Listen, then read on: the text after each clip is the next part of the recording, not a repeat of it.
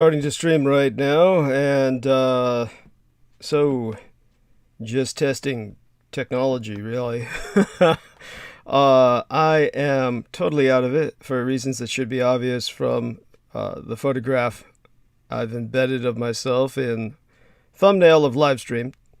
So we'll bring on people onto call as soon as possible just to help me stabilize, bounce off against, and we'll ride the call on Jameson. Let's see if he's around.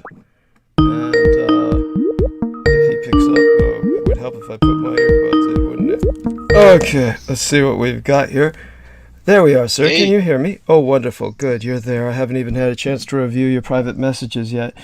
Let's see who else we can bring on, just so we can bounce off of them. And, all right, and let me give a call to Amanda Ute first, and, of course, Selena, should she want to come on.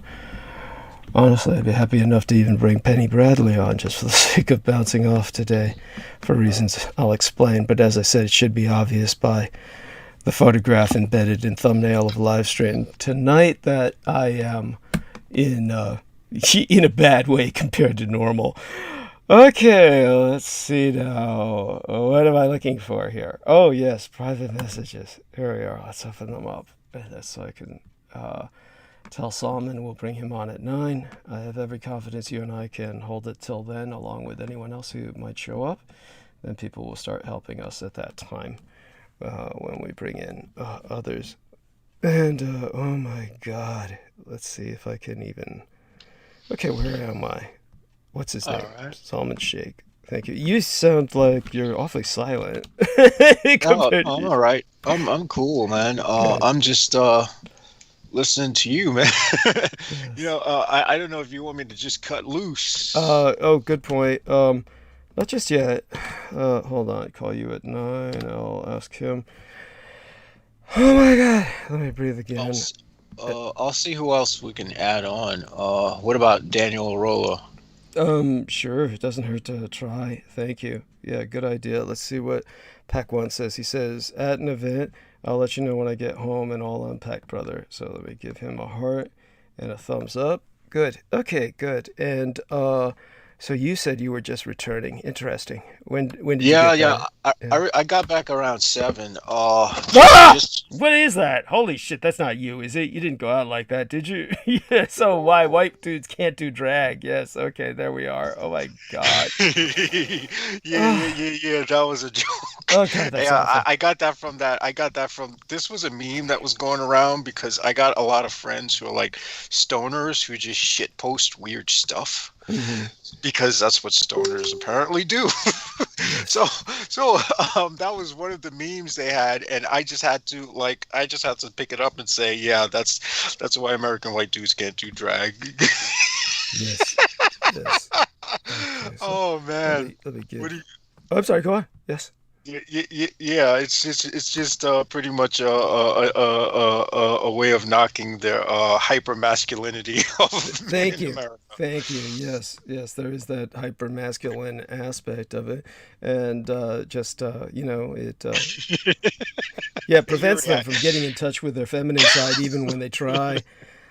Oh your gosh. reaction was gold, Go man. on. Yes. So what do we have here? 6 concurrent viewers right now, and then that goes up as time goes on. Okay, let me refresh this page, and then of course after that, ooh, God, I hate even the look of that photograph. Holy shit. Yeah, it's just coming up now. Scammerai says, "Hey Douglas." Bizarre HD says, "Much love, Douglas. Much love, George Knight." So we'll see how he's around, and of course I'll follow Mr. Atlantean Wizard's advice, and remind me to stick in the plug for the book into the description, okay? And I got a All show right. for the book in the description. I got to start doing that. So, all right. So aside from that, yeah, cut loose. Honestly, well, I better officially start the program. Then we can cut loose. So we're officially starting the program, and I'm totally fucked. Not for reasons of misbehavior, as would normally be the case. Yeah, I'll explain it, when I'm ready to talk. But right now, I'm getting enough people in here with me to bounce off against. So right now we have Jameson, and he's a one-man army, so he can do that. Yeah, there we are. All right. So I've been doing a lot of thinking on, of course, arcane things. I'm sorry, not laughing at that. Yes. I mean that seems to be the staple of my mind these days. But it always was, wasn't it? Yeah. Well, there were other things too. There was a time when it was more women. Now it's just that even that died down. Even that God, don't depress me. Yes, if only it were still a woman. Though then, of course, you have spared yourself a lot of potential grief. But just remember, profit is directly proportionate to risk, and it's better to have loved and lost than never to have loved at all. Or that's how I tried to comfort. I think it's better to have not loved at all, because you really don't know what you lost. So. Well, you really can't know what there was to lose, which actually shields you from the depth of the loss. There we are. Well, yeah, that's I'm not going to argue with that right now. Grief, I mean, I may bring up my own pain regarding that. This evening we'll see what happens, how it or evolves organically.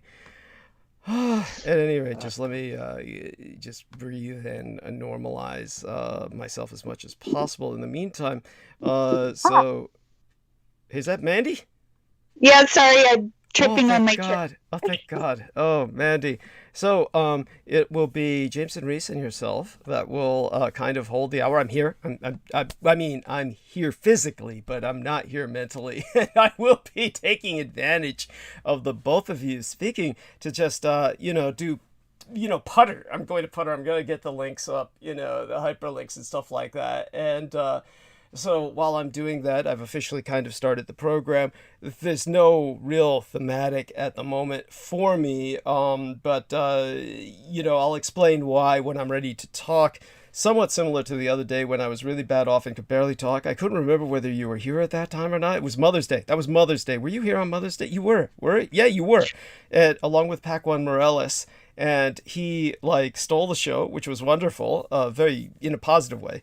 And for the opening hours with that horrific mother, one of the worst mommy dearest stories that I've ever heard, if not the worst. We're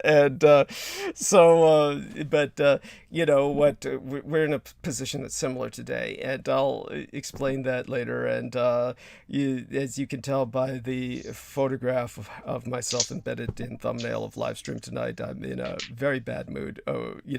But I am so grateful you were able to come tonight, and let's take it away, the both of you. Let's start with ladies first, and Jameson Reese was thinking on the arcane, of course. You may segue it back to that for him, but let us know what was going on with yourself lately and today, and your son's birthday was recently. You could start off with that, and what gifts you purchased him, and how you feel he's maturing, etc., and how his sister is, all the rest of that. So the stage is yours, and segue it to Jameson and bring him into your discussion when ready. Sure. Thank you. My probably isn't like yours, but I had a classic klutz day. I totally fell outside, rolled my ankle, scarred up my knee, oh my God. Just I don't even know how I did it.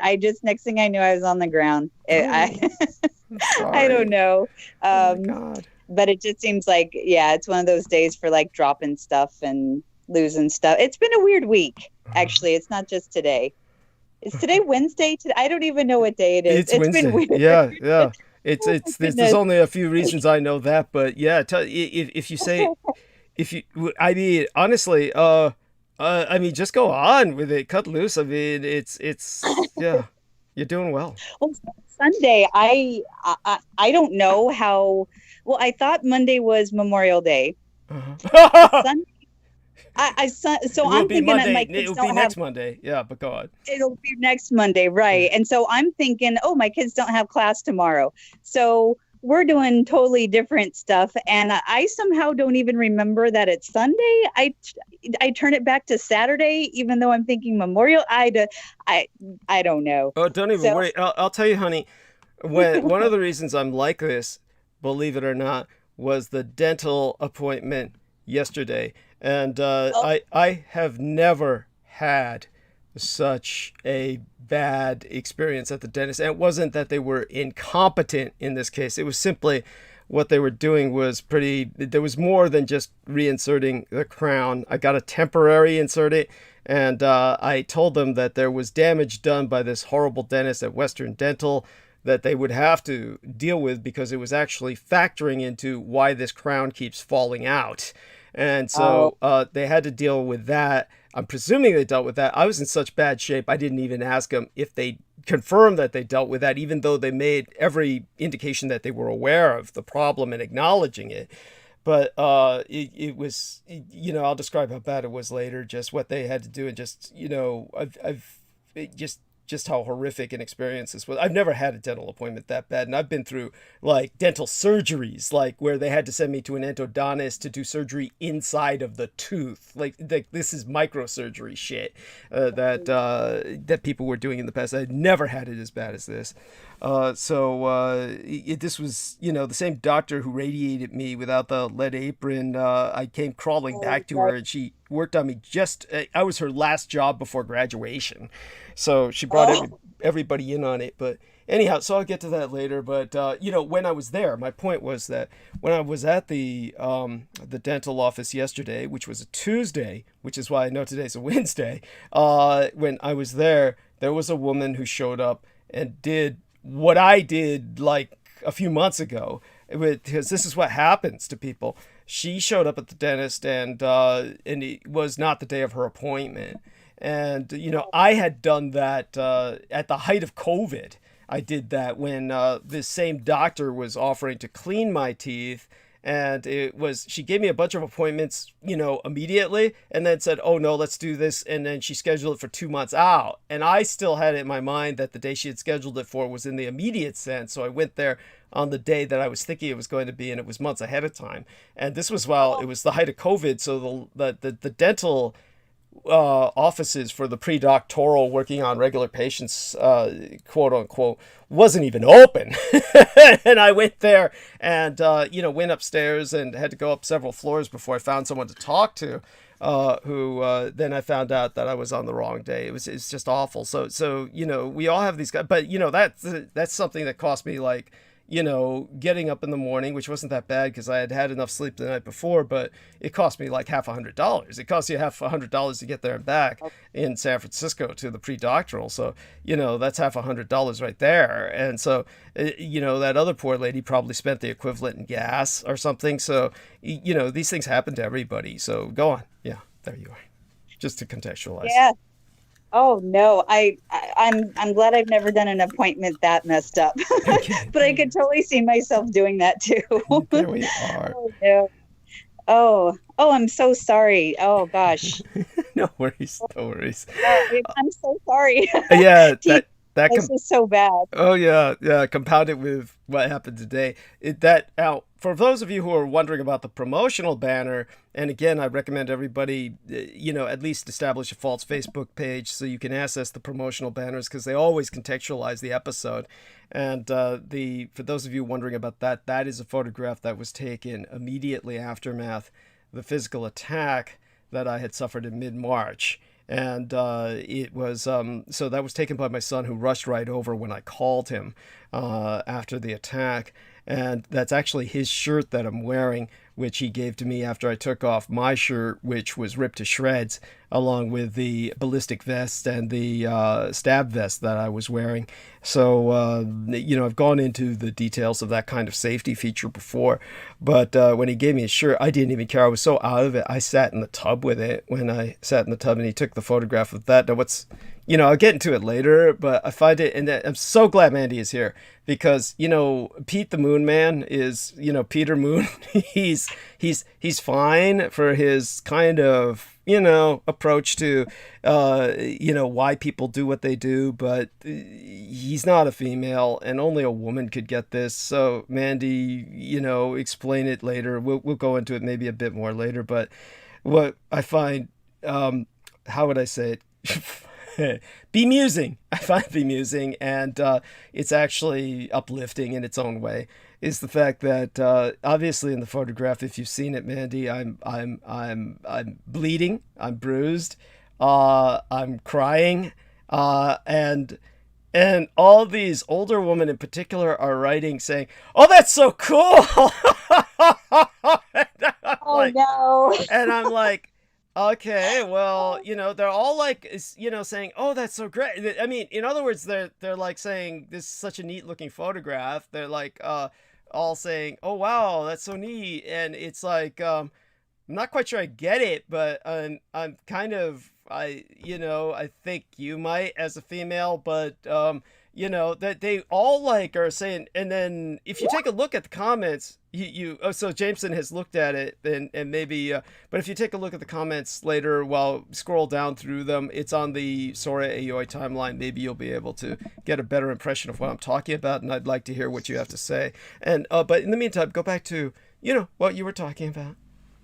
You know, yourself, how you klutzed out, you wound up on the floor. Oh my god! Looking at the sky, I presume, or the ground, one or the other. I don't. It's so. I was on the sidewalk even, and like just the next thing I know, like I rolled my ankle and I'm on my knees. Like, oh my god, it was so stupid. But I had my son's birthday. It was fabulous. I was able to collect some new pieces for him. He's been getting into, he built his own forge.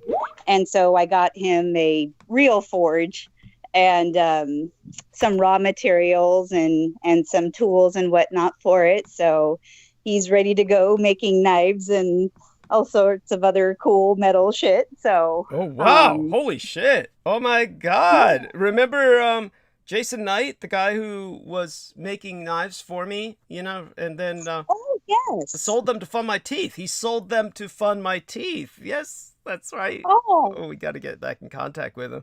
I think he's scared because I'm on the Sora Aoi timeline. I know that my I don't know what he is. I think he's a cousin, you know, a distant Dietrich relation up there in upstate New York. I had him on my he will not relate to me on the Sora Aoi timeline at all. So, you know, guys like that, you know, well, my cousin, not necessarily Jason Knight.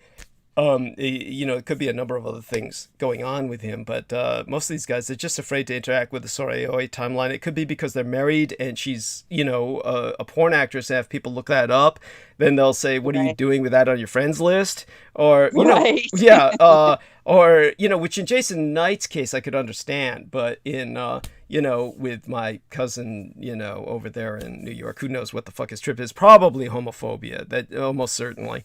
But anyhow, so go on, honey. Yeah. And so he's making knives and everything. That's incredible. I'm you know, really, really impressed. He's so talented, and he's been studying it for a while, and I'm just glad I was able to get stuff. So he was way excited. So and I was also able to find there's this really cool weapons and armies through history series, and I was able to find his missing ones that he's been looking for forever, and it's the Mongols and the Bulgars and the Imperial Chinese armies. So he's been missing the Asian part of his set. So I was able to find that. So that was exciting to do. Wonderful. He was really stoked about that. Yes. So delightful.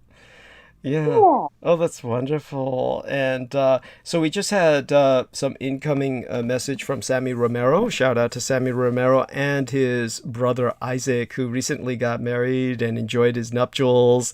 And I need to talk to him privately at some point. And Sammy, his twin brother, says, by the way, Doug, I enjoyed your speaking about the significance of the Saladin and his not being ethnically part of the Arab tribes to lead them into victory on the Crusades. I couldn't help but to think about Michael Scott's Breaker, or it might have been, was it Spreaker or Speaker? Do you remember his name, honey? If anyone remembers, that's fine. We can always look him up. The Navy aviator, prisoner of war.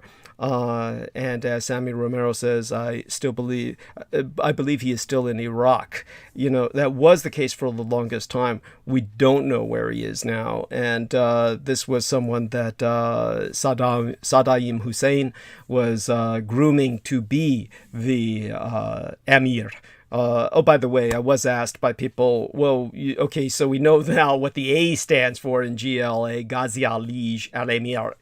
What does the G and L stand for? Ghazi, of course, means holy warriors, fighters. Like it would be the Arabic version of crusaders. So Ghazia would be like crusaders of the in liege or in loyalty crusaders in loyalty to the Amir.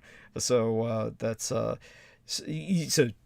I'll explain that in more detail later, but I think people understand that. So Our Lady, of course, Wood, who's purchased all those books. So just out of curiosity, with those books on the weapons of the different armies, you found the Asian aspects of it. Out of curiosity, do they?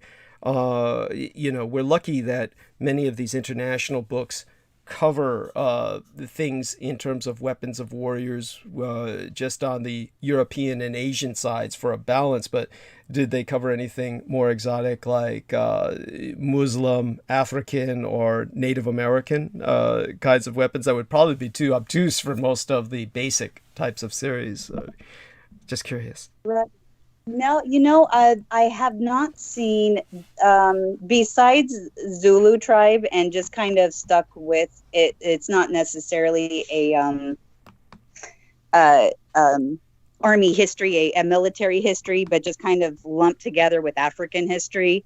But I'm sure somebody, especially internationally, has hopefully done something, into that. But also, no, not Native American that I can really think of either. No, it's a lot of Europe and Asia. Yeah. For the most part, yeah. Okay, and we're lucky that they do Asia. And very much. That's why I love this series, because it gives it its due, just for getting into it. And my son's all about that. I found these. I forget what the name is. They're these. So I ran into a martial artist master, and he was going back to Japan, and he gifted me these weapons. I think they're double tiger. I will look it up because they're really, really cool. But they're original and they're awesome. My kids at Christmas just went crazy. It was awesome. So oh, wonderful. I'm so glad. I'm so excited for you. And so how do you handle that with your son? If they're real weapons, do you kind of allow him to handle them under supervision, or is he safe enough to do that yet? Or is this something you just keep on display until he's of age? Well, for those, they definitely are for like looksy and not practicey. I've always done survivalism with the kids, so I taught them early about knife safety and care, and bow and arrow. We've done that for a long time. So real weapons, real danger, real safety, real steps that you follow. We have more problems with game controllers and shoes and broken dishes than weaponry, but they definitely they handle those most definitely with reverence, and have them up on a display. My son made special little hooks with his little boards that he kind of already had just to place them up. So, wow, that's wonderful. yeah. Delightful. I'm so glad to hear that. And so what I'll do later when we're more in the mood for play, we can share screen and I can show you both what people are saying on a number of these different promotional banners, because sometimes what people say puzzles me as to where they're coming from, and I don't take offense, but God knows they seem to be in their own little world, or they absorb something or they process something in a manner that no one but they can understand. And I think that's indicative of a certain kind of, how would I say this without sounding offensive, a certain kind of immature mindset that it's almost childlike. It's like people who are very young think that whatever they're hearing on the radio or television is automatically something that everyone else is exposed to in the world, that everybody would be hearing that. And so when they talk about it, they might talk about it to adults who haven't been in the room or who are visiting, who haven't been exposed to whatever program they were watching. And so they will assume the adult will know what they're talking about. Do you know what I mean? Do you understand what I'm saying?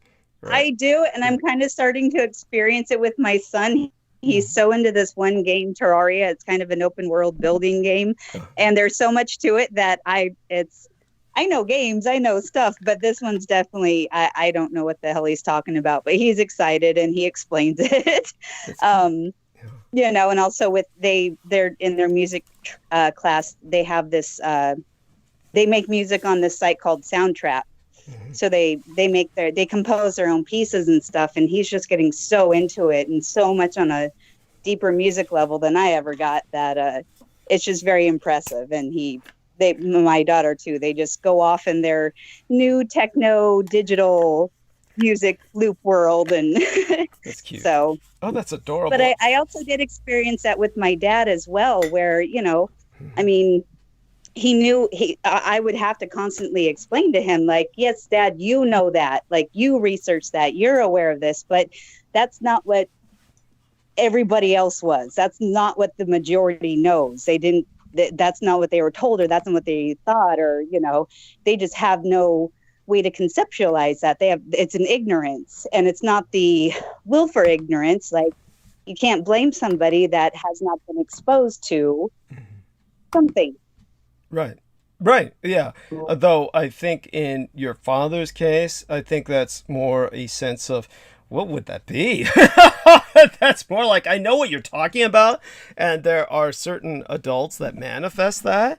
But right. It's one of those things where they're kind of usually viewed as kind of eccentric adults that are into inventing and shit, are kind of like that. Their problem would be communicating something that they have wrapped their brain around, but nobody else has bothered to even investigate. Right. So it sounds more into that realm as opposed to someone who's just assuming something. I mean, a good example would be, not that I'm in the mood to get into anything deeply right now, but a good example would be one woman who explained to me that she was, when she was young, she thought that, and this is understandable, this is something similar to what I thought when I was young. And by the way, for most of you out there, you probably are too young to remember even this kind of phenomenon.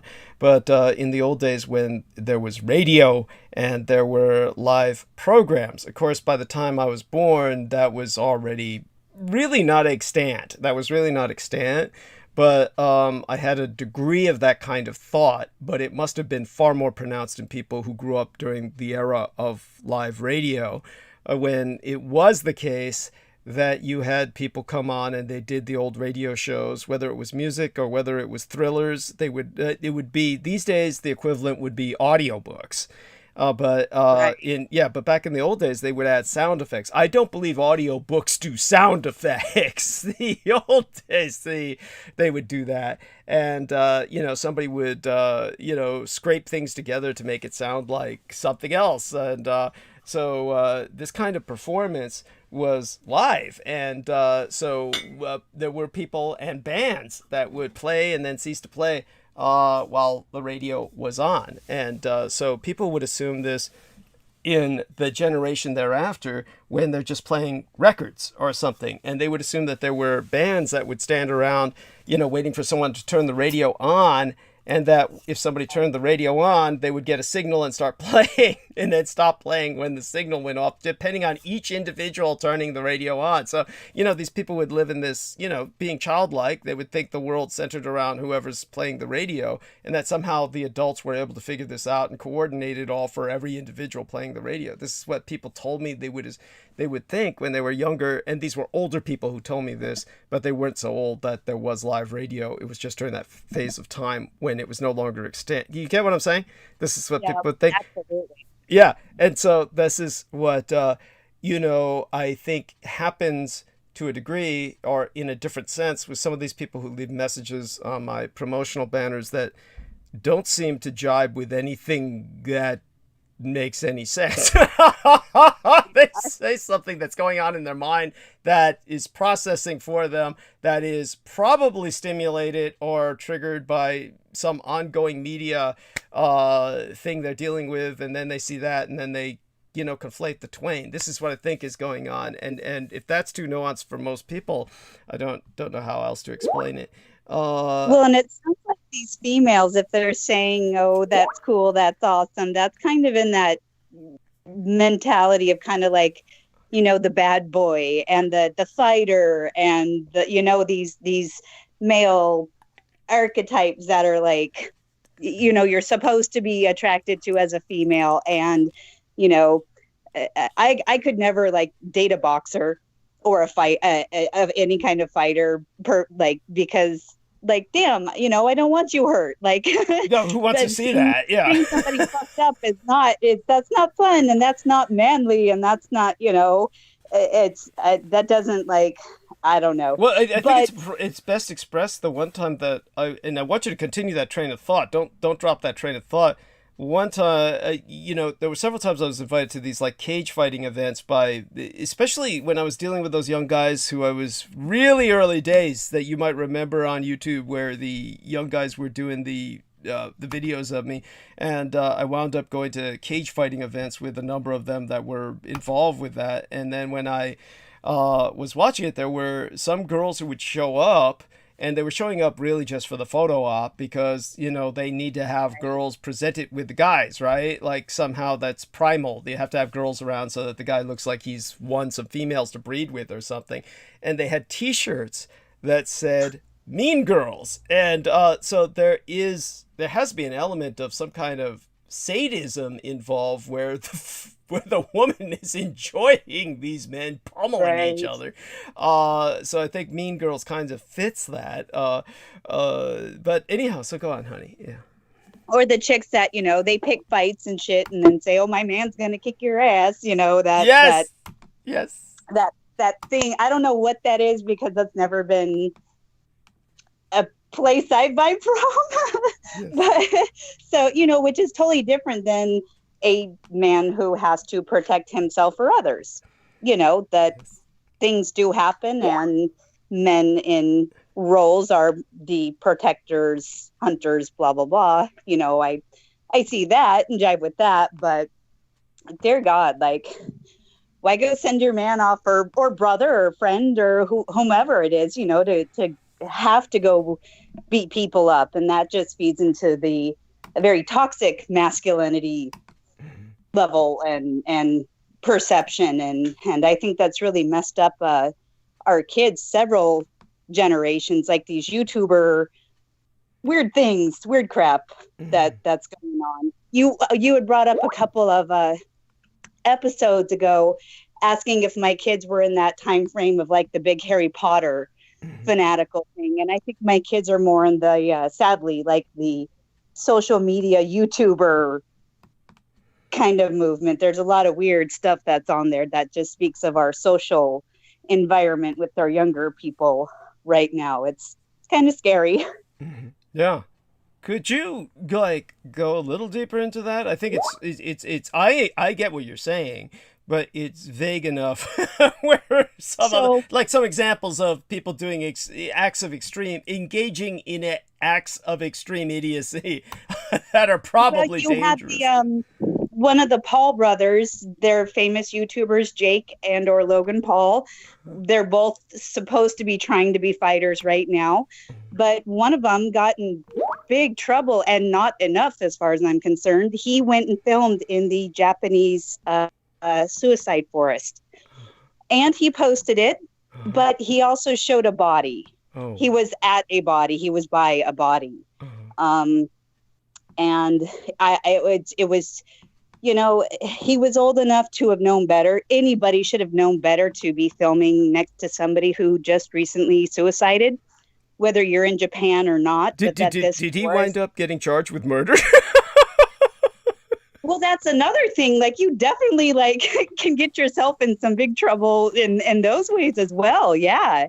I mean, one of the best ways to, well, I shouldn't say that, but it is smart to have, if you're going to murder somebody, do it around where there's lots of suicides, right, or freak accidents. That's kind of a thing. But, right. but right. You know, so he did get kicked off of YouTube for a little bit, but they were still able to have their old videos up, make money off of them. And he's back on making more money than he ever was. So it's a lot of stupid things like that. And it's a lot of, like, I could not have imagined high school time or early adult time where basically my entire life is online, and photos or videos or stupid things you did like that, like take a picture in suicide forest, you know, they're out there for everybody to see. And having your entire life just accessible and vulnerable. And the kids say that most of the bullying that they receive is through online. Yes, and it is. A lot of people of my generation kind of poo-poo on that and go like, we had bullies in our day that actually beat you up. What are you crying about? Like, you know, not the really online is much worse. It is. It's kind of like that. Okay, a physical attack is one thing, but being mentally and emotionally attacked leaves different types of scars, and ones that you really can't you can't just heal from the same way. And especially if somebody's going to keep pulling this video up, or keep pulling this photo up, or keep pulling your stupid comment up, you know, and they keep holding that against you. People aren't being allowed to grow naturally and leave their past, you know, where it belongs. So it's very tricky, right. and I feel very bad. It's these days, of course, it's a cycle that is very difficult, if not impossible, to overcome. It really, as Jameson says, they can't move on, or rather, it takes a very long time until those people go away and get involved with their other problems as they mature or grow up. But that's if it's childhood bullying. With the adult bullying, it's something that doesn't go away. It's just permanent. It's a fixture in your life that person has to learn to live with. I understand what you're saying about people who are stupid enough to choose this are truly unconscious. Of course, you really don't choose it if you just choose to go public. If you're very lucky if you don't pick up some kind of hater or stalker. But obviously, I have them. But it's very important, as I said, to re-emphasize where they're coming from. In my case, it is, of course, ultimately the cult, and the cult is like. The struggle is their resources are infinite, and when it comes to the primary persons that represent them, that would bring respite, perhaps in this lifetime, would be, of course, the elimination or the death of Stephen Outram, and he's the person who ultimately is behind Richard K. Cole Jr., which Amanda Ute and I will speak of later publicly, what happened with Stephen Outram, and where of course he was threatening all of us along with Brandon Young. So this is something that we'll go into concerning Richard K. Cole Jr. as well in the future. And, James is bringing up, is that fucker finally dead? One could pray, but that's not the case. These people are, please say it is. That is certainly not that I know of.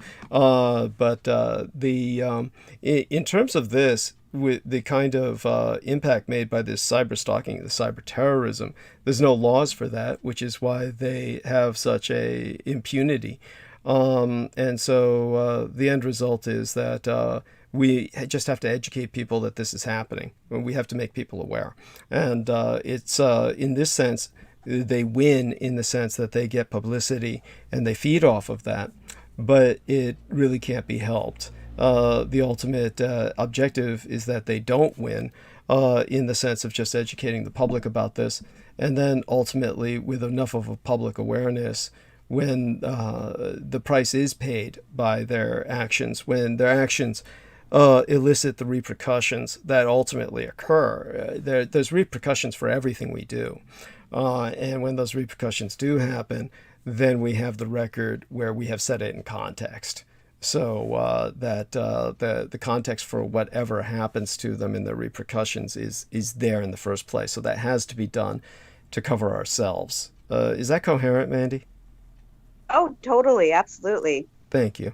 And so thank you for that. So it just got around to doing something I didn't do last time even, which was kind of correcting, I have to update these promotional banners so that they have the new links on them, and then I have to set up the hyperlink. I didn't even do that on Mother's Day, and I didn't do that with the last transmission because sometimes I get so involved with this aspect of it, just making certain that people are engaged in talking. So, Mandy, by all means, go on. We've got a while yet before we bring others online, and so do continue, and if you want to, bring Jameson on for some exchange. Okay, honey? Sure. Thank you. Definitely. Jameson, how are you? That's cute. I'm hanging in there. I haven't talked to Jameson. Last time I think I was on, you were in the hospital, and then I was able to speak briefly with you, but I think that's when Pakwan was or wasn't having his thing. So that's, yeah. Yeah, I'm doing well. Just learning a lot of things retrospectively. I'm becoming more and more aware of some of the things. Honestly, I know I don't like to make this a subject of conversation, but it's something that is in your expertise, Douglas. So it's the reason why I bring it up. But I come to realize that most of what Michael Aquino was saying about recognizing that a ritual space maintains a certain type of charge after a successful ritual, I came to realize that when it comes to what he did, I believe that he made his entire body the altar. And I believe he was able to do that because of the swastika, as you went into. Now, I had, when I heard about your speech about that, I had decided to create a ritual where I would sort of seal a swastika inside of my own physical form in an astral sense. And it does seem to help with mitigating a lot of that occult radiation and more of the negative aspects that come with certain workings with demons and whatnot. So much of what these morons are doing with their, with their altars and their computers hooked up to all types of weird shit, whatever the fuck they think they're doing, they don't seem to grasp that the entire point of the arcane is to make your entire body the altar. It's so that wherever you go, you have that capacity to tap into that magical current and evoke whatever on the fly, in the snap of a finger, rather than having to don robes, smoke up the room, and play some creepy music, and have all these old tools and whatnot. That's the thing of the past. I understand what you're saying, and I'm not quite sure. I'm not saying that they're ineffective. What I'm saying is that. Oh no! I get it. I get it. That's not my argument. It's not that I have an argument. I'm just saying that you do realize most people can't relate, and then what you do is you. If I respond to this in any depth where my quote unquote expertise is brought to the fore, then we turn the subject towards that, which is of No, no, course no, just no, no. I'm not trying to bring that to the subject at yeah. all. So I'm going to refrain from doing that.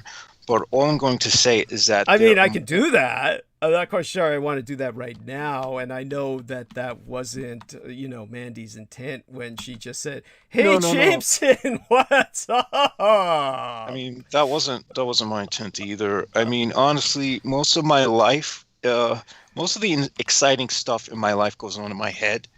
So it's very difficult for me to really articulate what's going on with Well, I me. prefer that you engage with that rather than listen to hey, I was taking a walk and I really had to take a piss real bad, and then when I went up against the wall, to dribble some out, then this guy called me out and said, "Hey, there's young girls around here, and I could have killed him." And it was just okay. We don't need that really so that stuff. I mean, not that that was particularly even offensive. It was just probably more the word for it would be puzzling. Yeah, let me see what did I just do here. Let me refresh the page and see if I did That's kind of something. the unfortunate thing about having that sort of Well, autistic you go on these kinds of walks. You go on these long walks, and it's like after a while, I really wonder, is it worth it to go on those walks? I understand you need the exercise, but they're just as dangerous. Not in terms of pissing people off or pissing yourself off, but oftentimes your dehydration and everything else. It's rather renders them Yeah. almost not worth the exercise that you get. By the way, I haven't brought Derek Talley on because he said he didn't want to be on. So I will bring up his case later tonight, more than likely, Yeah. and kind of give You did. people an update. I'm sorry. You were able to speak to him though in private, right? Uh, have you? No, I Oh, haven't. okay. Well, I have. Yeah. I mean, just it Okay. hasn't been much, but he said something decisive where I think it's that time where I'll bring what I'm going to bring up. Bring up what I'm going to bring up. It's one of those things where people will get it when I start talking about it, or hopefully I'll make it coherent enough where they can get it. The case of Derek Talley is something that I'm not ignoring, and this is where we come into the how do we say this? I'll just bring it up when it's time. When I bring it up, then we'll cover. He says, "I'm here if you need me." Okay, all right. So let's bring him on, and just say hi to him. Have him catch us up on what's been going on with him. You have his connection right there, Jameson. If you can bring him on Yeah, the call. yeah. I'll add him. Yeah. All right. There we go.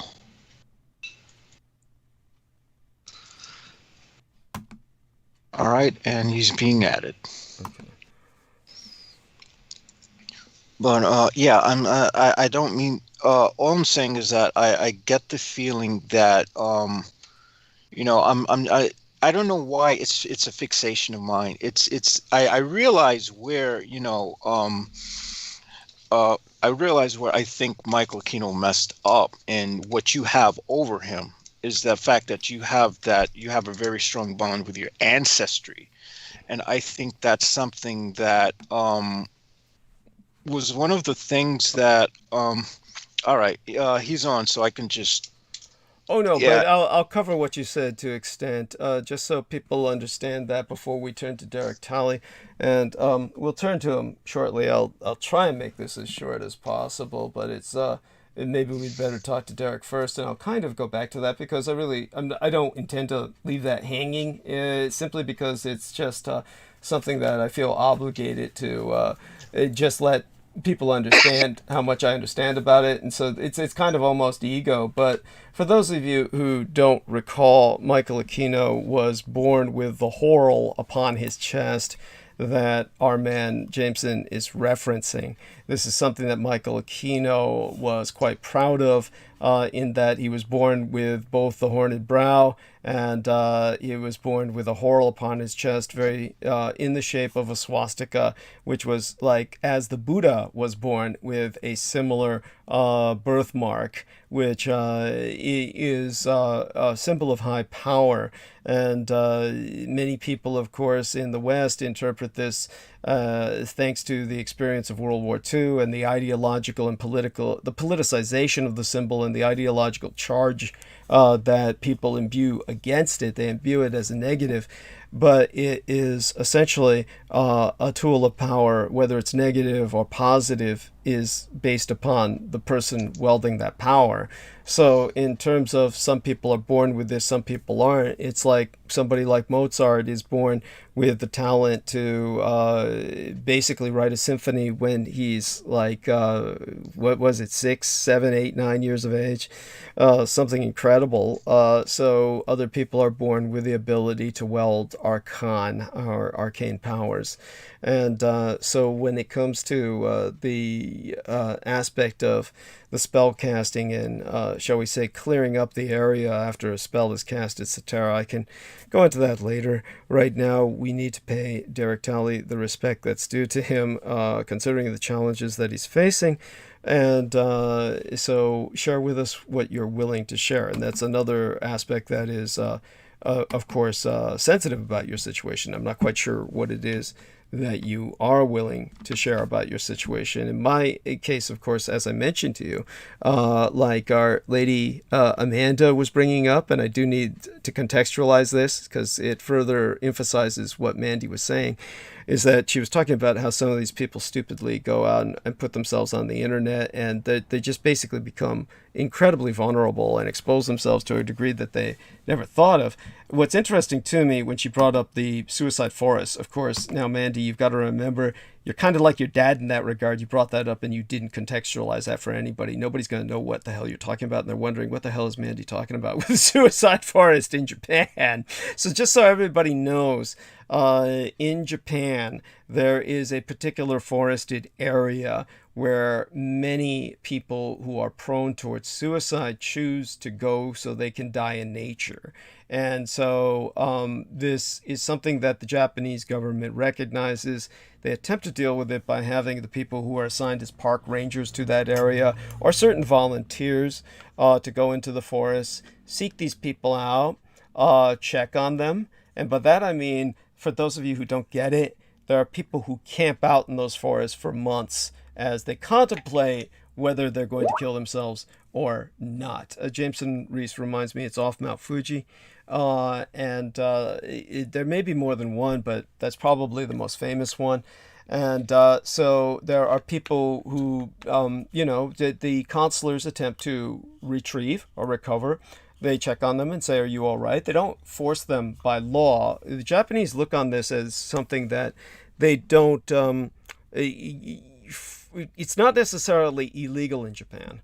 It's so much a part of the culture that these people are encouraged, consider what you're doing. Are you really up for this sort of thing? And if you're willing to come out, we'll help. And have you eaten? Are you hydrated? This sort of thing. And then ultimately these people come out or they don't. And, so Jameson says they're far more understanding than America in that regard. Well, it's just a different culture. I can understand why they do what they do in America, but obviously I understand why the Japanese do what they do.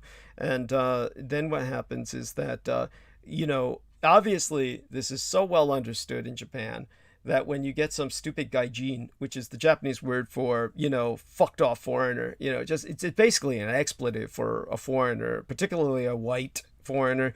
When somebody comes in and is just photographing a dead body, that lack of respect is obviously probably noted for the person who died, or the lack of consciousness. But you notice the man was not charged for murder. It's simply assumed that the body that was next to him had killed themselves. Of course, it would be different. You can't just go say you want to off somebody here in America. You don't bring him over to Japan, then kill him in the forest and say, hey, look, he killed himself here. Because, then it would be suspect because, he's white, you're white, or anyone who's not a Japanese citizen, no matter what your ethnicity. So Jameson was saying what he did was an insult to the sanctity of suicide. That's understood, but, yeah, yes, he's an idiot. He lacks any sense of consciousness. Something tells me that the particular person involved in the suicide was beyond caring. But, there we have that. Such as it is, just to put that into some context for people. Did I do that right, Mandy? You might be able to add something else or before, and then segue it to Derek. Oh, no, that sounds, yeah. Okay, thank you. So Derek, you got it. Okay, so Derek, we love you and care about you dearly. You're obviously at a tense phase in this. Tell us what's going on, how serious the situation is, and what exactly you're doing to try and cope with it. And you said something privately to me that gives me the feeling that are people like abandoning you right now, like maybe your son or immediate family? What's up with all that? Well, actually, my son's coming through for me. Okay, good. So him and his girlfriend are wanting to move in or pay half the rent, which solves pretty much all problems if I didn't have the present problem I have right now, and that's the fact that my disability is on hold, and I have nothing coming in, and I'm kind of right now. So, the rent's coming up. My birthday's on May 28th coming up, and and when the first comes, my son asked me, "Is it okay if we pay the rent on the second?" I said, "Sure, you can pay it on the second." But see, he has his half, and I'm barely gonna make mine. And after that, I have nothing coming in. So what I'm doing now is just a bunch of paperwork and trying to deal with seeing if I can actually get some Social Security, which I don't know if I would apply for that because the doctor said they only want to give me 6 months off. In order to get Social Security, you have to have like 1 year. First off, a little bit about the technical quality of your sound. You're on your cell phone, right? Because you're breaking up. Yeah, I'm on myself. Oh, okay. So I just speak slowly and clearly as much as you can, but I think we got the majority of your message. What you had said to me in your private message, since you brought the subject up, was that the insurance denied your disability and said that you need to get back to work. Obviously, that's impossible, so that's not going to happen. So when you are confronting them about this, there is a reality that you can confront them with. Now, there are certain resources that you have, of course. There is the VA in terms of what I want you to take advantage of with the VA in particular would be counseling. More than ever at this point in your life, what you need, aside from what you're getting to maintain your life, is counseling. And so you can get that at the VA. Why you've never engaged in that is beyond me. That's something you've got to start investigating immediately because that's what you need to help you stabilize in this situation just as much as anything else. So when it comes to that, you can also tell us what exactly you can ultimately transfer over to the VA, because ultimately what you're going to have to do is transfer the bulk of your interaction with healthcare to the VA anyway, because you're not going to be working from this point forward dealing with this. I actually got the ball rolling on that. So, and they gave me actually when you had kind of talked me into going to the VA before. They had given me a primary doctor before, so when I explained my situation to the primary doctor, he seems like he's gonna streamline that whole process, so that makes it that much easier. As far they're making phone calls, the nurses are getting all the contact information of the places I'm going now. So in the meantime, I'm going to have to start doing home dialysis, or if everything goes through. I mean, if my paid disability, not the SSI, but my paid disability goes through, they're going to be paying my,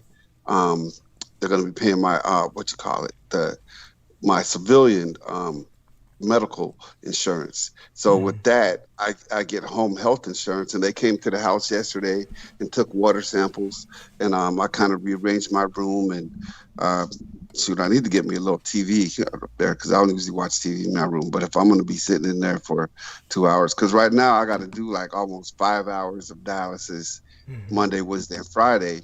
Right. But then once if they do home dialysis for me, it'll only be 2 hours a day, but it'll be every day. And you know, of course, they claim I can work like that, but you know, I'm not gonna work as a trucker. You know what I'm saying? Shoot, I'm gonna try to do get my own home business or something going on here. Theoretically, you could do your day trading while actually on dialysis, theoretically. Yeah, but don't tell them that. I mean, I wouldn't give them any hint of that. Personally, either. Yeah, I would start basically. Even though you're dealing with a lot of the VA, while you're still dealing with the civilians, see what you can get done through the city and county social services as well. Obviously, if you've already got people visiting your home, that's not going to be an issue. You can talk to some social workers, and they could make you aware of certain programs that should be of help. Obviously, in times like these, after the devastation of the Trump administration, we have Biden now trying to recover social services. So it may take a while, but eventually you may get on Meals on Wheels. You can make a case now that you are homebound at this point. This is something that would probably lead to a much healthier lifestyle for you because your meals would be, in general, obviously you can eat things on your own as well as whatever is provided by Meals on Wheels, as I do. But the point is that professional nutritionists are working with the Meals on Wheels, so you will wind up, if that's the bulk of your diet, as it is with myself, in terms of when I do sit down to eat a meal, you actually have more vegetables than most Americans would in your diet at that point.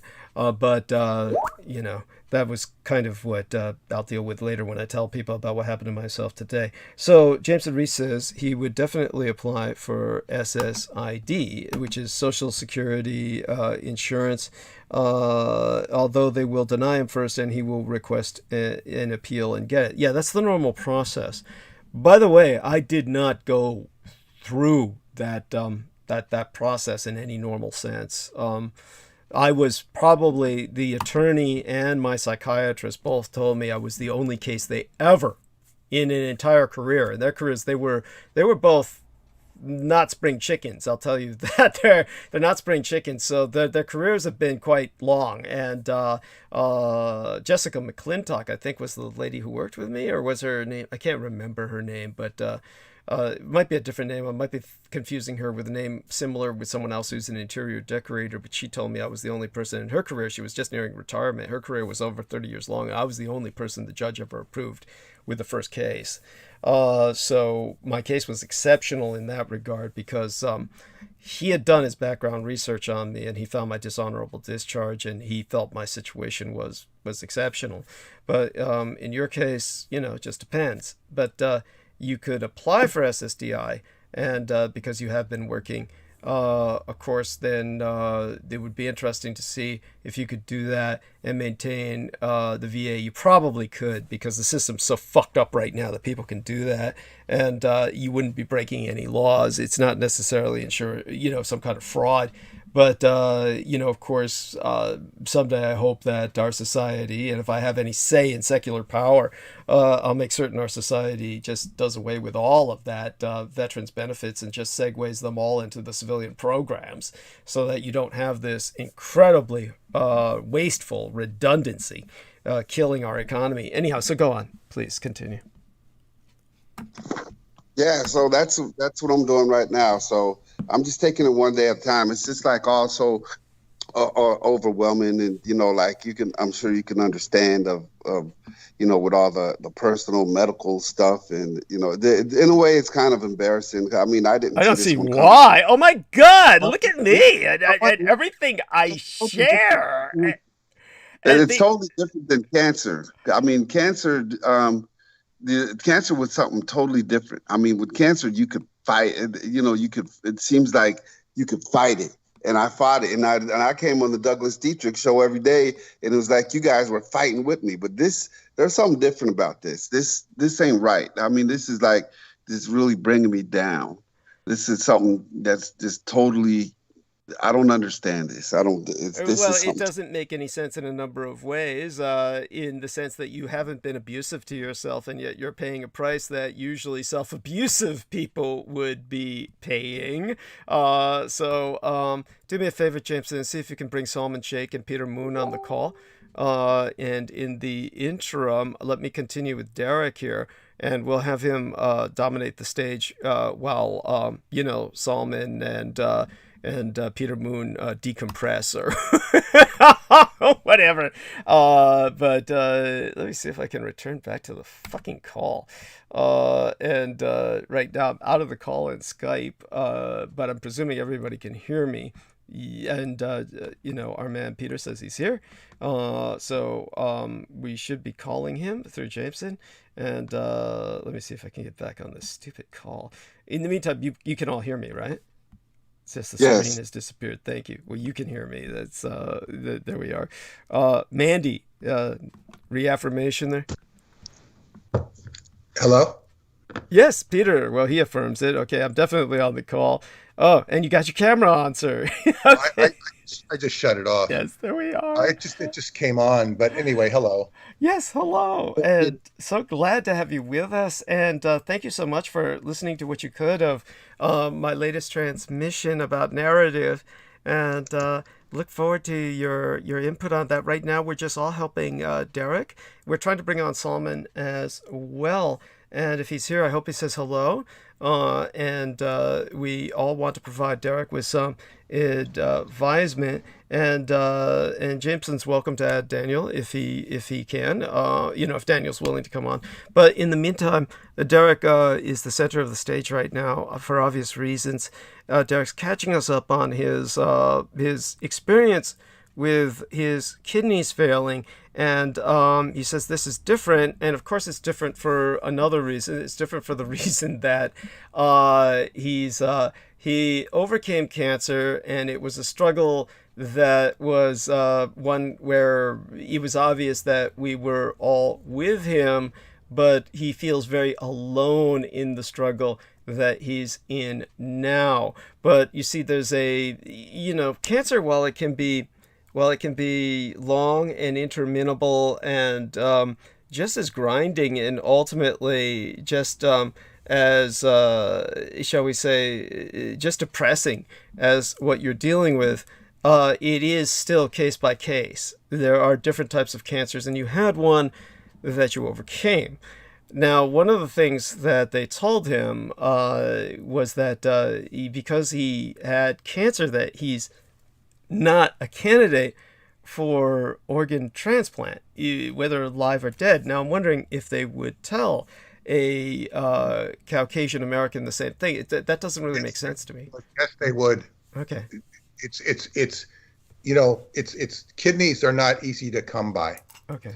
So it's like even if you're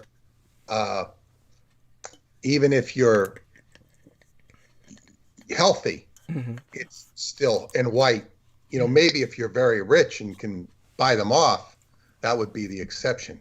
I would also point out that what drove the Time Travel Research Center work of David Anderson was preservation of organs to slow down the retardation of them that way, because they don't last very long.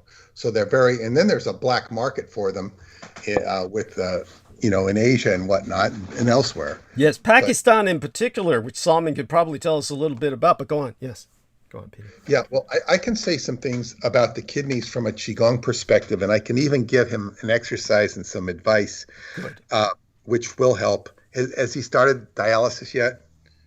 Yes, I started. Dialysis can be overcome. The medicine man of the Montauk Indians, his wife had kidney problems, and she refused his medicine. She's native like he is. She's in many ways much more knowledgeable when it comes to native legends and stuff, and he's quite knowledgeable. But she would always listen to the white man's medicine. She would not take his medicine. And when I say medicine, I'm not talking about pills and liquids. I'm talking about his medicine. In the sense that the Native Americans would use it as in that's powerful medicine. They meant a very holistic, what Americans deem to be, or Westerners deem to be, a magical approach to holistic health. So go on, yes. Well, it would be, and he's gonna tell you things to take, and he's gonna like he did a number on me. It wasn't for a specific ailment; it was general, and he led me to his teacher. But what he said, this is what he told me. He said she refused his medicine, and he told my teacher, and my teacher went all the way. This is a guy, who charged $300 for a healing session, and he delivered when he did. Oh God, when he delivered, he saved my girlfriend's life. Wow! Could you tell us about that? I can, but let me first say what he did. He went all the way to Connecticut to see Artie's wife, and he basically got her to take a hydrogen peroxide regimen. Food, there's something, and I can't tell you how to take it. You can look up hydrogen peroxide food grade, and you can study this on the internet. He told her to take that regimen. I don't know how much she followed it. She's still alive, but she's he's consumed the medicine man's life, because I don't hear from him anymore. I did for a while, and she's basically taking, and he's being paid by the state as a caregiver, so she's like really consuming his medicine work. Yeah, his talents. Yeah, and so I hope to take Paula up to Connecticut someday to meet him. And the last time he got to Montauk, David Anderson showed up. So he's really an amazing character. But to get back to the kidney. So anyway, my teacher went all the way out, but basically she refused his medicine too, because she's very afraid. There's a fear there, and she's listening to the white man. People get scared, they get afraid. But she's still living. Her fear has outlived the medicine man, and might even, my teacher, and might even outlive the medicine man himself. Hell, if it's fearful enough, she could outlive me, just on the fear alone. It's true. There's certain negative factors that keep people alive. It's amazing. There are people who, I think the Boondocks in the cartoon said this best. In the Boondocks cartoon, there was this character who they kind of exemplify as the ultimate nigger, just basically this negative black individual. Just for people who don't know what I'm talking about, the Boondocks is a black African-American themed animated series for adults. But he is loaded with hatred, and he's diagnosed by the doctor as having terminal cancer. And the doctor gives him only a few days, or a very short while to live. And yet he lives for decades thereafter, and people credit his hatred with keeping him alive. He's just full of hate. Stinkmeyer. Yes, it's the character's name. Jameson Reese remembers him. And so just an example of what Peter Moon is talking about. There are people who are kept alive, and yet their life is miserable. And you wonder, why are you alive? They live to be 100 and they don't enjoy a minute of it. This is like, to me, that would be like somebody who's on like Brendan Zoget trip, who's on like a health food diet. But, that's, for me, that's the equivalent of that, extending your life without enjoying any of it. But, to each their own. So it's kind of interesting that way, because, people can really be into the healthy aspects of life, and it can be a double-edged sword. Everything can be a double-edged sword. joy is one of the parts of Chinese medicine as well. You know, you have to find joy. If you're not, in fact, when you have diabetes type 1, which is considered congenital, but some people acquire it, it's from a lack of joy in life.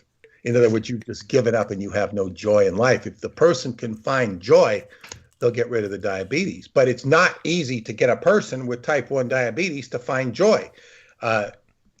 It's like, and we're talking about an inner repressed joy. So, but back to the kidneys, and I'll get back to the girlfriend issue as well. But the kidneys are vital energy in traditional Chinese medicine or Qigong. Vital, it's your vital energy. And it's called your Jing, Jing, your Jing, essence, vital energy.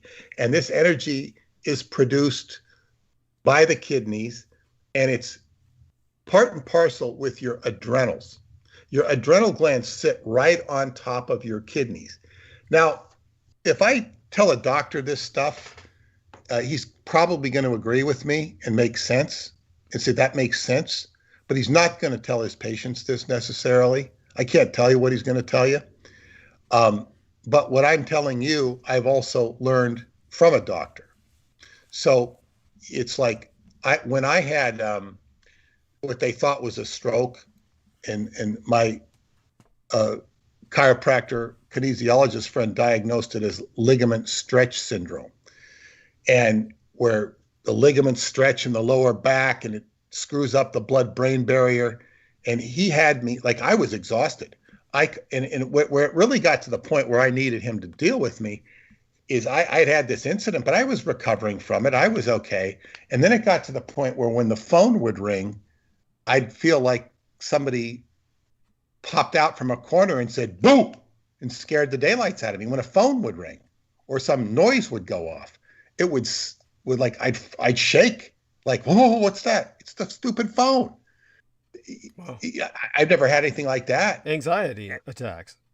It wasn't an anxiety. Okay. It was just on some sub level, it was like freaking me out. I was scared. And he explained, and when my friend Alan called me, he just happened to be calling me. And I think he needed a ride pickup at the airport or something, because we used to do this airport thing. And he'd stay at my house, and it turned out he didn't need the ride. And he said, I told him what was going on. I said, that sounds like ligament stretch syndrome. He says, so basically we drove, I could not fool around with this. We drove up 3 hours to see him up in Woodstock immediately, like on a Friday. He said, yeah, you can see me. He wasn't going to come by. He could have treated me if he was sleeping here, but that wasn't going to happen. So we went up to see him, and he says, yeah, he tested me, and he put me on adrenal supplements. And heavy duty adrenal supplements. They were, I went into the health food store because first he told me what to take, and I tested myself, muscle testing, and you can learn how to muscle test yourself online, Derek, if you want. And adrenal supplements, they were expensive. But I was like told to take, 7 of them 3 times a day. Or whatever it was. I was taking a lot of them. And these are like just adrenals to build up the kidneys, build up the adrenals, because the adrenals are what make you tired. And so I was like exhausted. My adrenals were all worn down. And this is life essence. Now he says it's going to take you months and months to recover. And one of my friends says, you don't worry about it. He says, just work a few hours a day, if that. Don't beat yourself up. This was just a friend.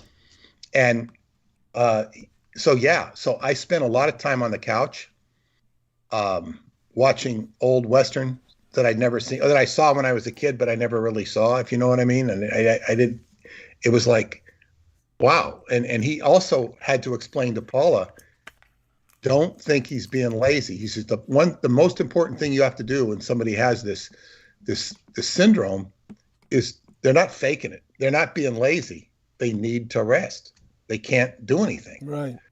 I was able to run my business and stuff, but I was at what do you call it? Reduced operating level. If you have an engine or something, Right. it's a Reduced performance.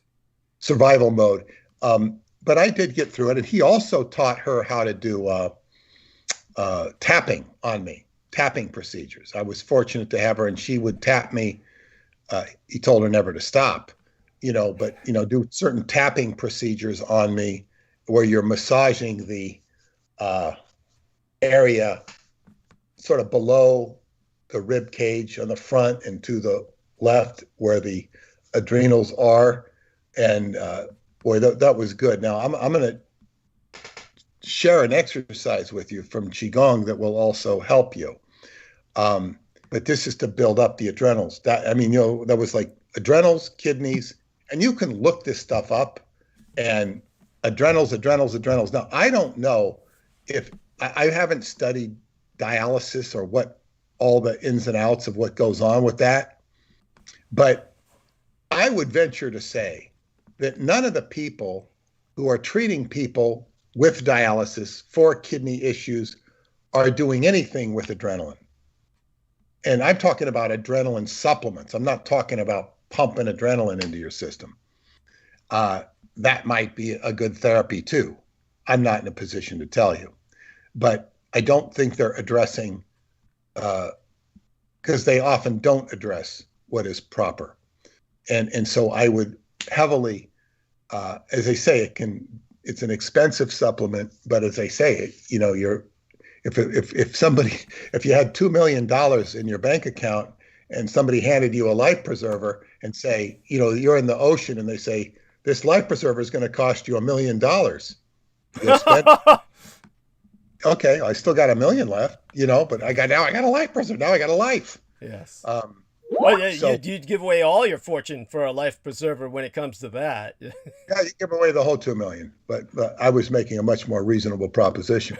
So anyway, this is an exercise, and I can only explain it to you is you gonna like, if you can put your one hand over your kidney, like say your left hand over your right kidney, and your right, and you make a little fist, your left fist over your right kidney, and your right fist over on the front.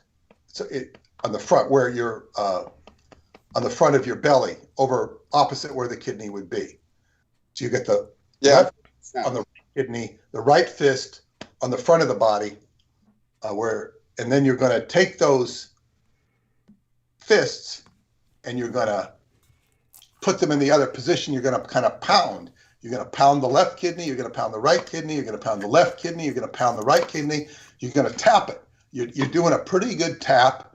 And what this is going to do is stimulate your kidney. It's going to make the kidney feel alive. And you want to do that for at least 5 minutes. You might have to work up to it. You might want to do it more. And you do that, and you're not hurting yourself. You're not punching yourself, but it's a slight little jab. Yeah, I can do 5 minutes. And as a matter of fact, I do want to acknowledge, Peter, that the last Chacon exercise that you gave me when I was in danger of having my blood vessel in my left arm be damaged to the point to where I would actually catch lymphedema on my left arm, it healed. I talk to you all the time. I really never get a chance to actually talk to you, you can write to me and we can get in touch. I want to thank you publicly too, because you sent me some exercises and I did them, and I credit some of the exercises I did in the pool also, and the fact that I was so active, but it's not over till it's over, because they gave me all bad news when I had cancer they said you could lose your taste buds permanently and that'll be it. And then my taste buds started coming back, and then I had the damage from my arm, and they said your blood vessel could be damaged to the point to where feeling in your left arm, and you know your left arm's going to be deformed. And you gave me those exercises, and you know what? The last CT scan they did on my arm, they couldn't even find what was ever wrong with it in the first place.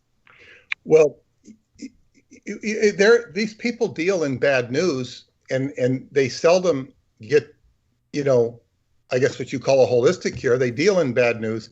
They make money. My teacher was a consultant at the Brooklyn Hospital, and they kind of got rid of him because he's helping people. I had another friend who was a yoga teacher, and she was working with patients in the hospital. They got rid of her because she's helping people. They're making money. They're making money by keeping people sick. And when you really see how strong that motive is, when you really see it in action, it can make you sick. It can make you psychologically sick. So you have to be your own guide. I mean, doctors are sometimes very valuable and important for diagnosing things, and you can't just dismiss what they say, but you have to take it from where it comes, and you have to use your own intelligence and judgment. But this exercise will help you. I wouldn't be surprised if it could get somebody off of dialysis. But I say I'm not that familiar with medical stuff here, but certainly it would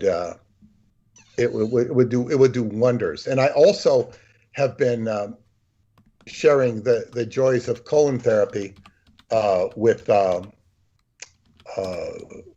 this sort of device that I got to experience, where you're getting this. It's not a typical colonic, but it's like you're bringing the water in. It's like several enemas. She said it's like 29 enemas, because you're taking the water in deeper and deeper into your colon and flushing out all the bad stuff in the colon. But also, when you're doing that, you're hydrating your body, and hydration is key. Hydration, oxygenation, and of course, hydration is oxygenation. So this stuff could probably be done with the proper therapy on different levels. It's just that when you go to a doctor, they're very limited in what they can say, what they can and can't say. They're very regulated, what they can and can't say. In fact, my doctor, who was a very dear man, and he, as one of the healthcare person said, oh, he really cares about his patients. He's Pakistani, by the way. And he basically will tell me off the record. He'll tell me certain things on the record. He says, I can't say this to you. I can say this to you, but I can't say this to you. And he would pat me on the back for doing certain things that he couldn't tell me to do. And he was very good that way.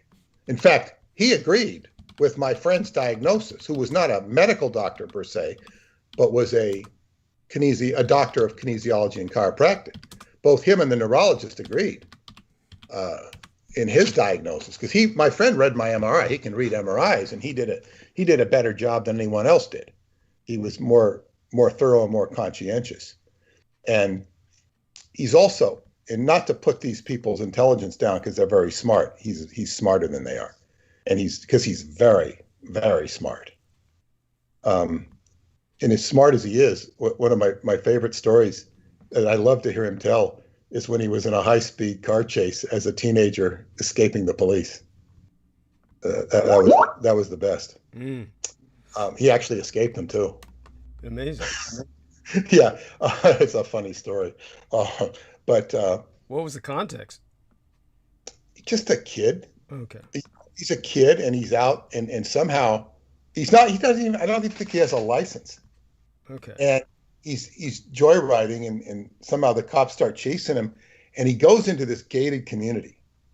And this is the best. He goes into the gated community, and the cops are chasing him, and they got a whole bunch of squad cars, and somehow they don't know his license plate or whatever, and somehow he parks, and he just lays low and lets the car parked, and they're driving all around looking for him. They have the whole gated community gated off, and they can't find. They just give up. And then, he kind of somehow sneaks out of the car walks. So he's not even in the car, and then he goes home, and I think he tells his parents what happened, and I think he said, what was it? I think he might have. Maybe some car got hit, or I don't know what. He went back and I think he went back and he told the police what happened. They told him to go back and, just fess up to it. And he didn't. No, it was all the high action was done by that time. Nobody cared, but, so whatever, it was all kind of swept under the rug. Oh. But it was a good story that, somebody could actually escape. Yeah. But he's like super, and part of the reason, he had behavioral issues in high school and in probably junior high school, because he was too smart. Yeah. His mind wasn't being occupied. So but he ended up, he got some pretty strong initiations in his life. But anyway, he was a great doctor, a great healer, and I'm very lucky. And that was part of my Romanian journey, brought him into my life. Mm-hmm. And he was the one who didn't get to go in the cave. He would always make fun of me for saying I should go to Transylvania alone. This is what I got out of the trip, is I should go here alone. And then finally, when I did go there alone, as they say, that's when I got to go in the cave, because if he was there, it was one wetsuit. We're the same size, right? Both large, about 6'2", and so I would have given it to him, because he's younger than I am. He would have loved to go in there, but no, because he wasn't there, I got to go in the cave. So important. Yeah, it was like, so he wasn't meant to be there, I was. Yes. But so on and so forth. But the stuff with the kidneys is so important. And if one is feeling drowsy, or what do you call it? Exhausted. What do they call this world? Or energy fatigued. You pump up those kidneys, and you're gonna be a lot better. In fact, I feel so much more wide awake. We had an adventure today at the airport. Paula was not allowed to go on her trip because of her COVID test was not recent enough. It was recent enough to get on the airplane in New York, but when she got to Germany, the time would have expired. Mm-hmm. So they say, you're okay in New York, but you're not okay in Germany. So she's got to go back and, get another COVID test, and going to fly out on Sunday. So I've been driving in the car for a long time today. We both had naps.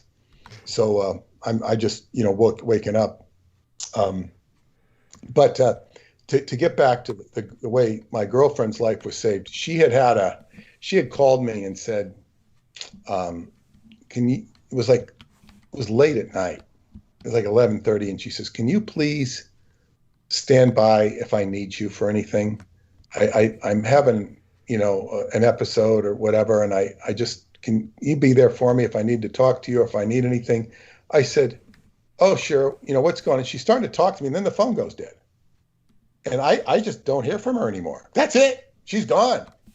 And after several days, I wrote to one of her friends, and I said, "What's going on with her?" And she told me that she's in the hospital. She gave me the phone number direct to the bed, and I called her. And she kind of didn't know what the hell was going on. And she was really impressed at the way I could kind of bring her back into reality. Wow. But that was all my Scientology training, Right. I was about to say. Look around the room, look at that. And she said, "Oh, thank you. This is very good." And she would still tell you that I was very comforting to her and kind of know how to deal with her. But basically what happened is one of her friends had a premonition, and he was coming down. He went to check her out, and she was down on her front porch. It's inside, in sort of an indoor porch with, and she collapsed. He got the ambulances there, and they took her to Donald Trump's hospital, and they you know, she was dead. She was dead, and they brought her back, and she was like out of it, disoriented. She just kept saying, I'd be better off dead. I wish I was dead. Wow. You know, I was at peace. She was always on the cusp of life and death. She knew Daniel Brinkley very well, still does, I guess, but, you know, just really on the cusp of life and death. She really could see the other side. So is this how she got acquainted with Daniel Brinkley? I mean, Yeah, she was very interested. She worked with hospice. She understands the other side very well, as have many of my friends. But so anyway, but she was just like, she was in a funk. And so I offered to, you know, pay for a healing with my teacher. And she knew him. She'd been to the class once before, and she wrenched up her back so bad because she was doing stuff that was too much. You know, he does this wrenching exercise, which he's never liked that. The first time she comes to class, she's cooked. She's fucked up. She can't. And now that just doesn't happen. It happened to her. It's almost like that exercise was done to screw her up because it was like what she couldn't handle. And she couldn't deal with the course. She felt intimidated by it. She didn't fit in with all these martial artists. She felt she could have been there. There were other women there. So basically, I brought her, you know, we come early. And what he did with her, he basically had her kind of lean over on a table that was propped up so it wouldn't fall down. And he worked the back of her lower back lungs. Now, when my teacher would touch you, he would touch you with intent. And one time, this is an example, there's a very important thing here. He says, my teacher once he's talking about his teacher, once gave him a bag of rice. It's about the size of maybe a little bigger than a golf ball. And he says, now crush that rice until it's powder. And he says, he had me crush it with my thumb. And I was the only one in the class that asked him, I said, why did he tell you to do that? He says, I'll show you. He comes up and he goes to my shoulder blade, inside of my shoulder blade, and he starts like rubbing my shoulder blade like he was giving me a massage in the back. Oh God, the energy was so strong that I would talk about it a day or two later and I would feel the energy come back to that he was putting into my body. It was healing energy. His ability to heal was that strong. So and he was putting his elbows on her back and stimulating the lower back. And this was getting her lungs to activate. That will get the lungs to breathe. If they did this with COVID patients that are like extreme cases, it would do wonders for them. It would help their acute breathing disorders. They basically don't do this, but they will sometimes do it in emergency situations. EMT people will rub the back to get the lungs going again. But so he was doing a whole healing number on her back by doing this. And she was like night and day. She was just like, wow.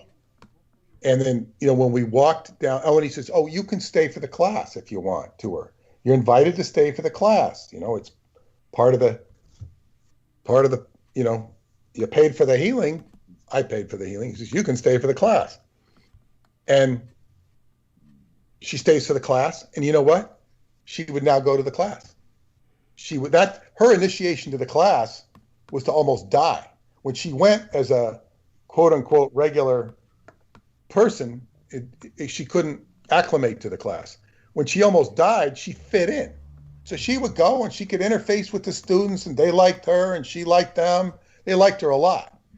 And she, you know, continued, and she would often come to the class, but she felt like she fit in, but she never did before that. And that was her own projections, because anybody could fit in.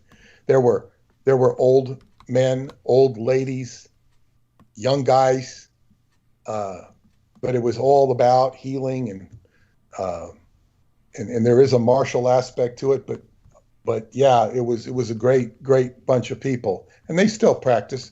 there's still people that there's still classes that go on. But the thing was, is she comes out of the building. It was a church, and we'd use the upstairs, and we come out, and she sees this car, and I forget, some car that reminded her of her father, and it just like it was the license plate or something, and she says, "Wow." You know, she had a very deep affection for her father, and it was like, wow, this confirmed the healing. And she says, you know, he saved my life. You saved my life. Wow, this is fantastic. So it's like the lower back, you know, when somebody's not breathing well, it'll get them breathing because it's tied right to the lungs, and EMTs will do that as well. So that's the story of how she attributed him to saving her life, and me indirectly by bringing her there and paying for her healing. And it was just a fantastic recovery. Mm-hmm. And she's doing incredibly well. She was very challenged as a young person with her lungs. You know, she's very in and out. She almost died when she was young, but she, you know, she's for what she's had to put up with in her life, she's doing very well. I'm very impressed with her state of health for what she's had to deal with. Sort of like you, Douglas. You put up with a lot, and you're surviving pretty good. Oh, bless you. Thank you. That's very generous of you. Aside from that, we do want Salman Sheikh to provide Mr. Derek Talley with some context. And Salman, do introduce yourself. Thank you so much for being with us. As always, I'll let you lead off with your customary greeting.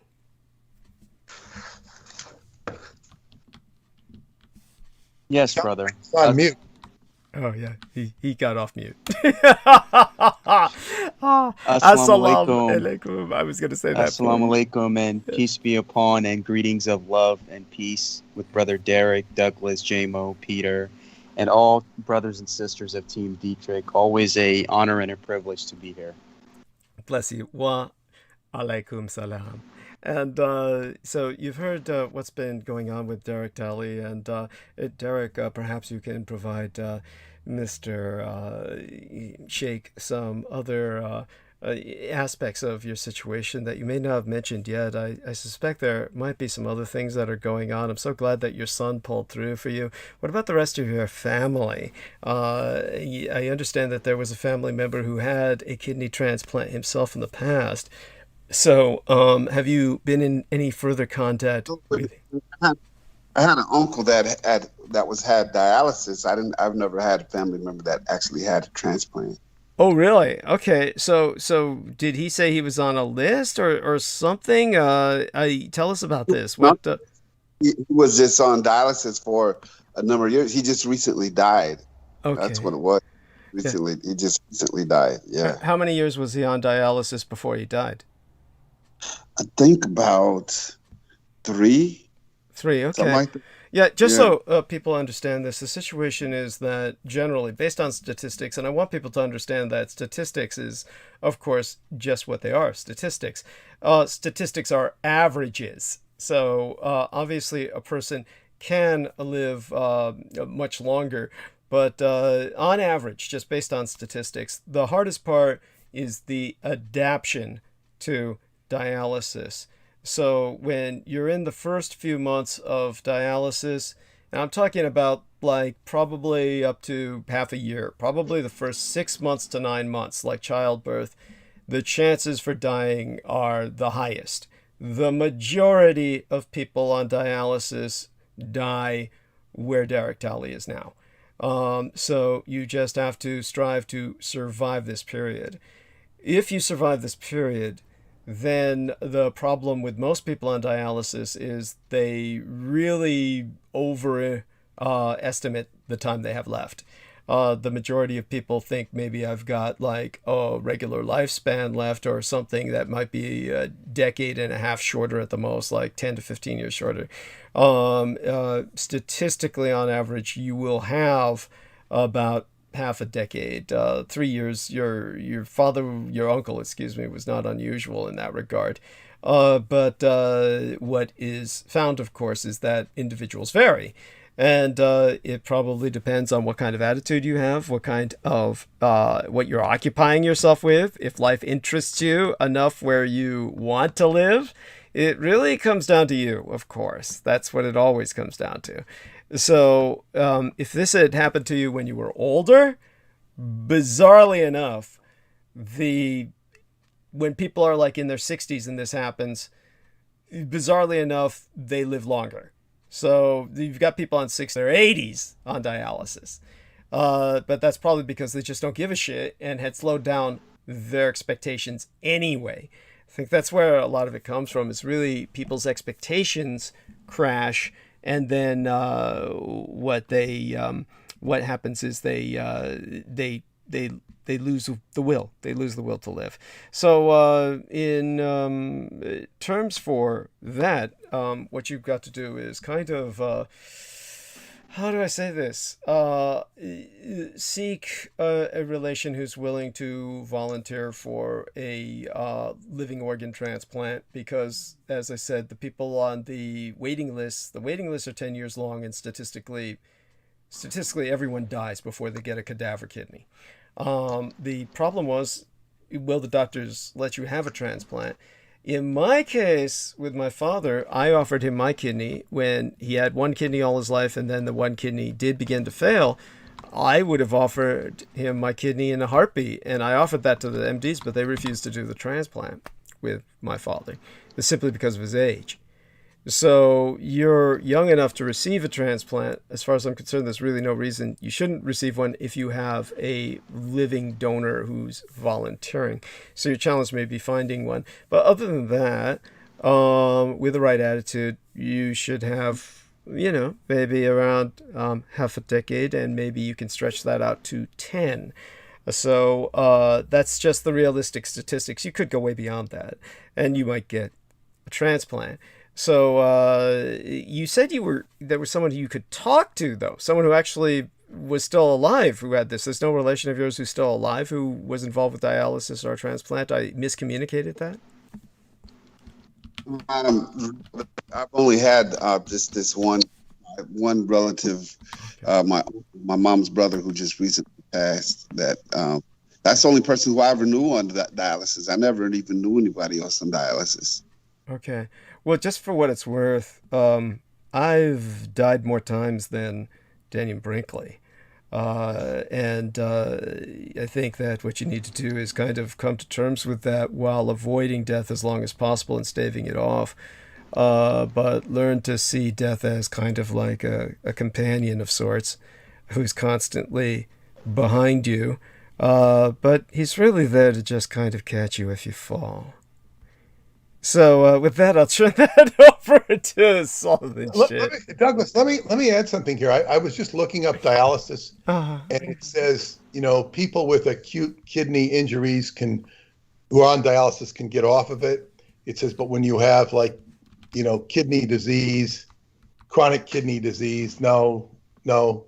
But what I would say, when I look at this and I'm trying to find stuff with traditional Chinese medicine, because sometimes there have been extensive studies with traditional Chinese medicine that are medically medical studies.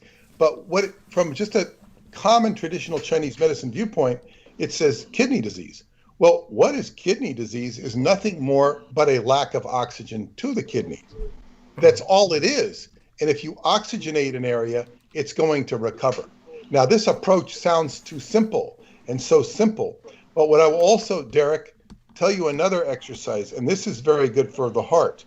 And this, one of my older friends, she's passed on now, I think. I haven't heard from her. That's why I think she's passed on. But she attributed me to saving her life with this one. This was for the heart. But as my teacher said, you feed the heart, you're going to feel all the organs. They're all connected with this exercise. So if you put your hand to either the left, the side of your rib cage, and then you go up that bottom rib and you go up to the heart And then for the other rib cage, you go down. This is with the left hand. You go down to the right side, and then you do the opposite with the right hand. You go up the right rib cage, up to the heart, down the left rib cage, down to the side. You're doing 2 cycles, one with the left hand, one with the right hand, and you do 36 strokes with each hand. That's 72 strokes.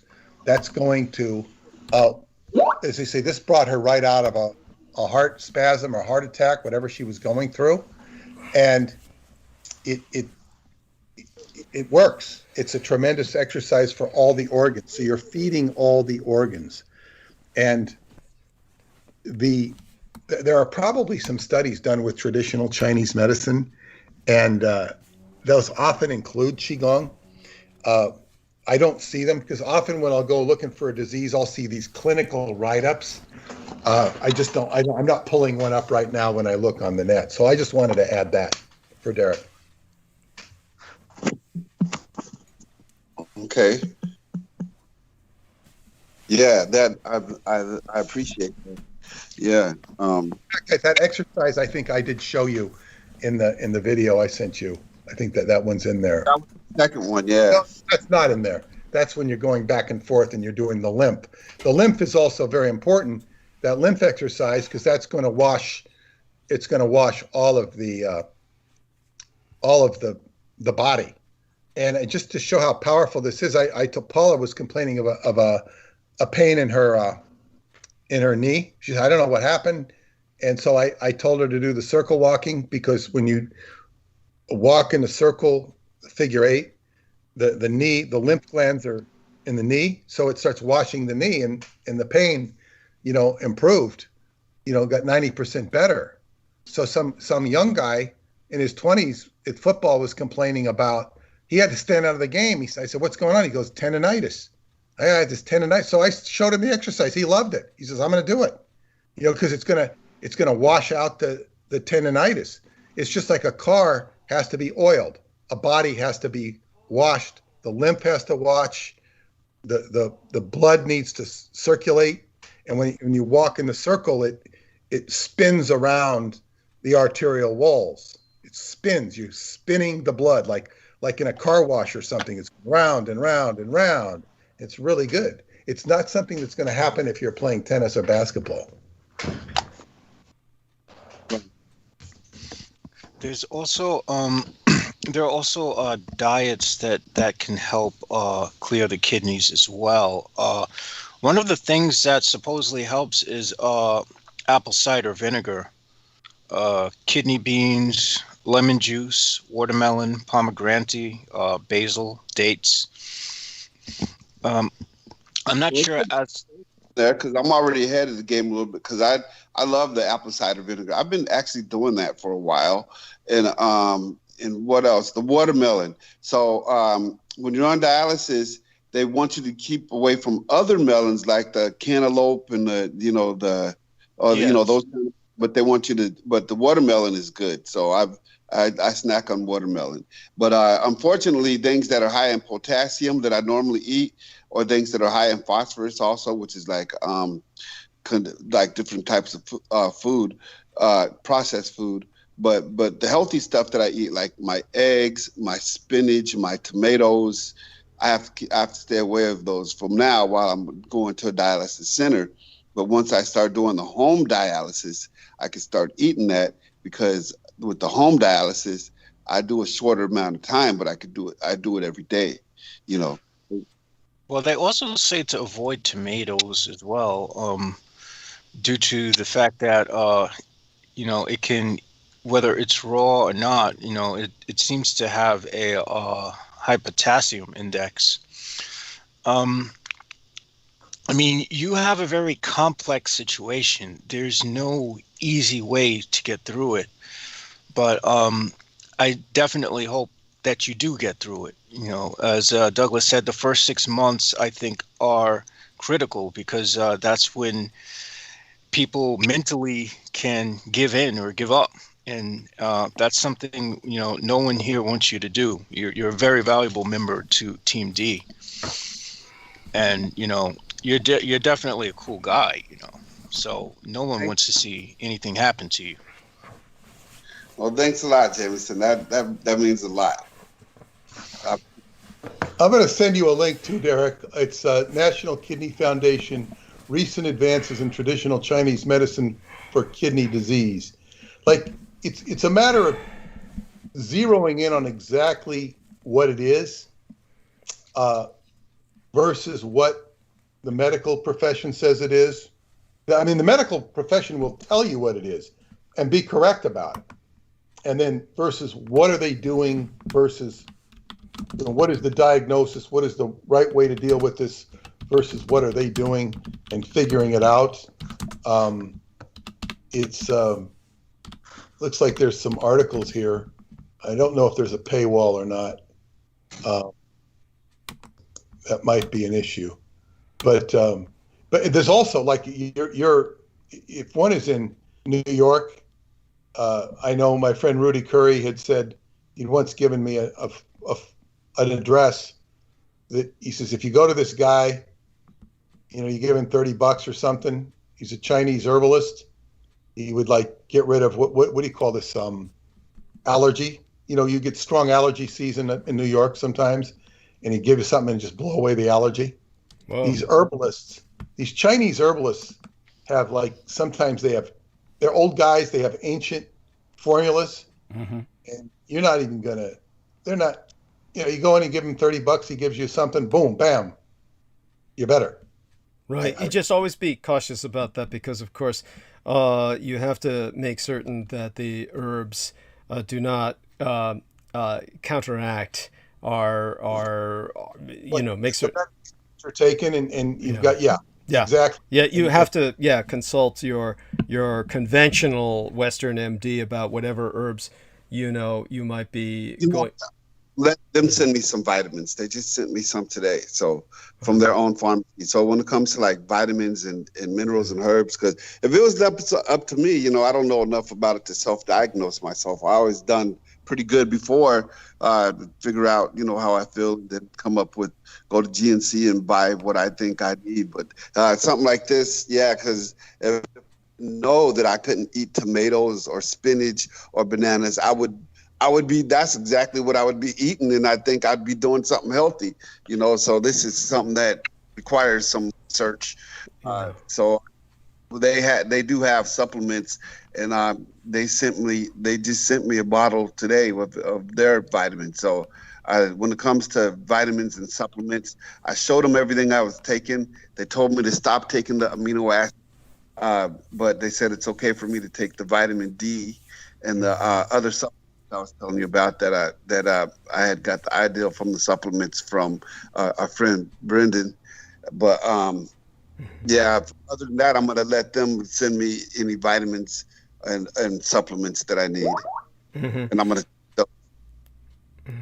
Okay, and I want you to know that aside from that, just as an example for how dangerous herbs can be for those who are listening, when somebody is involved with conventional medicine, basically you had people who were the recipients of heart transplants. And obviously this is astronomically expensive, and you know, the time you're on a waiting list is monumental. It's like winning the lottery when you get one, and then when you do get one, it only really extends your life by maybe months to a few years. But when some families members are trying to be helpful and they bring into the hospital St. John's wort tea because it works with depression, and they're just hoping to, because anyone who's getting a heart transplant is guaranteed to be depressed, then they have, in cases where this was done, caused the patient to reject the heart transplant. So literally the St. John's wort created a herbal contraindicative. It was it caused the rejection of an organ transplant. So and then of course the patient died. This is like what can happen. Of course it's not as extreme necessarily with the kidneys, but you know, for what it's worth, being an expert on the bureaucracy, what I can tell you is, because you've been working for so many years, you are eligible for the SSDI. And just so you know this, If you get some kind of disability from the Veterans Administration, the system's so fucked up you can probably continue collecting that as well. So long as you're on SSDI, you are allowed to legally earn $1,310 per month this year. Every year they add a few dollars onto it for $20 or so for inflation and cost of living expenses that raise annually. But for this year, I'm allowed to earn $1,310 a month, aside from the SSDI that I receive. Now, just bear in mind that anyone collecting SSDI can have any amount of income that's unearned. You can enter every lottery and win all of them and still continue collecting SSDI. So that means any amount from income you have from day trading, well, you earn that. But from investments is considered unearned income. So if you can get that classified as investments, you can make yourself a fucking millionaire. Also, interest. There's no limits to unearned income like interest or a spouse's income if someone decides to marry you again, or any amount of assets. But I don't think you're too wealthy on that regard. So aside from, I mean, what have you got, a $300 car that your son basically gifted you, I think, something? That's about it. Yeah. But Derek, what is the specific diagnosis of your kidney disease? Did they give a very specific dysfunction of it? It's called end-stage renal disease. Yes, ESRD. That's what I saw. I just sent you a article on renal failure and Chinese medicine treatment for renal failure. You can look at that. Okay. Another one on my record said something about stage 5 kidney failure. Well, that's like stage 4 is usually, end stage. So stage 5. Man, they've added a new one. You've got Rod Serling there doing the diagnosis. Yes. It's stage 5. It's like basically they're saying he's a Walking Dead man. This is like they've added that because cases have gone like. I was looking up 6%. He had like his kidneys were functioning at 6%. They go down a little further than that. So, the fact that he's alive is miraculous. What I can't understand, none of it makes any sense, is how he got to this point. It doesn't make any sense. So anyhow, there you go. Go on. The other important point is it's like if somebody is gone down the road that far, it's like a collapsing building. Yeah. And of course, a collapsing building isn't going to resurge itself, but the body is much more resilient than a collapsing building. So when you start getting oxygen in it and you start just doing the common sense stuff, and you start directing your live attention at it, like you did with the cancer, it can start to, you can reverse the vector. You can reverse it. We hear stories from the Bible where miracles occurred. Miracles are a part of life. When you put the oxygen into it, it enables the miracle to take place all the more easier. But it all has to do with your mind as well, because when you start redirecting it, you've got some heavy work to do there mentally, and you seem to have responded in one area. There's no reason you can't respond in this area. Yes. So just trying to coach you into a state of health. Yeah, this is where Solomon Sheikh can come in. Basically, when you have someone, say for instance, Scott Carney, he wrote a book entitled What Doesn't Kill Us, which was about the legendary survivalist, the icy swimmer, who was named Wim Hof. His surname was Hof. And he was a 57-year-old Dutchman. He was known as the Iceman, who devised a series of breathing techniques. And what happened? Yeah. I think he's still alive. He did these conditioning exercises that were basically various types of hyperventilation and other ways to purge the body of CO2, which what he credits for being the key to the fact that he could endure freezing water for 45 minutes at a stretch and run a barefoot marathon in the Arctic, and he was able to swim 50 meters under the ice of a frozen lake, and it allowed him to climb Himalayan mountains wearing shorts, and but more importantly for any of us, it eased pain, everything from chronic pain to Crohn's disease and even Parkinson's. So this is the realm of savants and gurus and prophets of God.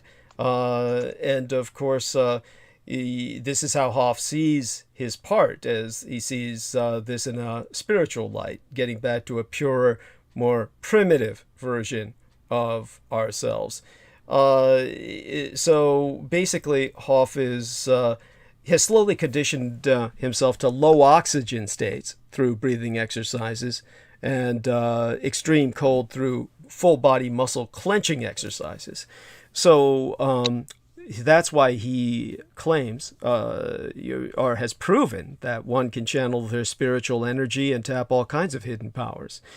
So the book What Doesn't Kill Us, which is written by Scott Carney, I think the author was at his best when he tried to explain Hoff's abilities through science, suggesting that Hoff has tapped into a specific type of fat cell called brown adipose tissue that's found in human babies but disappears in adulthood. And through his body training, it's possible that Hoff has encouraged this vestigial fat to play an increased role in trapping heat. But of course, the tone of the book entitled What Doesn't Kill Us occasionally implies that we should worship this man. Of course, when you're confronted with what he can do, it's hard, honestly, it's hard not to.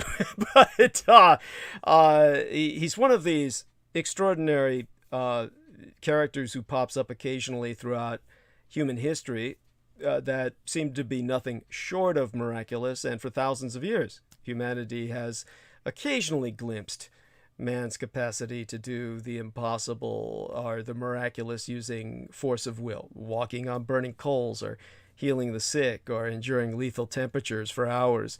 And for all that time, we've been left to our own devices for guessing how such things are possible until the age of science, which has revealed a number of mechanisms for how the brain influences the rest of the body, forming a string of enticing breadcrumbs, if you will, if you're investigating this sort of thing, towards understanding how people cheat the limits of our mortal coil.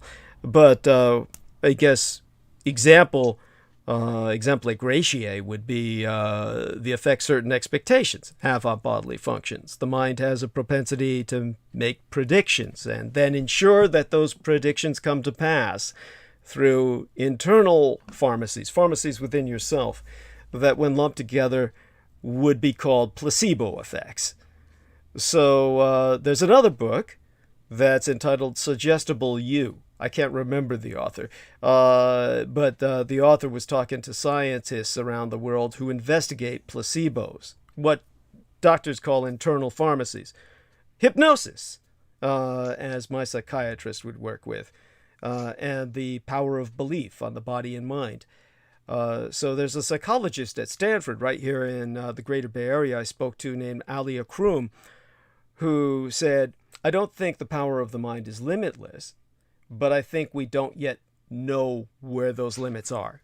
She's a female, of course, so she's more open to much of what the more doctrinaire senior men around her are not.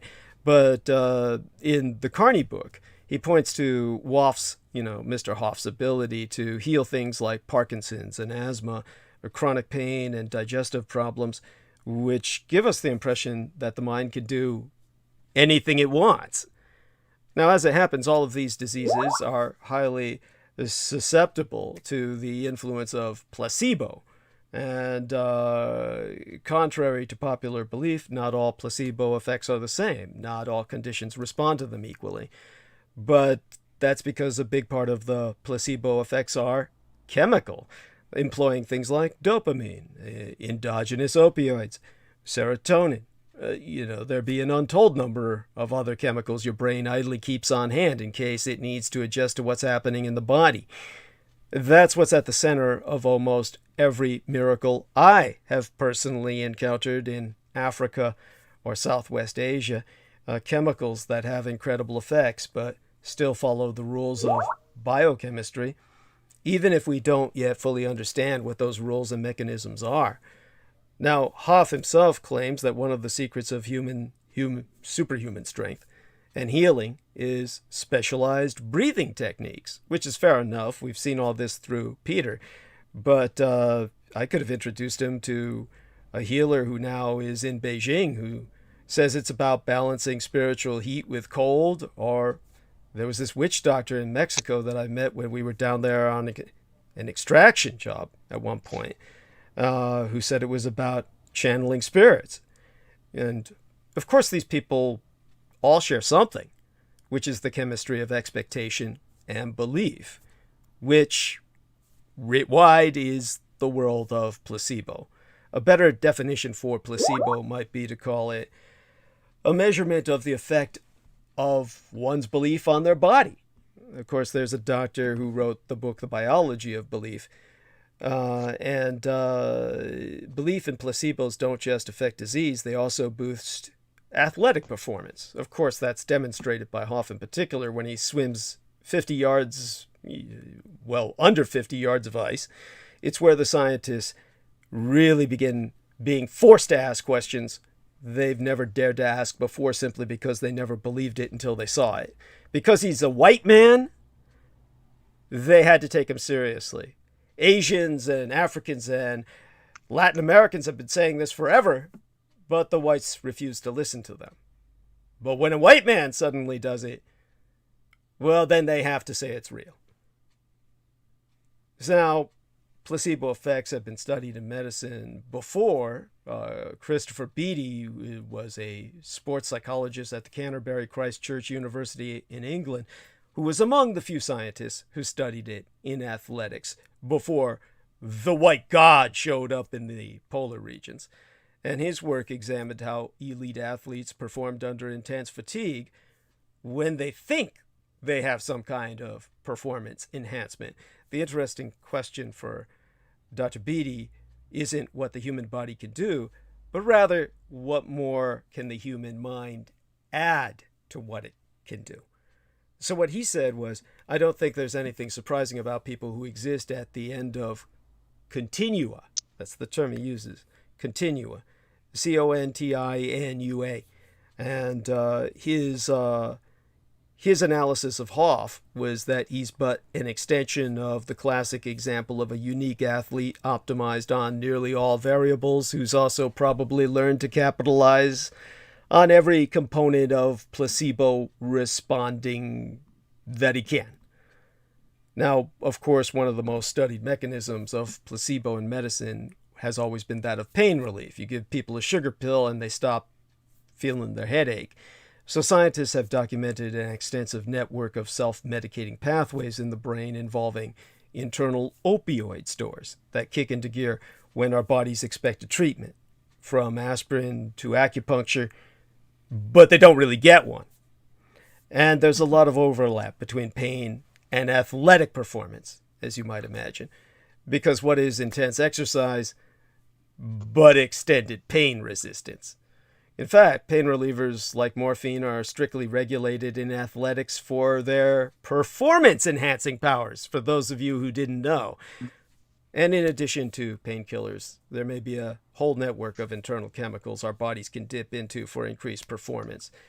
There was one mind-boggling study from the year of the economic crash, 2008, when the legendary Italian placebo scientist Fabrizio Benedetti told weightlifters that they were getting performance-enhancing drugs when they were all getting sugar pills and secretly just lighter weights to lift.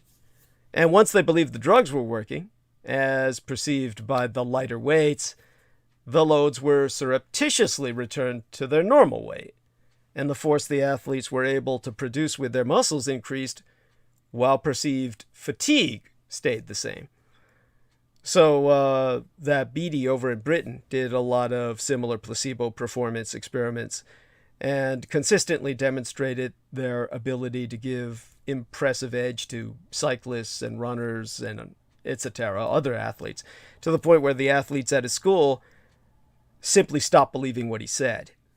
And nevertheless, he had basically isolated what he had wanted to learn and proven that belief taps into the headroom that every athlete has in their potential, or the idea that athletes can push themselves to operate between their perceived maximum execution and the maximum that physics and their bodies will allow. And by either removing energy-wasting anxiety or tapping into chemicals like opioids or as yet undiscovered internal performance drugs through one's expectations, the brain can coax the body into that magical zone. In fact, Beattie became convinced that this headroom is the same space filled by performance-enhancing drugs. So the reality is it's not even clear that some banned drugs, like erythropoietin, if I remember, can outperform placebos. I think he's just finished, and I don't think he's even published it yet, but it's the largest placebo study ever done in athletics, about 600 subjects in all, and he's found that the people most likely, I only know this as a medical journalist through the network, this is something you will never hear in the news yet. He found that the people most likely to respond to placebo were the ones experienced using supplements. So perhaps the previous supplements the athletes had taken primed them to have placebo response.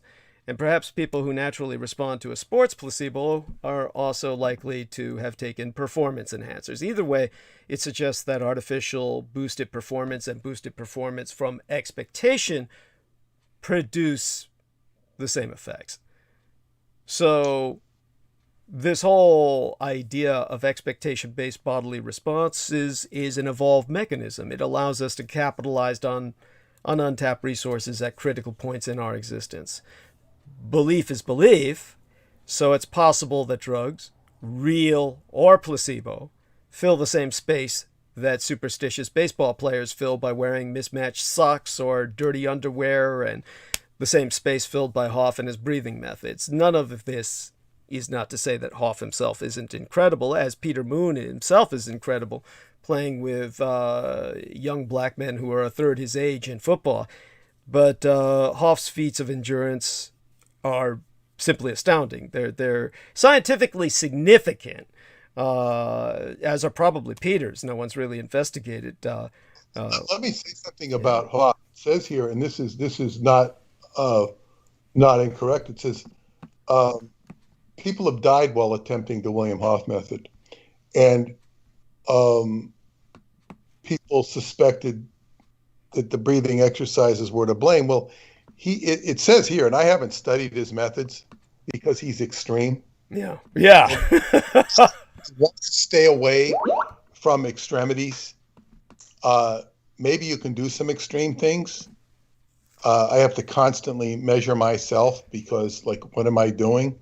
Especially as you get older, it's like, yeah, it's amazing that I can go out there and play football with young guys, but I measure myself when I'm doing lifting or things. I even measure myself when I play, because there's some things I can do and there's some things I can't do. But I try to work on the things that I can't do. But extremities, like Buddhism teaches the middle way. So you don't want to go to extremes. But it says here that he, and what it says, one of the is positive scientific documentations are with hyperventilation. Hyperventilation is something you don't want to do in Qigong because it's like slow breath is what you want. Long breath, long life. Hyper breath, hyper life. And this guy leads a hyper life. And it can overexcite the heart. Maybe he's suited to what he does. You can't judge him. and yogis have been known to do these fantastic things that he can do. So as Douglas is saying, this is not new to the human experience. But hyperventilation is short breath, short life. Like with Kundalini practitioners can look very aged because they will do hyperventilation, breathing trying to raise the Kundalini. There is a context where maybe that can be done, my teacher said, when you're doing the Kundalini breath, but it has to be within the context of a long, slow breath. So it's like you've got a long, slow breath, and on top of that, you've got a more rapid breath. But this is a very sophisticated breath, and it's not somebody that should start just doing this hyperventilation type of thing. It can be very dangerous. Also, what I found interesting, I looked up the etymology of placebo. It's very interesting. From the online etymology dictionary. 13th century, name given to the rite of the vespers of the office of the dead, so called from the opening of the first antiphon, I will please the Lord in the land of the living. An antiphon is like a recitation or a prayer. Vesper is an evening prayer. So they're putting the etymology of placebo is originally in the realm of a prayer. So the power of prayer is very important. And when they study scientifically placebos, they don't look at it from the viewpoint of prayer. That's a different realm. So when you pray, that's like a right-brained activity, and the left brain, the scientists are always overworking the left brain, and they'll miss the forest from the trees. What's really going on here, and where does it connect? Obviously, when you get into the biblical miracles, and you're going to have the chemicals in the body, one of which is ATP. This was pointed out in that very esoteric work, The Keys of Enoch by J.J. Hertog. He's like, he was trying to pinpoint the exact place where the spirit enters the physiology. Somewhere it's going to enter it. But in prayer, you're making a direct appeal to the whole. When you're doing the scientific, you're breaking it down into, and many times when you break down the science, it's like hitting a baseball. They've done wonders with breaking down the science of hitting a baseball, but ultimately there's got to be somebody who hits it, Yeah. You can't just study how to hit it. It's the same way with Qigong or what this Wim Hof does. It's got to be the person executing it. And if the person executing it is, and that comes to you as a patient, you've got to execute what's going on. But I just wanted to add that about the placebo. It's very interesting. Yes. Thank you. No, deeply appreciate it. And certainly, hopefully all of this is helpful, but I think it's a good segue to Salman Sheikh, but because he can deal with the spiritual. And honestly, what I can conclude about it is that we have to remember, of course, obviously, Hoff is incredible. As Peter Moon said, he's no one to emulate. The fact that he can that he's developed the ability to control his body temperature so well is scientifically significant, but he's not magic. And we should be careful about trusting important health decisions to any belief-based technique, even one that allows a person to swim under the ice. But perhaps the most interesting question is, what can people like Hoff really tell us about the effect of our mind upon our bodies? Now, scientists already know that Parkinson's disease, pain, and depression all respond very well to all kinds of beliefs, whether through special breathing, secret pills, or even magical crystals. I'm not kidding. But could that same belief fuel unprecedented feats of athleticism, which is kind of like what you're trying to accomplish by conquering your kidneys or recharging them. Well, especially for elite athletes, there is a limit to the benefits of both psychological and pharmacological performance enhancers. So why not just use belief in place of drugs? Of course, that's different with meds. So I saw one idiot. Oh God, she was the woman who organized those conferences where Brian William Hall, the pig fucker who trademarked his name and held all the conspiracy conferences, learned his tricks of the trade from. And she was a criminal who used to just rip off hotels by never paying them off until the last convention she held, which was just a very fancy hotel. I can't remember which one it was. It was my friend, the 3D graphics modeler, knew because he was working nights in hotels for a period of his life while going through basically the San Francisco Academy of Art, where he learned to become a computer graphics modeler. And he knew hotels, and she chose something like the Ritz-Carlton. It was something on that level where she tried to rip them off, and they pretty much held a gun to her head. So she went broke and busted, and that was the last time she pulled that shit off.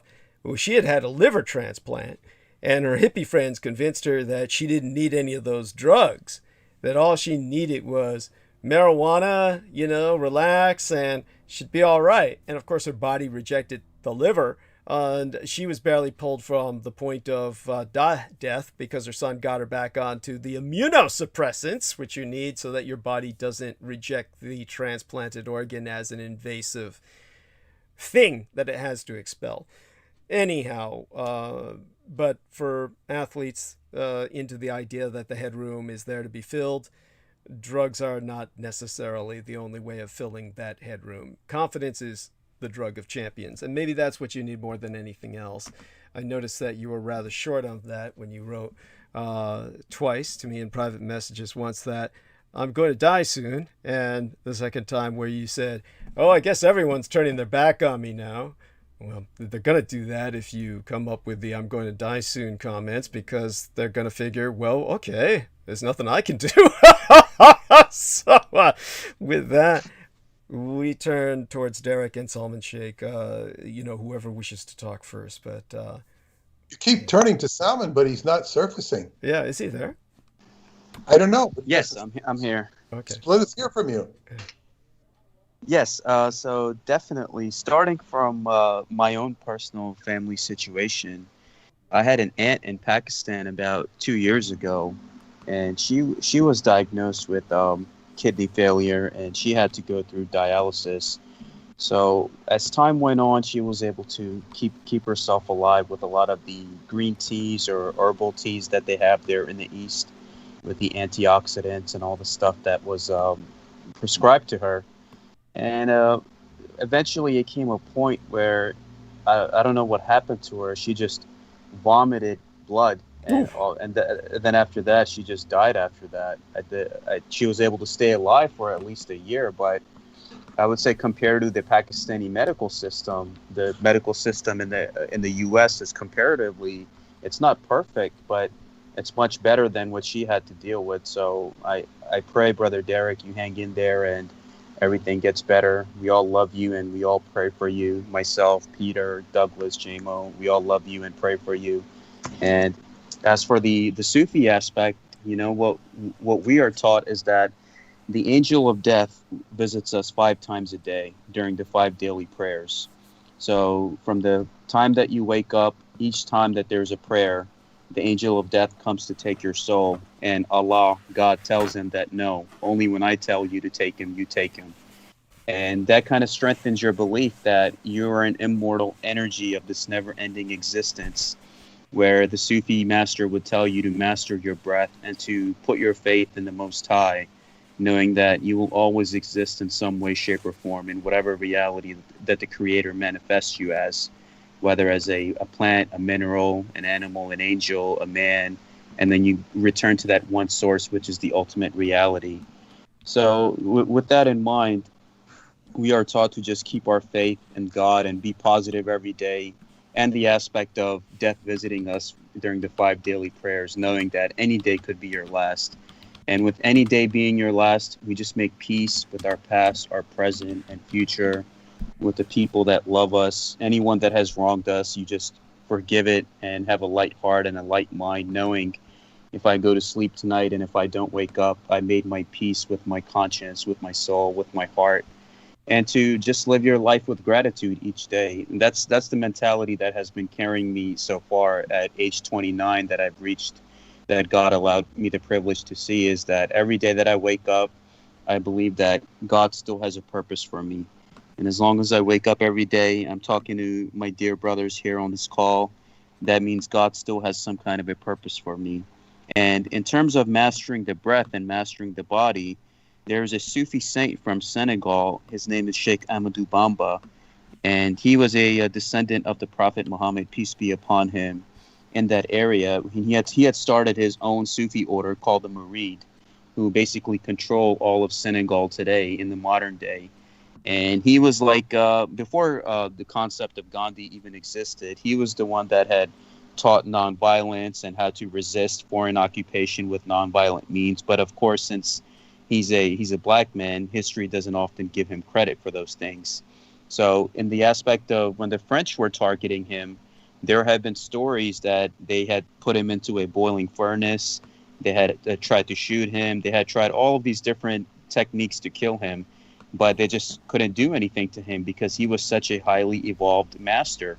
And it came a time where they respected him so much that they offered him the French Legion of Honor, and he just refused it. He said, I don't want nothing from this world except what Allah gives me with my body and the teachings that he was there to give his people, to be self-sufficient with their businesses, with their way of living, and just putting God first before everything.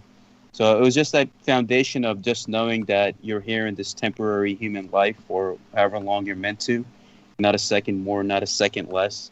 And comparatively, other countries like, what my aunt had to deal with in Pakistan, where even though she was on dialysis, and there they don't have medical insurance, so we had to support her financially for as long as we could. And then that time happened where she was sitting with her family in their living room, and I guess that call came where she just vomited blood and she fell on the floor, and that was the end of her life.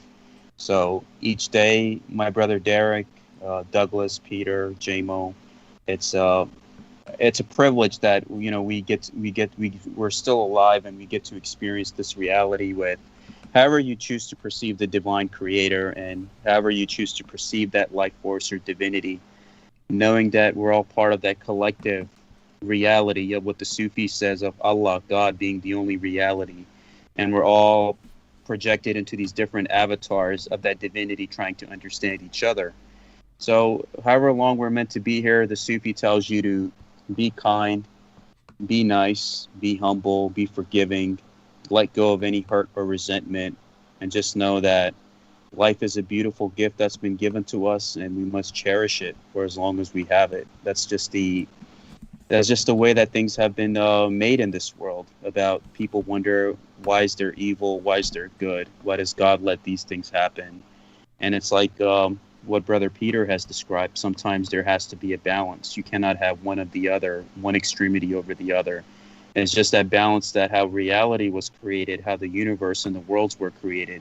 Same as within our own human self, where if you have a man that's out of touch with his divine feminine and masculine, he could end up being toxic to himself or others. Or if you have a female that has too much divine masculine and not enough feminine, she can end up being in a place where she isolates herself from others and is not able to have successful relations.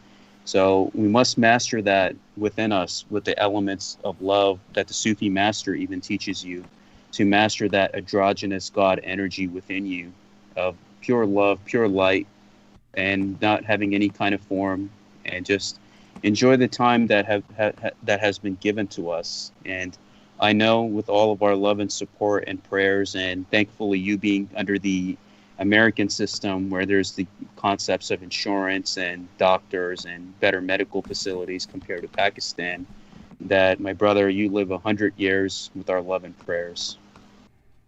Oh, bless you. I mean, that was wonderful. That was beautiful. And I want to thank you so much for bringing up the superhuman feats of the Sufi, because I think that is something that our listeners will be fascinated by. I made the mistake of not crediting the Sufi enough when I was ruminating there. And I do want people to understand that the Sufi mystics are famous or even infamous for their superhuman physical feats and of endurance that are on par, if not beyond, what Hoff does in the polar regions. Only they perform the desert version thereof. And I want Derek to, of course, respond to what Salman has said, but I'm wondering if I'll be gone for just a minute. I'll go on mute and take off, but I want you two men to talk. I want Derek to respond to you, but when Derek is done, I'd like Salman to share with us some more of these incredible accomplishments that the Sufi have been historically recorded as achieving. Okay, well, you know what? I really appreciate everything you said, Salman. I always get motivated whenever I hear you speak. So, yeah, I just want to let you know that I enjoyed listening to that.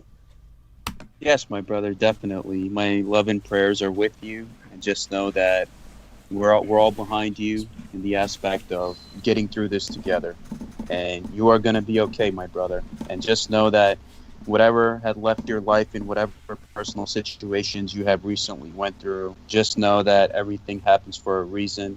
God is the best of all planners, and what was not meant for you has now left your life, so you can heal and become one with your heart, mind, body, and soul. Moving forward, you will be surrounded by those who are meant for your healing and for your purpose and whatever the future entails. So life is like a guest house, my brother. Seasons, peoples, years, storybooks, it changes. People come and go, jobs come and go, places of living come and go. But it's about how you're able to adapt when you start at the beginning of the book, and then when you get to the end chapter of your life or the end chapter of the book, how you have evolved as a soul. And that's what the aspect of Sufism has taught me, is to just master that, knowing the aspect of angel of death and God and reality and love and light, mastering good and bad, and knowing that life is not always good all the time, but how you're able to operate when things get bad, and just maintaining that faith in the divine. There's a Sufi master named Baba Muhyiddin. He has his shrine not too far from the Philadelphia area where I'm located. And in the 1970s, and this saint did not speak a word of English. His origin story is that he came out of a jungle in Sri Lanka, and nobody knows who he was, where he came from. And inside, he was known to communicate with all of these different realms and different beings, unseen and seen forces of humanity, and different beings that operated, including jinns and angels, and I guess you could call the fairy realm as well, as many has claimed that knew him. So there were a few students here from Temple University from the Philadelphia area that sponsored him. So they brought him over here, they built a homestead, and his mosque is still managed by many of the American Jewish converts to Islam that just fell in love with his teachings. And his mosque and shrine are still there, and you can visit it. And one of Bawa's teachings was that doubt and suspicion is a cancer for which there is no cure. And what was the meaning behind that quote was that he teaches us that in life, we let these superficial things of life get us down. So we grow up, okay, there's the aspect of jobs, responsibilities, relationships. Things don't work out. We beat ourselves up, not knowing what the grand scheme of things is, that the plan has been etched for you by the divinity. And, the Sufi would tell you that your life and who you're going to marry, how many kids you're going to have, your successes and failures, it's kind of been written out already. It's already been written out, and you're just playing a script of your life, where there's an aspect of free will that God has given you to choose how you're going to handle these things. And also there's an aspect of predestiny, which is also there, and we get disappointed at certain phases of our life. And there is growth that comes from pain. And we realize that if we didn't go through our heartbreaks and struggles we wouldn't be who we are today. And that's what the Sufi master Baba Muhyiddin, his community still here in Philadelphia, teaches us that aspect. And we have the other Sufi masters from Pakistan and India and the Middle East, from Africa, that are known to survive all of these things of transferring their fertility to one of their disciples who couldn't have children. Then when the French tried to assassinate Ahmadou Bamba, they would throw him in a furnace of fire or put him in a den of lions, and the lions would do nothing to him, and then he wouldn't burn in the furnace. So it's just about mastering that breath and mastering that, I guess, divinity within you. Just master your breath and just let everything go. Put everything on a bridge that's been bothering you mentally, spiritually, emotionally. And there's a meditation technique where you just imagine that there's a bridge in front of you and you're breathing slowly and deeply, long, fulfilling, deep breaths, mastering that with God and the force that's binding us together. Put them on a bridge and just let them float away. And just when that bridge gets to the top, imagine that you have an imaginary pair of scissors and you just cut it and let it go to a place where all that hurt and resentment and chaos and pain transmuted into a feeling of love and light.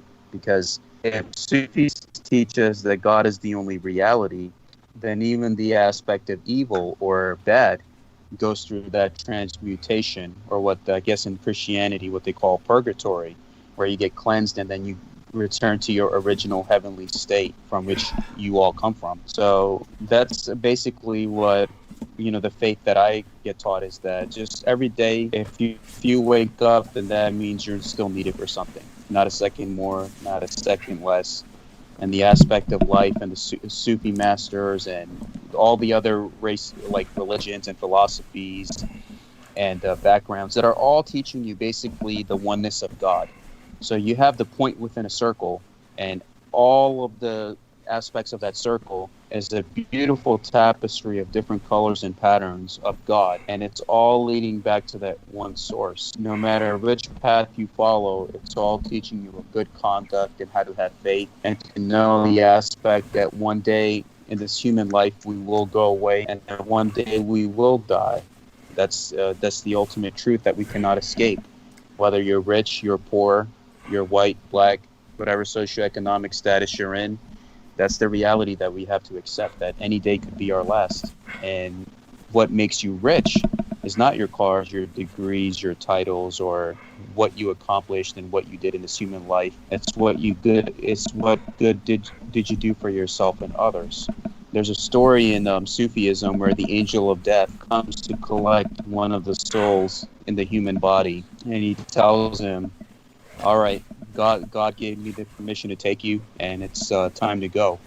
And the man starts crying. I guess he's like a highly positioned person in the earthly life. He said, what about my wife? What about my children, my office, my home, my car, my money? He said, you can't take that with you. And he asked the angel of death, so what can I take with me? He said, the good that you did for yourself and others, and the spiritual wealth that you accomplished in this life, and just the human goodness that God sent you here to do. And then what happens is he has a flashback of his life that appears in front of him, and the angel gives him that courtesy and flashes his life in front of him of all the people that he hurt just to get over the aspect of making money, the people that he threw under the bus. And it just shows you the reality of the society where we live today, where everyone's just out there to make money, even the aspects of the medical system. And he felt so hurt that all of that was just a lie. And now I'm being taken, and the real wealth was just the good that I had to do for myself and others. And he had spent his whole life chasing money. So there is a price to pay. We don't get away with anything. Even when we think we do, we don't get away with anything. God is always watching us, no matter where we are, what we're doing, and under what circumstance that we're in. So in that case, we just have our faith and that happiness and love that we share with each other, including on this platform, of just carrying us forward in whatever capacity that we're meant to exist in now, tomorrow, the future. It's all in the now.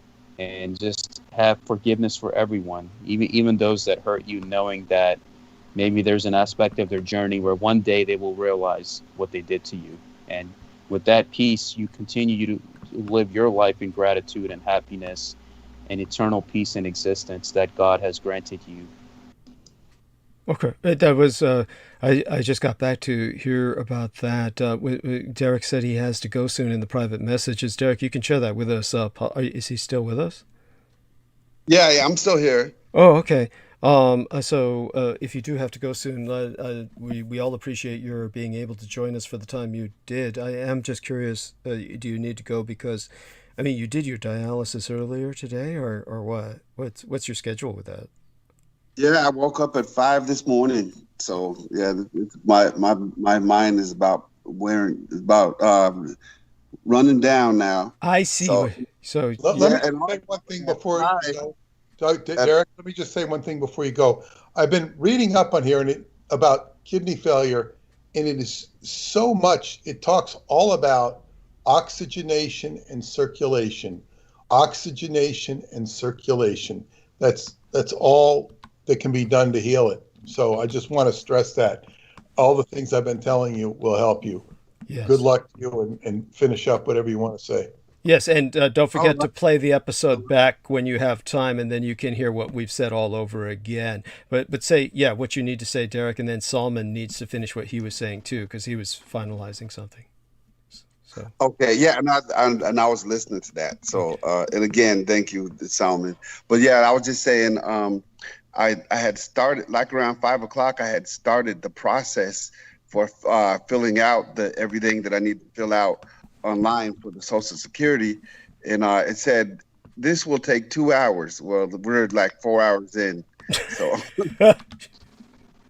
and so I think I'm at the end because there's 2 more sections, remarks and review. And I looked up online whether I should even leave a remark.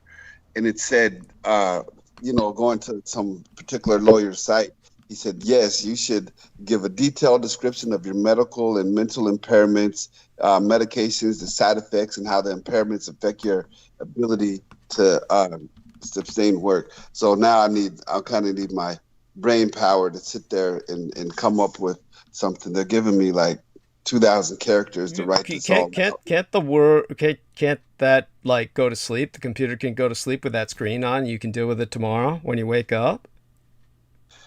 Oh, I'm running straight through. I'm running straight through like a freight train. I think I'm just about at the ending stages of this. There's 2 more. After I'm done with this, there's signed medical release, and then there's confirmation. Okay. So, don't forget to emphasize that the kidney disease itself renders your mind unable to process effectively. So the kidney disease itself renders you mentally incompetent by any conventional definition. So you might mention that. Yes. Good. Yeah, that's good. I did though, because all throughout the whole thing, it's been asking me stuff about the mental, and I've been leaving that blank. That's what you should emphasize more than anything else. Believe me, it's the most important part. Salman, please go on with what you were going to say. Oh yes, definitely. I just want to give Derek my love and prayers, and tell you that my love and light is always with you. And I greet you with the greeting of Assalamu alaikum, peace be upon you and your family. And may God bless you with healing, prosperity, happiness. And as if you get time, just practice breathing techniques of mastering the breath within yourself and the elements around you to feel that calmness within your heart, mind, body, and spirit. I will, and I've already done that exercise that Peter told me about twice. So I didn't do it for 5 minutes straight yet. So I still plan on doing that, but. Peter has an excellent track record with giving me exercises and helping to turn things around. So, good luck, Derek.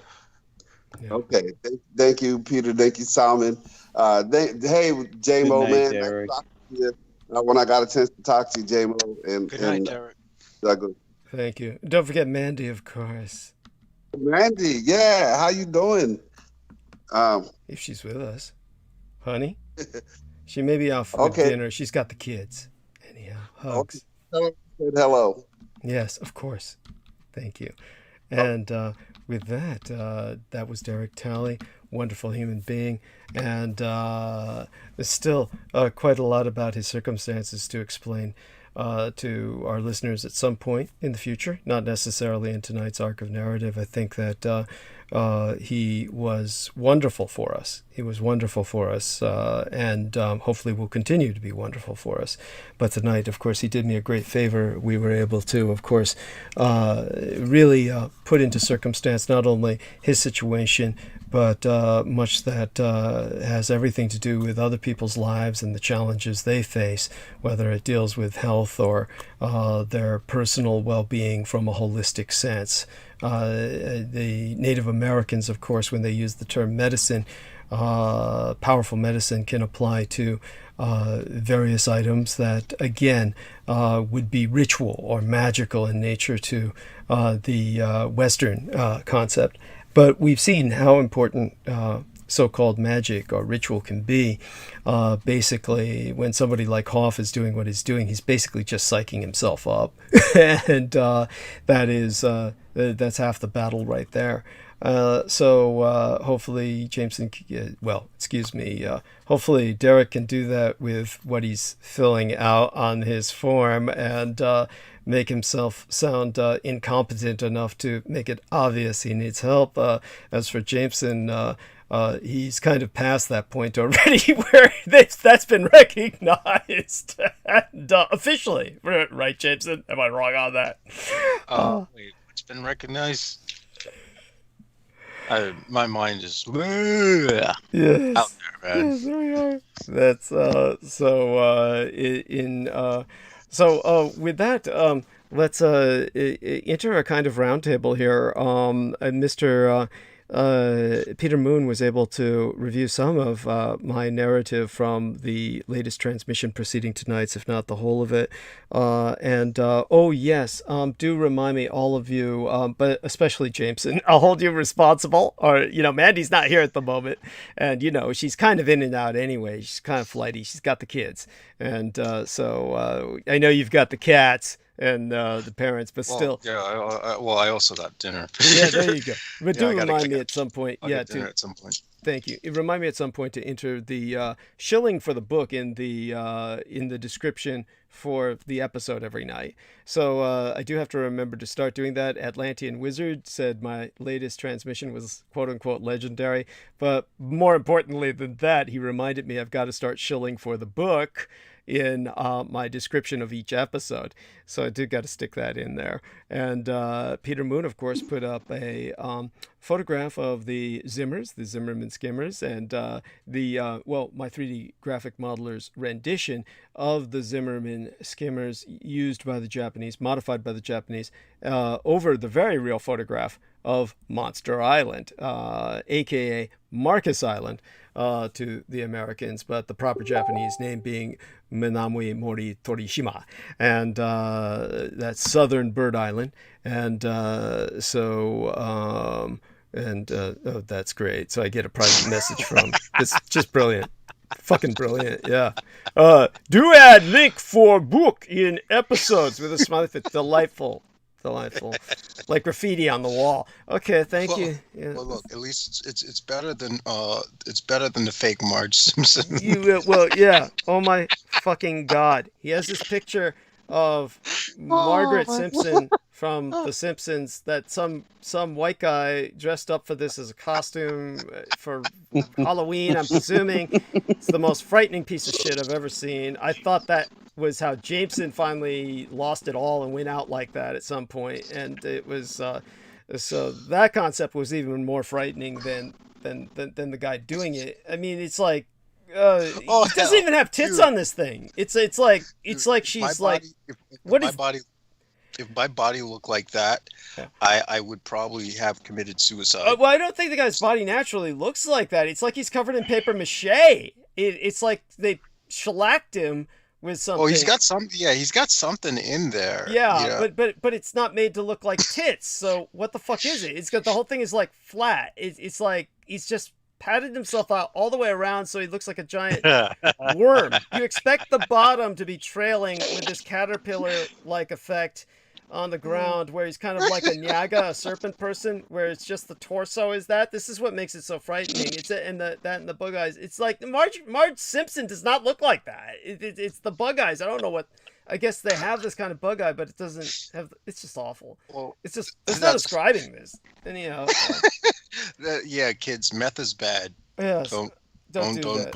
Yeah, and so so back to a kind of story. How do I say this? Well, a roundtable, and we have Peter. So he was he put this up, and he got some responses to it. A lot of people were responding positively. Of course, you get a few idiots with their ha-has. Because, like, what? They want to believe in aliens and shit. This is their religion, is the aliens.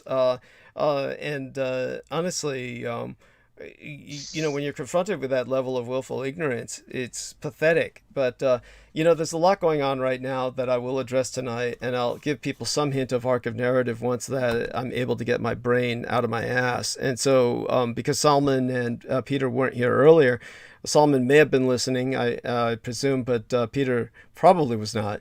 Then just understand that I'm starting this night as bad as I did on Mother's Day, with similar effects from kind of not nearly as bad as the vasodepressor syncope episodes I had on Mother's Day, but it just some of that through the day, well, a very, very lower level of impact, but far more impacting was what happened yesterday when I went to see the dentist.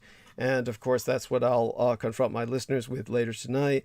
This is a fundraising episode for what I will need for the dentist, and we have a temporary filling or crown, a temporary crown that was placed into my mouth, and I emphasized to them that there was so much damage to the tooth in front of this crown by the butcher of a dentist over at Western Dental. And you know, honestly, everybody should know at this point, I'm the last person on earth to try and promote, you know, racism or racist stereotypes. And obviously tonight I'll have to address the fact that we've got Congress trying to pass various anti-Asian hate legislation. Some of it has been successful. Other parts are still facing opposition due to simply partisan politics. Obstructionism for the sake of obstructionism. Such being the case, I'll have to tell people what the Republicans have right is their stance on communist China, and that was, of course, brought to the fore by this idiot who's part of the Fast and Furious film franchise, who went out and apologized to the communist Chinese for calling my homeland and heartland a nation state. And this is the kind of insanity I'll deal with later tonight, and I'll cover that in depth for obvious reasons. Why this man, why what he's doing is so repulsive, and so there we are. So our wonderful Penny Bradley, who's welcome on the show if she wants to come on, just let me know if you want to, honey, tonight, and just say hi. If nothing else, she gave me a message that she's willing to help, and it says she doesn't have much, but she's willing to help. Now, where did she put that? I guess she put that to me in the Skype here. I just saw the notification for it. So let me see if I can respond to that. But in the meanwhile, so that everybody knows, I need $1,000. Of course, you know, I can pay him $500 and then $500 later, but, you know, basically I need $1,000. And it's less than that, but not by much. You might as well say 1,000. There's no point in making it less when you consider the cab rides I have to take there and back. And so PayPal, honey, let me give her that. And so as for the what everyone needs to know, just as basic, is that yesterday was the worst dental appointment I ever had, just in terms of, not that the people were incompetent, but I had to tell them about the damage done by the other dentists. And like I said, I'm the last one to promote racism, but what happened at Western Dental, which, as Pac-Man Morales would testify to if he were here, they fucked up his mouth 8 ways to Sunday as well. Honest to God, You go to Western Dental when you have no insurance. And Western Dental is where homeless people go for extractions.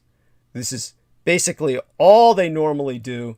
But then everybody else comes in there who's employed but has no dental insurance. And by the way, for those of you who know, I've got the best insurance in the fucking world. I've got Medicare and Medi-Cal combined.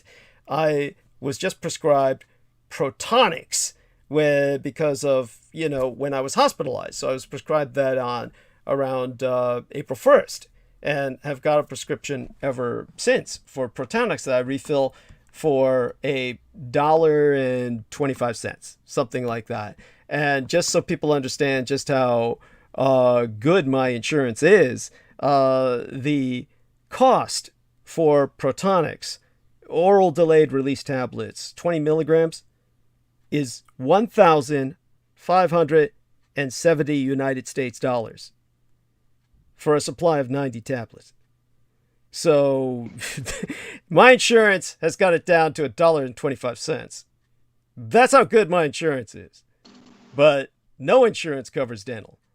There's nobody out there that does that. So a bunch of people who actually work for a living and they go to Western Dental because they've got no dental insurance.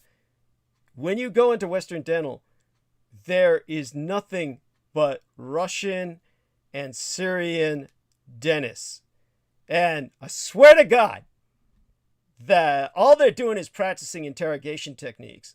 And when they're not like building bombs and setting up some kind of terrorist operation, then, they go back to the dental place where they can set up all these devices for the wires to do so without being noticed by the feds. I mean, really, that's what it's a front for.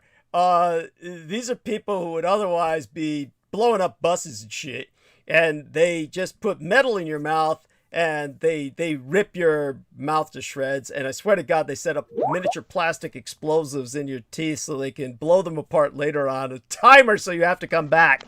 But they left a groove in the tooth in front of the crown that they inserted so that I have a food trap, which forces me to pick and floss it all the time, which is what ultimately is the factor in knocking out the crowns that they insert. I'm losing a crown a year.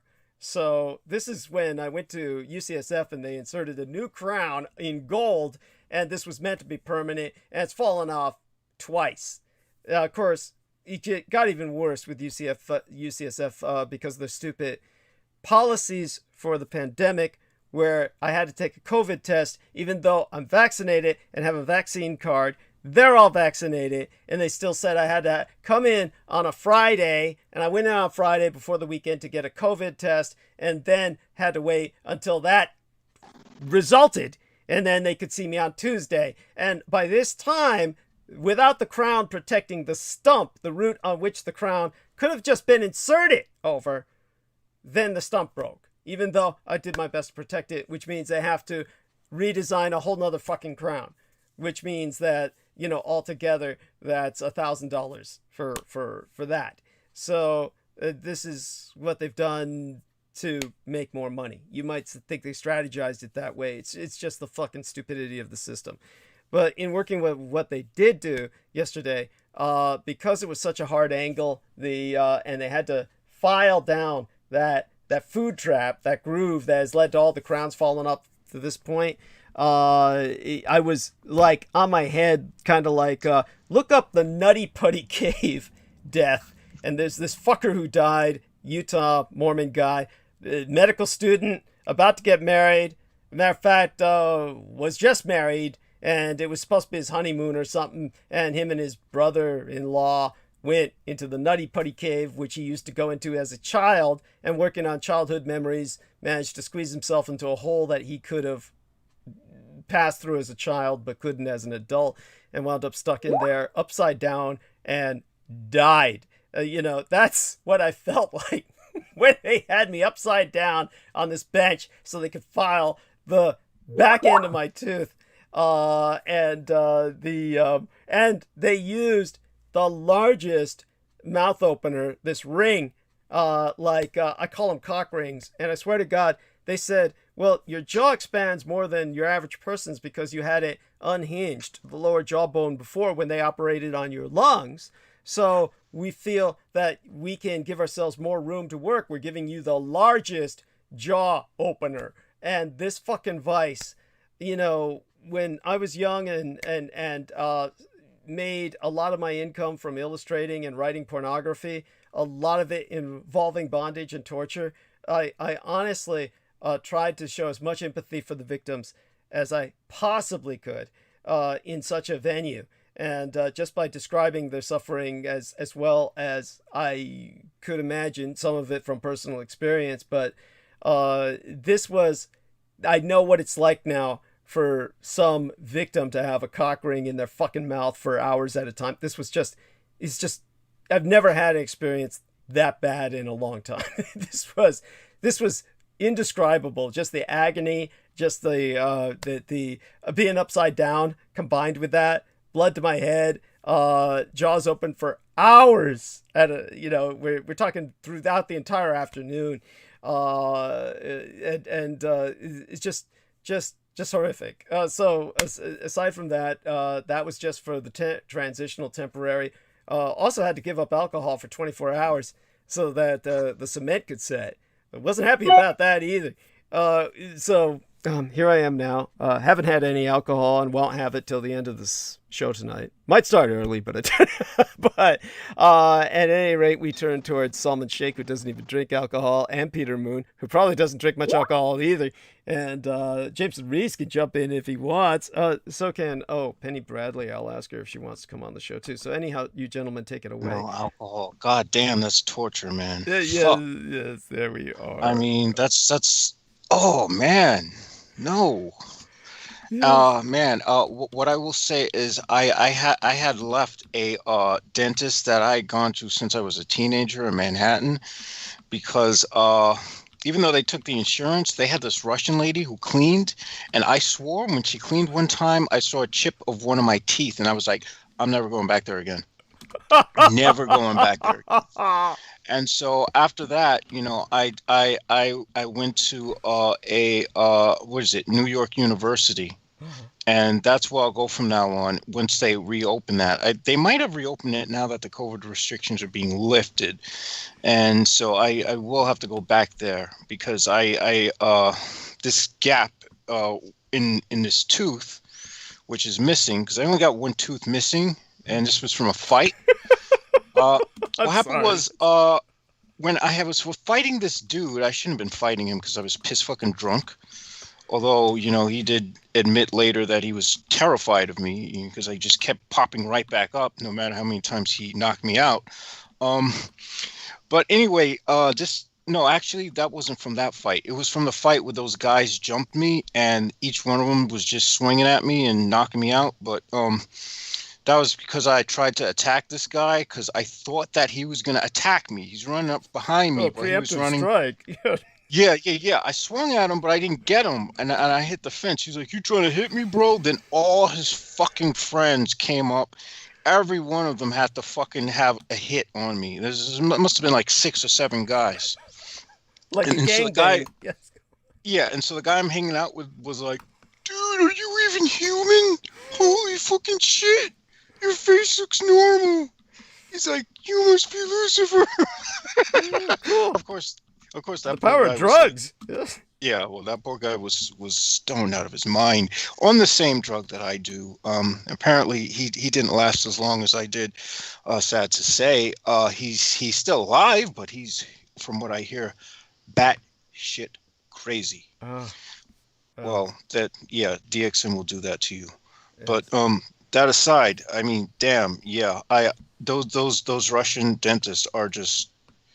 They think you're a car.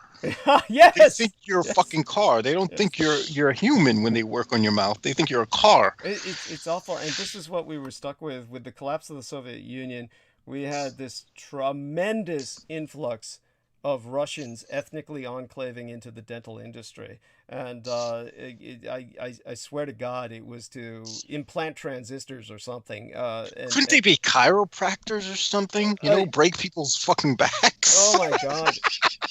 they would do chiropractic with a baseball bat. I mean, their dentistry is in the Stone Age. If you ever take a look at the James Bond film where Jaws is the character played by Richard Kyle, who is my favorite, that's was supposed to be a product of Russian dentistry. That was what the character was. Not that he was supposed to be ethnically Russian, but he was supposed to have, been a product of Russian dentistry in terms of what was done to him.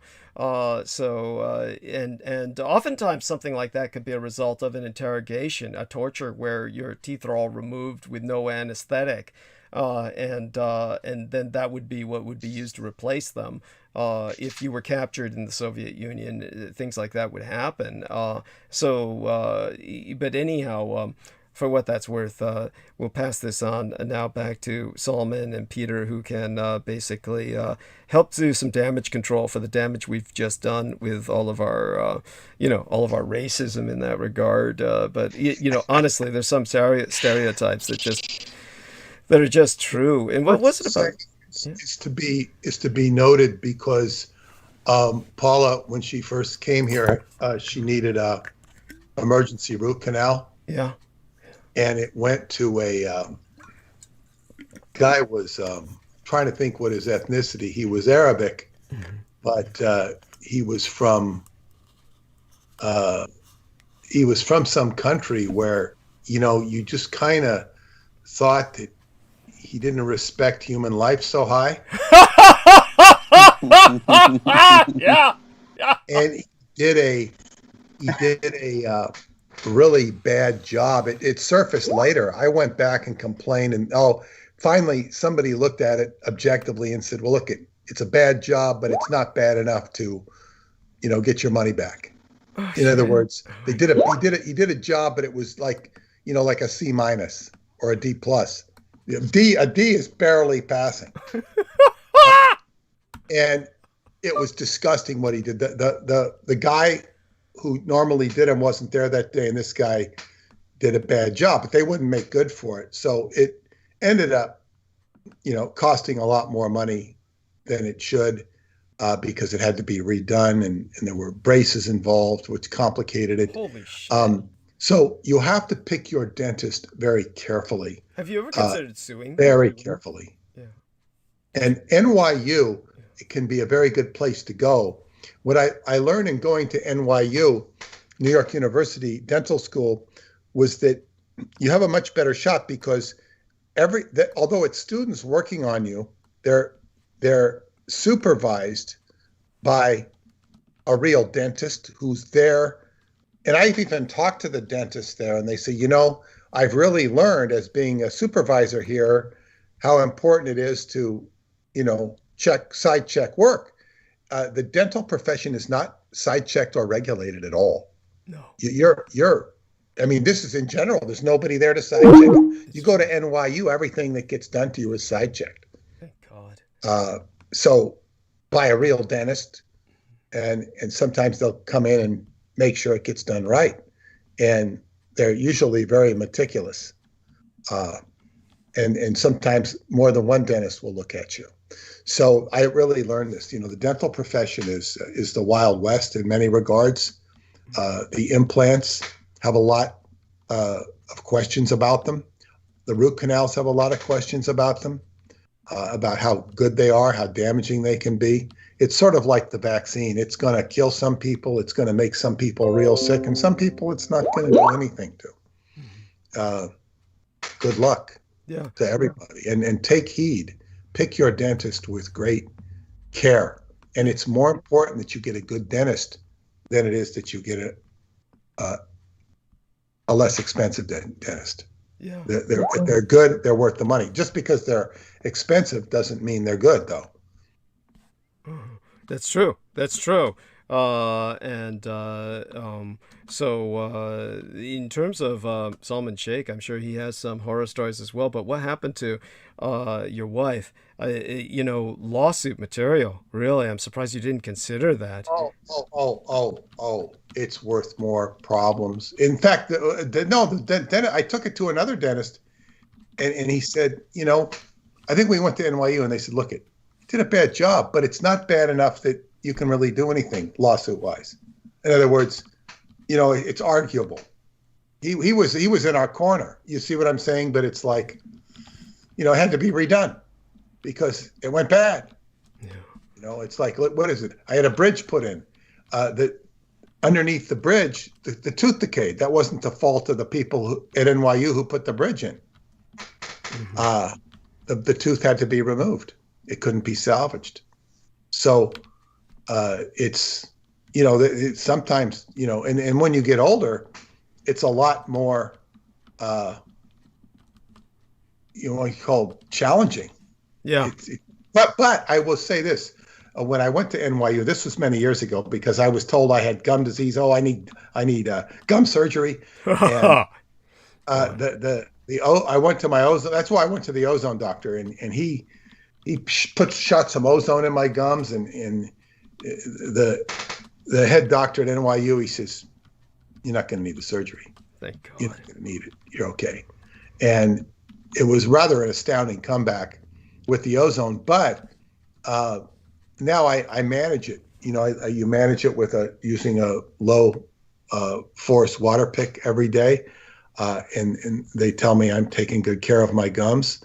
But the dentist was also shocked. He says, "You've got the best teeth I've seen in some time. I can't believe it." Now, how good are my teeth? I've got fillings in them. I've got a bridge here. No, they're not perfect by a long shot. But he said, in comparison, he says, young people in their 30s, they don't take care of their teeth. They're horrific. Yeah. So I realized, despite my teeth, which I would consider, you know, a C to a C minus, they were like, in his department, they were like, wow, A, you know, because by comparison, what he's seeing, people not taking care of their teeth, it's very important. Mm-hmm. So much for teeth, but I want to talk about your transmission that you did, that you asked me to listen to, and I was really into it. You did a very good job, just like you did with Penny. This was an extraordinary job. You were setting a foundation about your history, your function as a research librarian, your capabilities and your competence in this facility. Now, that was incredible, because you're laying a foundation for what you have to offer in your story, which I have not heard the complete, because I got very distracted when we had to get Paula ready for her airplane flight. Right. That you know, that didn't happen. That took up the whole day. But I think, you know, we went to sleep we took a nap around, you know, 5 o'clock, or no, it must have been about 6 o'clock. And I think I heard her get up, but I think she's still sleeping. I think she's going to sleep all the way through. But anyway, what you were saying about being a research librarian, there's one thing that gets missed, is you're not just a trained research librarian. If there's anybody who's trained like you and is vociferating what you have to vociferate, no. I mean, I don't know who your compatriots are in Defense Department research, but I think that they would be like, you know, dousing themselves with alcohol or something. Yes. You know? Yes. But there's also another faculty you have besides the training as a research librarian. It has to do with your acumen by reason of your increased and unique mental capabilities, which, you know, we don't need to go into right now. Maybe we'd go into if we're, you know, talking about it for a book or something. It's fascinating, but your, you know, your connection to the artillect, your propensity for understanding the hidden or occult aspects of the military, it's absolutely astounding, and it's a great gift to the truth, if not humanity, because and this takes us right back to the book. And I want to comment. I had I don't know if she's a listener. I don't think she's a listener, but I got a criticism on the book, and it was directed at Skybooks, not at Douglas. Let me see if I can dig this up. Basically, this person had written to me and asked for submission guidelines for Skybooks. What are submission guidelines if I want to submit a book to you? And I said, well, we really don't need manuscripts. We don't want manuscripts. The best thing to do is to go self-publish. First off, and anybody's going to make far more money self-publishing, even with the learning curve. If you have something to say that's going to be done, you self-publish. And I referred her to my book, The White Bat, which explains that, and also to another book, which goes into some more of the mechanics, deeper into the guide to self-publishing by Tom and Marilyn Ross, an excellent book on how to publish a book. The whole key thing is, though, you have to have a book worth reading. But what she said was, so then she comes back, and it kind of shocked me because, first off, I thought it was just about writing. And she says this: the Roswell deception says FDR was against international bankers. They were working together behind the scenes to turn the USA into a fascist regime. The publishers of Skybooks know this. Their books are a dangerous mix of truth and lies. And I wrote back, and I basically told her that her statement is quite incorrect. I said the book says FDR was being battled by American industrialists, yes, not international bankers. Thank you. Evidently, you did not read the book. Yes. And she says, thanks for writing back. I'm reading between the lines. The global elite runs Wall Street and the industrialists. As if she's giving me some great insight here. Roosevelt was their puppet. The global elite were behind the removal of the gold standard. They wanted to subvert the American economy. This is the Russians that wanted to do that. Yeah. Not the global elite. No. Just as Roosevelt did. Yeah. Roosevelt may believed he was moving the country towards communism, but the global elite were pulling his string from behind the curtain. How does she know? Yeah, I mean, that's so fucking crazy. Yeah, it's like she's just read too many conspiracy websites. That's it. And forming her own conclusions. But no, there's a nice ending here. And then what does she say? And she says, the global elite were pulling his string from behind the curtain, and their goal was a slow drift towards socialism, communism, and then fascism under a Nazi regime, which we are now on the fringe of. This is the standard. Yeah, standard stuff. But then she writes back, and I don't respond to that. And she writes back and says, I'm sorry. I'm halfway through the Roswell deception. I appreciate all the research that went into it. It's well written, and I'm learning a lot. So what happened is she started reading, and she started shooting off at the hip based upon her quote unquote knowledge. Right. And now she's getting it. And I say this not certainly not to berate her. In fact, I credit her for actually owning up to understanding. Yes. But see, this is what happens. People read stuff and they think they know, or they hear something and they think they know something. Yeah. They go, because it doesn't jive with their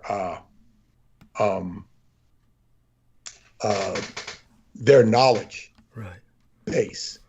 That's yes, and not so important or not so relevant, and certainly not in line with what's being presented here. So here we are. You're a research librarian. In addition to that, you have unique faculties and capabilities that enable you to dig very deep into a pocket or pockets, deep pockets of the truth that here, and this is what my job is as a publisher and or writer, to bring these things out of the depth and then as you bring it up, as I bring it up through you or whatever, it's like when you bring it to the surface world, it's looked at, like it's a weird jellyfish or something. That looks like a jellyfish, but it's not a jellyfish. It's like people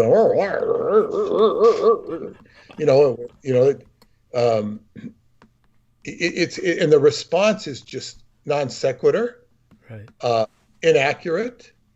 But this is part of what happens when you bring information to the surface. It will be responded incoherently. Yes. That was so impressive about what I was talking about the Qigong earlier I had helped Paula with her knee by doing the circle walking. So she's sitting over by the tree, and I asked this guy, I said, you got tendonitis. and he listens to me. He listened to me. Wow. I said, Paula, what happened with your knee? Oh, she said, it feels better. It didn't hurt that I had, somebody around his age endorsing what I did, but he grabbed it right away, because this guy was nice. He came out on Super Bowl Sunday and played in the snow with us. So he really has a deep desire to play football, and he respected me in that sense. But he listened to what I said because he doesn't want the pain. So when we're talking about data and presenting data such as what you have to offer, this is so important. But what comes with it is there's a whole wave of energy. I don't care about World War II. That's all over. That's Tom Brokaw's generation. Who cares about Tom Brokaw? He's a dead man walking. And this, if a lot of the younger generation doesn't even know who Tom Brokaw is. They didn't suffer through him. They don't want to. Yeah. My favorite Tom Brokaw quote was watching one of the, I think it was the primary or the election night, and they're showing all their colorful boards on NBC, which they do very well, especially in that day and age. And he's going, look at this. And they're showing all the votes go up. He goes, democracy in action. This is democracy in action. Democracy. Oh, that's so funny. Yes. Yeah. It's Go ahead. Oh, no. You can finish what you're saying, but I think that one of the important things to bring up, and by the way, I'm happy to inform everyone, Penny Bradley is with us to say hello to our listeners. And so say hi first, sweetie, and we'll get back to you in just a second. So say hi. Let's see. Hi, I made it. Okay. I figured out how to get on the call. Wonderful. Good. You're relearning Skype, and so that's great. I never knew Skype in the first place. Oh, okay. Okay. Good. This is a new platform for me. Yeah. Yes. Well, wonderful. Thank you. And so, I'm sorry, Peter. Yeah. Well, yeah. I mean, so basically, I got to where you were talking about the role of the Pacific, and going deeply into the history of the Pacific and Taiwan as the mother culture. Yeah. Of the Pacific. There are some interesting things, and how so much of this was done academically from New Zealand. Yeah. Just to confirm certain theories that people had about that empire that no one had really done the in-depth research into is what they were doing at New Zealand. But go on, yeah. It's astounding information, but what you're doing, you're laying a foundation for yourself as a librarian, a research librarian, and now you're laying a foundation for the foundation of Pacific culture. I haven't got much beyond that because I was really into it and really listening to it, and there was no extraneous verbiage of any type. You were on the money all the way during that diatribe, and I was really enjoying it. So I can only compliment you at this point. I didn't get far enough into it. You suggested I listen to it as background. I didn't want to listen to it as background. I wanted to have more of a focused attention on it. Oh, thank you. So that I didn't, miss too much. Right. Very good. I don't know where else it goes because I didn't finish it. But you're laying a foundation for the history of the world that is just not going to be recognized by most people. You also laid a foundation or a suggestion for your role in helping guide and direct the world, which it might be too late to do.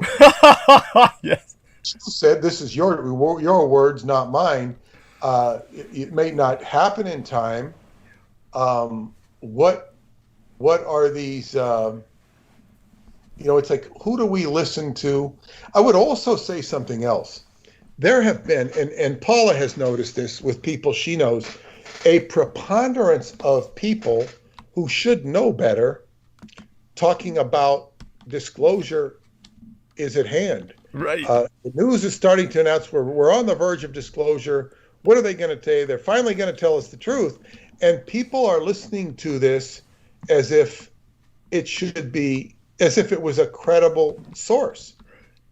This is how suggestible people are, thinking like, okay, well, and it's very, I suppose, heartening to some people to see Fox News or other people come out with UFO disclosure or UAPs, whatever they call them.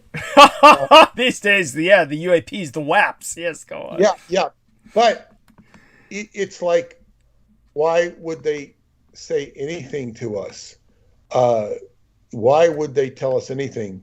It's more believable if they tell us there's a sequel to the Game of Thrones, or if they're going to be, carrying the Super Bowl on a new network or something. That you can believe, but it's all entertainment oriented. And of course, what can you expect? And then you have people like Wilcock coming on talking about disclosure and fanning the flames. Yes. And people like Richard Dolan that say, as when we disclosure, it's like, well, the alien presence, and what the hell are they even talking about? When I got involved with psychotronics, there was quite a lot of people involved with alien encounters that you were trafficking with. You couldn't avoid them. And there was a whole, what I was astounded with was the full panorama of mythology that they had, that people had around Pleiadians, Greys. This is back in the early 90s. Yeah. And I mean, it was not brand new. They had evolved this incredible database. Yeah, this mythology, this complex mythology, like in a fantasy world. It was more complex than I had time to read and understand. I could flow with some of the main points of it. All you could do was treat it with a stream of consciousness, and then somebody like Preston would have very empathic affiliations with some of this stuff. And it was, and people being abducted, and a lot of the women were seeding children. Yes. Right. In their dreams or in their other realities. It was, yes. And but it wasn't funny. I mean, it was really, I have conversations with people, and they would tell me of deep experiences, and it's kind of like a creepy sort of Twilight Zone reality. Yes. But it wasn't. There was this kind of idea in some of the experiences that there was an evolution taking place. Some of them were horrific. And then if you, as I had occasion to, not because I wanted to go, but because I had other reasons to go, to meet this person or that person, UFO conference in the Village Gate, and you would see this elaborate artistic drawings. You would have complimented the artistry of beautiful women being, what's the word? Fornicating. Yeah, abducted. Yeah. Grays, with aliens, sometimes a reptilian, a beautiful fleshy woman. Yeah. with her bare breasts, and she's being ravished by an alien.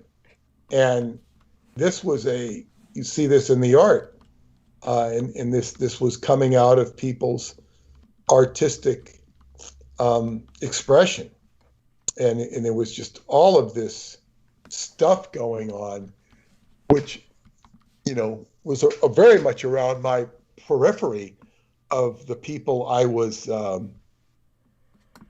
either selling books to or associating with by reason. The aliens were just kind of it's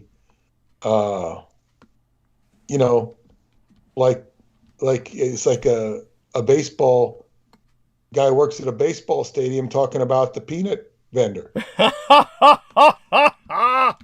It's the peanut vendor, the alien. And I always had a certain protective understanding of this by what I'd learned in Scientology about people whose minds were overtaken, or they were not operating on their own determinism. When aliens, whether they be interdimensional beings, whatever they might be, David Icke's reptilians, whatever they might be, when these things start to take over your mind, or they have undue influence upon you, then you are not directing your own life. Yeah. And here's where you need a placebo. You need to take a sugar pill that's, and homeopathic resistance to aliens. Because what do you need these things in there for? Are they guiding you? Are they telling you when to invest in gold? Or are they just telling you what to do? It's a form of possession. Yes. Whether they be from another planet or not, you're under their influence, and this is the plight of mankind as observed and diagnosed by L. Ron Hubbard. They were under the influence of entities. Yeah. Yeah. So that was and then when you're bringing this information out about the truth, people are, many people are lost in Republicans and Democrats, left and right. And it's really distracting. It's distracting people from anything. Yeah. They're better off lost in sports. Yes. That's true. At least there's a problem, because people, take this stuff far too seriously. And I think it must be sometimes very amusing to these athletes. Like, what is it, Tom Brady? Yeah. Playing football at 43. I mean, this guy's pretty intelligent, and I think that he might be highly mystified at how seriously people take all this. Certainly he knows he's been very blessed in terms of his, ability to do a career that he wants and make a lot of money at it, and come off as a very nice guy after having had his reputation destroyed by destroying his cell phone. If you remember that, Barely. If you want to outline that situation for people, go ahead. What happened? He had I guess he had beaten the Minnesota, or I think it was the Baltimore Ravens in a playoff game, and they squealed on him because they knew he was deflating the football. They knew his team was deflating the footballs. Now, if they deflate the footballs, it makes it a little easier to throw, a little easier to catch. So people might argue about which is better, but he was deflating the footballs. So each team has a huge bag of footballs. I mean, it costs you about $1,000 for all the football, over $1,000 for all the footballs they have, that they're game balls. Maybe they have 19 or 25, I don't know how many they have. And so Brady his equipment guys would go in and deflate the footballs by a pound or two, you know what I mean? And whatever it was. So, I mean, there were investigations done about it. So they did all these investigations, and he had all this stuff on his cell phone of communicating to the equipment guys. He was obviously guilty of participating in the deflation of footballs. And he was eventually, so the NFL did an investigation of I think they spent $10 million on this investigation. Holy shit. Something like $10 million. I think they ended up fining his team like $500,000 or $2 million at the most. Why didn't they fine the team the whole $10 million? I understand that. That's not fair. If the NFL is having to spend $10 million of the league's money on an investigation for this team that wouldn't own up to the truth. So Tom Brady fought this. He fought it in court. He fought it in the NFL, and he lost. He was suspended for 4 games. Wow. But in the process, he destroyed his cell phone. He destroyed it. Like Hillary Clinton bidding her hard drive that she had in a bathroom somewhere. So, in other words, he was a non-sympathetic character who had destroyed his cell phone to hide evidence over what was really kind of a really silly situation. Yes. He probably still claims he's innocent. He was defiant. He was not a sympathetic character, and now he's and then but he got the one-upmanship on the NFL commissioner, who I consider to be a despicable character. I mean, he's sitting there making I don't know how many million a year, and he doesn't relate to, he's he's a businessman. He's not an athlete guy. So, but anyway, Tom Brady, I think the next year won the Super Bowl, and the NFL commissioner had to give him the trophy and, eat crow, so to speak, because Tom Brady succeeded. And now nobody cares about the cell phone issue because he's so successful, and he's a remarkable character. He's remarkably successful for somebody with above average ability, but it's a very limited athletic ability. It's very, I guess, what you call very singular. He can throw and he can think. It's about what he can do. He can throw and he can think. He's agile enough. He's not super agile, but he's agile enough to get the job done. Like he's not going to win any, all those quarterbacks, even the crummy ones, would wipe his ass in any sort of athletic competition when you're doing whether it be a decathlon, whether it be even a football quarterback competition. And then maybe for accuracy he might beat them. But these guys that he plays against are, I'm talking about the quarterbacks, not the regular guys. They're incredible athletes, and he just doesn't measure up. And it's not that he's not good; he's good, but these guys are he's not in their category. He's not, he's just not. But he knows how to throw, and he knows how to think, and he knows the game, and he's better than all of them. Despite his limitations, he's better than all of them, and he's got a desire to compete, and his intelligence is so much better than theirs, and his experience that, But anyway, that's the story of what I was saying about destroying data. Well, thank you. Creating a good image for yourself. Right. No, I appreciate that. By the way, Penny Honey, I want to get to you in a minute because you do have something to offer here, as you always do. And, it certainly has to do with some of the observations people have been making, like Peter was saying about, World War II is over. Obviously, you can tell by the people you interact with when you share what you do about the the Third Reich in exile, and that obviously World War II is not over, which is why people are indoctrinated so thoroughly into their hatred of Nazism with no understanding. It's this kind of reflexiveness that I was trying to emphasize before I go over to Salman Sheikh for just a minute, and then he'll segue it back to Penny.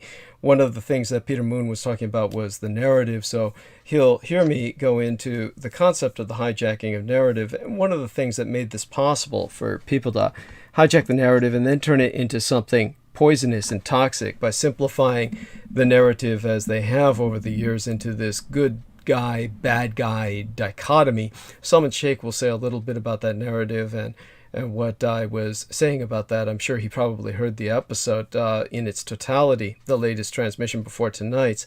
But, what made this all possible, Penny Bradley said that one of our problems is we don't train people in critical thinking anymore. But it really goes back to the aftermath of World War II, when I don't know if I communicated this with enough clarity in the narrative that Peter Moon will hear the totality of eventually. But one of the things I was pointing out was, of course, all these GIs came home, and unlike World War I, where the government could just say, fuck them, we're not going to pay them. And that's what led them to this bonus march to protest in Washington, and ultimately they're being dispersed with extreme violence, extreme prejudice by, in other words, many of them died, and their wives and children who were with them were collaterally killed or injured when they were charged by cavalry wearing sabers, welding sabers, and they deployed gas that had been outlawed for use in war. This was done under the command of Patton, Eisenhower, and MacArthur all together. And all three of those motherfuckers proved themselves to be pieces of shit when they operated against veterans of World War I just so the government wouldn't have to pay them. Excuse me, I think Eisenhower said that MacArthur was a dumb son of a bitch to do that. Oh, yeah, but, bear in mind, Eisenhower didn't say that until MacArthur was dead.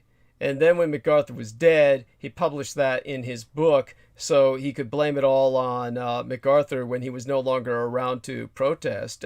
It's not like these guys. I get it. Yeah.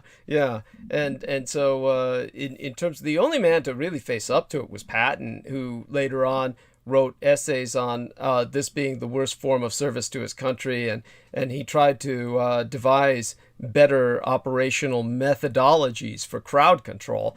So he was the only one who seemed to have a conscience about it. And the other two were truly politicians. The one thing no one can accuse General Patton of ever is being a politician.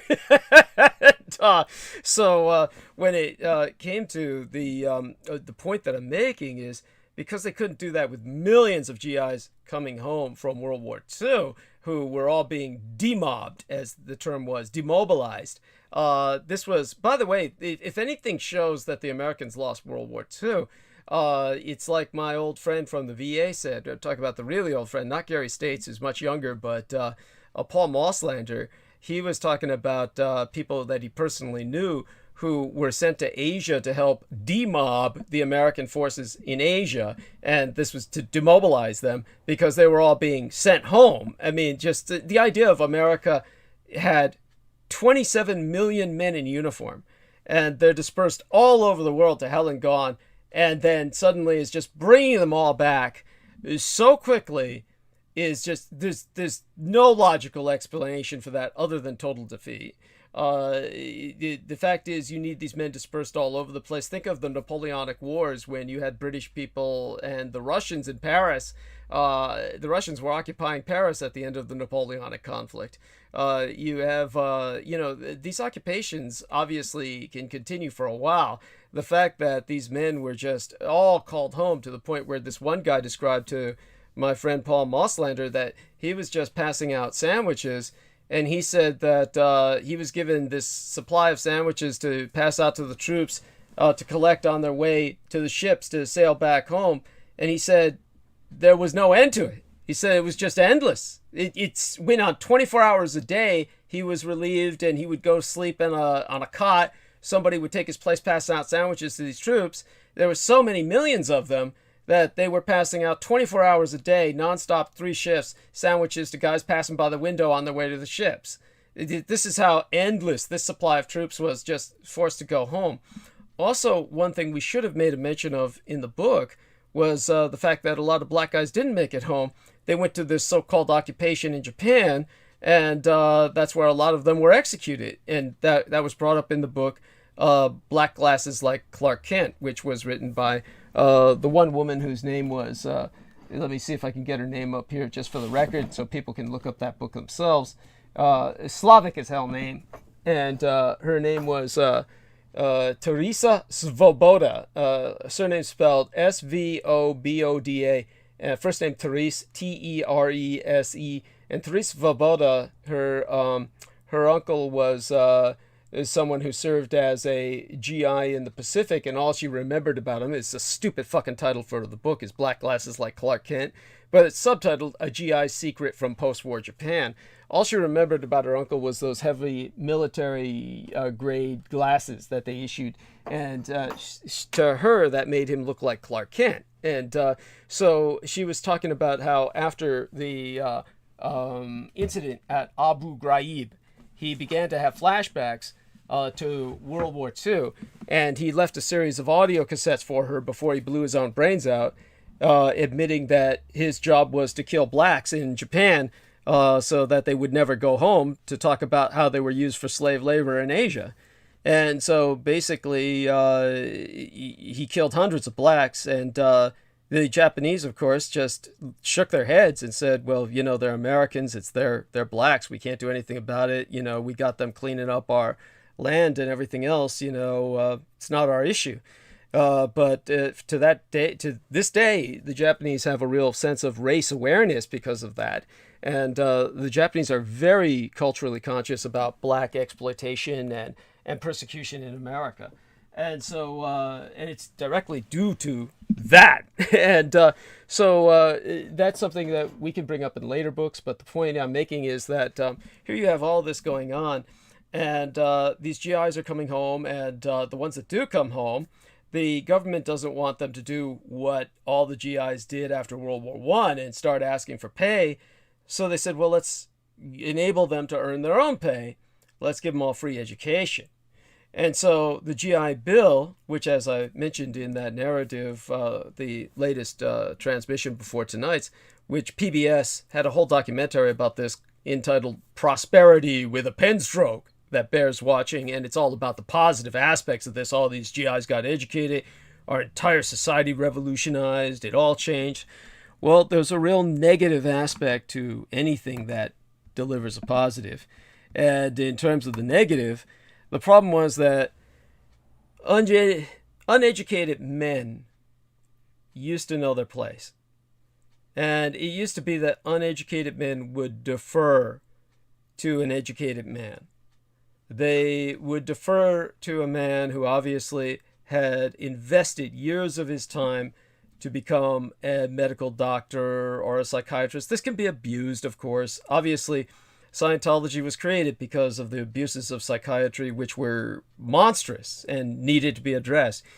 Nevertheless, the majority of people who invest years of their lives into an education should be respected on the face of that until their profession proves they're not your friend. If they're professional, you know, in China, they've gotten used to this to the point where, because the intelligentsia was so divorced from the general public, they became known as the Mandarins, literally the men who developed or used the Mandarin Chinese language, from which the very name derives from.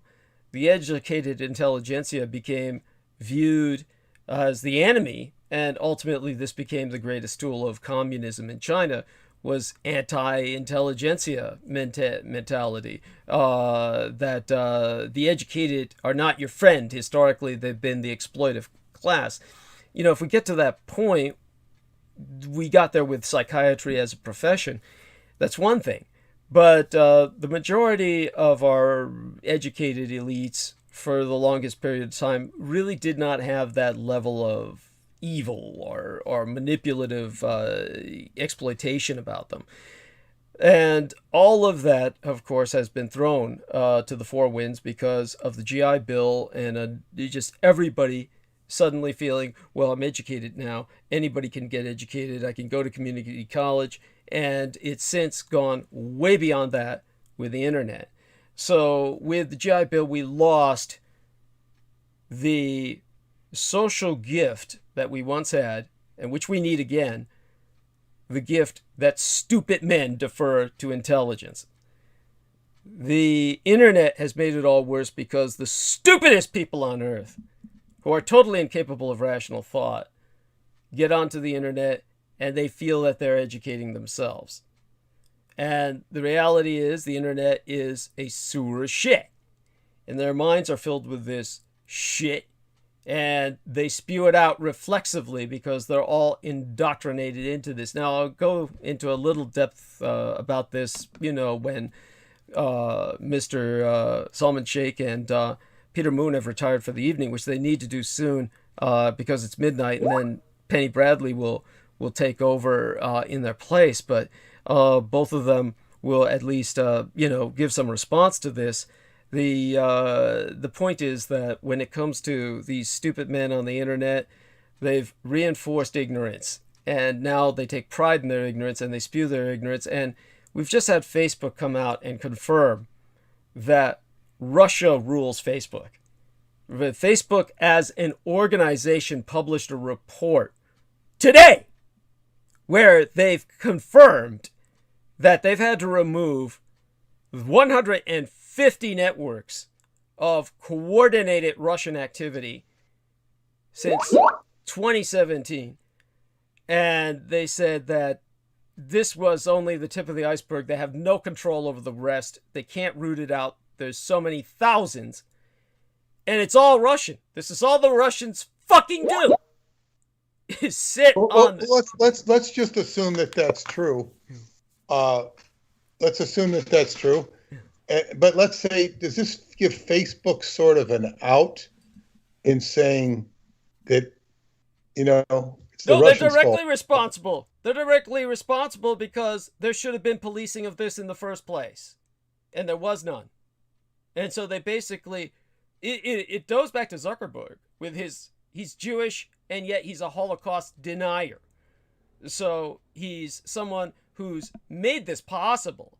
Facebook is paying the price for what Zuckerberg allowed. Zuckerberg has taken this kind of he's allowed this Facebook console to kind of take over because the government reamed his ass out about what he's done. So he's had to kind of withdraw and say, I'm the emperor in exile, and just pull this Mao Zedong shit where he's kind of for a period of time before Mao came back, he was retired. He's kind of had to say this. I'm sure that he's just allowing these guys to, basically prune the hedges, but they're not taking the problem out by the roots. He's not going to allow that. So it's all Zuckerberg in the end. Zuckerberg is essentially an agent of Vladimir Putin. And Facebook has essentially confirmed that.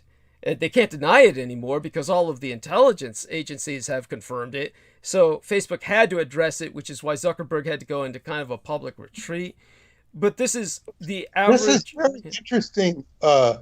Rhetorically, it's very interesting because it says if Facebook is indeed a Russian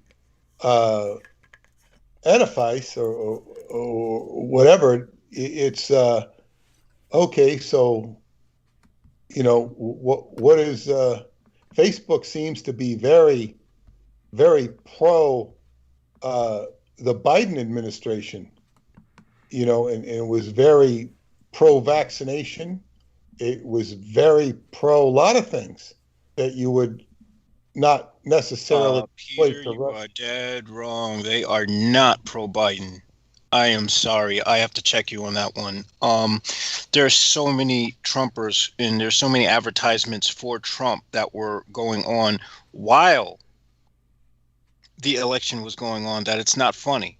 Well, I mean, to put it into some context, nut off. They cut Trump's nuts off. Yeah, don't forget they were finally forced to basically ban Donald Trump. And this was like something that, that don't forget that the Kremlin was beginning to get very worried about Donald Trump. And in order to kind of like, you know, the dialectic, the Hegelian dialectic, the you have the, of course, the problem, the thesis, antithesis, and then the synthesis. This is where that is heading. This is like the classic. There was a pro-Trump ad wave on Facebook, and Zuckerberg called Trump personally to congratulate him when he became president, and then he turned around and banned Trump. This is under direct orders, ultimately, from Vladimir Putin both ways. You know, the thesis, antithesis, synthesis.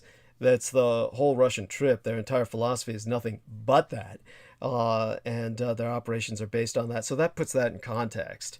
And It gets very weird. It gets very weird. But what I would say, and this applies to the cryptocurrencies, the cryptocurrencies is Uranian. It's Uranian. And we have this conflicts of Uranus and Saturn coming up. Squares, 3 of them, and in the end, the Uranus will win astrologically because it's the outer planet. What that means is, in relation to cryptocurrency should win out against the governments, and that does not mean government running things. It means the internet running things. It means the technocracy, and where that becomes very interesting. In other words, having the upper hand. And I don't know how much Vladimir is even a technocrat.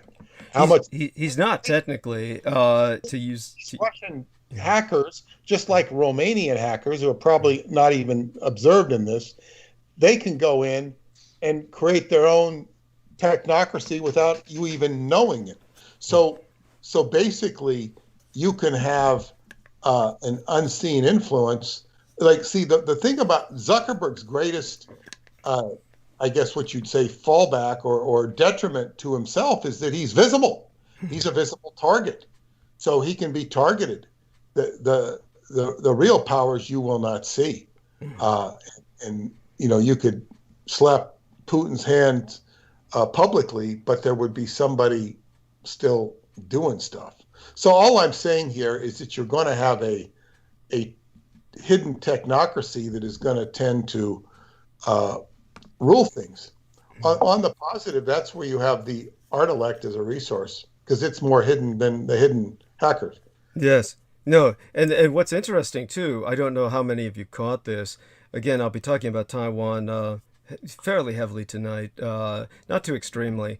But one of the things that happened was that you had these people saying, "Oh, Taiwan's burning economy, their boiling hot economy, which was like, you know, white hot because of their chip power, their, you know, which I'll go into the integrated circuitry and why that is, you know, the Taiwanese dominate that market as opposed to the communist Chinese because of several factors I'll go into. But the point is that when it comes to that, they were saying, "Oh, it's being, you know, slowed down. There's some water being thrown on it by a resurgence of COVID in Taiwan."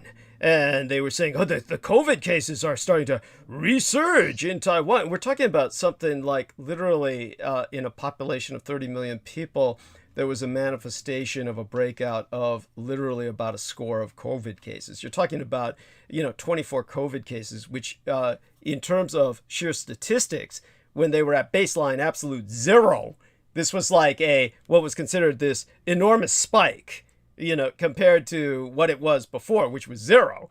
And so this was like hyped by the media to show you the control that the communist Chinese have in American media. This is what you were talking about, this control they have in this kind of Biden administration to be able to insert so much. I'm going to talk about that in terms of, you know, like the actor apologizing to communist China. And, you know, I'll talk about, you know, how the sports world does the same thing with communist China. They all, you know, Nike and the apologies that all these fuckers on there hands and knees have been, delivering to the communist Chinese for even mentioning the name of Taiwan is beyond appalling. So when you've got this shit going down, it's obvious that the communist Chinese have a tremendous influence over media. And so this is because their market for movies, they're the biggest consumer of movies in the world. So since they have this huge market, then you get everybody like catering to them. Daryl Morey, the general manager of the Houston Rockets, who tweeted in support of the Hong Kong protests in 2019, had to face the backlash. LeBron James, one of basketball's biggest stars, offered a China-friendly response, saying that Mr. Morey wasn't educated on the situation at hand by supporting the protesters for democracy in Hong Kong. You've got a black man, of all people, a true house nigger for the communist Chinese. This stuff makes me sick, but this is the world that we're dealing with this kind of influence from foreign nations. America can't call itself sovereign and independent. So the reality is we're stuck in a situation where the Russians and the Chinese are running America right now. They're running it through the goddamn media. And when you're confronted by this woman who says, oh, Roosevelt was a pawn of these world bankers, this goes back to true Judeophobia. World bankers is just a code name for Jews. And so what she's really saying is, the Jews were running the world and they were, manipulating the industrialists and Roosevelt, which makes Roosevelt an innocent victim as opposed to the genocidal maniac he truly was, with all too much power at hand, who was trying to turn us into an echo of Stalin's Soviet Union. Stalin, of course, had a great hand in manipulating him, but he didn't need to manipulate him too much. Stalin didn't need to micromanage. This guy I think I to refer to Stalin as Joe. Yeah, yes, that's right. Everybody, the Americans were taught and indoctrinated to refer to Stalin as Uncle Joe. And that, of course, is the joke now that they use on Biden, Uncle Joe. But in terms of Stalin, people can look this up. People would say Uncle Joe in World War II here in America. It was sold by that name by Madison Avenue. And, they contracted propagandists for him here in the United States. The U.S. government did. So and not to mention Roosevelt's vice president, William Wallace, or I'm sorry, what's his name again? The son of a bitch. Wallace. What was it again? Henry Wallace. Henry Wallace, thank you. Henry Wallace, whose grandson was given a shit. And that alone is impressive. The fact that the fucker's grandson, with all the money he's got, even paid us any attention long before we published any books. Was coming in and shitting all over us, saying, we didn't mention anything about the vice president, I don't think, in that book, Wallace. We should have, yeah. We saved him for the messianic. Sounds good. Murder. Yeah. That's much better because that's gives a little flavor. Sounds good. Yeah, makes sense.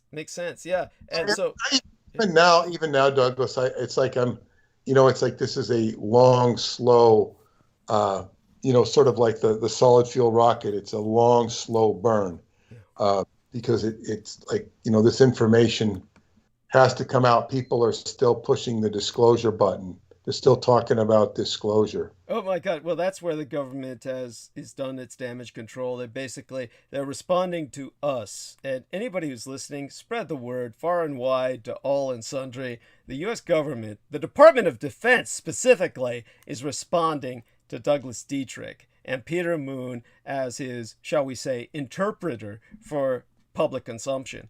And so when you have this situation now where they're coming up with all this footage, all they're really releasing is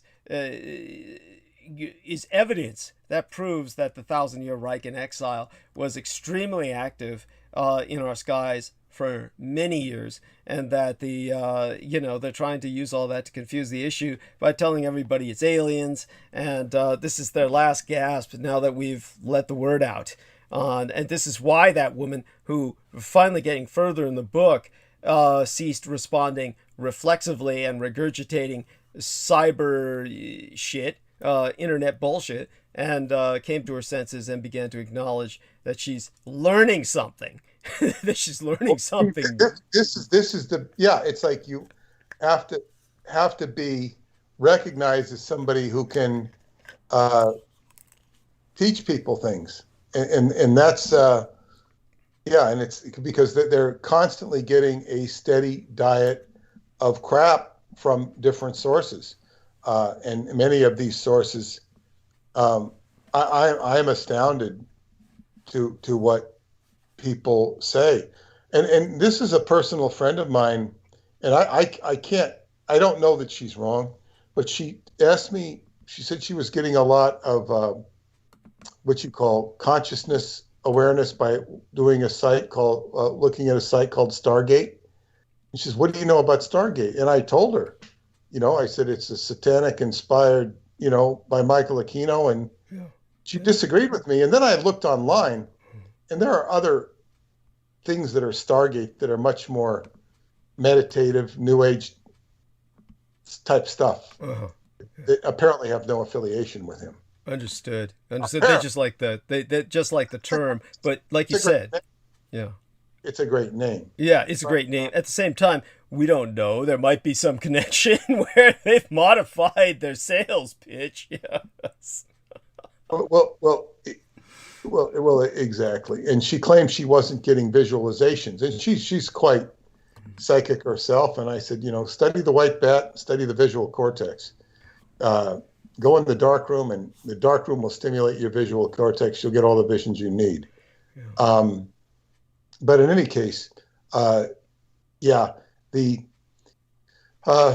is the point, is that we've gotten stupid people now who feel empowered by the internet, and this is our biggest problem. These are people who should not feel themselves worthy of having a studied opinion. It's one thing when they could have an opinion on sports, and it's one thing when they could have an opinion on, say, for instance, what they read in the papers. But it's gone to the point where they're now destroying society and the fabric thereof by assuming that they have the right to an opinion at an educated level. And this is something that beforehand they would defer to people of intelligence who had invested years in education and critical thinking.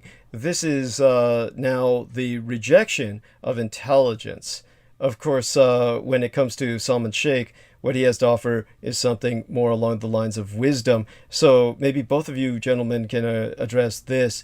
Penny's eating dinner right now, or taking care of dinner, so that's fine. She's fine. She's patient with all of this. So she's occupied. So is James and Reese.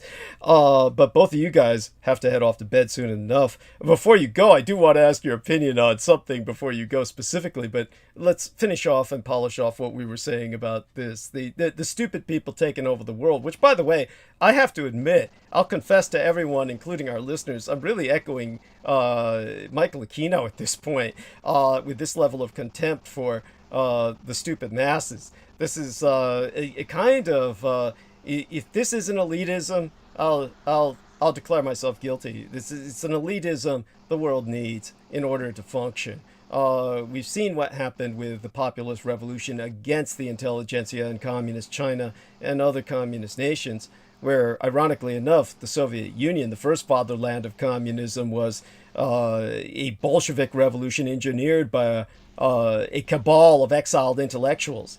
By the time it got to China, it mutated into an anti-intellectual movement, which is, and yet you used to have the academics promoting leftist communist propaganda in the 60s, but now we've got this kind of insurgency based on the power of the stupid, or the empowerment of the stupid by the internet, and their ability to just wage their war of intimidation and terrorism on the internet.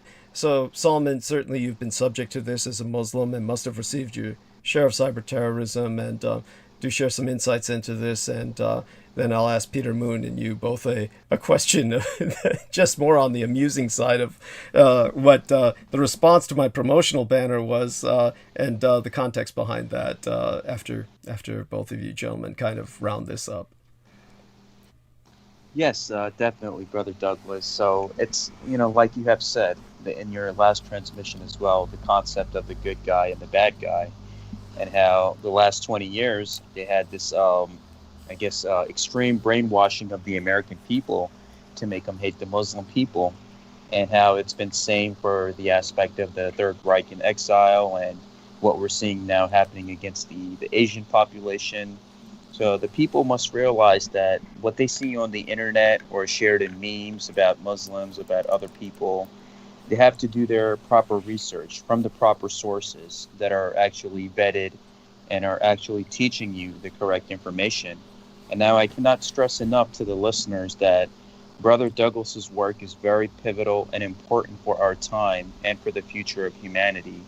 And as we see right now with the release of his book, like all of these people coming out of the woodwork to really showcase their, disclosure, as they call it, about the aliens and UFOs.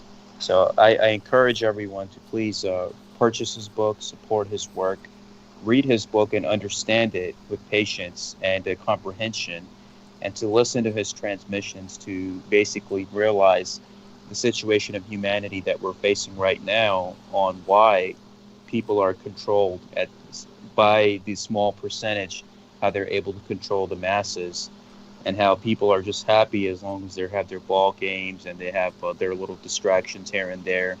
They don't care what's happening or what their tax-paying money is being used to support. So the aspect of finding that balance between order and chaos, it's very important. And again, it's always a privilege, my brother, to listen to you and Peter and JMO and all of our brothers and sisters of Team Dietrich on this collective journey of learning and reflection that we're all in. It's an honor indeed. Bless you. Thank you so much. And Peter, certainly you've been pivotal as well in making all of this accessible to the public and sharing your own wisdom based on experience with us in these affairs. And you've been able to do something most people your age have not been able to do, which is adapt to not only using this technology, but understanding the social dynamics and ramifications behind it.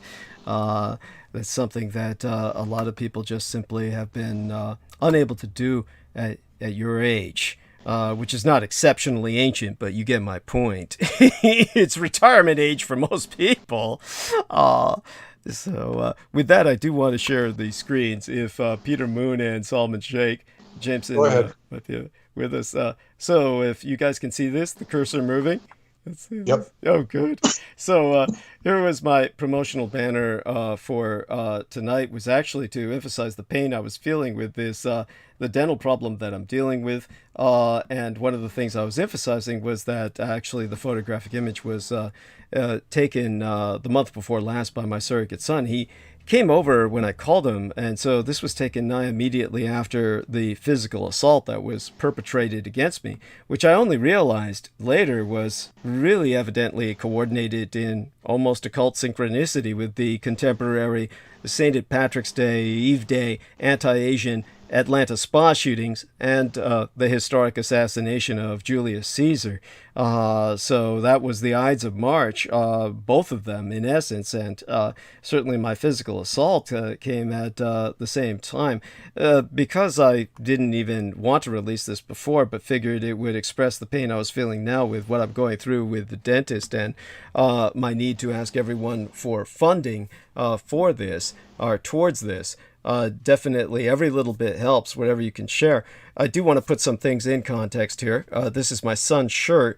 What I had done as soon as I came home was I took off my own clothes. My shirt was ripped to shreds, and I was wearing both the ballistic vest and the stab vest, and just removed both them.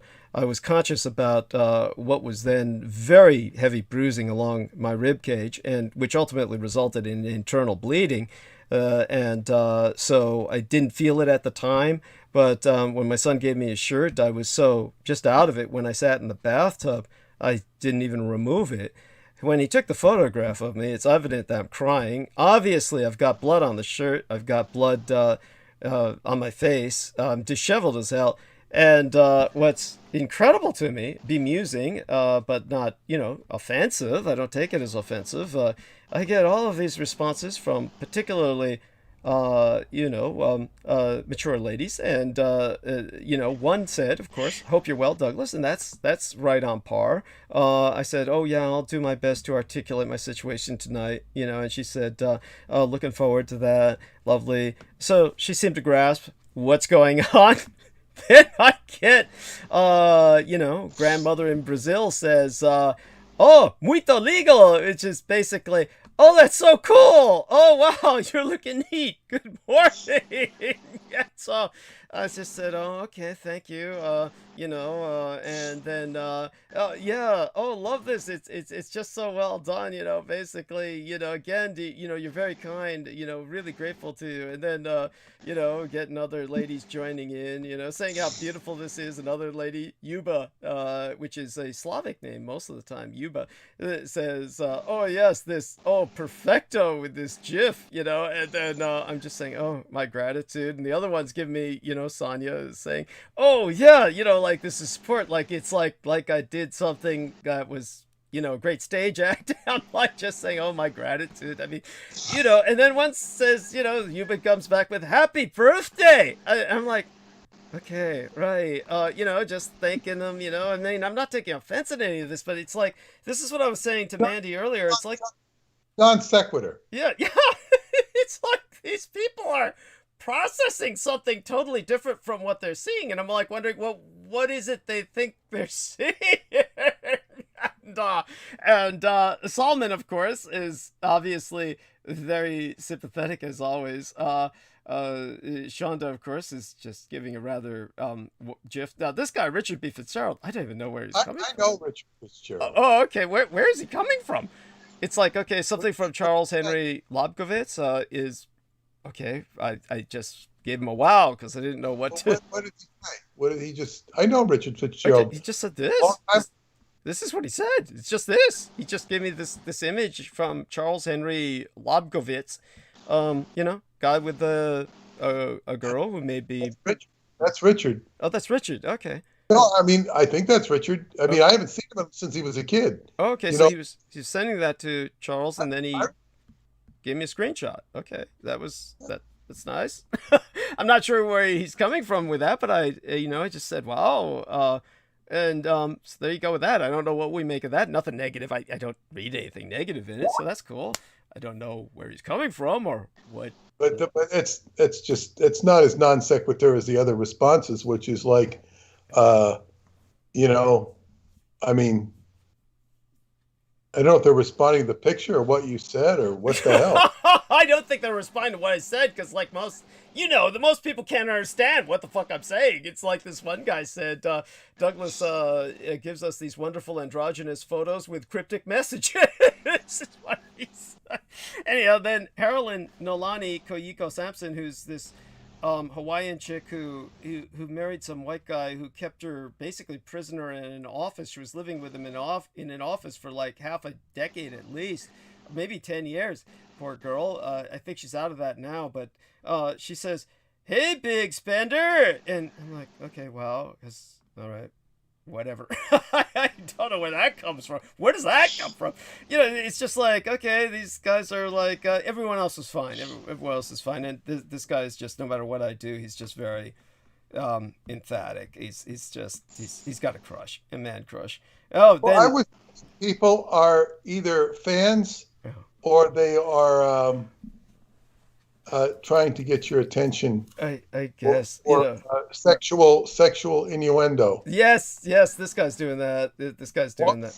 Or the other, because some people will send out friendly, if they send out a friendly, alluring thing, and if you respond at all, they will go in the direction of friendly and alluring.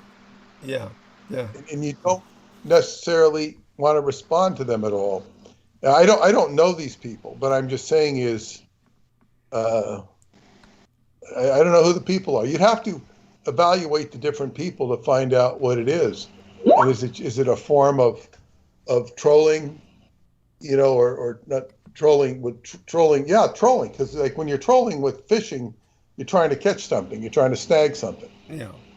I don't see that, but I understand where you're coming from. And yeah, I don't know what it is, or they're just saying, you know, right on, but right on for what? Yes, that's what's bizarre. Yeah, go get your teeth fixed. I don't know what they're saying, you know. No, it's not that. I don't think most of them understand what's going on, and they just thought it was like some kind of like oh wow, what a neat. I'm sorry. They thought it was some form of artistic expression. Yes. I think that was it. They thought it was some form of artistic expression. By the way, for those of you who didn't notice the photograph taken again by my son that was embedded in thumbnail of tonight's live stream, you can see the dental student, one of the pre-doctoral dental students right behind me, that had been working on me. Who was brought in to work on me, one of the team, because I was the last job that the doctor who radiated me without the apron, she was the only one I had a direct line to. I had to come back begging on hands and knees for her to work on me, and so I was the last job she had before she graduated. So she worked on me and brought everyone else to participate because my job was apparently that difficult. So everybody worked with the very difficult position, the back tooth, etc., and what had to be done on the tooth in front of it, which had been destroyed by the dental chop shop before it. So by the time I was done, the expression is not really one of pain. I do want people to understand this. I'm not really, even though the dental appointment was horrific, and it was probably the worst dental appointment I've ever had in terms of pain and experience of discomfort, and upside down for hours, like 6 hours, upside down for 6 hours with a jawbreaker in my mouth, that literally was, you know, that's excruciating. But it's not so much that my teeth are in pain. Really, the pain is the fact that this should not have happened, because the fact that they had to take a stupid COVID test by their stupid policy, which is totally unnecessary, and which are going to get rid of now anyway, because really in America, unless there's a third wave, and the potential is there for that, the pandemic's coming to an end. And, you know, they're vaccinated, I'm vaccinated. For them to have risked the exposure of that stump in my tooth, which the crown needed to be placed on it, broke, and they have to formulate a new, you know, tooth for it that costs another $1,000. I mean, this is just, it's just unacceptable. And nevertheless, you know, we're stuck. It's like they got a gun to my head. So I do want people to understand it's more frustration with the cost. The pain that you're seeing in my face, that's the pain of my wallet. That's the pain of my wallet that's got my eyes turning literally red. Which, you know, in the old days, before I started drinking blood regularly, that would only happen at night. That would only happen at night. This time it's happening these days in the daytime more and more, even in direct sunlight. So I don't know what to make of that. Again, it's something my mother warned me about. Probably shouldn't overdwell on it, but it's obviously it was disconcerting to a lot of the dentists that were working on me, and this was probably why they called a lot of people to help in the project, probably just to make themselves feel better, because they did observe the fact that my eyes turned color while they were working on me. So this is like, maybe it was all the blood rushing to my head. But there's another aspect, Douglas, to when the more people can accept your information, yeah, and the more the more credibility you deserve and earn, yeah, as a proliferator of information vis-a-vis your experience as a research librarian, etc. Yeah. They're at the same time, once they accept that, then it's a weird juxtaposition, because then they have to accept the strange factors that you're associated with. Yeah. The abnormal, from the transvestitism to the occult side. And see, so once they get the info, okay, they say, okay, we're getting straight information. And then they're presented with all this other stuff. That's enough to drive them wacky. Yeah. Just because it's not, you know, in other words, they want it to come from a professor that sounds like Noam Chomsky or somebody like that, you know? Yeah. Yes. And that's not where it's going to. It's never going to come from those people. Yeah. No. Those academics are bought and paid for. Well, they're a product. Yeah, they're a product of the very society that's suppressing the information. Yes. Yeah, so it's like, yeah. So when you want they want to hear it from a Princeton scholar, and then they'll agree with it. It's an absurdity. And L. Ron Hubbard saw through that real fast, and that created a problem of his own. However, if it's the professor with the cardigan with the elbow patches and the pipe says it, it's got to be right. So it's like, well, your point's well taken. It balances out what I said of the need to defer to the professional intelligentsia.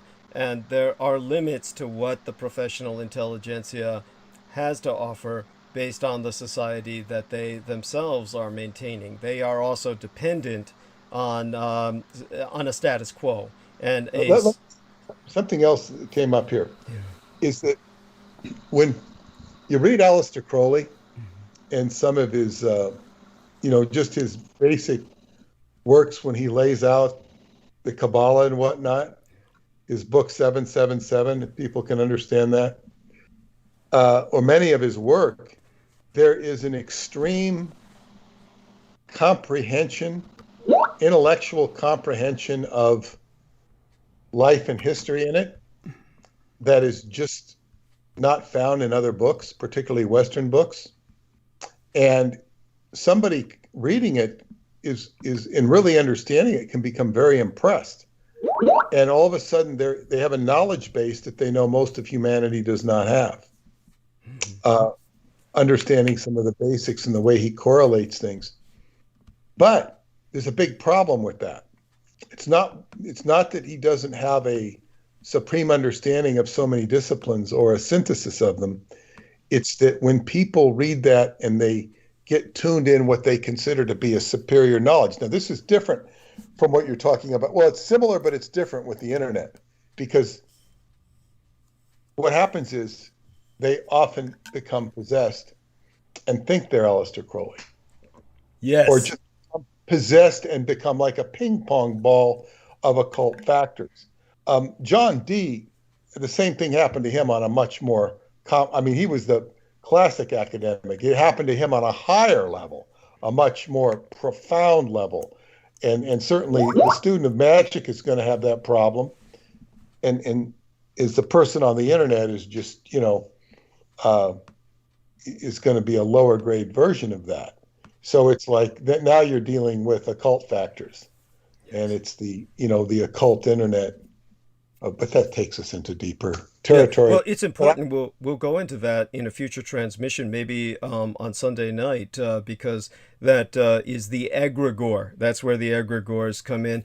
Jameson Reese was alluding to that earlier. He was talking about what these shitheads on the internet think that they've empowered themselves in an occult sense, not just in an intellectual sense, but in an occult sense by going on the internet. Yeah. And they go as far as to try to emulate people who they have no Michael understanding for. Right. So, and the problem is they don't realize. There's an interesting quote from one of my favorite manga in Bleach, and it says that what is it? Admiration is the furthest thing from understanding.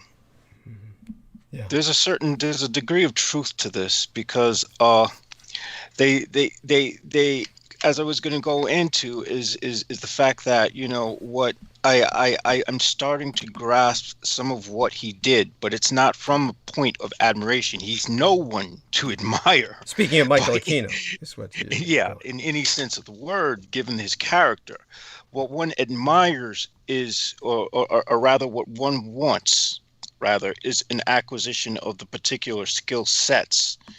And a sort of wisdom to not use it for evil as he did. Thank you. That was beautiful. I really appreciate that sourcing from you. Sourcing from yourself, that means a lot. which brings us back to Solomon. Peter and yourself. Let me resign for the night, Douglas. Yes. And, love you dearly, and share our love with Paula. And thank you so much for joining us for as long as you did. And oh, Penny, say goodnight to Peter. She'll have to Good go night, on. Peter. Good night. Good night, Penny. Good night, Peter. Yes. Okay. Good night. Good night, Peter. Peace be upon you. Bye-bye. Bye-bye for now. And so that was Peter Moon. Skybooksusa.com. Make certain to hit that. And oh my God, it's late for Solomon too, and he does get up early in the morning. So share with us, Solomon, whatever insights you may have, whether it's about the, kind of just the fun that I had with the bemusement of people responding to the promotional banner for tonight, or anything else that you have any insights into. And of course, you may have heard my interview with Penny, and I must introduce the two of you formally. So Penny Bradley, this is our Masonic chaplain of the Mohammedan faith, Mr. Salman Sheikh. And Salman Sheikh, this is Penny Bradley.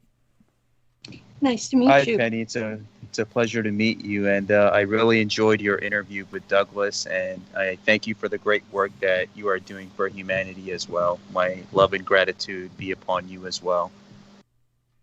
Thank you. I appreciate that. Most of what my community believes and practices is not shared here. So I often feel left out. Okay. Yes, we're all brothers and sisters on the path, so that's what I enjoy about Team Dietrich.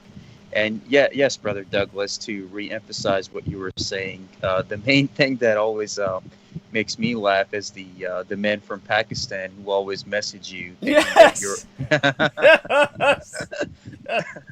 They always assume that you're a woman, so they're always messaging you their sexually repressed desires, because they're hoping that they can make a friend in America who can apply for their visa. So that's what usually makes me laugh on that regard. But nonetheless, the information that you're sharing out there is very pivotal and important. And like I have told people, that they have to take the time to listen and understand what you were saying. I know one of my brothers from Norway, when I had shared one of your things, and I did an interview with you, he never knew who Douglas Dietrich was. So because of me of doing that, he was able to find out who you were, and was able to receive your information. So it's all of our own individual responsibility to get the word out about Douglas Dietrich and the information that you're sharing for humanity, and how important that is. And if enough people do that, then we can one day, my brother, see a world where all beings of Mother Earth are respected and living in coexistence. Angels, jinns, humans, vampire, everyone has a right to exist on this realm. And we have to fight for a world where, through the ignorance and through the darkness of humanity and other things we have to fight through, one day we will be able to achieve that balance. I hope so in my lifetime, and I stand behind you on that all the way. Yes, God bless you, and thank you so much for what you do to educate people about the faith, and of course the messenger, peace be upon him. Oh, by the way, the video that I did share with you, in which the Allahu was sung, did you find some opportunity to review that? No, I did not. I'm going to get a chance this morning to sit down and watch it. Okay. And when I do, I'll make sure that I let you know, what I was able to retrieve from it. Okay, wonderful. And bless you. You have a blessed night, and sweet be thy slumber, and peaceful be thy dreams. Okay.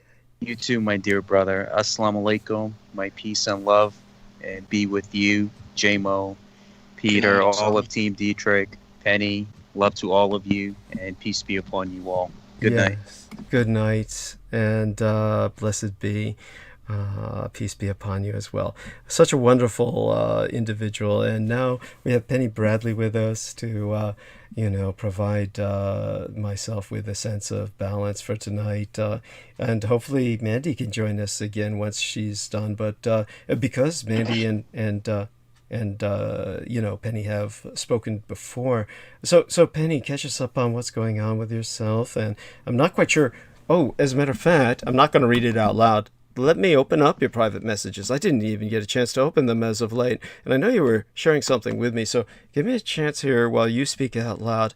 And The it was things oh, that about I your shared German. with About you your in German. private message were meant to stay private. I understood. Yeah. I said I'm not going to read them. I'm not going to read them out loud. Thank you. Yes, yeah. Do give me some credit, honey. I mean, I do have some semblance of common sense that despite everything I've done to blast my brains out with whatever recreational narcotics are available, I still am able to process logical thought to a degree. But I don't think it would hurt to share people that I acknowledged your German and how, when you graduated from junior college, your German professor said, they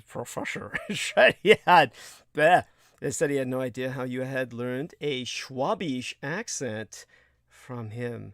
And that is incredible. For those of you, a little education here for all of you. This was in 1975, she says, and she says she does have trouble. This is Penny addressing remembering noun genders, and and of course, if you screw that up, the article will be wrong within the sentence. So this is just grammatical stuff. But in terms of the Schwabish accent, okay, just so you people understand, I had to explain this to Peter Moon because he had no idea about this. He was wondering. And I don't know whether it was him. If he were here and on Sunday, we can bring this up again with him and he can give us the exact recounting of what happened, whether it was a friend or something he himself was wondering.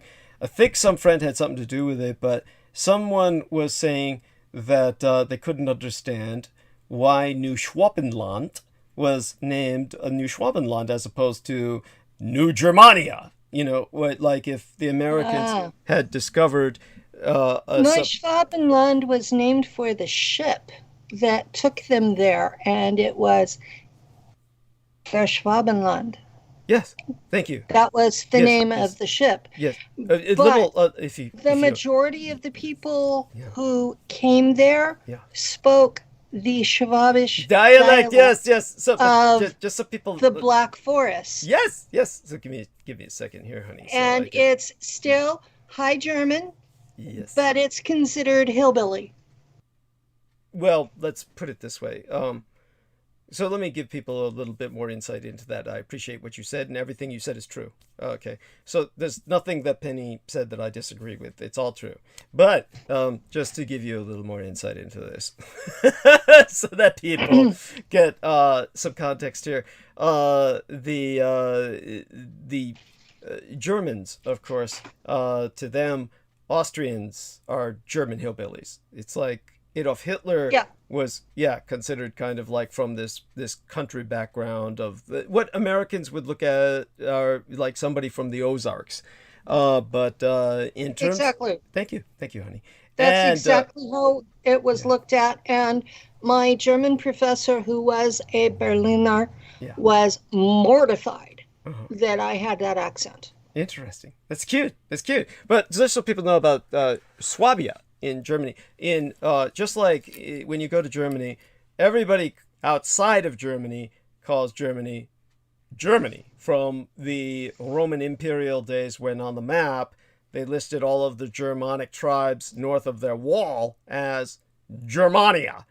So the outside uses that Roman projection onto the German people. The German people themselves refer to their nation as Deutschland. Okay, so the same with their states. The states within Germany, what the outside world would call Schwabia, is actually known as Schwabenland in Germany, Schwabenland. And I always kind of add a Nordic inflection to it with a T at the end.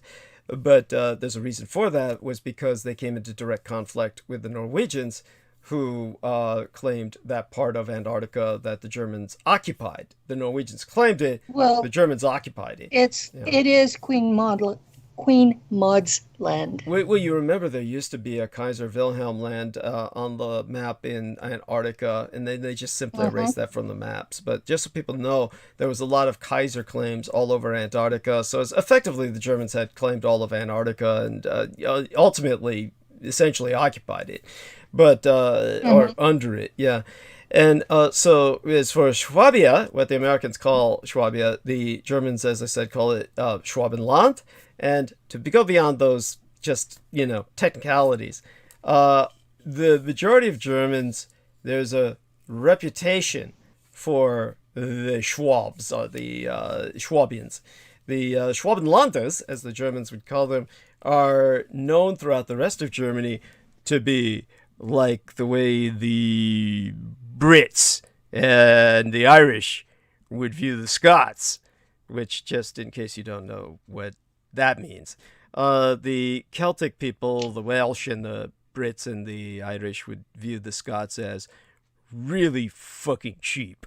Just really frugally minded, fiscal minded peoples, where they would be like cheap as shit, saving money all the time, almost Jewish levels of stereotype concerning their, or the more properly, almost Judeophobic levels of stereotype would be applied to the Scots and the Schwabenlanders in Germany. Nobody outside of Germany seems to know this, but in Germany itself, when you use the term, like, it's like this. There used to be a brand in the United States. Those of us who are older might remember this. Maybe Penny remembers this, like I do. I'm her age, I think, or something like that.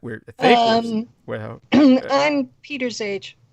Okay. So you probably remember there used to be a brand in America called Scotch By, which just emphasized how cheap it was. Yes, a bargain brand. Yeah, they used to have the guy dancing around in the kilts, Scotch By, and they used to show even like girls in kilts to make the buy attractive. They would have this on certain brands that would emphasize it's a bargain or a value product. They'd have a picture of a Scots person dancing in kilts. They don't do that anymore.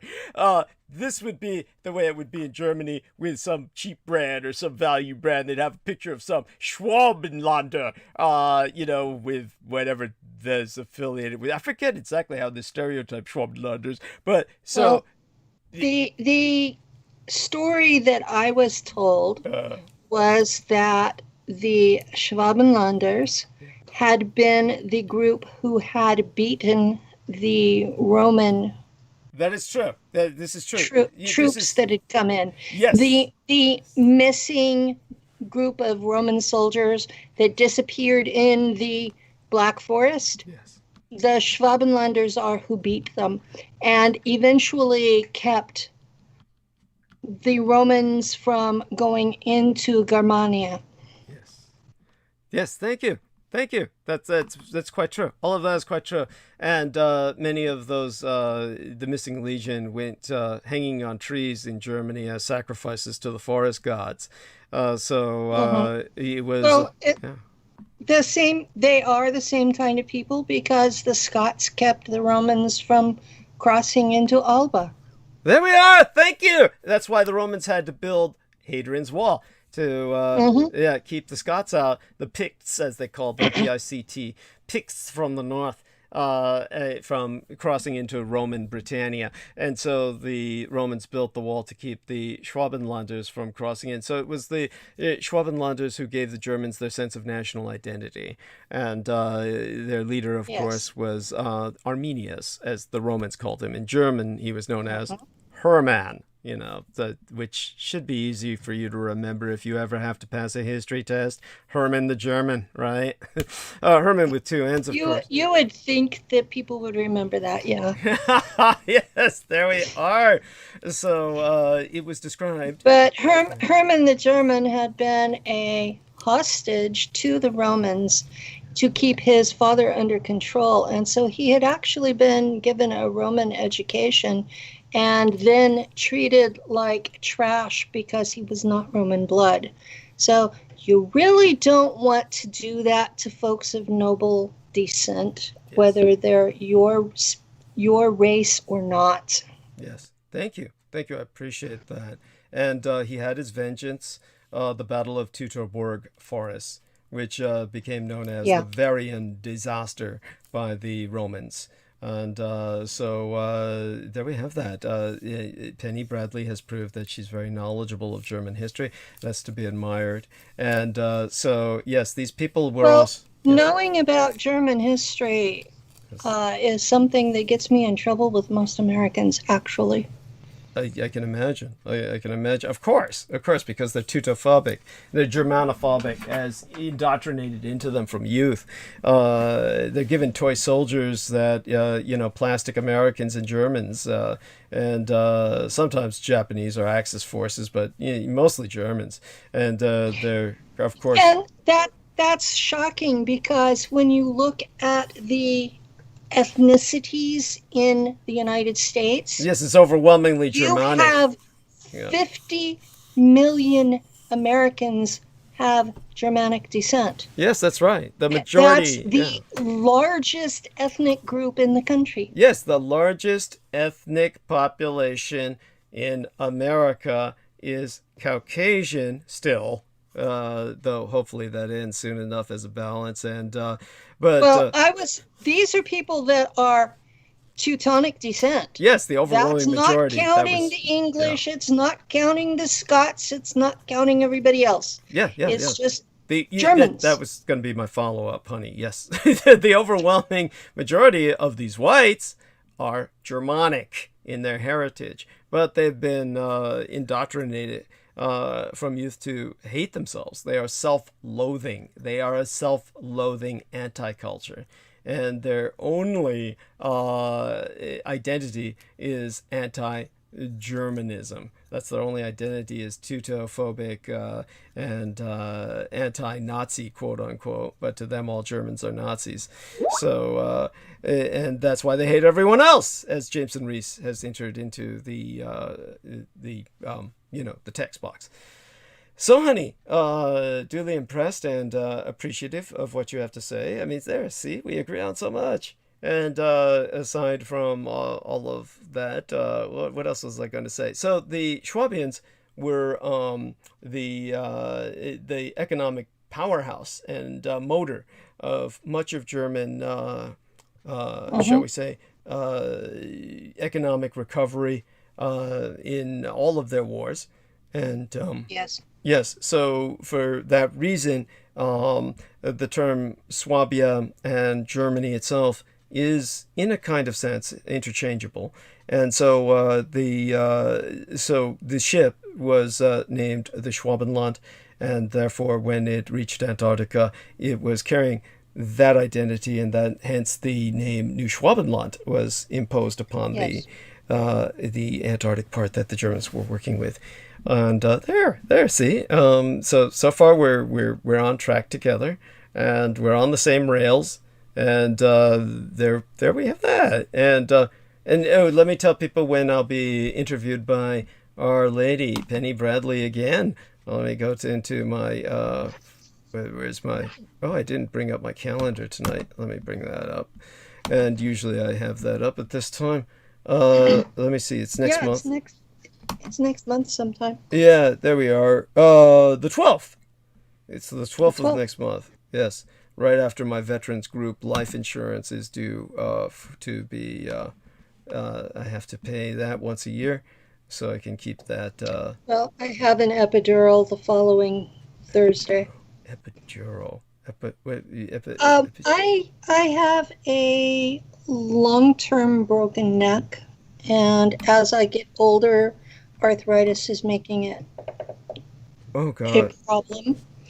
And my insurance says as long as the epidurals work that I cannot have the spinal fusion, which is what I actually need. Right. So tell us a bit about this. My first husband was a preacher for the Church of Christ Anti, and he was a closet homosexual and hated himself for what he was doing, would preach against it on Sunday, but all week he would be cheating on me with anything. And when I would complain, he would beat me. And this particular time, he came home at 3 a.m. with lipstick on his neck. Not on his collar, his neck. And in the course of the argument, he grabbed the broom and beat me across the back of the neck with the handle. And that was 1977. So this has been a long-term issue because I had been raised in that cult. It was a difficult decision to divorce my children's father, but I finally did. And then when I remarried, he was a mafia hitman. And when I divorced him, I moved in with the man that I have been living with ever since. And we are not legally married because I make poor choices. You've made an all right choice with the guy you're with now. I believe so. He's been really good to me. He's been supportive, and every time that I've had medical issues, he's taken care of me like I was his own. And I have absolutely nothing to complain about him at all. He's Iroquois, and he's a native shaman, and he has been helping me do the altar reintegration. That I came out of the Black Ops with 2,200 altars, and he has helped me reintegrate 31 of them. So wonderful. He's incredible. And as I reintegrate the altars, the memories come with them. So. Right. Well, deeply appreciate you sharing that. Oh, but by the way, we've just gotten a response from Salman Sheikh, who reviewed the video that I shared with him. And he says, Brother Douglas just finished watching the Allahu video. It's a Star Wars theme, symbolizes how the Sufi himself is a Jedi in the personal jihad, the personal crusade, which in the Islamic world, the personal struggle is to enlighten oneself. The jihad within himself and the greater battle between light and dark, ultimately becoming closer to Allah, the God. An example could be the flag of the Mahdist Sufi rebels.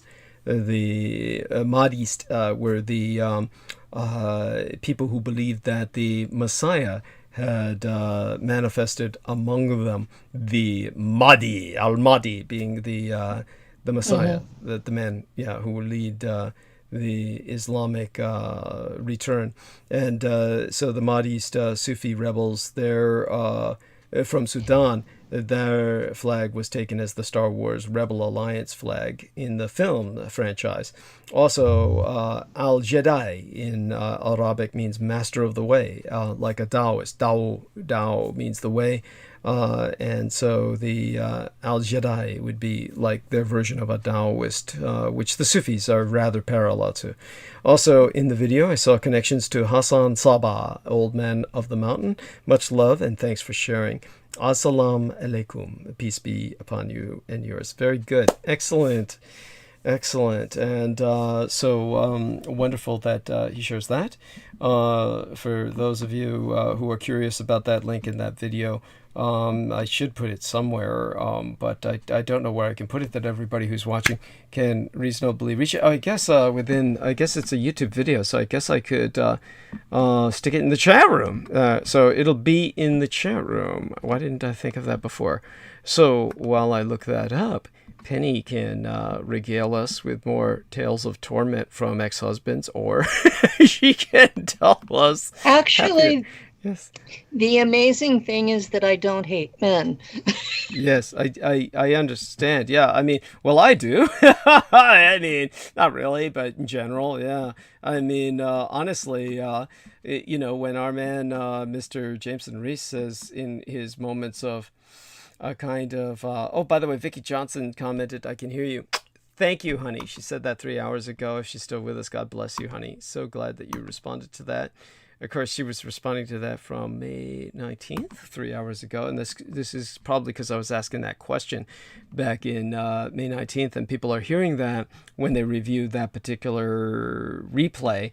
And people often respond as if the replay is happening now, which is cute. That's fine.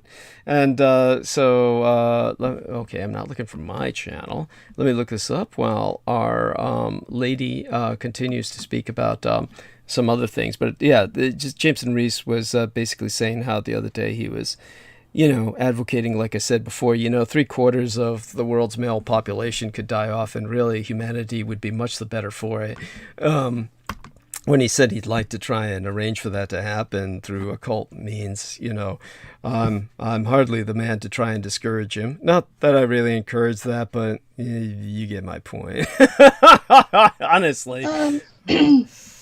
I was contacted by a couple of secret societies, and that was my sticking point, was that I did not consent to the murder of 80% of humanity. Mm-hmm. So I would have issues. What did they feel that you could contribute towards that objective? That was the goals of the society, was the Great Cull.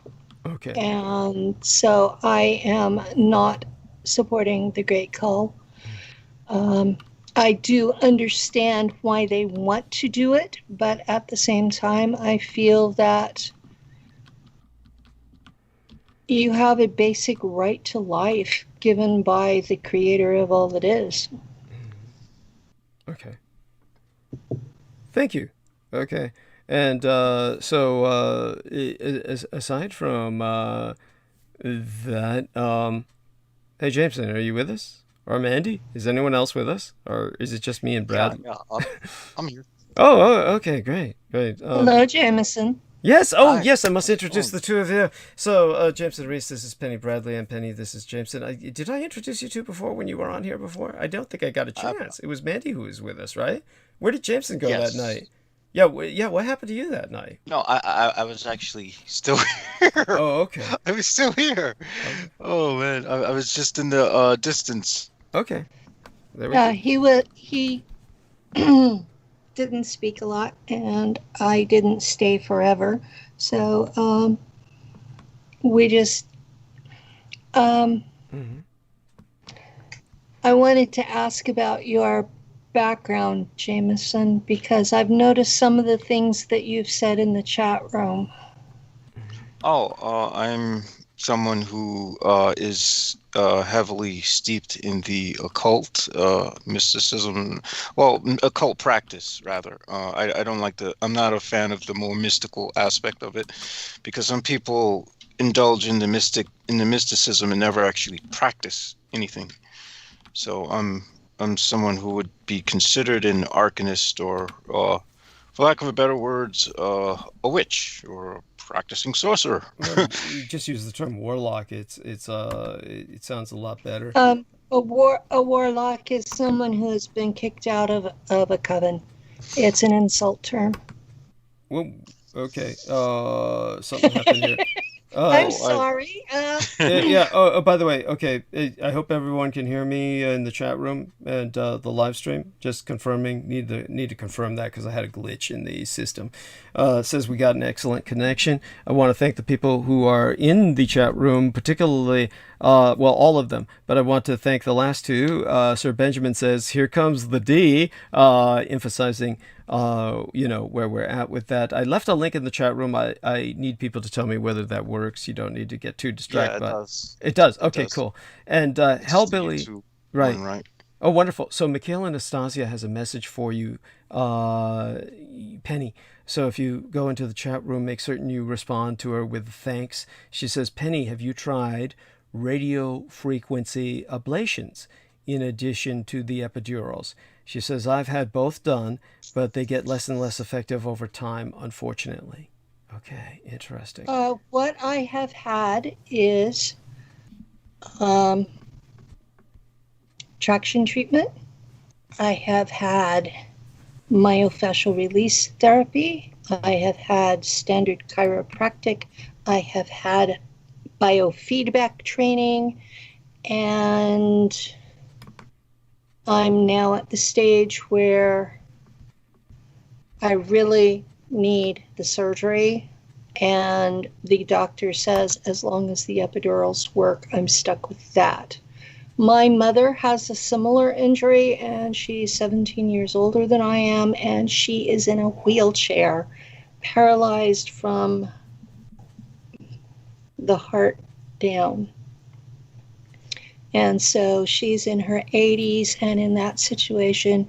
And to me, that is worst case scenario and what I am on the road to if I don't get the surgery. Who takes care of your mother? My sister does. Oh, okay. I have 4 siblings. Okay. And my mother chose my sister Gwen. That was who she wanted to live with. Okay, I see. And your sister Glenn was cool Gwen. with that. I take it. Gwen, or was this tried. like there was no choice in the matter? Like there was basically no choice in the matter. Yes, but they have lived in the same house for 25 years. Mm-hmm. Oh, wow. And I don't think either one of them could live without the other at this point. Oh, God, that's awful. Well, what happens when your mom dies?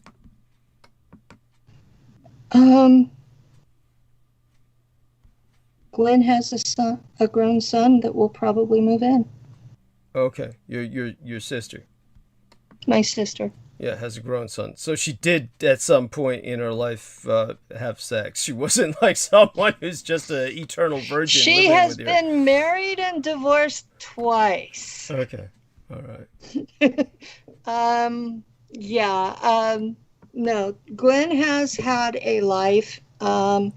She's a graphic artist who ran a shop that supplied advertising agencies, and she does excellent work and gets paid really well for it.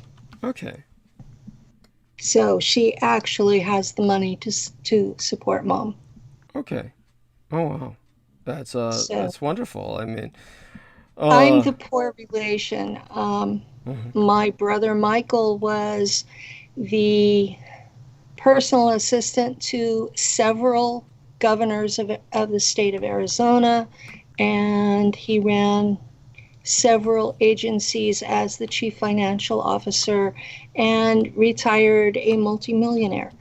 My sister Terry is a school teacher, has a master's degree. My brother Robert lives in a hippie commune in Montana and has at least 12 children that I know of.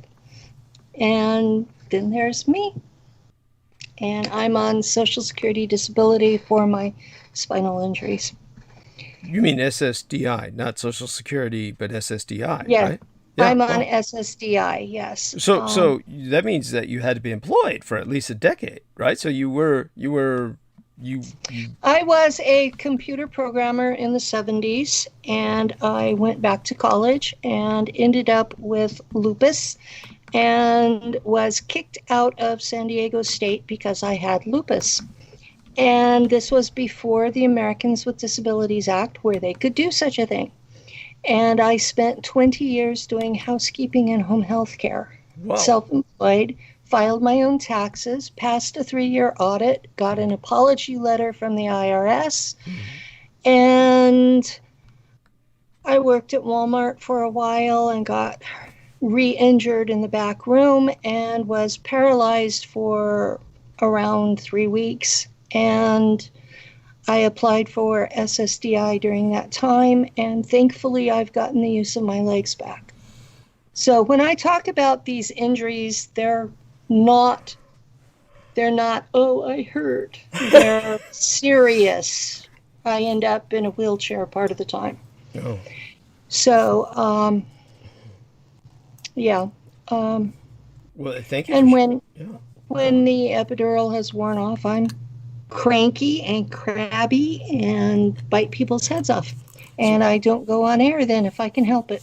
So what did Jerry Lewis have? Jerry Lewis had some kind of machine that was like, he had like a wire stuck in his spine that he would press a button on like a remote control he had in his hand that would stimulate an electrical vibration through his spine to help him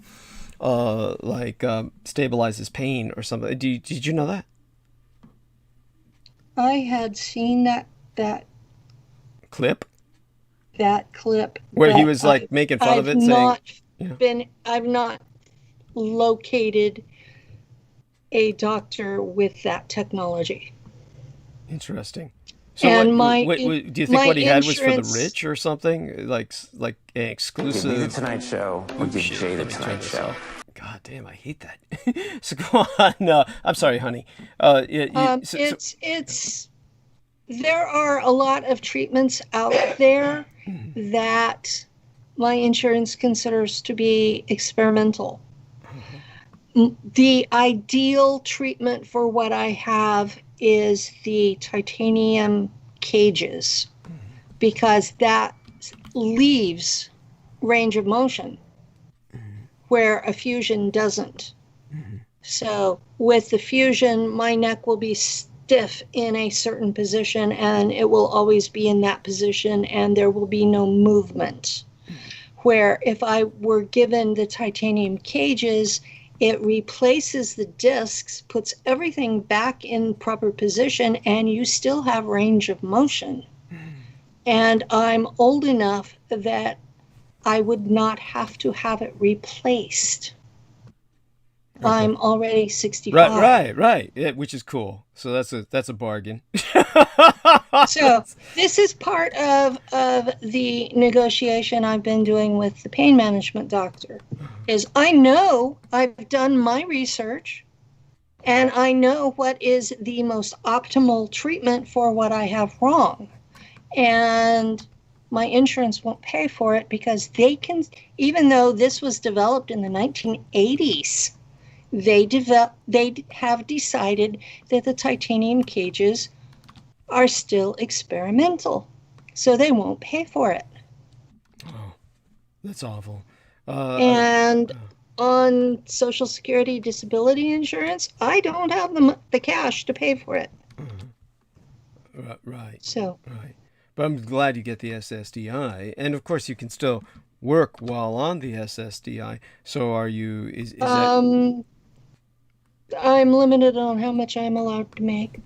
Yeah, I shared that limit earlier with our man, Derek Talley, when I was telling him if he gets on the SSDI, then, I told him what he's allowed to make, and it's not allowed to make up to $1,300 a month, which is what people get on regular retirement.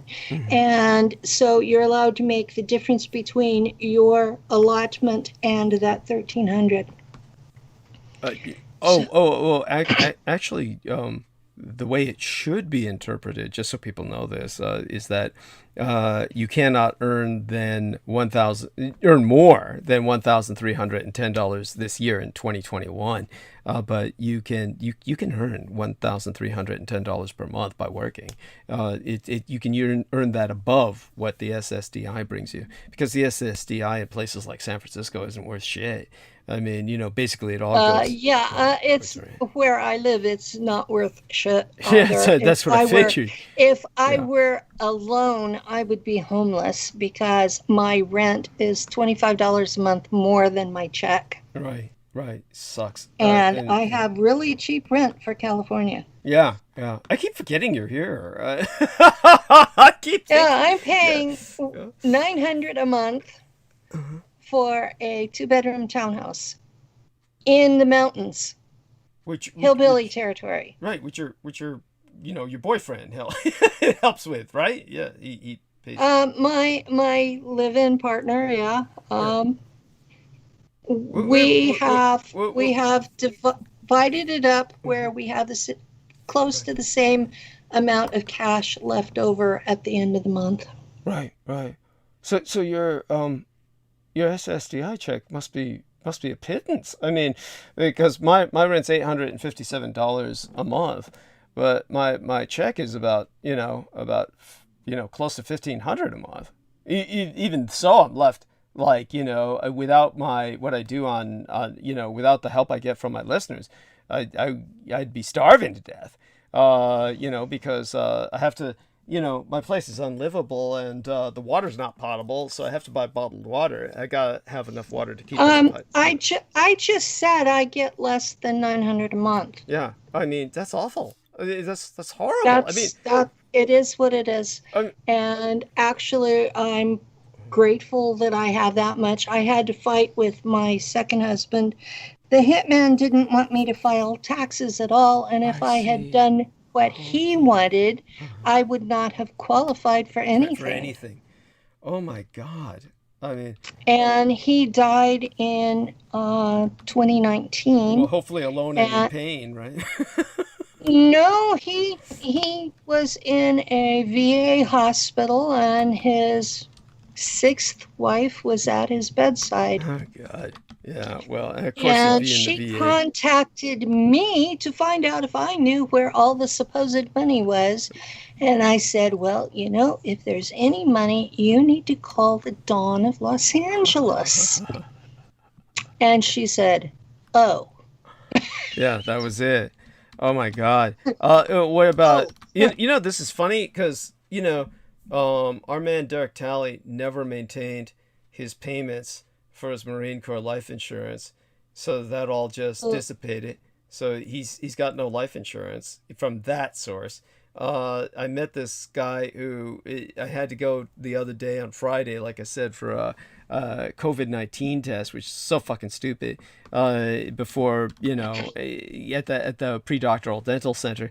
And then when I had to take a cab there, it was some Marine Corps veteran who picked me up from the fucking Vietnam War era years, and he was old. And this guy, I asked him, it's been a while. Yeah, I asked him if he maintained his Marine Corps life insurance, and he said no. He just spent all the money on literally booze and whores and everything, and so all that just went to shit. And it was that's those guys. Yes. Yeah, and I was like, I was like, holy shit! All these guys I'm meeting, none of them have maintained it, and yet my partner was Department of Defense. He was a contract person in Southeast Asia, not limited to Vietnam. Mm-hmm. And when he was released, he had absolutely nothing. No GI Bill, no VA, no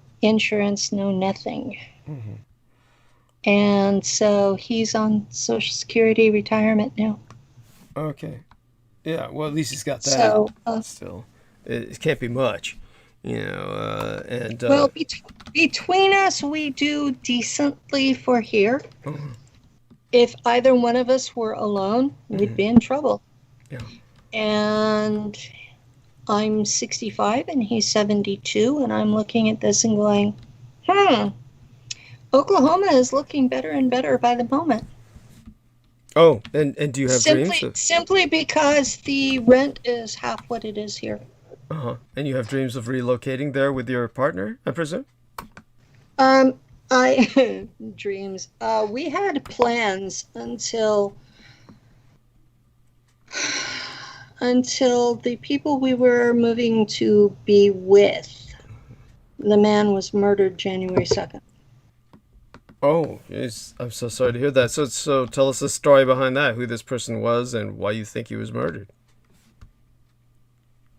I mean, why? By that I mean the motivation behind the murder is what I'm wondering about. Not why what was there evidence that he was murdered? I don't doubt that he was murdered. The evidence was there was poison in his system, and there was food in the refrigerator at his workplace that had the same poison. Okay. So he was poisoned. Right. Yeah. At work. Yeah. And I appreciate you mentioning that. And what he did for his job was he rebuilt and restored airplane radios for the FAA. Okay. And he did this out of Oklahoma City. And they were moving to this small town in western Oklahoma. He was planning to retire because he was 62. And he and his wife had 7 children between them. And she has autism spectrum. And she had gotten picked up by the police for something. And it was something stupid that she should never have been picked up. And yet, this is what happened. And as he was riding his bicycle, which was his practice, to the police station, he had a heart attack and dropped dead. So, she had no income without him, and she's having trouble getting all of the insurance to accept her as his wife. And they had been together for a long time, had kids together, and Social Security is even giving her a hard time. And so she has no income. She has 7 kids. She now has a house payment, and things are looking really bad for her. Now, this couple were the people who were doing my energy work to keep me emotionally and energetically stable. Okay. Okay, I know that's not an acceptable thing to talk about in outside of my circles, because people freak out. I am part of a group that does energy work. Some of us are honest and call it magic. Others are still trying to keep the normal label. Well, when I came public as SSP, I lost normal label entirely. So, but yeah, she is having a really hard time now. And so I didn't want to move into her town because our plan was that we were going to live across the street from each other and basically be an extended household. And with his death, we can't go through with that. And I had to have $5,000 to move with. And I owed my youngest some money, and he decided I had to pay him before I moved. Oh, what a son of a bitch. And so I'm starting over with saving the money to move with. And I still may move to that town. It just won't be the same situation as we had planned at Christmas time. Okay. He was one of my 2 close friends who were murdered right after Christmas. The other one was part of the trans community in Portland, Oregon, and was tossed primary off target. a bridge. He was part of a persecuted community. Oh, I'm sorry. So go on. He was tossed off a bridge or something? He was tossed off a bridge. So that was the second time he had been tossed off a bridge. So second time? He survived the first? He survived the first. Oh my God. He was from the bloodline. Okay. And was one of the people who was teaching me how to behave. I was not raised as bloodline, so a lot of what I do instinctively is dangerous to me and the people around me. So I have had to be taught to behave in such a way that I did not endanger the people around me. Mm-hmm. Okay. So I'm sure you understand that. Oh yeah, yeah, yeah. Of course, I can. Yeah, I can appreciate what you're saying. I mean, you were taught a lot of that stuff as a kid. Yeah. I wasn't. I see. So Yes. I was in my 50s when they found me and started teaching me, and this particular person was one of the people teaching me. Mm-hmm. Yeah. So, yeah. So go on. Jameson, does any of this remind you of anything? Anything you can relate to? I mean, do participate. Oh, well, no, I don't know many people who were killed, but what I can say is it definitely does not seem like an accident that these two wound up dead. Mm-hmm. I mean, I certainly can intuit at least that whatever situation you're in, whatever powers that be, seem to want to keep you bound. Mm-hmm. Yeah. Very unfortunate. They had wanted me to consent to the Great Cull, and when I did not, I was informed I was a disappointment. But I didn't expect people around me to start being killed. Okay. Now, can you go into what the Great Cull is? I mean, I of course have what I know what I personally want it to be, but hey, if I must be so frank, I've had enough of the human simulation. I'd be happy if I never incarnate ever again. Honestly. I kind of would prefer to not incarnate here at all again, ever. Myself, I can agree with that. But at the same time, the creator of all that is kind of says that you have the right to life unless you somehow forfeit it. And the Great Cull is the elimination of 80% of the population. And it's targeted in such a way that they will consent to their own deaths. Okay, and this would be like how do they finagle that? Well, it's actually pretty easy. All you do is release a engineered bug into the population and scare the hell out of people and shut down everything that they do to make money or interact with each other, and then they will do whatever you ask of them to get their freedom back. And if the whatever they ask of them is what will eventually kill them, they're basically begging for it. So this that is was the plan that was presented to me, by the way. Mm-hmm.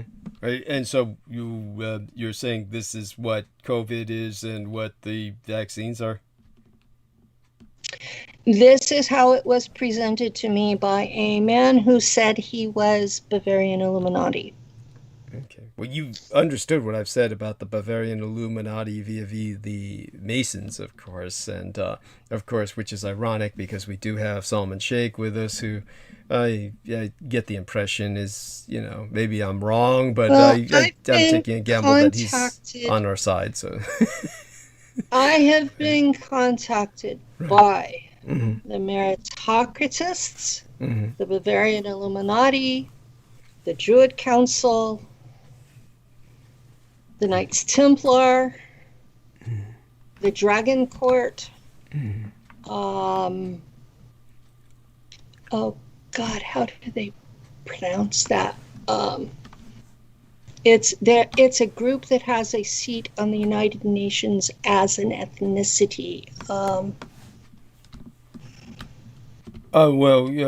Draco something or other. But yeah, I've been contacted by all of these people in the last decade, even before I was public. and they started testing me and teaching me. And then when I went public, others appeared, and every one of them, I've gotten to where I just ask them flat out, how many people do you want to kill? That's my immediate conversation opener. How many people do you want to kill? Nice. I like that. And the only ones that I continue to talk to are the ones who say they don't. Okay. Well, that is because so many of these groups are into this great cult. Okay. And it becomes soul crushing interacting with them. I can imagine. And I'm RH positive, so they consider me a less than. A less than. Oh, they use the term POS.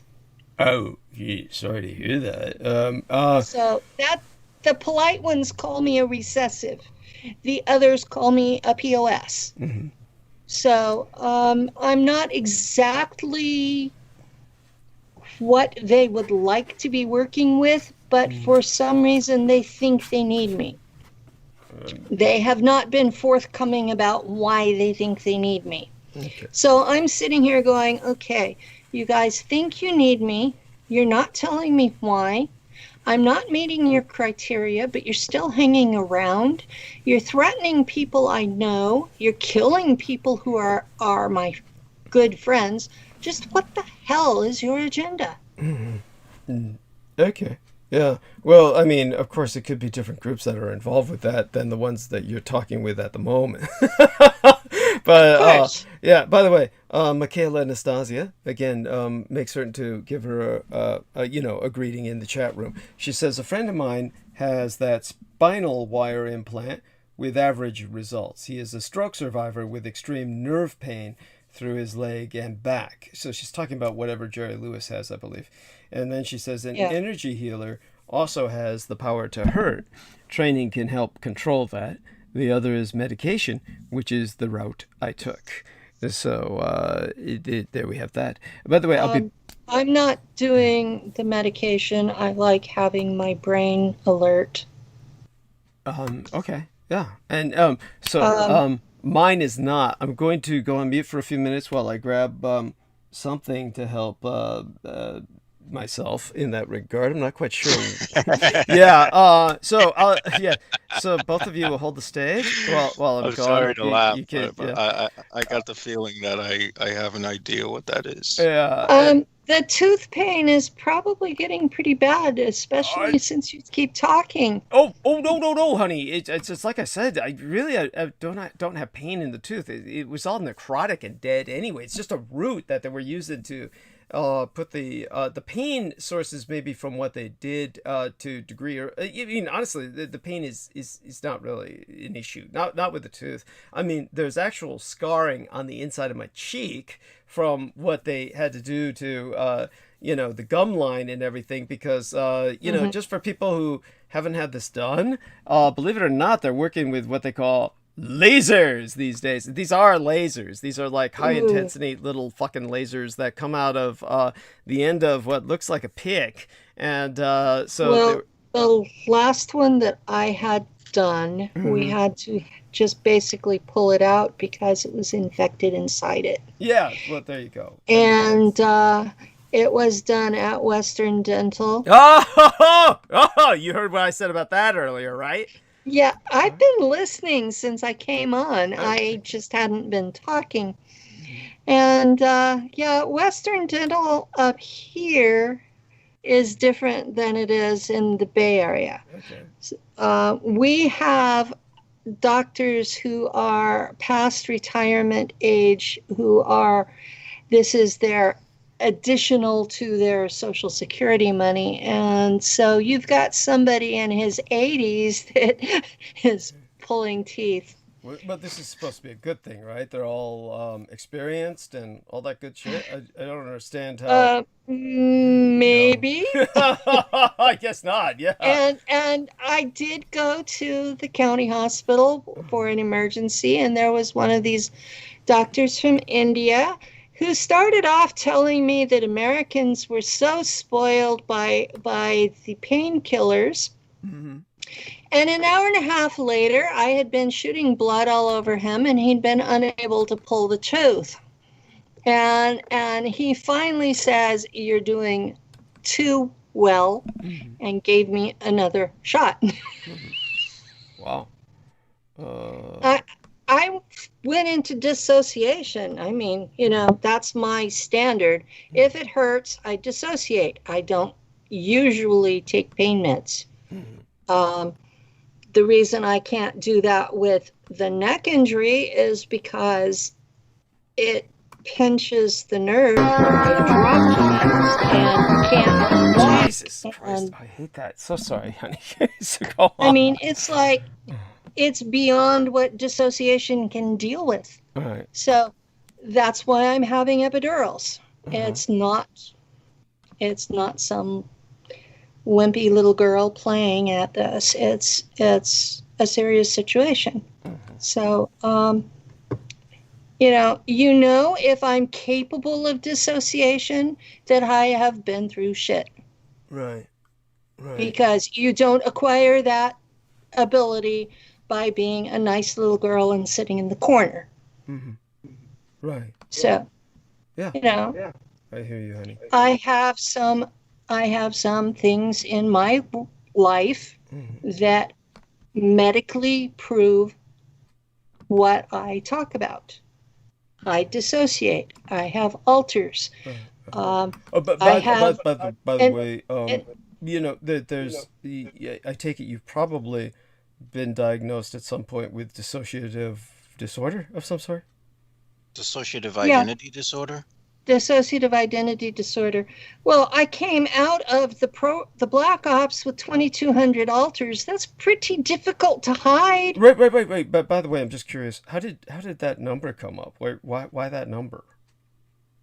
That number is the 13 cubed that Stuart Swerdlow talks about, plus 2 that my daddy did after I got back. Oh, okay. Yeah, and your dad, his role in all My this. father is no longer with us, and he was one of these that beat the demon out of you. Yeah. And we got to where Child Protective Services was noticing us in the 1960s. Mm-hmm. And so he started locking me into the closet instead of beating me. Mm-hmm. And I knew that there was a black widow nest in the closet. Oh!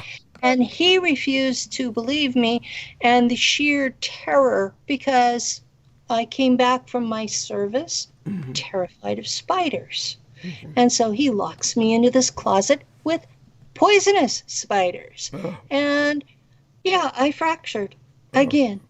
So I have 2 more than what the OSS gave me. Wow. Oh, disgusting. Yeah. I mean, about the dad. I mean, yes. My father was a preacher for the Church of Christ Anti. Yeah. It is thankfully in decline, but it was one of the most. Well, they let us dress like pretty much normal people, but otherwise we were very much like Amish. Mm-hmm. And I was property. Mm-hmm. I was sold to a family to marry their son when I was 2 years old. Mm-hmm. Oh, wow. Daddy got 2 cows for me. Daddy got 2 cows. That's right. Why? And this was in Central California. This was not in Arkansas. Oh, right. Okay. He got 2 cows. I get it. Okay. He wasn't buying them for you as a gift. He got them in exchange for selling you. Okay. Yes. But I got to live with my family rather than my betrothed's family, which they in the old country, that's what would have happened is I would have been living with the betrothed and I would be speaking Portuguese at this point. Okay.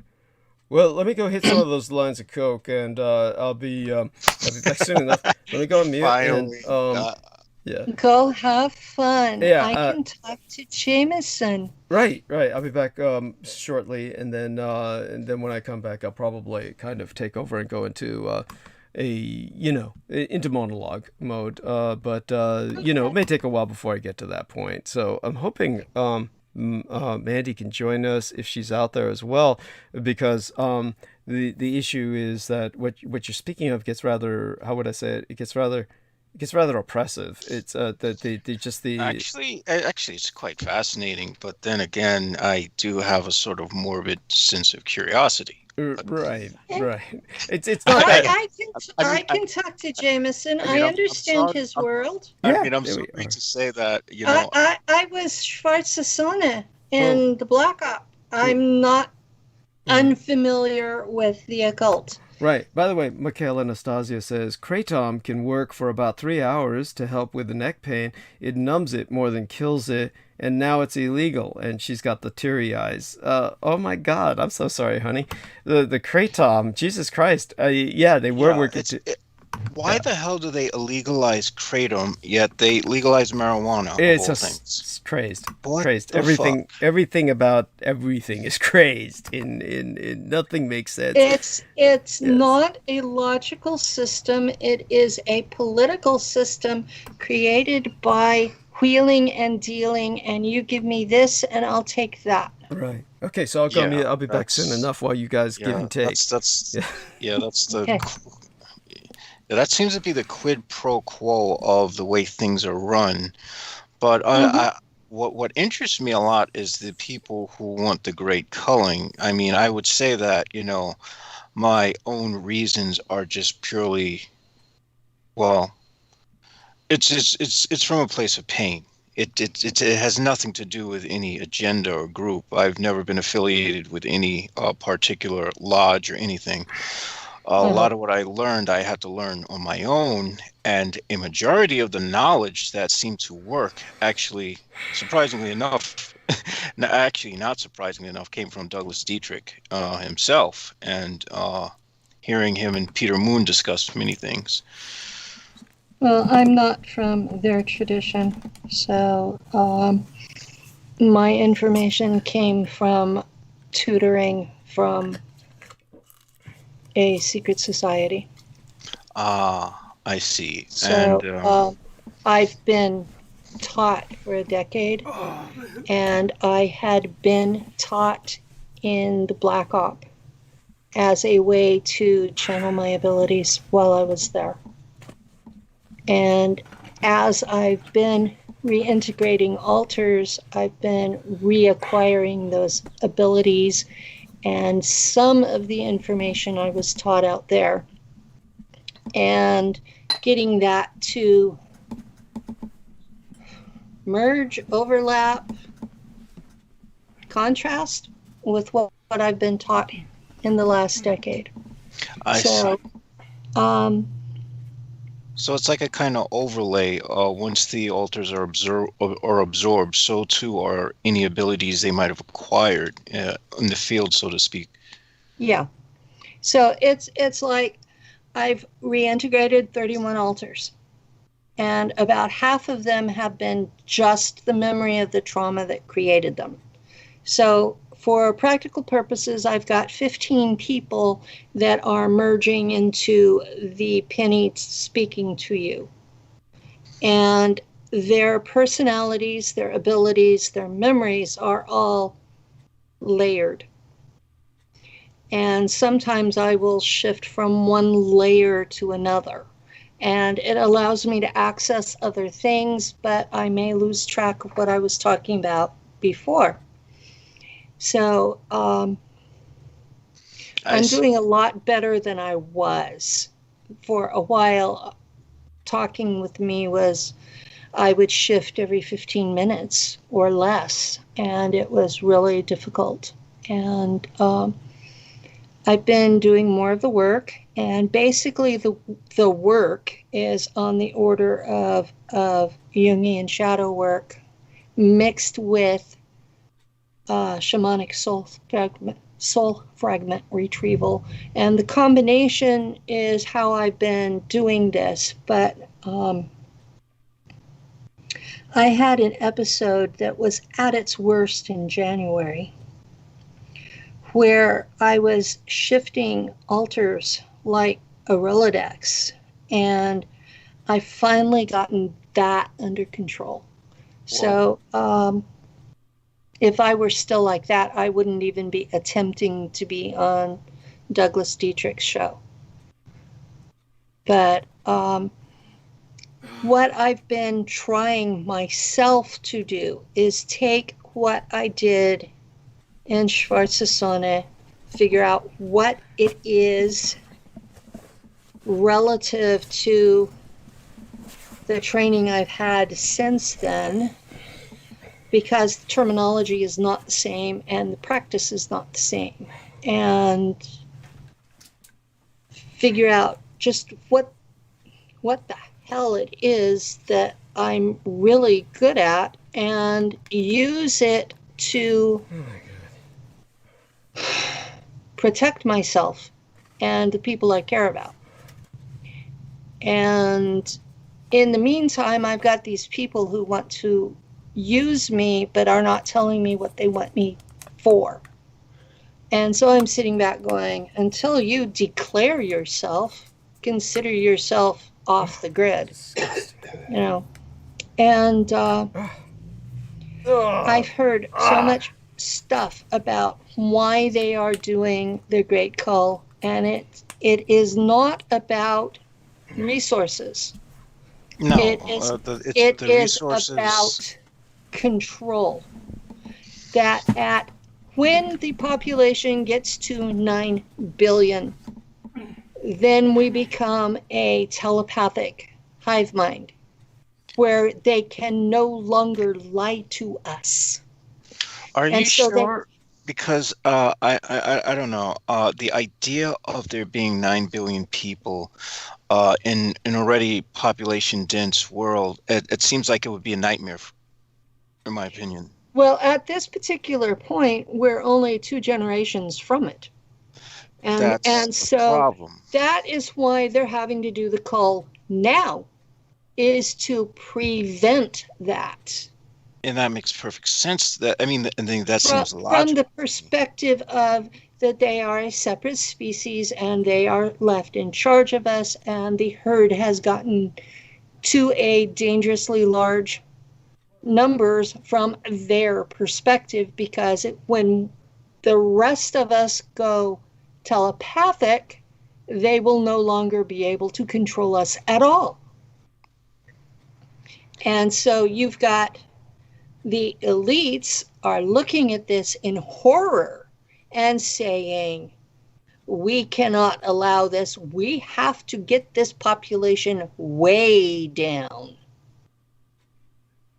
So, and at the same time, you've got the magnetic field of the planet is breaking down. Whether it's short-term or long-term, I don't know. But in the meantime, we're ending up with these outrageous energy fluctuations through the atmosphere. And that's feeding the telepathy. I see. It just seems to me like human beings, though, are already extremely difficult to control. Even if you are, using a fear-based even if one is using a sort of fear-based method to terrorize them into submission, it seems that the human being seems to be a very erratic and often not a reason-driven creature. So even that, can go in Humans any way. Humans are not reason-driven. So the idea of this insane erratic species all of a sudden acquiring telepathy is horrifying. Because there's no end to how often they'll terrorize one another, and they'll eventually. What I'm getting at is that it seems like a natural inevitability that the numbers will be culled anyway. It doesn't even seem like we really need a unnatural push to it. Well, given our trajectory.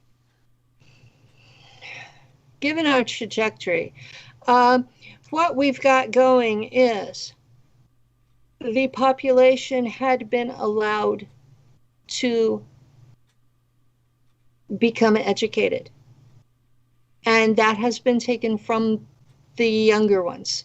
So they are back to the animal level where they're running by emotions and they're running by feelings instead of thinking, and they're reacting and emoting rather than being rational.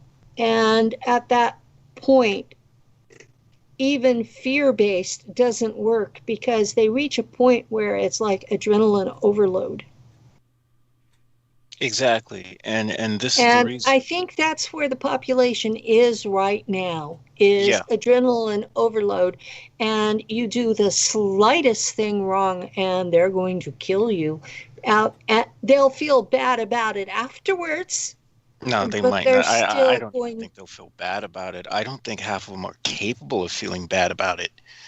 Most people seem to move on a sort of unconscious autopilot.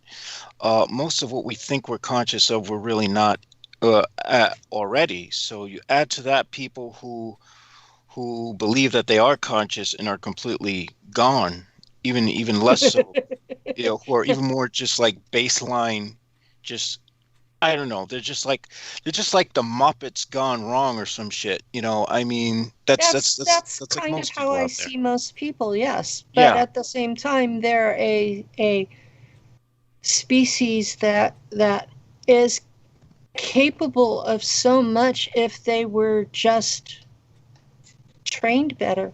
But the problem is that's always going to be only applicable to a few out of the many. It's never going to be applicable to the majority of humans, because I'm basing this on past models, because I can only model this on how humanity has always seemed to have been and how societies have always seemed to have existed.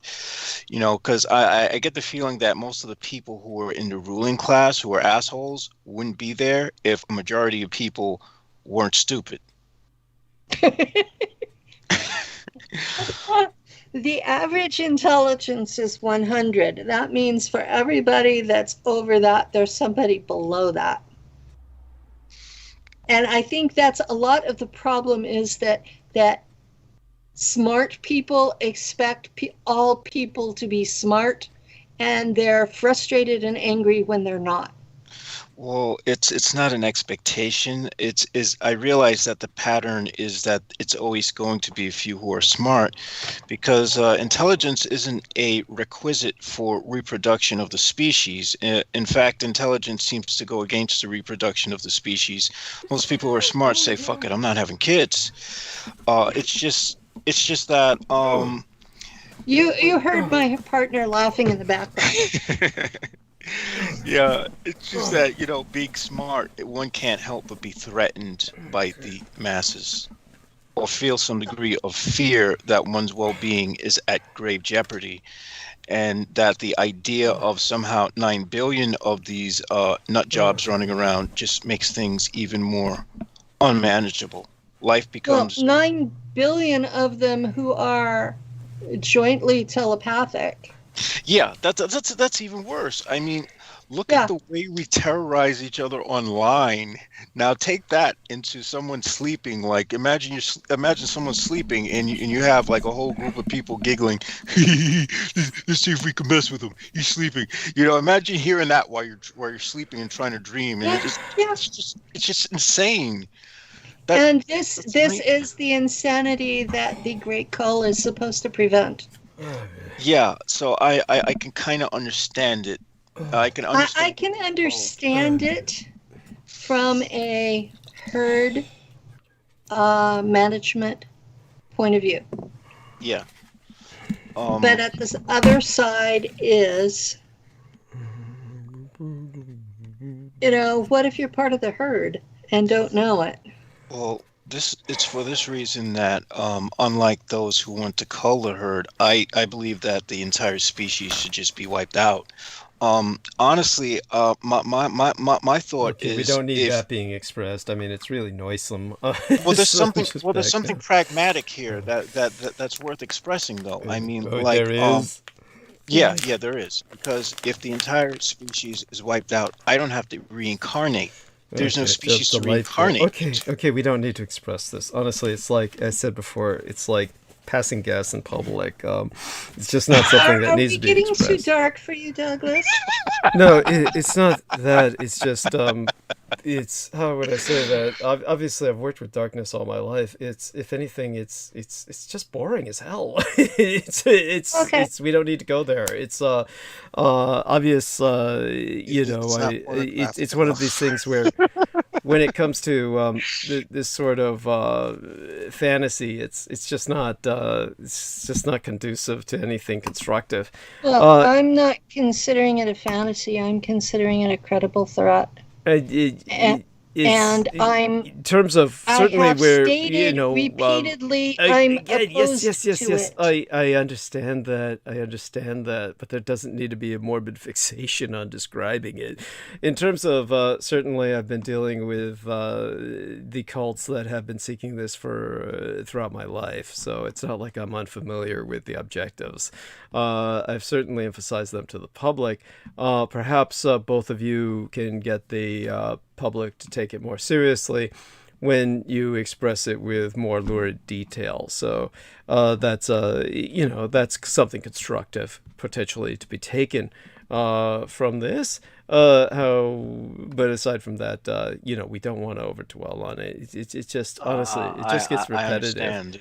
And There's really no point but trying to. not only that, but yeah, it doesn't. Yeah, I get it. It doesn't help anyone. It doesn't help yourself because the people don't understand on the part of Penny Bradley necessarily. People don't understand that she is opposed to it. With yourself and Jameson, your fantasies about it being towards yourself, just not pathological. reincarnating. Yes, it's simply pathological, and it's not. Yeah, I grasp that. Yeah. It's something I can't help. Honestly, it's like someone who. I got you. Thank you. I'll nip that in the bud. Yes, thank you. And so, such being said, we definitely want to thank Penny for her time with us, and certainly invite you to speak about something in another direction for the moment. While again, I still try and put myself together towards speaking tonight, and obviously, many of the people who are listening to us now, let's see how many we've gotten. Let's see if we've managed to maintain audience while I was gone. And it looks so far like you've maintained numbers. Which is rather surprising to me, but nevertheless, that's glad you were able to do that. And so let's see what people have been saying in the chat room. So Chris Collins says, "Where is kratom illegal? If I'm not mistaken, it's still legal in most states." Which that's what I thought too. So Michaela says it was made a scheduled drug. I used to be able to buy it online, but the American sellers don't sell it anymore. If you buy it overseas, you will get a visit from the DEA. Okay, that's sad. But so it's been made difficult to import is basically what they did. And So did this happen under Trump, the cocaine bump? I don't. Yeah, that's don't. I don't remember, because honestly, that wasn't one of the drugs I was particularly into. Who was into that? There was someone we knew who was into that. I can't.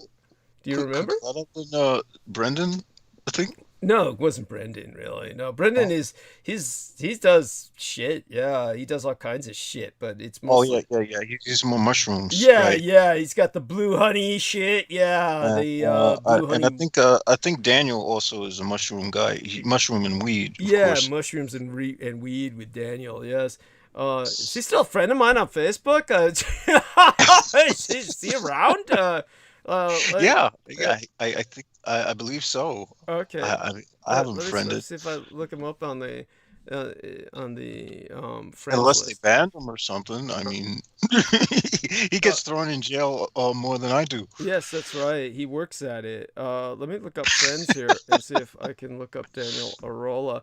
And I was wondering if he took offense to that when I yeah, okay, we're still friends on Facebook. I was wondering if he took offense to that when he had told me he had been banned again, and I said, "What did you do now?" I followed that up with, "You idiot." It was so hopefully he didn't take offense at that. And anyhow, we'll try and get him back on sometime in the near future. And he handled it well when I said it, that's for certain. But all right, now let's see what people are saying in the live stream again. It's basically Sir Benjamin, in case you didn't notice this, Jameson, he said Jameson took the red pill. Yeah, Jameson took a lot of shit.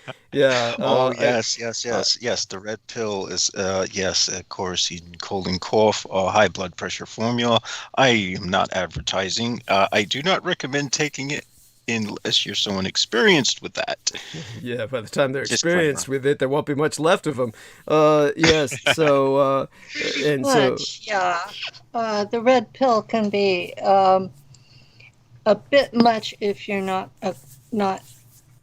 grounded. Yes. Yeah. There we are. So let's dissociating can be psychologically addictive. Yeah. Now, right. Yeah. By the way, Michaela says they started cracking down on Kratom before Trump. My pharmacist friends warned me that it was coming. There we are. Crap.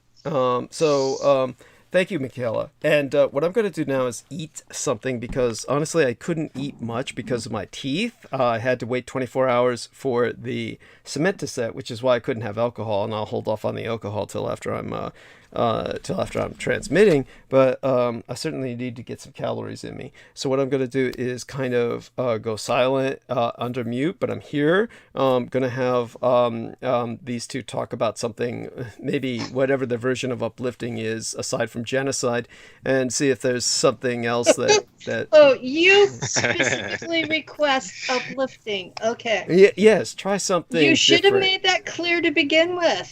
Well, I didn't know if the two of you, I was thinking of some parting quip about why don't the two of you keep it under control or something, but I didn't want to, Well, you put me on with an occultist and didn't expect me to ask. Well, we're here Come now, on. so let's try. Now I know. Yeah, try something. Now I know. Yeah. So Do you want let's- uplifting? Yeah. Let's Okay. experiment. There we are. So Do you want me to talk? Do you want me to talk about why the folks in the disclosure movement talk about ETs the way they do? Yeah. Talk about That- yeah, sure. Why don't you do that? I'm gonna take the earplugs out for a little bit just to rest my ears. I'll put them back in. I'll catch you in the middle of whatever it is you say. In the meantime, the gross aspect of this, like I said, they were working with lasers. What happens is the stump of the tooth, the gum line starts growing over it, so they had to burn the gum line down with lasers, and that's what left scarring on the inside of my cheek. And why when I'm eating right now, I can still taste the burned gums. That that's Of course you can. yes, delightful. And you That wanted actually me to sounds talk about partially painful. something uplifting. Yes, something like like you said, how all this Okay. UAP stuff is So- bullshit. Yeah, tell them how they're distracting us. Tell us what your take is on that. I'll take the earbuds off for a little bit, give my ears and head a rest, and eat some of this that I prepared, which is chicken strips and Okay. some A1 sauce. All right, you two go at it. Thank you. Well, there has been talk about extraterrestrials or ultra-terrestrials or interterrestrials or anything other than human for a very long time, long before the Roswell situation. There were jinn and fairies and gods and angels and demons and whatever else they wanted to call them. There have been other than human sentient beings around this entire time that there have been human beings. You can go back into the ancient art from the Middle East and from Egypt, and you can find drawings in the art of the same kinds of beings that we today call extraterrestrials. So these are not a new manifestation. They're a manifestation that has been here for thousands of years. And I'll be honest, I don't know what the hell they are. Okay? I don't think anybody actually knows what the hell they are. But you've got one camp that thinks they're all angels and another camp that thinks they're all demons, and both have couched it in religious terms. And when they're describing these interactions with these beings, they acquire a religious ecstasy to them. You'll see people sitting there and glowing while they're describing being raped by some other than human. Yikes. And it's disturbing. And they'll describe dreams where they've been abducted by these beings. They've had all kinds of probes that are consistent with what we would today call a medical exam. And what it appears to be is medical exams by an advanced race, and the subject is under some sort of a hallucinogen. And the combination is what they bring back. And they compare the details of these stories. And they have built, Peter Moon was correct. They have built an entire mythology around it. And I'm looking at this and going, is there any rationality left? And they tell me that my experience, I have experiences that are not from standard 3D Earth. Okay? I do as well. So I have memories of 60 years on a spaceship. I have memories being in warfare, in for lack of a better term, space, and being a soldier, and not just using guns, but also using laser swords and using psionic abilities, using my mind as a weapon, an energy weapon, to fight other species. Some look like us, some don't. The ones that look like us are worse behaved than the ones that aren't. So I have whole lifetimes of these memories. And the humans who are in these memories, there's probably 20 of them on Earth who have contacted me saying, yes, I remember you. And yes, we did do exactly what you described. So I'm getting feedback that mine is not a singular set of memories, that I was part of a community that experienced the same thing. Now, a lot of people, that doesn't mate with their mental picture of how the world operates. And so they give me a hard time. I've been called everything in the book from a prophet on one extreme to a demon on the other extreme, and the usual is that I'm delusional. So I'm used to getting bizarre feedback from the public. And I've been public for 5 years, so, this is not a new experience for me.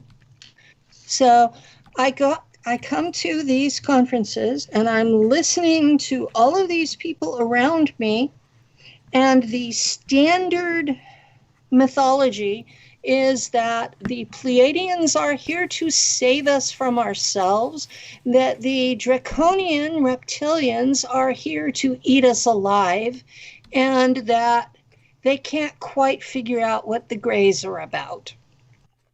Meanwhile, they're sharing all of their little stories of their experiences with these beings. So there's conferences all over the planet of these people, and they've turned it into a religious experience with competing doctrines. And I walk in there and I'm talking about a military experience, which right off the bat alienates almost everybody in the room. And I'm talking about being at war with their gods, which then again alienates the rest of the room. And I'm talking about that certain agencies of governments, not just the American government, have been kidnapping their populations and presenting it as cover memories of being abducted by their favorite ET. Now you're making sense. That definitely makes a lot of sense. That there is something going on with the government.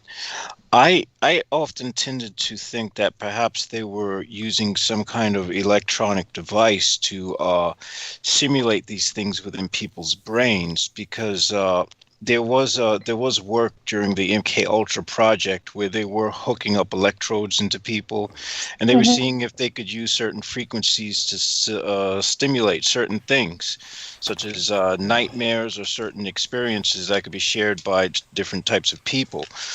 This was after they had discovered that the LSD wasn't going to work for them.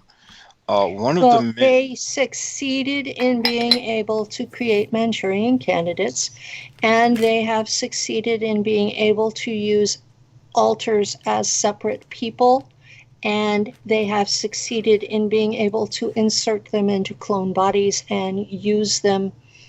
And then when they're done, they kill the clone and your consciousness returns to the body you were born in.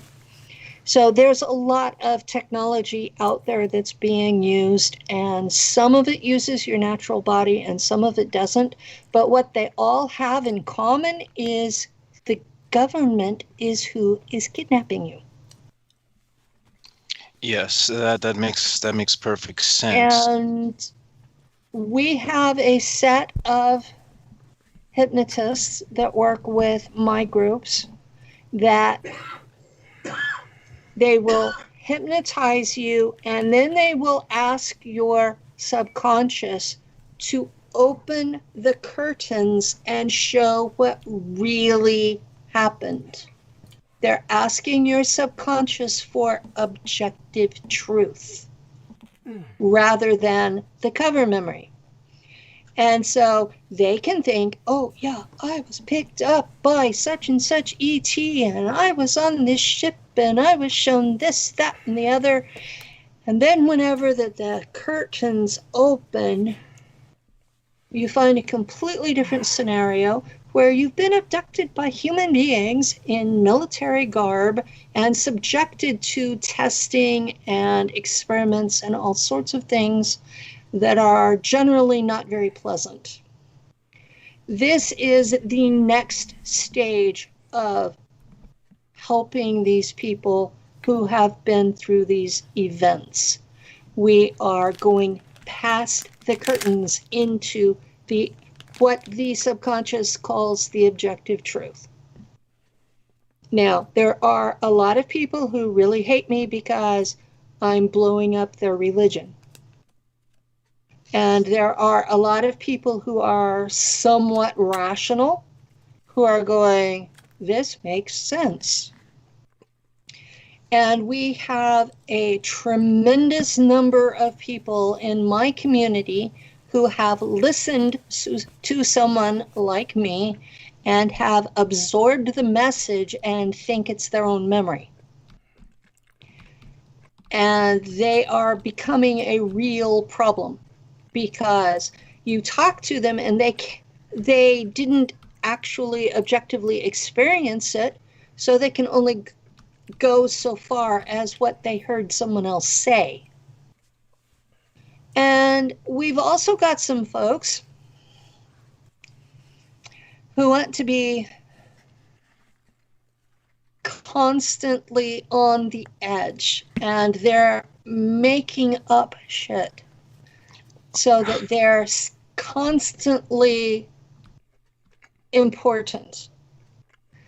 And some of the things that they're coming up with, I'm just sitting here with my mouth open and going, I don't even want to be affiliated with those people. They're not making any sense at all. And they're just selling opium to a public that's sitting there like little birds with their mouths open. And it's really frustrating because my whole reason for talking was to get that initial child kidnapping stopped. The story of what I did or didn't do out in space or wherever people think it was isn't what's important. What's important is my mother was kidnapped when she was pregnant with me, and my DNA was messed with CRISPR tech. And then when I was 4 years old, the agency involved claimed me as their personal property, and they've been using me in these kidnappings and black ops ever since. This is what's important.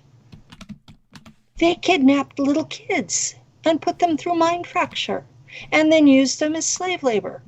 That is what matters. And everybody gets lost in the details of, well, what kind of engine was it? Where did you go? That's not the important part. The important part is the government agencies are modifying human beings' DNA. They are kidnapping small children. They are mind fracturing them. And nobody is stopping them. That is what's important. Well, the good thing is that Douglas is one man I know of who did put in a very strong effort, and he was able to get the Presidio base shut down. So that is one step that most of us would never even be able to take. Utmost respect for him doing that. I was taken to Langley Base, and I was there while the CIA headquarters was being built. So I was not in that building, but I know I was on that base. And I've not been able to even get it publicly acknowledged that the OSS was still in operation then. And I have people supporting me who, one of them was the CIA data entry clerk who uploaded my file into the CIA archive. She came forward saying that everything I have said was in the file that she uploaded to the computer. That I haven't even scratched the surface of what was in my file. Oh, man. So, now, what was in my file may or may not be objective truth. But it's more likely to be objective truth than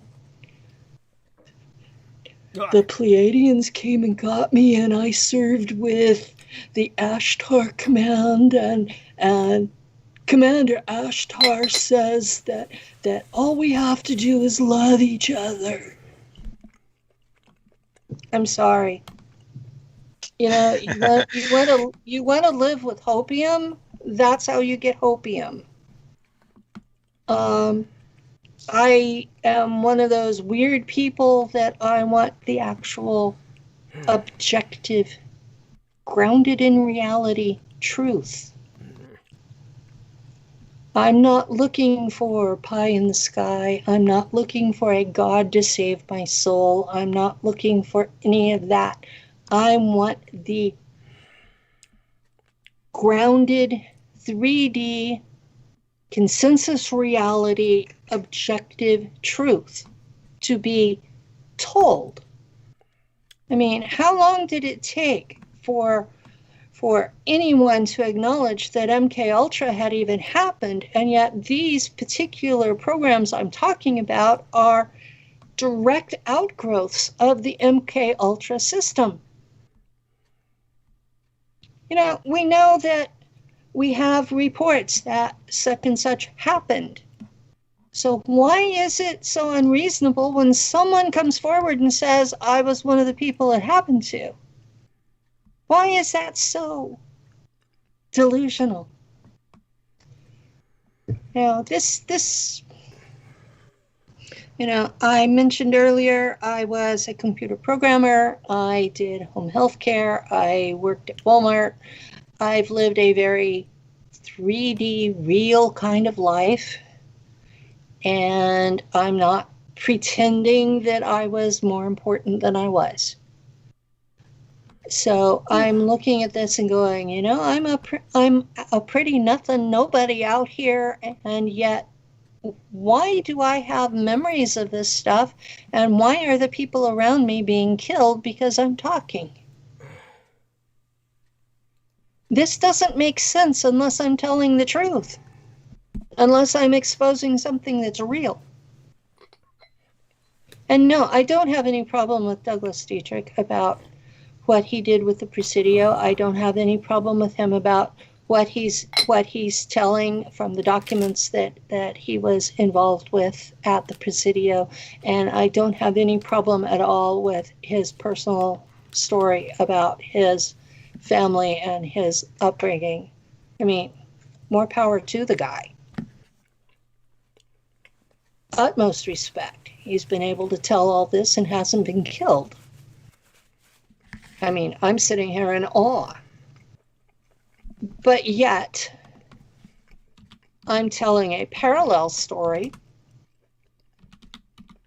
because I'm bloodline, European royalty. I was raised in the same kind of rank poverty that he was. And I was used in programs, but not in the timeline that people can document, except I have documentation through CIA agents that I'm telling the truth. So, you know, you end up in this loop where I'm standing here talking about 3D reality, and everybody around me in this shifting whirlpool is talking religion. And when you get right down to it, these people have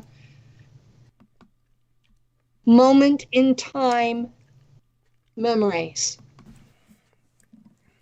They have a glimpse of a moment when they saw this face and experienced this physical sensation at the same time. And what are you supposed to do with that? What are they supposed to do with that? Where did it come from? Who are these beings that keep appearing to humans? And they've been appearing to humans for thousands of years. It's in the artwork. You know, are we supposed to say, well, they're not experiencing anything? Well, I'm not going to say that if the experiences from ancient Egypt and Sumer are ongoing. People are experiencing them now. So there is a real something. I just don't think it is what they're interpreting it as. That I have to agree with you with. I tend to think what happened was people took this sort of fantasy sci-fi narrative, and they just ran with it because it sort of filled them with this sort of, I guess we would say that America never had a mythology of its own, being a relatively young civilization. I mean, we have a civilization that's only been around for relatively hundreds of years. Whereas you look at civilizations like Japan or other places, they've had civilizations that have been around for thousands of years. So they have their own mythology, they have their own stories. So I think somewhere in the American unconscious, there's a sort of desire to latch on to anything that seems like some kind of mythology they could hold on to. Although I can see how it's becoming extremely not only destructive but disruptive, because the people who should be taking accountability for these horrible things that are going on are being overlooked, because everyone's so busy in their own fantasies, and everyone's so busy trying to, replay Star Wars in their own world. Yeah, and all of that shit is irrelevant. What matters is that the American government agencies are messing with the DNA of their own people and those people of other countries, because my personal community involves people from Australia and Canada and Britain and the Russian Federation and India and the Middle East. So, we're talking about people all over the world have been taken by government agencies in collusion with each other, because they're using the same patterns and they're using the same cover memories. And that was a major breakthrough with our hypnotists, was to start opening the curtain to uncover the cover memory and see what really happened. That was a major breakthrough, because up to that point you had hypnotists who were, all ET experiences are positive, so if you had a bad one, we're just going to flip your memory. I have dealt with people that pull that shit. Your memories are part of who you are, and they should be sacred. You don't change the memory. You just open the curtains to see what really happened. You don't take anything away. You're just going another layer. You cannot heal the damage done if you don't know what the original damage was. That's a very good point. And the people that I'm working with are some of the most damaged people on the planet. And they cannot get help from standard medicine because they assume we're all delusional and drug us into oblivion. And that does no one any good.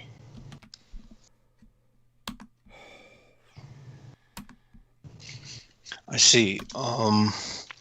Now, I've been wondering, there definitely, whatever group does seem to be, pulling this stuff off, of course, I seem to think that this might actually be a international cult of sorts, and that they're, I seem to conflate them with whom Douglas calls the cult of the kings of Edom. Because they seem to be, they seem to run a lot of child trafficking around the world. They seem to be fueling it, actually. And they seem to be also fueling a lot of the inter-ethnic hatred, especially since they seem to be really, steeped in white male supremacy, to be precise. Because it doesn't seem like they have very much respect for females either. No, they don't. Yeah, well, as a matter of fact, just to jump in here, because I just put the earbuds in, a little while back. Let's check if the two of you are holding the numbers with, well, the numbers are holding. I'm impressed. Let me just refresh that page. Let me reset that to make sure that's correct. Look, I don't mean to sound like such an asshole. Honestly, I'm just really surprised, to tell you the truth. Honestly, you're doing good. You know, considering the fact that I asked for uplifting, and what we've got over the past, you know, several minutes since I asked for that hasn't exactly been glowing rainbows and pink puppies and shit. I'm not quite sure. I just blasted religion. Yeah, thank you. That delightful. But not your religion.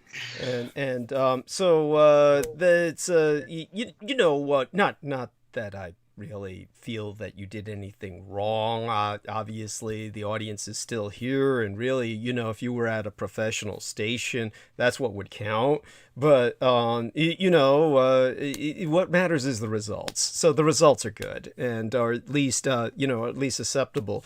But nevertheless, do bear in mind that that would be considered serious breach of contract if I hired you to do comedy and you came up with this delivery line. It's not exactly the punchline that people.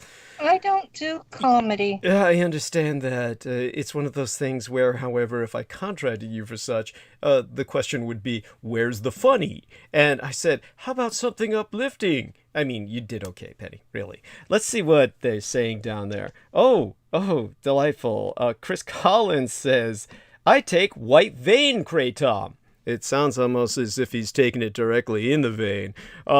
He says it can be quite stimulating. I bet. He says, I order it from Odie's Botanicals, a small company on the East Coast with quality product at a very reasonable price.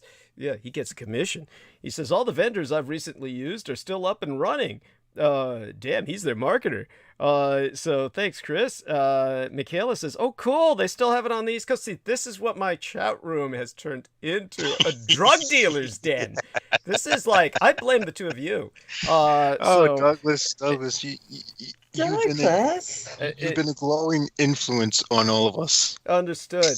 Yes. Yeah, I always tell people not to emulate myself. Yeah. You've been cussing and talking about going and doing cocaine so that you could eat, and you blame me because your followers decided to talk about kratom.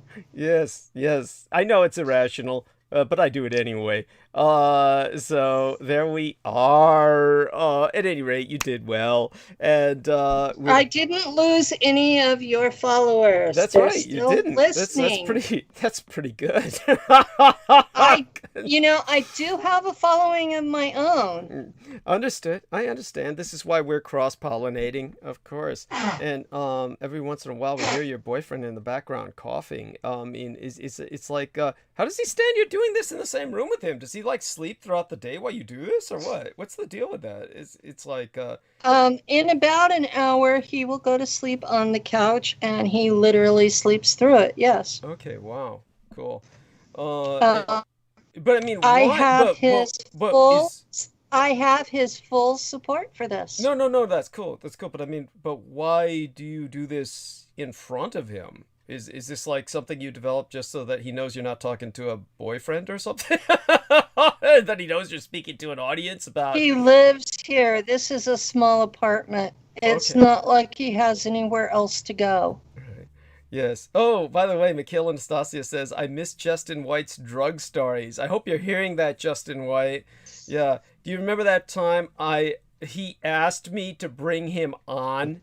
And this was when, you know, he came on. Then when he came on, he said, I feel like shit. And then, you know, and while I was shitting all over, you know, who's that idiot I was talking about? He used to call them, you know, Boris and Natasha. Pavel Edward. I've even purged his fucking name from my mind. That sick son of a bitch. And while I was shitting all over him and talking about him, I have no idea who these people are. Oh, no worries.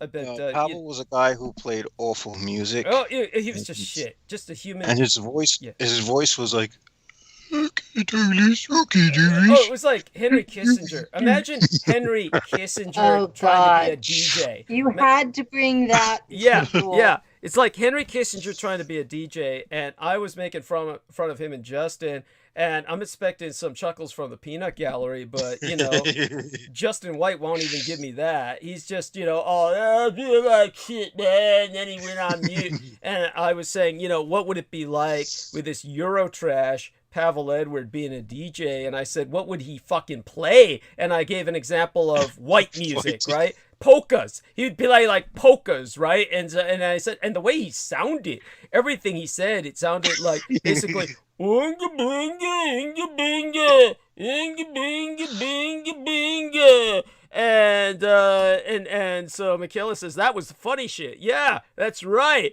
And then Justin just sat there blank and shit. Oh, man, painkillers, 'cause I like spilling my white ass and shit. And, you know, fuck, I just finally had to get him off the bandwidth. It's like, what was that about? You know, I want to come on, Douglas, because he said he wanted to talk about, I forgot what it was. He kind of presented himself as like an authority in something, and then he never even talked about it. It was bizarre. Oh yeah, wasn't that the Cho thing? No. He at least was able to deliver that. Whenever I brought him on about the Cho, it was something else. It was topical at the time, and he says, "Oh, let me talk." Oh, was it the marijuana? No. Oh, fuck no. That would have been. He could have gone off on that. That would be like his forte, right? I mean, that's his life. Is like it's the demon weed. You know, that's you know, poor. You know, I shouldn't talk about him. I'm going to start releasing secrets and shit, really. But, you know, that poor bastard. No, that weed though, that weed does do that. It wipes one out. I mean, right. Oh, yeah. Just for Our Lady here. So, honey, Penny, if you've never seen Justin White, all you need to do is watch Joaquin Phoenix play the Joker. Okay, then you've got Justin White. It's Joaquin Phoenix, the Joker film. That was actually Justin White's life story that they stole. He's just all pissed off because he didn't get none of the royalties. They really fucked him over when they had him sign that shit. Because, you know, it's like, I guess the last laugh is on them because all he could do these days when he's high enough is an X. But, you know, they got away with it anyway. And when they wound up running Joaquin Phoenix as the Joker, it was like, you know, the Justin White story. That was the original title, but they just said, oh, fuck it. We'll call it The Joker. And then they sold it. And it was like, you know, and Justin's still poor, you know, and Joaquin Phoenix. Well, isn't that how it always goes? Yeah, some shit like that, you know. And then we had, you know, Jameson Reese's black girlfriend right in the Matrix and shit, and she didn't get nothing. Oh yeah. She managed to go to court and get some. Oh, so she actually, so they actually I deconstructed that, you know. Actually, it's not me that deconstructed. She actually won at court.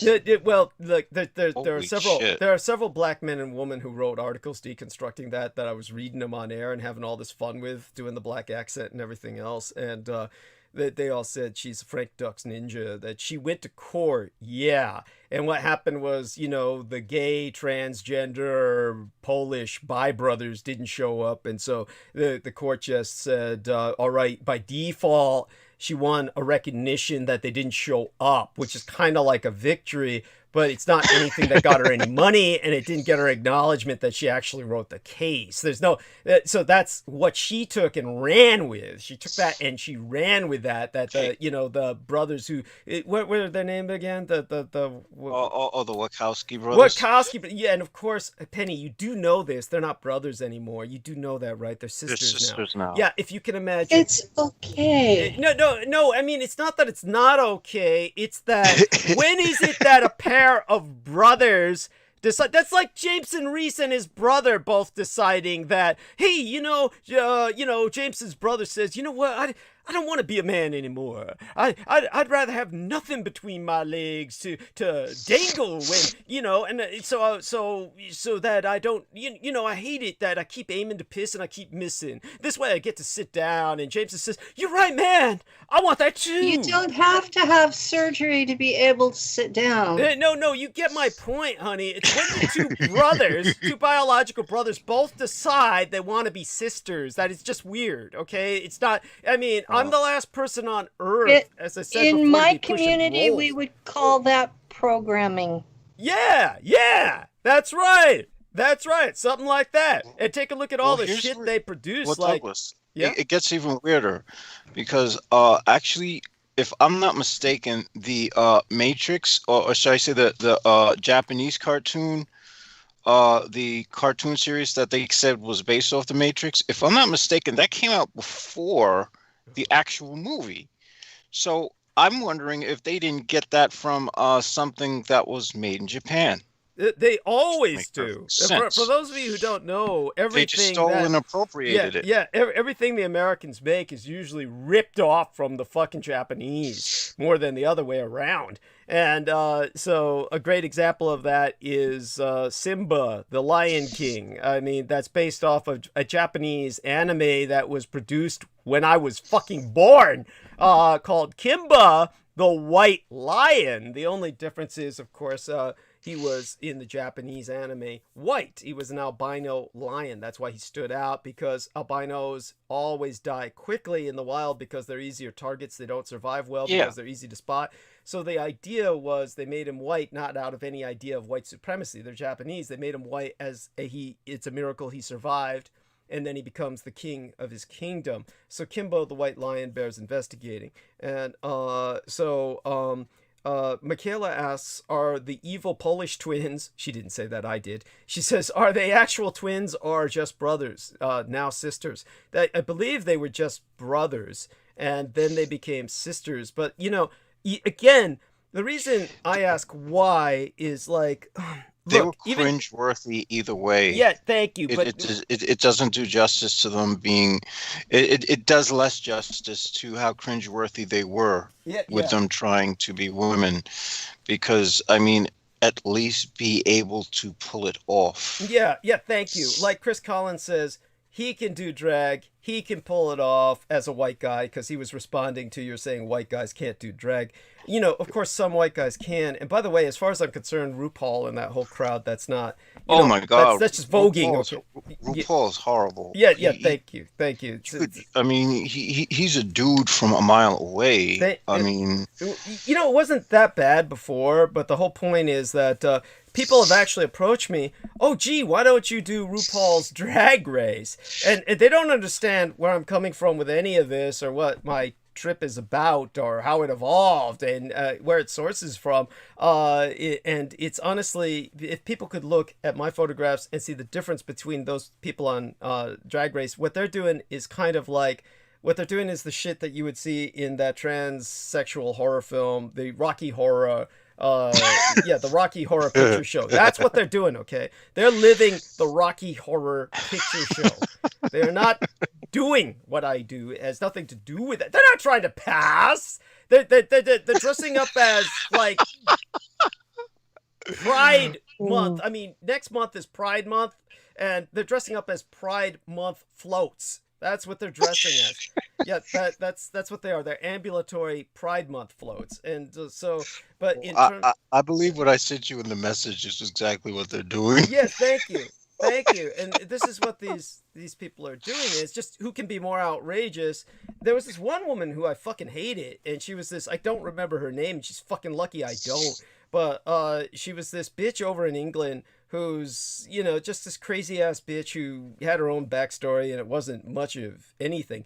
And she started using Photoshop to take pictures of me and put them in drag. And but she kept using the photos that I hated, like back when I was on fucking like the antidepressants, when I went on them for a period of time and I got all bloated. And there's this photograph that people respond to generally positive. I hate that photograph. That was the first one that Salman Sheikh put up when he was saying, I'm going to have Douglas on. And he put up, you do understand that when I ask people on my guests on my show, I ask them for a photo they like. Yes, of course. Yes, thank you. That's appreciated, of course. So then this woman would take that and she would use Photoshop to put it in drag, and it looked like some fat bitch in drag, you know, that was just, looked, and she would put like fur collars. It's just awful. It was just offensive. And so she was just doing this and she thought it was funny, and, you know, whatever gets you off. I mean, this is shit she would hang on her refrigerator, whatever. But then there was the what the hell else was it? It was and ultimately she said I was evil because one time I said after the winter equinox, I said on a column on my Facebook timeline, it only gets darker from here, which is what it does the rest of the fucking year after winter equinox. It only gets darker from there the rest of the year. That's what the sun does. Thank you. And she said, down. "Oh, that's evil. Oh, that's evil. No person on the side of light and goodness would ever say such a thing." Oh my God. Oh, you crazy ass bitch. And but what was it that really, there was several things about her, and she kept telling people how I betrayed Robert Anton Wilson. She thought Robert Anton Wilson was a spokesperson for the feminine, issues. I said, "You're fucking crazy. The guy was a Satanist." Yeah, thank you. And he's a Satanist of All right, he certainly makes that claim, but I don't think anything he did ever supported feminism. Thank you. That he's a piece of shit who was just a and this is the problem. Somebody writes something and says, "Oh yes, I'm an ardent feminist." Meanwhile, the guy's like walking around beating women and whatnot. Yes, thank you. And everyone's like, "I read it, so it must be true." Yeah, and he wrote the book. Thank you. He wrote the book, and all he wrote was shit. And the stupidest people in the world. I honestly thought his writings were meant to be comedy and satire. Thank you. That's So when I read the cosmic, when I read the thing with the Illuminati conspiracy thing, I was laughing my ass off. He meant it to be satire. At the same time, he meant it to be taken as seriously by the idiots in the world. It was a combination of both. He felt that this is his joke on everyone, right? That he wins twice because he feels, well, those who are intelligent enough will see it for what it is, which is what you did. And then the idiots would take it as truth, hidden truth. And that way he wins, by manipulating their febrile minds or what passes for such. So anyhow, so then we've got, what else was it? What else did that bitch do? She was like, aside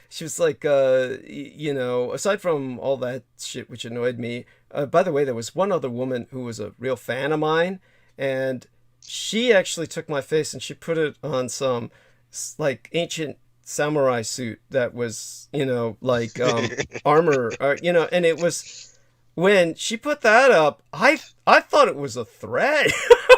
It was just so odd. I mean, it was just so, amateurishly done. It was bizarre. Honestly, I didn't know what to make it. Honestly, I don't usually even interpret things negatively like that.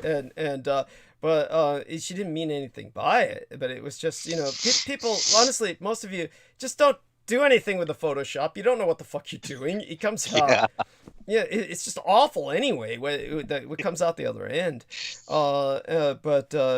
So aside from, I use Photoshop to put things together into an advert. I do not change the stuff in them because I'm not good enough at it. Yeah, well, nobody else is either for the most part, and just so that people, I'm just trying to discourage people from doing that sort of thing because it's really just silly and it's such a waste of their time and what results it's a massive waste of time.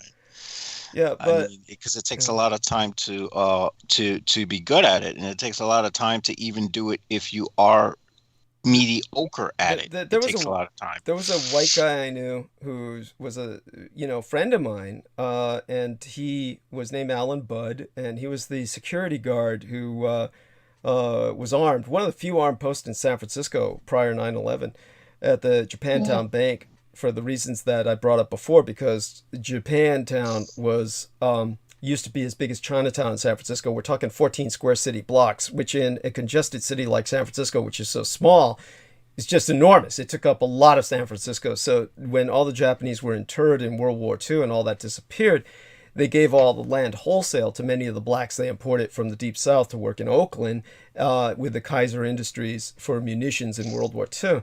And so what was remaining as the core center of Japantown, where the Japanese embassy was and the banks, wound up being surrounded by this all-black neighborhood. and they were being, there we are. Michaela got it down concerning that one fan who sent me the mask in the samurai suit. I mean, my face in place of the mask. She said, art so bad, it's threatening. That's going to be my artist motto. Yes, there. Thank you, honey. And, so Alan Budd worked in that neighborhood, who basically was there to stop the robberies of the Japanese banks that kept going on. So I got to know him quite well, and, one of his things was like putting these Frankensteinian pastiches of women together that he had this like website for, and he just made these women that were physically impossible, big boobs, big butts, and he was just putting all this shit together and putting them online and just grooving off all the stupid men who would send him flowers and chocolate, and he would just sit there as the recipient of all these deliveries of flowers and chocolate and shit that these men were sending him, and money at times, you know, and just by putting this shit together. So I guess this was like a second job for him. But I said, but those women, those bitches don't even look real. I mean, they just look like shit. It just looks like boobs and butt glued together and shit, you know, with the, it doesn't even look real. And it's like, oh, but look, they're all responding, you know, and they were. It's crazy. But yeah. We have that problem out there in that what it requires to actually be a human female is not what is in the art. Yeah, well, I mean, you know, it's like their waist and their crotch are 2 inches apart. Yeah, thank you. By the way, I was, you know, I think Jameson hit it when I asked the other day, when I still have the short blonde hair I'm maintaining for a little while for a reason I'll go into later, not tonight. I have no idea what you actually look like right now. I've only seen the photo you have up. Yeah, well, that's it. And they're both fairly recent. One from the month before last, and the one in embedded in thumbnail of our live stream is the current one. By the way, Chris Collins says the cover art on a few raw Robert Anton Wilson books I've seen strongly suggests satire. Understood. And Michaela says, are you talking about Tim Vigil raw books? No. We're talking Robert Anton Wilson with his stupid Illuminati series. And Chris Collins says, I don't even remember what they were, just that they appeared somewhat silly. Thank you. Yeah, well, you know, that's the whole thing was just absurd and should be really ignored. I think that Daniel Arola did the best when he set them aflame. He just burned his copies, really. And so I've never bothered getting paper copies of any of them. I have PDF versions that the Meritocratus gave me, and I've been reading them and giggling my ass off. There we are. Yeah. And then so where was I? I was talking about what was I talking about? The thread. Oh, or Robert Anton Wilson, or the horrible Photoshop people. Or yeah. You've been blending them. Well, after I was talking there was a guy who did the pastiche of that was Alan Budd, yeah. And then what was it after that? Oh yeah, that was the other thing I wanted to bring up was really alarmed by I told you before about my 3D graphics modeler, and you know it's kind of like, you know, when you know you confronted this is what Lena Shea would do with Peter Moon, and for those of you who haven't gotten it, Peter Moon is obviously just this side of a Trump, you know, just this side of a Trump cheerleader, and yeah, he is what he is. I accept it. Well, he watches too much Fox News. I mean, that's just the point. Yeah, and he believes that. He believes what they say. Yeah. Well, he basically said he grew up. His parents were what is it, conservative? So he just they were Republican. Yeah. It's what he inherited. I don't quite understand why one would just run with what one's parents did, but hey. Beyond, you know, it was, but it's, anyhow, so Peter, when he said what he said, and you said what you said, I just struck a balance as quick as I could, but he honestly believes that Facebook is biased to the left, which is, of course, there's nothing could be further from the truth, and any of the social analysts will tell you that it's just Facebook Yeah. YouTube as well is another one that's biased against the left. Yes, that's true. That's what true. I saw, But because there was nothing but Trump ads, like that's right. last that's true. last election season. That's true. And then there were all these conservative things that were popping up as suggestions. Yeah, but here's why. And I would just hit like report. Yeah.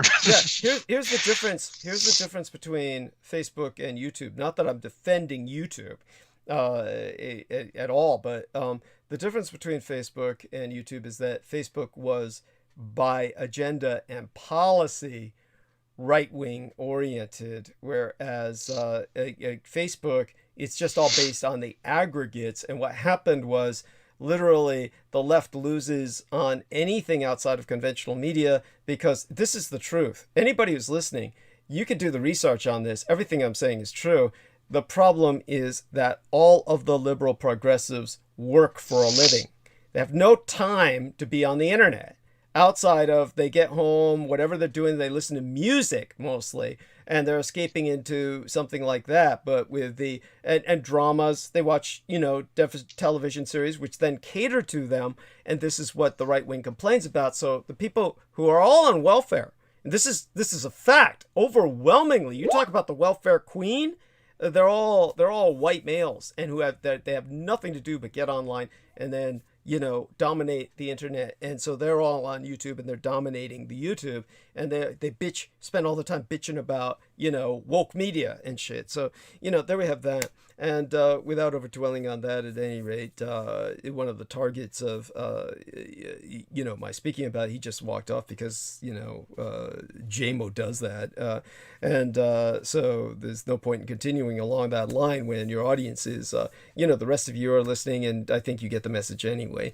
But it's really irritating as fuck. He just does that, and I think it has something to do with the drugs have blown his time span or his attention span. So Penny, I'm going to turn it over to you for a few minutes. And Michaela says they give liberals the Trump ads and the right gets Biden ads to keep everyone angry. I wish they had that much of a fucking brain. Yeah, that would be funny. I do believe that they balance the hate. They balance the hate. Because the right wing swears that everything is supporting the left, and the left wing swears everything's supporting the right. Wait, you know what it was for years? For years, definitively, the left dominated visual media, as in television, when the right dominated radio. That's the way it was for years. Yeah. And then what happened was... Well, it was all after Reagan, because Reagan allowed them to no longer have the fairness in televised, or, well, if it was on the public airwaves, you had to give a balanced presentation, and Reagan stopped that. Before that, if you pulled something that was completely partisan, you had to give equal time to the opposite side. And when that stopped was when everybody went batshit. Well, thank you. And so just handle the stage for a little bit, and I'll finish eating my chicken strips here, and have to get some calories. Chew on the other side. Yes, honey. I mean, do give me some credit. Oh my God, you must think I'm an idiot. That's fine too. No, I don't. I'm teasing you. Okay. Yes. Yes. Certainly. You wanted me to be funny. Yes. There we are. There. Well, no, I didn't say that. I said uplifting. But you can try funny. If not uplifting, try to be funny. Yes, try that for a little bit. Wish Mandy were. People won't know what to think if I'm being funny and uplifting. Give them something new. Show them a different side of your personality. Try it sometime. Experiment. I mean, it would be like my cross-dressing. Maybe you'll disturb people. Or try disturbing them. Hey, look, I'm funny. I'm uplifting. I'm operating in a lighter sense of chakra or something. Oh God, what did I just do? Okay, here we are. So I'll let you have at it, honey, and I will go mute for a few minutes, and you're pretty good at this. I mean, come on, you hold your own show, right? So, Yeah, I hold my own show for 2 hours. How yeah, long there have I we been on are. yours? Yeah, there we are. Yeah. So it's yours for now. Okay, for at least 10 minutes, go at it. Okay. So while Doug goes and eats that he's been avoiding doing because he wasn't quite sure he could trust me on here. Since my partner was brought up, I'm going to describe Lou. Lou is 7 years older than me, and he is Iroquois and Welsh and German. And he was born in Ohio and raised in West Virginia and Arizona. And spent a little bit of time in, oh God, I forgot the name of the town. It's on the border between, it's on the border between Oregon and Klamath Falls.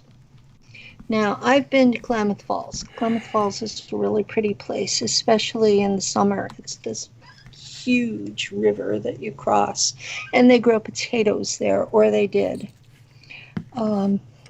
I've noticed that in the last 20 years or so, a lot of things have changed everywhere.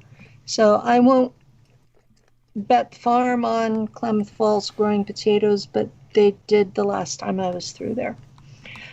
And he spent 2 years in Nam and Laos and Cambodia and Thailand back in the 60s. And when he came back, he had the usual issues of don't touch me, don't talk to me, and for God's sake, don't wake me up. And his grandmother, who was teaching him to be a shaman, got him a job where that he was doing, basically he was guarding cattle from predators on this huge ranch out in the boonies. And during that time, he found peace with himself and was able to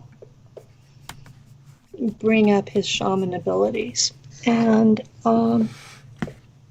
so he's been a source of peace and comfort to me, and we've been together for 20 years. This month, in fact. And we live in the mountains, Mother Lode area of California, and it's not as expensive here as it is in the Bay Area, but it's gaining on it because after the Loma Prieta earthquake, a lot of people moved from the Bay Area here and drove up the prices. And every time there's a big problem in the Bay Area, they come here to escape and they drive up the prices. So it can be kind of interesting. I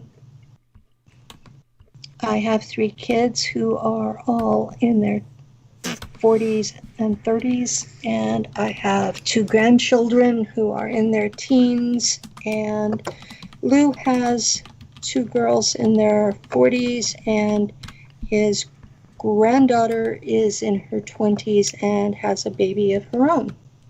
So we're old farts, and I've seen a lot of changes, and trying to adapt to the changes while dealing with memories of a life that doesn't make sense have been something interesting. And Jameson, you're back. You want to talk with me? Yeah, sure. So what's your life about? My life? We're expected to be uplifting, by the way. Uplifting. Oh, that's okay. The instructions. Wow. Damn, Douglas. Gotta put me on the burner there. Uplifting. My life is trying to figure out what the heck life is. That's the simplest way I can put it. I am in a world that I do not quite feel I belong in, and I am expected to try to coexist with a species I don't quite understand. And I am doing an okay job so far, I think. Cool. So I guess that's somewhat uplifting, even though I don't know anybody that actually thinks they belong here. Well, I kind of, don't get me wrong, I do like it here. I do like, there are some joys of being physical in this realm we call Earth. I would just prefer it if I had more of the Earth to myself and didn't have to share it. But, I'm learning how to share, and I'm learning how to coexist as best I can, and hopefully I can one day do that without having to self-medicate. Yes. I am far past the medicated range. I'm into the sitting back and watching them kill each other stage. Well, that's actually quite entertaining. That's become it can fun. be, yeah. There's a sort of, I believe it's called Schadenfreude that one gets from it. I'm just basically trying to stay out of the range of fire. Yes, that is the most rational thing one can do, and as long as one is able to find some way to acquire resources to fall back on, it's doable. Although it seems, I don't know how easy. Excuse me. I don't know how easy it is, considering the fact that we live in a country where everyone worships the almighty gun and bullet, but I'm sure a little wisdom and smarts can really allow one to outmaneuver really bad situations. I've not been shot at with projectiles. I would jinx myself, so I'm going to say that I don't want to be shot at by projectiles. Do you live in a town, a city? City, yeah, New York. Okay. New York City. New York, I understand, is a completely different state of mind. Where I live in California, it's very much like Arkansas or Tennessee. We have mountains. We have mountain folk who are very self-sufficient and rarely interact with other people. And we have people who live in small towns and interact on a civil basis. Most everyone has projectile weapons because we still have bears, mountain lions, rattlesnakes, coyotes, and deer that are big enough to kill a dog. Okay. So we have legitimate reasons for having firearms because we have legitimate wildlife threats. And then there's always the neighbor down the street who celebrates every holiday by shooting his shotgun into the air. He says that keeps the property values down, so he pays less taxes. Wow. So he doesn't consider the potential harm of the projectile coming back down to hit the earth. It would most likely hit him because he's shooting it straight up in the air. So there is that to keep in mind. He probably would be doing you folk. He'd probably be doing you guys a favor. He lives about a block and a half away. But I'll tell you, at 2 a.m. when he's decided to celebrate something, it's still a shock to the system. Oh my gosh, I would hate. Hopefully, he's not a sports fan, or you'd be hearing that quite often. It's usually things like New Year's and 4th of July, and then he'll pick other assorted holidays through the year. It's usually on a holiday. And nobody even bothers calling the police on him because they don't show up. Wow. Okay. Well, I mean, They know it's him. All right. Well, that indicates to me how small the town is, then, comparatively speaking. Because the town I live in might have 3,000 people if they count all the cats and dogs. Wow, that's tiny. Yeah, I live rural. I'm in the oak forest, and this town is in the oak forest. So when they start talking about, the oak forest is on fire, there are towns in that. And we have town, about every 5 to 10 miles, all up and down. Yeah, all up and down Highway 49. There's a town every 5 to 10 miles. Most of them are smaller than where I live.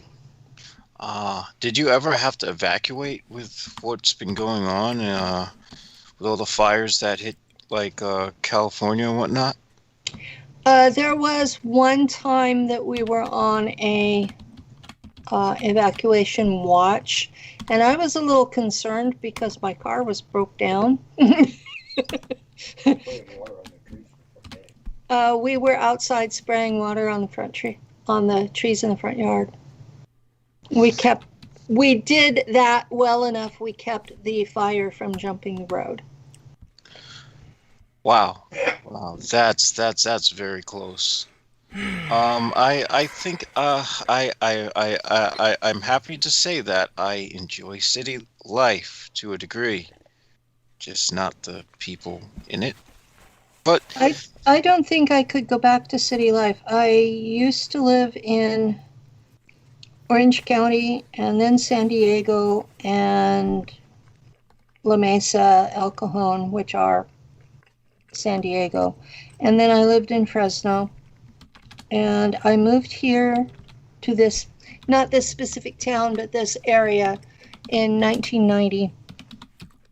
And I really don't think I could go back to living in town. It's quiet here most of the time. And having to worry about bears and mountain lions rather than humans has been... It feels natural. I see. Yeah.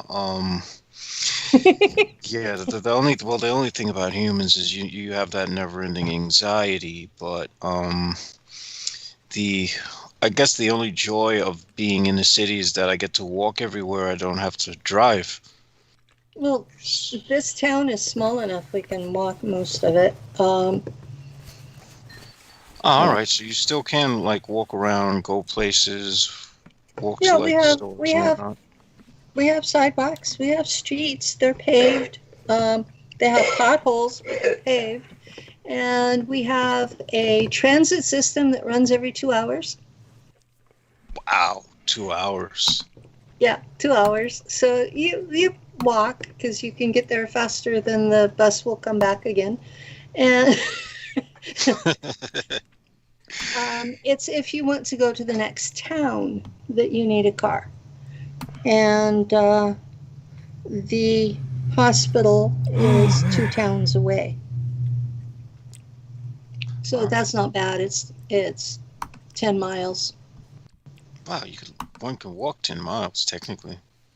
Well, Lou has. Times he's gotten mad at me, he's just gone walking. Comes back with bags of stuff he's bought while he was out. I'm like, Okay. Oh, so what's going on? Is everything all right?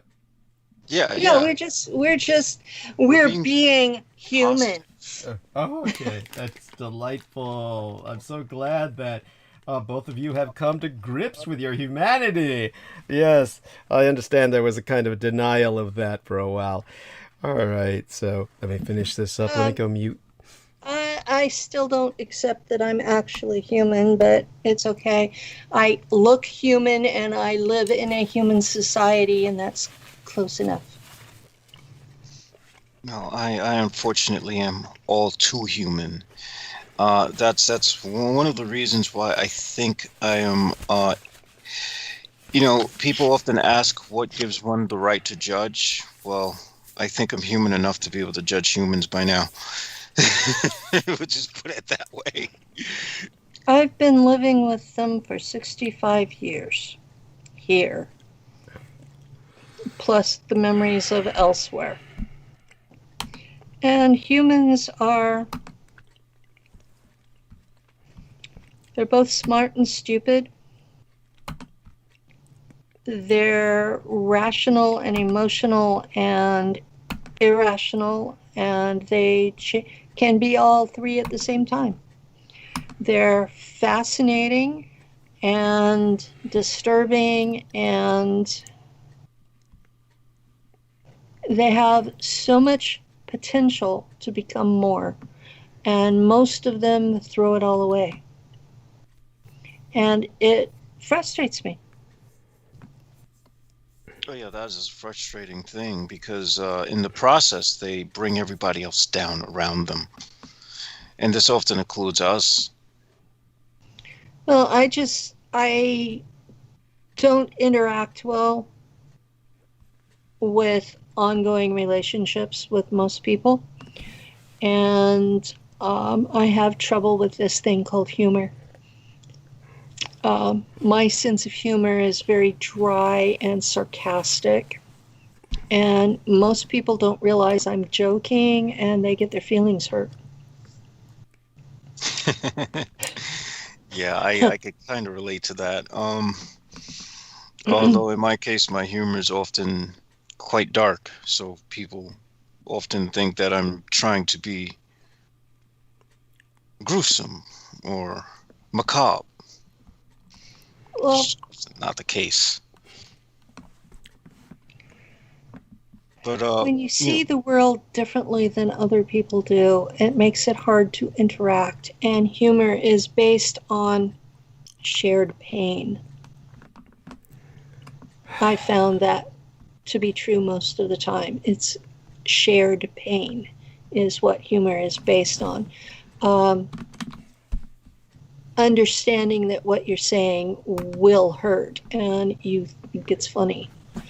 And that bothers me. Are you crying? No. I mean, it's all right if you are. There's no shame. I mean, it's just curious. I'm being thoughtful. Oh. Okay. That's good. Thank you. So, do go on. yeah, I more or less just find the human experience quite sad. Okay, I've had enough of this shit. All right, the Okay. both of you are going into this human trip and going into the this kind You of. want it? Look, I've got enough problems with my tooth. Okay, honestly, it feels like this stupid thing is about to fall off. I hope that's just a feeling that's caused by the cut in my cheek. That is like when it runs against the groove of the tooth where it's inserted. I'm just hoping it creates that sensorial illusion.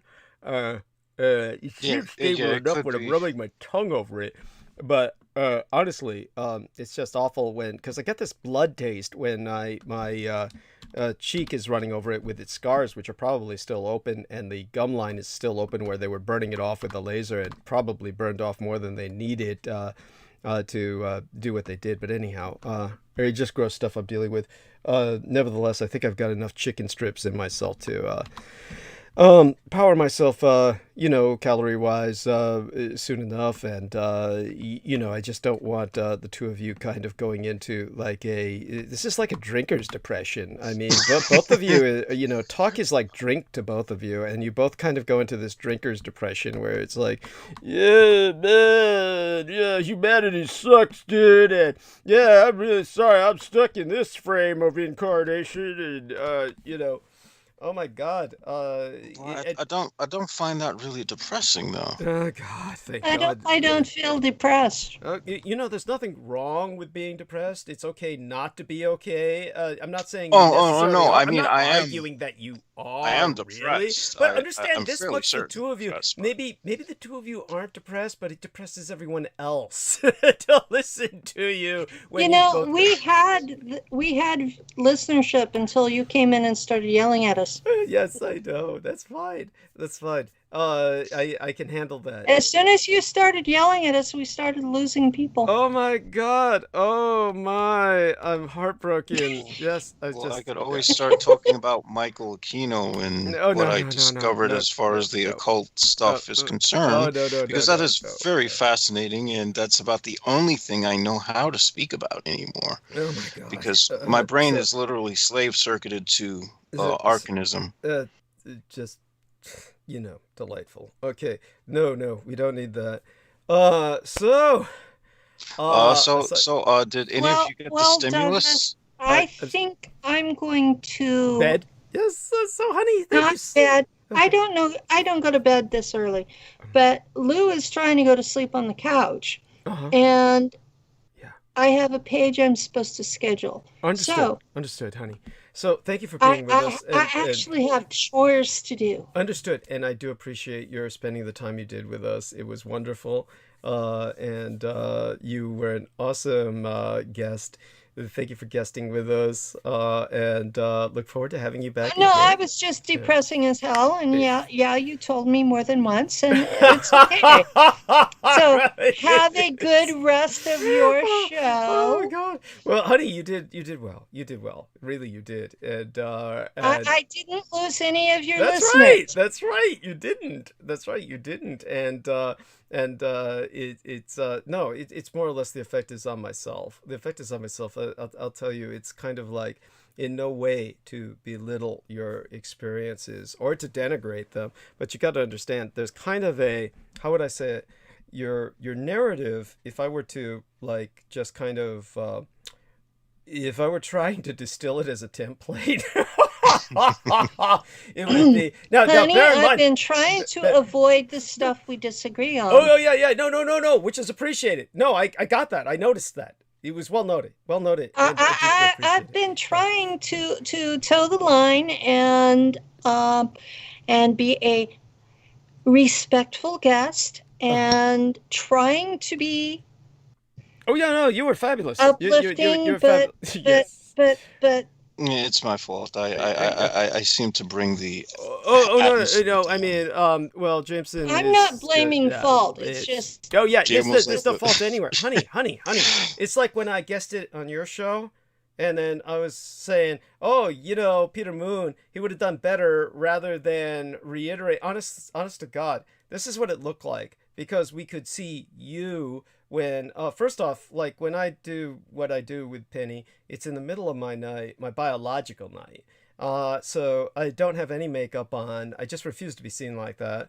And so when we, I give her the images and, she does what she can with them. And I'm talking to a picture just like I am right now. Yeah. That's right.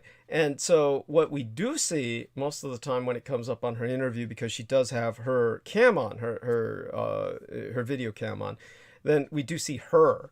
And now she has... You get to see my body language reacting to what you tell me. Or whichever alter has, jacked the body at that time. Exactly. Which she has warned us of.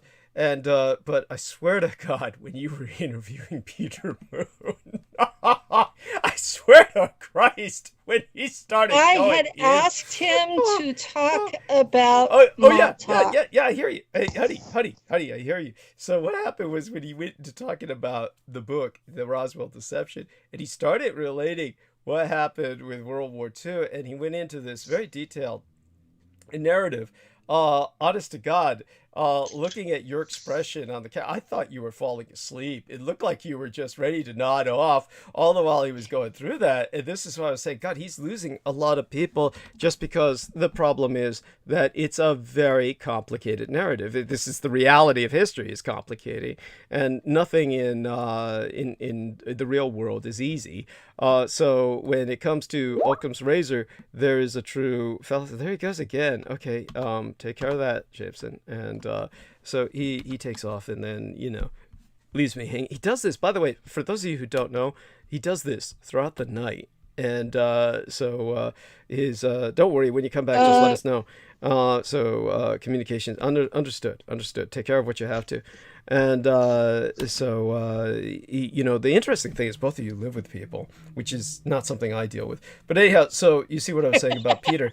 And so when Peter was saying what he did, when I got on your show, I said, oh yeah, he would have been better off if he just bitched about how hard it was to get the book out, and then he couldn't believe we got it out at all because he's working with this crazy guy who cross-dresses and drinks blood and, you know, and basically, you know, sleeps all day and, you know, is up all night, etc. And just, he could have gone into these various things that would have been, you know, that would have captivated the listeners, because this is the stuff they listen to. They like, you know, they go, oh wow, and then they get all like what they are. I mean, people are looking for a freak show, and I'm not denigrating myself saying that that's what I provide. What I'm saying is that's simply how many interpret it, and you can't stop how they interpret that. I mean, you know, this sort of thing. You deal with people who basically that's different from the norm. Yes, this is what there they consider. There are going to be some people that consider them a freak show. Yes, thank you. So this is how they just, you know, this is how they filter. And so when I said, yeah, they would have been more interested in purchasing the book that way, by saying, oh, I want to see what this lunatic has to say. And that's when you started saying, oh, no, don't say that. You're not a lunatic. And I was like, you know, God, I didn't mean it like that. Like I'm condemning myself. Well, you know, I do counseling with people, remember? Actually, I didn't know that. No, I didn't know you did that. That's what I do for probably 6 hours a day, every day. Is I'm counseling all of these people who have all of these horrific memories that they don't know what to do with, and I'm trying to help them figure out a way to live with them. Understood and appreciate it. So, and we do have a lot of them who end up not being able to live with it.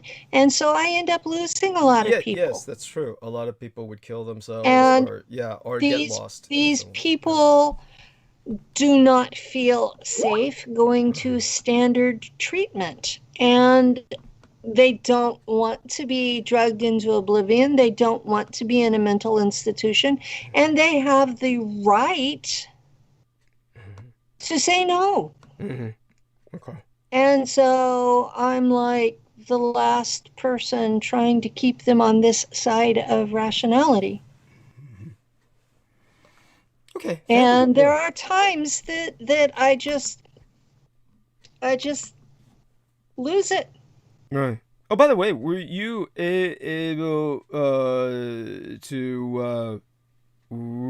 able to hear what I said after I guessed it with you on my own show? You know the date that you interviewed me. Take a look at the episode of mine that I hosted after that, and I went into some of the issues that we were covering towards the end of our interview, which was your children, your sons. And so I was going into, not your sons, but I was going into that subject. So, you know. My 3 sons have congenital adrenal hyperplasia. Thank you. That's what I said. It's a disease that requires medication. Yes. And yes. My youngest was born intersex. And that was a life-altering experience for me. Of course. And it is why most of my family has nothing to do with me now. What, do they hold And you responsible for that, or consider this somehow your fault, or they consider this a negative? I'm they taking were it, or eugenicists and expected me to kill the kids. wow, holy shit.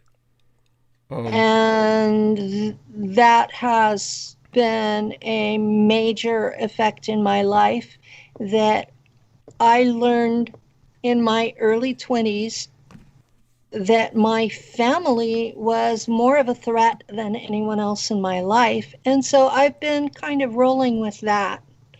And now I'm inundated with all of these people who have memories similar to mine, and they're wanting to know how to deal with them.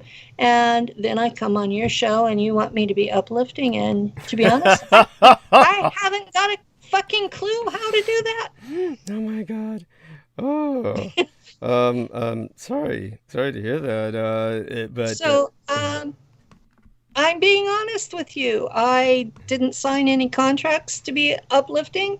You asked me if I wanted to be on, I came on. yes, You got me. understood. Yeah, and you did fine. You did fine.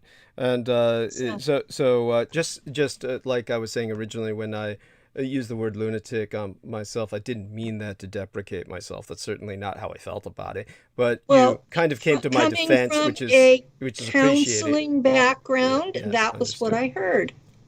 Okay, thank you. That's not how I felt, but I appreciate Good. your being. I'm You're relieved. trying to help, But- and that's so yeah. So what I was saying was that when I was your show and on your show and doing that, just understand that I do have a sense of humor that maybe we filter differently, but in terms of yourself tonight, you were wonderful. James, you are back with us, right?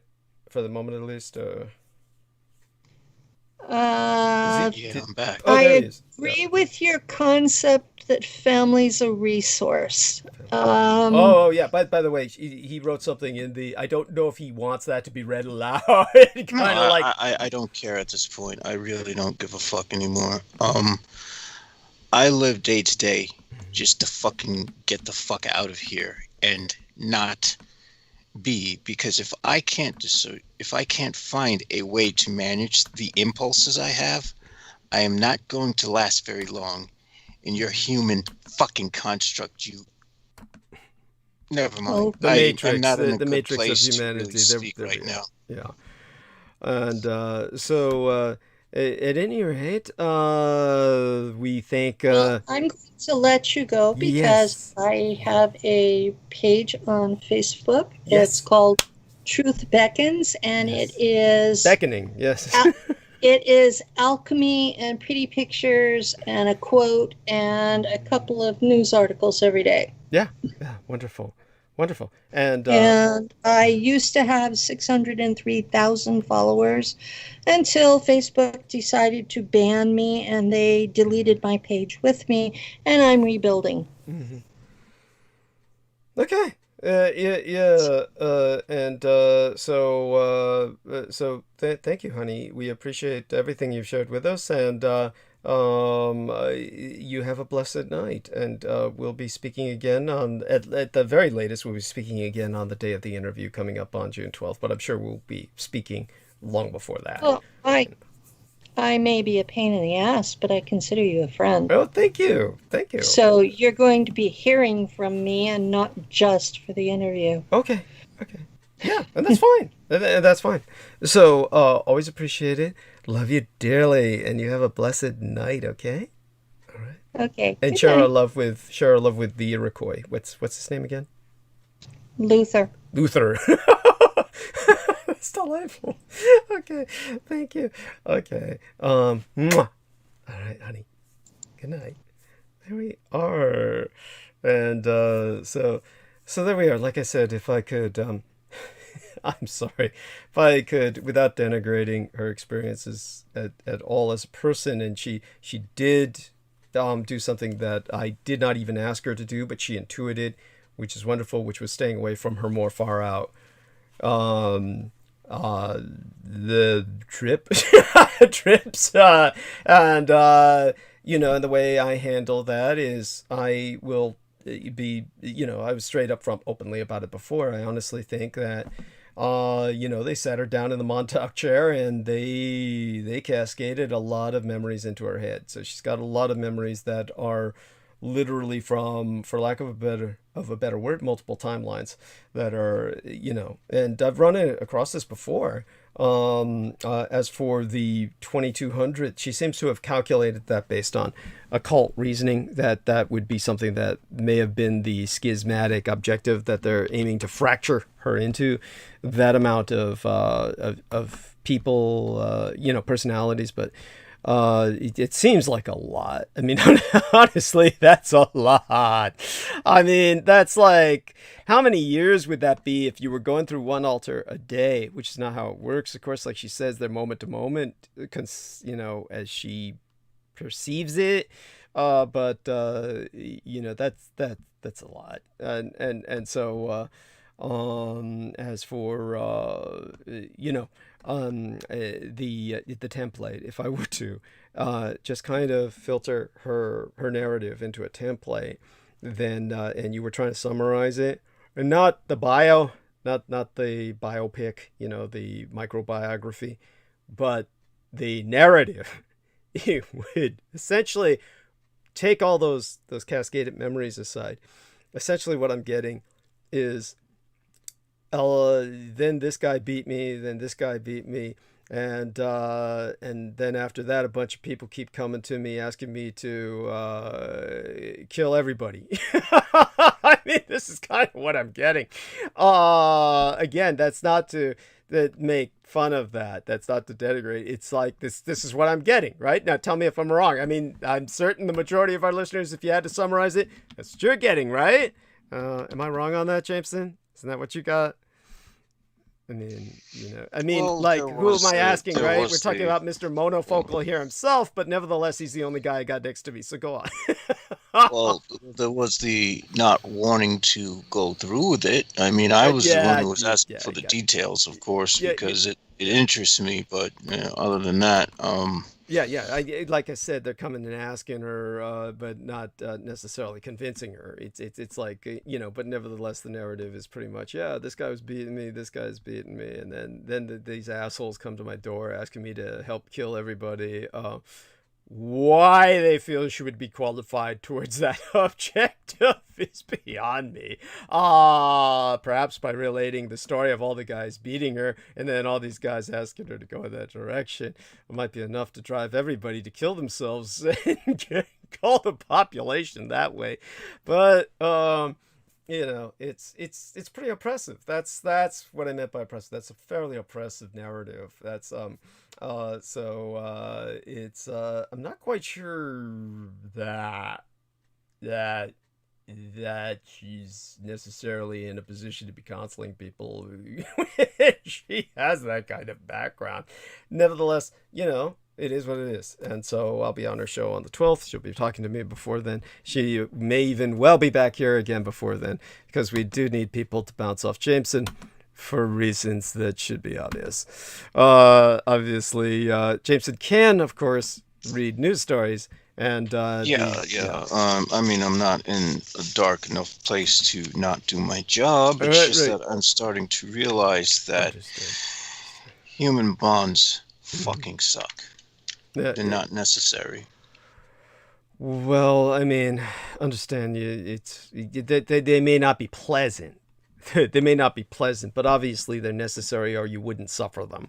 They're at least necessary for sustaining your mortal coil in the present moment. Unfortunately, I want to reach a point where that's no longer so, because then everything else. Well, you do realize the majority of men in your position want the same thing. I mean, there are, as I said before, this was my trope. Remember, this was before I even met you, so to speak, or rather, at least started working with you. The funny thing is, for those of you who don't know, not that I'm shitting on Lanish at all, really, it's just to chronometrically put this in order so people understand this. Lena Shea was in far more intimate contact, but that I don't mean physical. I just mean she spoke a lot more personally and privately with Jameson Reese than I did until essentially she severed. And it was only around that time the situation flipped where I needed somebody to help me with production. And that's when Jameson Reese and I really began to, deal with each other the way that we're dealing with each other now. Well, and that was because I was under the impression I was speaking to you most of the times, or I was speaking to you through her. I don't know how much of what I was telling it was all her related. She was very good got with that. through to you. She was very good with relating what you forwarded to me through her. She was very good with that. I just want you to know that. She never withheld anything. Honestly, I had a dream about Lena the other night that, I'll take that just as a hint to just, basically stop speaking of her openly other than in the most neutral sense. I mean, I'm sure I'll slip sometimes and go into details about what she did, but it was nothing particularly profound as a dream, but something that just provided a kind of a hint in the direction of how to treat the subject. And maybe I'll relate it at some point in the future. Not ready to relate it right now. Nothing particularly intimate, but I'm not sure how do I say it? I could express it and describe it, but I just don't feel like going there right now. And so such being said, do me a favor. Well, I got some good news. Good. Why don't you share that with us? I'm going to take my. Yes. Do you need me to hear it? Because I'll take my earphones off for a few minutes. It's up to you. Oh, okay. I can leave them on for a few minutes and. For me, it's good news anyway. Okay. The forecast. This is in from the AP as of today. 40% chance Earth to be hotter than Paris goal soon. There is a 40% chance the world will get so hot in the next 5 years that it will temporarily push past the temperature limit in the Paris Climate Agreement. This is the temperature that they want to prevent, meteorologists say. A new world meteorological organization forecast for the next several years also predicts a 90% chance that the world will set yet another record for the hottest year by the end of 2025, and that the Atlantic will continue to brew more potentially dangerous hurricanes than it is used to. For this year, the meteorologists say large parts of the land in the northern hemisphere will be 1.4 degrees warmer than recent decades, and the U.S.'s southwest drought will continue. The 2015 Paris Climate Accord set a goal of keeping warming to a few tenths of a degree warmer from now. The report said there's a 40% chance that at least one of the next 5 years will be 1.5 degrees Celsius higher than pre-industrial times. The more stringent of the two Paris goals. Oh, forgive me. I'm just enjoying the news too much. The world is already. We can stop. I mean, it's honestly after a while, it's just offensive. It's not even funny. It's in terms of. I used to take some kind of grim satisfaction in watching Americans die. After a while, I just got tired of watching them die. In terms of what I used to say on Revolution Radio, I'm here to watch you die, and I'm here to make it hurt. But then when they all really started dying, just the sheer stupidity of it, it's not even. It's not even entertaining or even amusing. It's just pathetic. It's pathetic and it's sad. It's pathetic because it's all preventable. Yes. It's pathetic because that's right. We could be doing something about it now. Yes. But nobody wants to. Yes. Everyone's so busy wrapped up in the system of stupidity that they would rather perish than try to compromise. No one in America knows how to fucking compromise. Yeah, no, it's true. The compromise has disappeared. So you got that out of at least the nuances I was exposing on the latest transmission. And so in terms of Peter, it was interesting how little he actually heard of the transmission, but was still impressed by what he heard, so that was good. And again, I've got to get that shilling for the book into the to the description for the episode tonight. And let me see now. In terms of Mandy, let's do a quick check-in with her. And so let's, hey Mandy, if you're out there, give us a shout. If not, then I'll probably turn towards the, basically the solicitation soon. I hate these solicitations, and they're like pulling teeth to me and shit. I shouldn't use that analogy after what I went through with my teeth, which is just, honest to God, this sensation is by the way, our man Jameson was pointing out, just like the bullshit propaganda they were using against my native Taiwan, they're trying to pull that shit with Japan as well. What have you got to share about that? Yeah, they've been pulling that with Japan. This is, let me see if I can find that link again. That was the military news.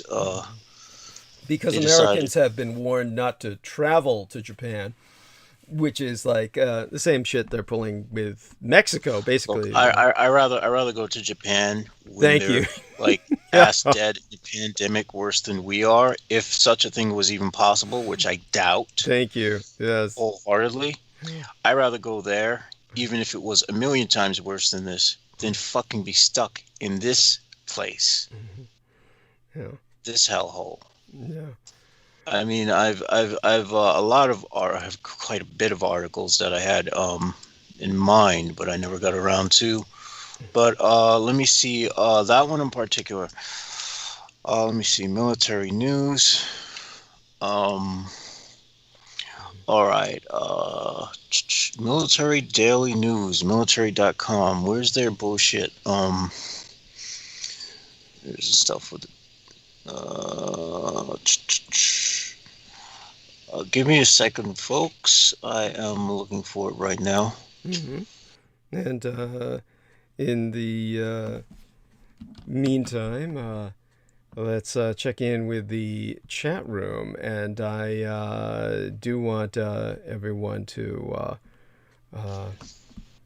continues talking. Use the chat room to express yourselves. Definitely appreciate it that you do. And I take it you haven't had a chance to review that video yet that I linked in there, or did you see it before when I first brought it up? I saw it before. And what was your impression when you saw that? Well, I more or less just listened to it. I didn't pay attention to the visuals. Whatever. Oh, okay. You should pay attention to the videos while you're listening to it. So that would have made everything make much more sense. Oh, okay. Yeah, Yes. I figured it's Star Wars and just No. It's no. It was specifically about General Grievous, but he's the most one of the most tragic characters in there. Aside from Darth Vader, of course. But Darth Vader is, how would I say? Here we All right. Oh yeah, Darth Vader. He's rather overdone in the sense that, yeah, you get my point. He's just rather. Yeah, well. I didn't. He made sense, but I mean, of the most impressive, really, honestly, the most impressive bad guy they've had was probably this Kylo Ren guy, because he's just pissed off and he just destroys shit. He just doesn't care about anything, and so it's like, yeah, that's what someone who's really legitimately bad would do. There was still a sort of order to Darth Vader. Yeah, well, there you go. Yeah, Darth Vader was definitely following an ethical code at all times. So he would be ordered evil, whereas like Kylo Ren is just chaotic evil. Mm-hmm. He just gets pissed off and just destroys shit. He just doesn't care. There we are. Yes. Yeah. No, I hear you. I guess some of my fascination with that character was the fact that I saw how I used to be, mm-hmm. And in a sense, there's still those aspects that we're working on. It's really working on the mind is it's easier to work on the body than it is to work on the mind. The body just demands consistency, but the mind, it's like you really have to dedicate oneself to the discipline of breaking a thinking pattern, which our thoughts we're not even mostly conscious of most of the times. They just pop up. So there's a sort of grueling agony to it. Not to be a downer or anything, but mental work is very difficult. And so got it. Yeah. And so this is the article. The U.S. military bases announced new travel restrictions as Japan's COVID-19 cases hit record high. Tokyo, Japan's latest coronavirus surge spurred U.S. military bases to impose further travel restrictions on Wednesday. Great. The one nation that you can get away from the bullshit and they want to keep you out of it. That's so American. Like, yeah, we only want you to stay in your reality bubble of bullshit, you know. Wednesday, as two of the nation's largest metro areas looked at extending their public health emergencies, case numbers continued to fall Wednesday in Tokyo and Osaka prefectures, though Japan overall records its highest one-day tally of 4,176 new infections, according to the public broadcaster NHK. The report said Tokyo and Osaka are considering requests to the national government that would allow both prefectures to extend emergency declarations that were imposed April 12th and extended May 7th. 6 of Japan's 47 prefectures were under a state of emergency in April. The number grew to 10 this month. The U.S. military in Japan by 6 p.m. Wednesday had reported 10 new cases of COVID-19.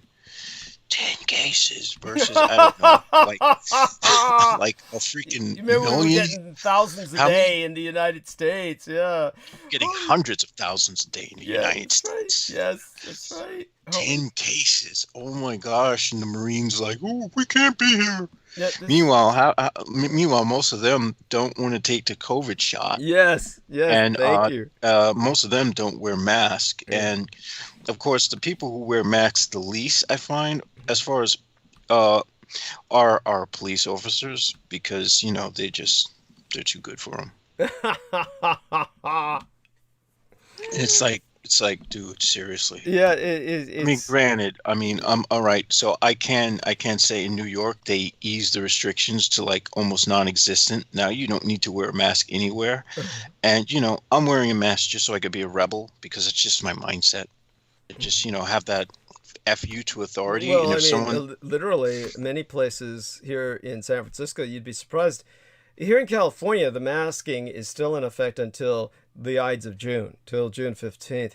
And you still see a bunch of assholes walking around without their mask because they're claiming, oh, well, the federal orders supersede the state orders. And, they're just fucking assholes. Those of us who are wearing the mask now, who are vaccinated, we're really wearing the mask so that we don't look like fucking Republicans. Really, that's what it's like here in California.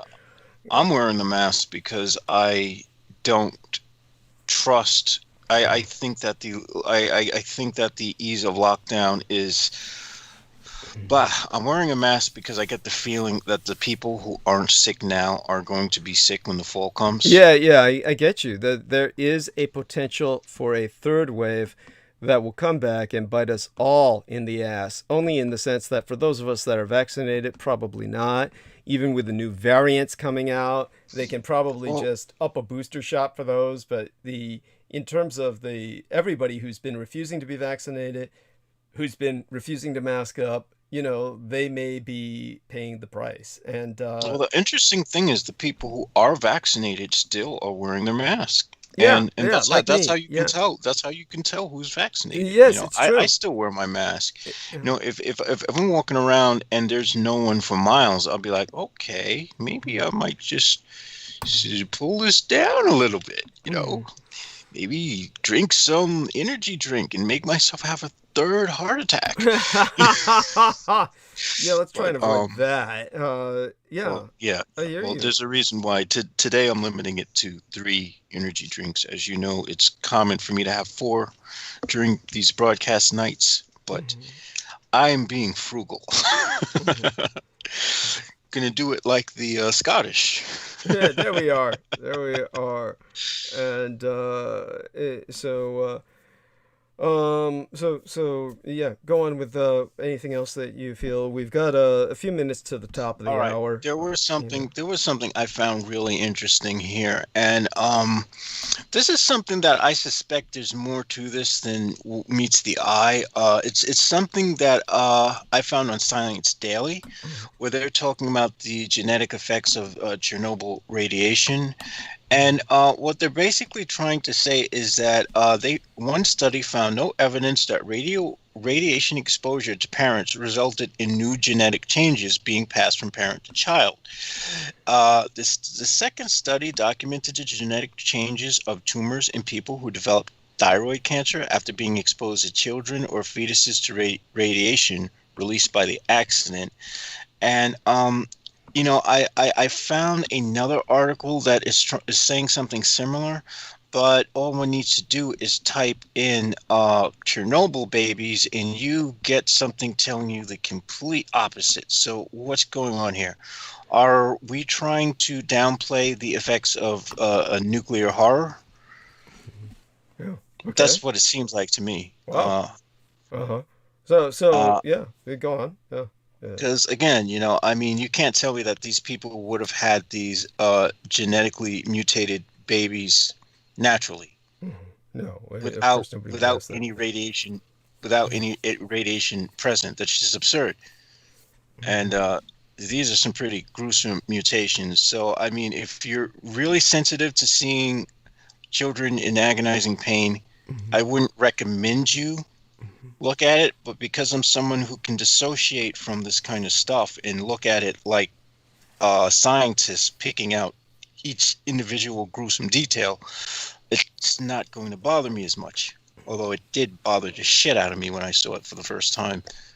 Well, that's good. That shows you're human. And that's a positive. Before, as I told you before, I am too human. In fact, I would say if everyone else was a magician is an incarnation of Crowley, I'm probably an incarnation of Adam.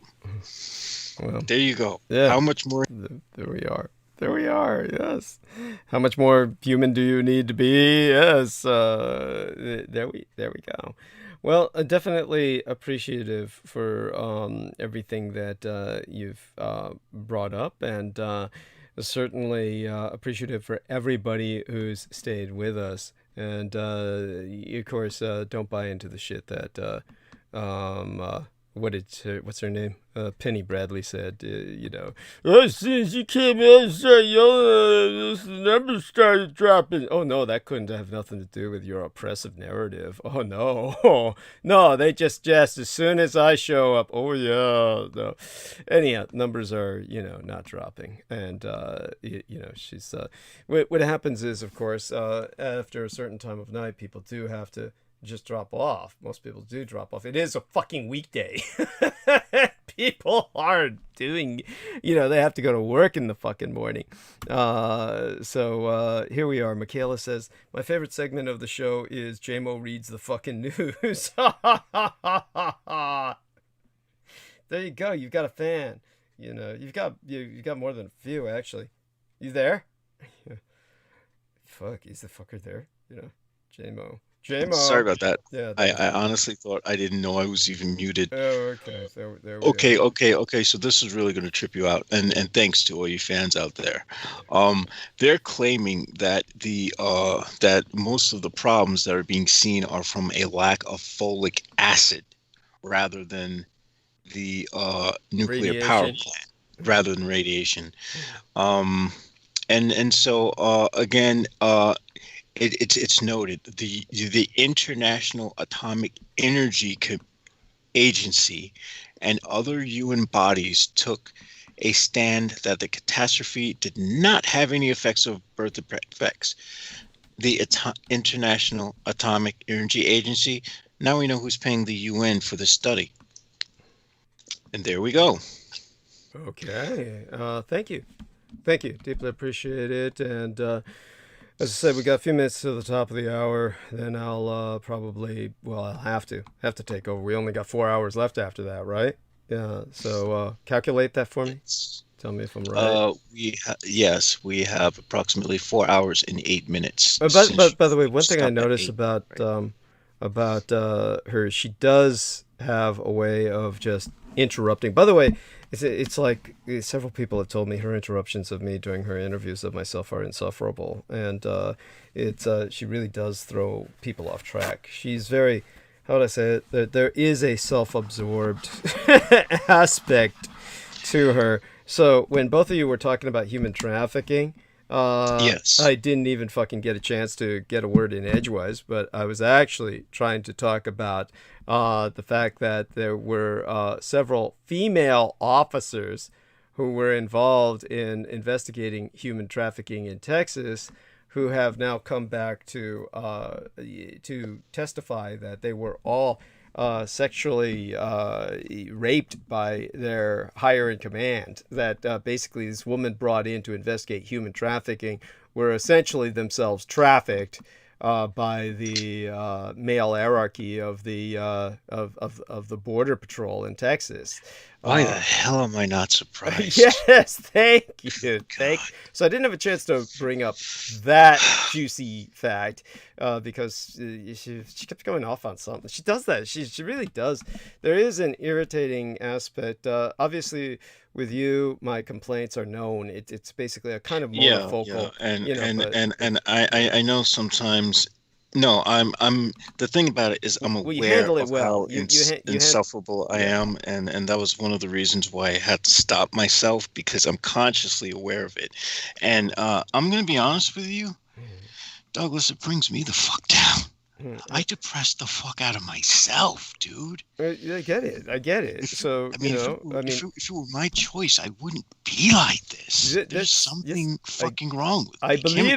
I believe you. So we're hoping this will help. Obviously, this is one of those activities that you have that is therapeutic. Hopefully, it is, yes. And it's not only that. It's great to be able to speak with someone who understands even if I can't do it on show, after show, whatever, who understands the cosmological complexities of the arcane realm more so than the people who I've had the privilege of listening to, or the service of listening to, however you want to put it. No, definitely appreciate what you're saying, and honestly, in that sense, we're all here to help each other. There's a positive way of looking at something. We're all here to help each other. Well, yes, and there's a realization that as I stated before, I had gotten more from listening to you and Peter Moon and having these almost unconscious aha moments than I got listening to Become a Living Fraud. What are you saying? By the way, a lot of people... alchemical tea set in your own lab. And if you snort meth, Lucifer will say, "Yo, dude, let's rock like we never rocked before." Yes. By the way, when you go into some of your voiceovers, a lot of people can't understand what you're saying. So just so people know, he's referring to "Become a Living God," which he says "Become a Living Fraud," which is much more accurate. Who is that idiot I know again? for a fact. EO co-editing. I know for a fact that how they practice is not what they're telling people they're doing, and I know for a fact that whatever practitioners I bump into, it's interesting because I had the privilege of working with again, and he's one practitioner who I would recommend you at least check out his site. His services seem to have worked for me, at least. Something's opened up. I don't know if it was just the placebo effect or not. You could possibly work with someone and they might be so placebo that you're powerful that it might just do something and you don't do anything. But to not get off topic, what I'm saying is, if you were to do everything they tell you that they do in their books, you'd get nothing. There's something to it, and I think, again, you know, when you and Peter were talking about the Enochian system and John Dee, that's when everything clicked, you know, because I remembered reading that, you know, when you got into the spying, that's when it all made sense. And when you had said that, there's a reason why Michael Aquino was interested in it. Then I started to realize there's not much different from being an arcanist and being a competent spy for a reason. Yeah, that's right. And so when it comes down to it, if you're writing a spell and you're saying, Lucifer, can I get a new car? Yeah. I would say that Lucifer has every right to laugh at you and say, nice try, kid. Come back in another 10 years. Yeah. Yeah. By the way, what did you think when I spoke of, who was he again? Lon Michael Ducat. And I was talking about how basically he called up a demon and was bargaining with it. And you said he was interviewed by somebody. I forgot who you said he was interviewed by. Yeah. He was interviewed by, what's his name? Rex Bear. Rex Bear, of all people, yeah. I wonder how he handled that. So go on.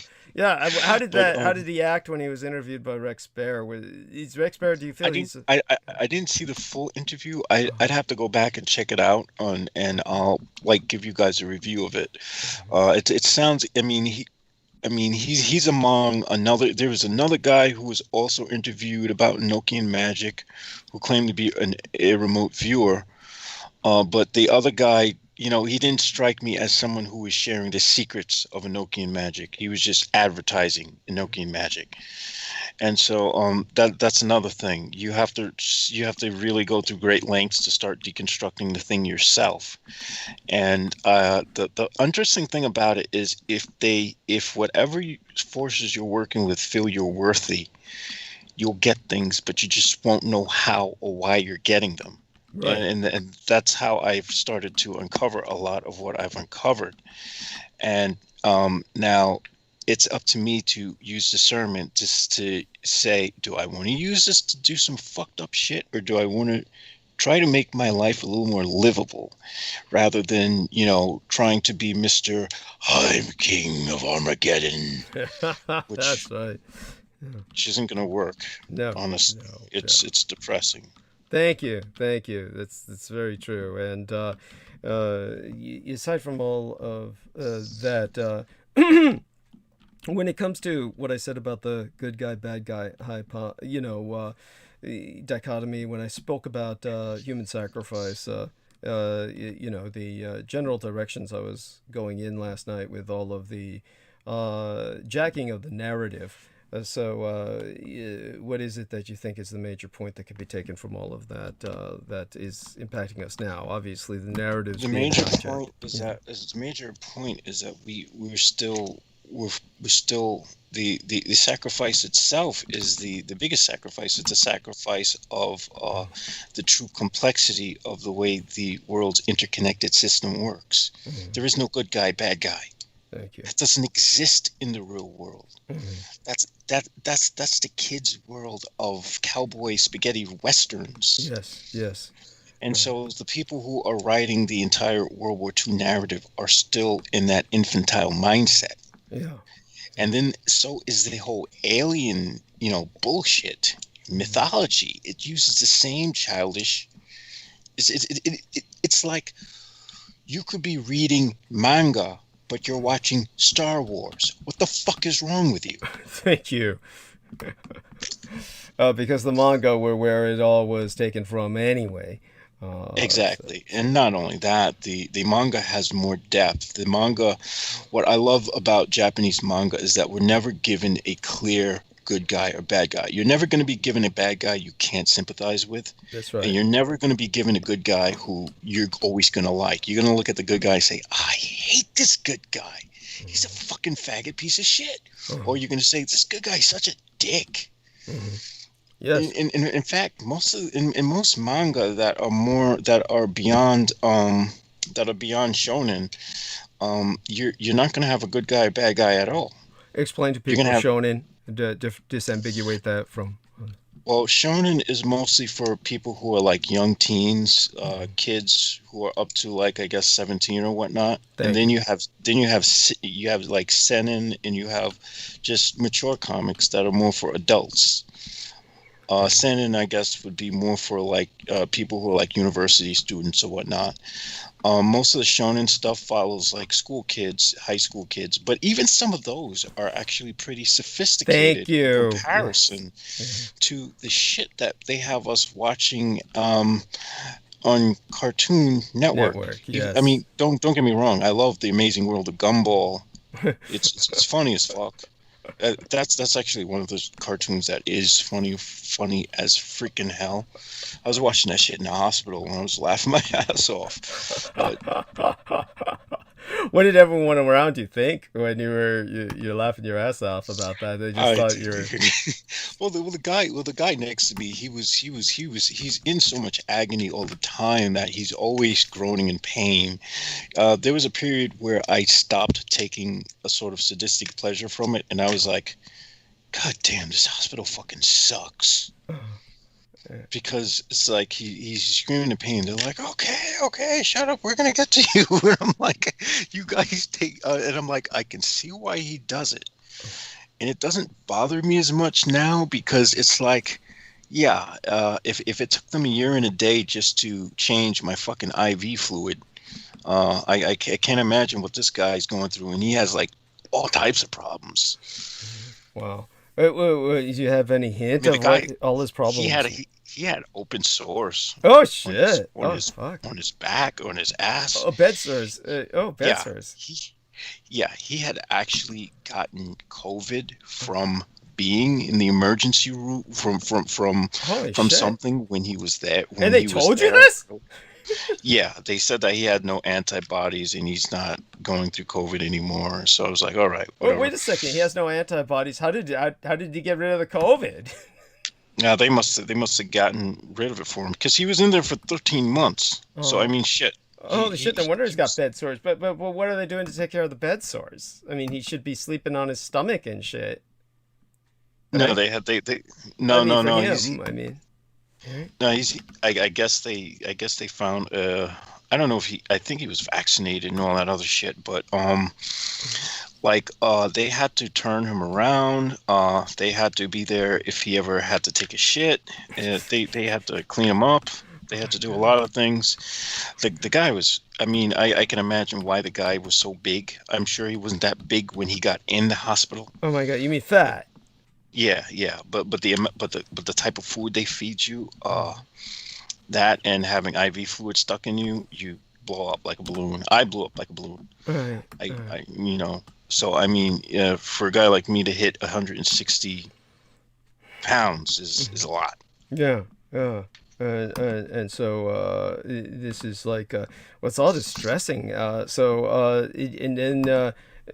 what was his baseline condition again? Just no antibodies, and then or what? Did he catch something? He was. Well, now they were treating the fact that he had too much iron in his blood, and then he didn't have enough iron in his blood. He didn't have enough oxygen in his blood, and this was fluctuating continuously while he was there. So they had him on like some kind of iron, and he said, "Oh no, it's too much iron. So now we got to take you off the iron." And he had like a cardiopulmonary condition. His heart, he was suffering from like some kind of heart problem. The poor dude was a mess. So on retrospect, I understand why he was groaning and moaning and screaming all the time. Yeah. Okay. I mean, yeah, I was tripping balls for 3 days anyway because of the drugs you were on. No, it wasn't even the drugs. It wasn't even the drugs. It was just straight up, flat out high muscle enzymes. Okay. Now, CPK, creatine phosphokinase, which is basically the result of skeletal muscle breakdown, it's not supposed to pass the blood-brain barrier because it's a macromolecule. Am I correct? I believe Based so. on what I read? Remember, some of these things I need my notes in front of me to. I don't remember all of it, but yeah, it sounds about right. Yes. Yeah. So for whatever reason, it could be the fact that maybe it's depriving the cells of oxygen or something. So my brain's going through a sort of hypoxia. But like I told you about, it's the way I was seeing people moving like they were some kind of demonic horror movie. And I'm like, why is this person moving this way? Did they always move that way? And then I'm watching like the worst fucking movie ever, the most comical shit. This shit actually had me laughing. What was it? Terminator 2? Okay. All right. Yeah. It was like Terminator 2. It was the one with the liquid. Yeah, the robot. liquid fucker, Terminator 2. Yeah, shit. And I noticed something about the movie. So this chick, she tries to prevent him from being created, and she goes and shoots this black dude. and so she shoots the black guy in front of his family. Yeah. And then the guy's like wound he's like bleeding out of his shoulder, and then he has to come with them to stop the fucking robots. And I'm like, holy shit! It's a whole movie on how to enslave black dudes who have nothing to do with shit. Yes. Great. Yes. Yes. It's so appropriate that Arnold Schwarzenegger was in it. Yes. Thank you. It's so true. That racist son of a bitch. That idiot. Anyhow, for those of you who wonder why I wouldn't like Arnold Schwarzenegger, because he is Austrian and shit. I mean, come on, the guy's just chicken shit. He's just so full of. He just makes me sick. Obviously. It's one thing. He just sucks. He sucks everybody. He goes around schmoozing. He schmoozes, and then he, he's so, everything he does is so expedient towards his ultimate goal, which was to try and become president of the United States. And this is a true sociopath. And he's only never going to be a president. He's sexually abusive, because I do believe he did do that to his maid. Yeah. And I don't think she was lying. Yeah. I think he's just a piece of shit asshole. Yes. He's like a super. He's like everything that the white male shouldn't be. Mm-hmm. Yeah.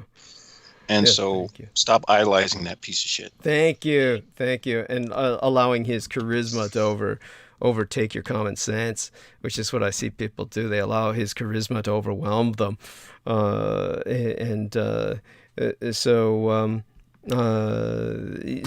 go on. Just help buy me a few more minutes time. The only thing I can agree with him on was the whole bubble guts in bodybuilding, and for those who don't know, bubble guts is what happens when one is taking certain types of steroids and to bulk up really fast. And what happens is whatever 6-pack abs you get, it starts to bulge out. As if you had as if you were having a baby, and he was critiquing how bodybuilders nowadays don't even go for symmetry anymore, and so I found that kind of funny, in a sense, if one is judging the that's human his body. field. I mean, he has every right to talk about that. I mean, if you're judging the body on aesthetic appeal, you don't want to look like a fucking Incredible Hulk has a baby.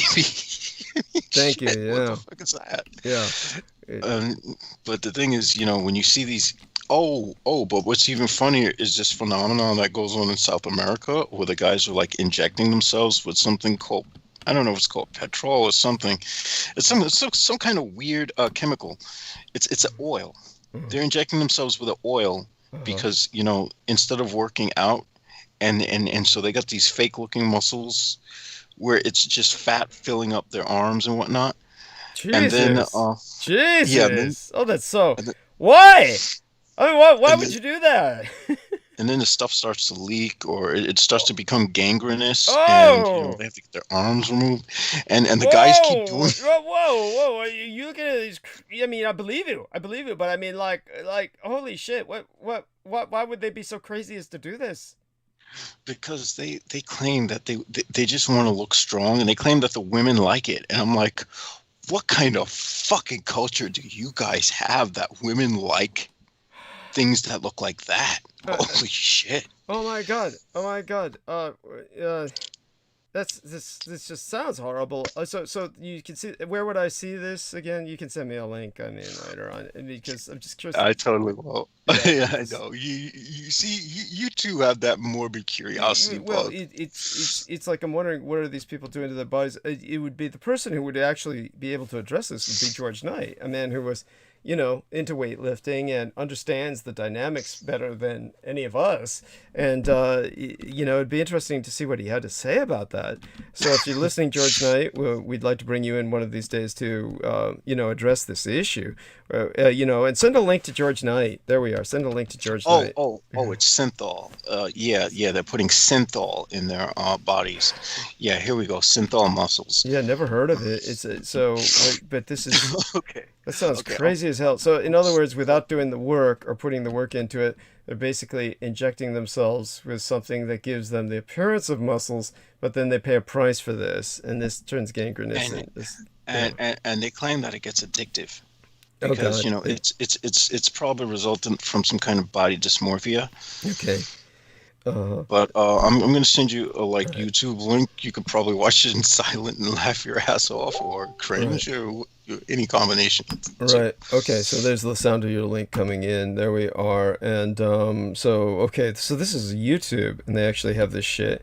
And but the idea that they would lose limbs over this. And this is, what that reminds me of? There was some guy, and I think it was Brazil. It might have been some other. It was South American. It was south of the border. This is where you've got all that problem with machismo, toxic levels of masculinity. Yeah. And what happened was, this guy was a politician, and he had a date with some young woman, and he pumped himself full of Viagra. He just kept popping the pills. He wanted to be so hard, I guess, that he could, tap down nails with his dick and shit. And so he wound up with priapism. For those of you who don't know, priapism is when you get these horrible erections that won't go down, and they are agonizing. 4 hours. Yeah, they're agonizing. Well, his was such that it was basically cutting off all circulation. It had gone into his dick and had choked up there, and the doctors told them that they had to cut his dick off or he was going to die. And so I'm surprised he didn't just say, "Let me die." I would have asked them. I would have said, "Okay, I'll pay you to medically put me down on just as much morphine as you could just pop in me." Yeah, but no, rather than save my life. Yeah, thank you, but fuck that shit. He cut his dick off. By the way, I'm not telling people that I would have chosen to die. I'm saying I'm surprised he didn't choose to die. With myself, I love my penis, but it's like if I had to live without it, I think I could adapt. I'm sorry. This is what I got is just too much of a rare blessing. I can't do that. Yeah, what was it?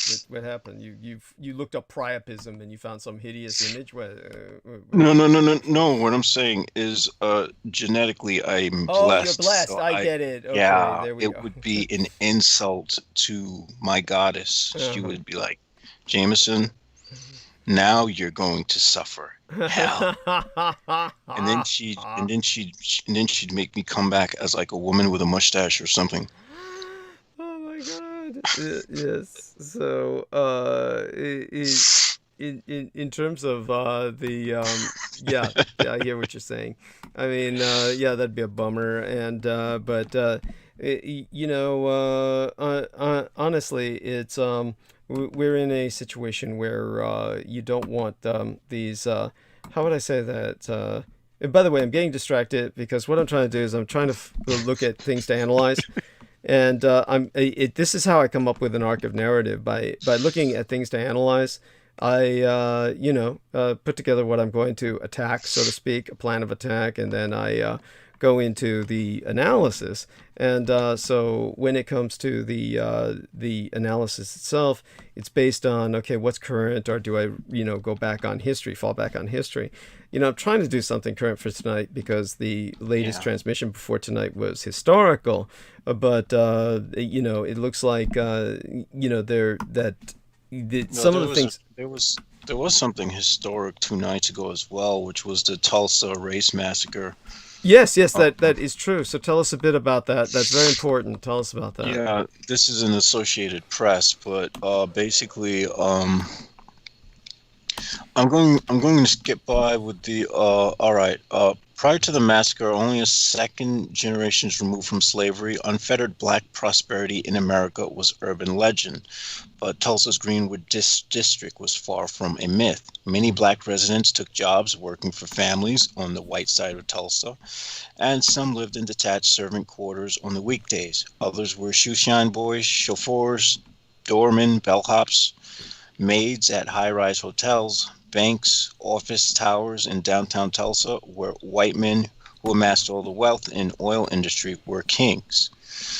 But down on Black Wall Street, derided by whites as Little Africa or in town, black workers spent their earnings in a bustling, booming city within a city. Black-owned grocery stores, soda fountains, cafes, barbershops, movie theaters, music venues, cigar and billboard.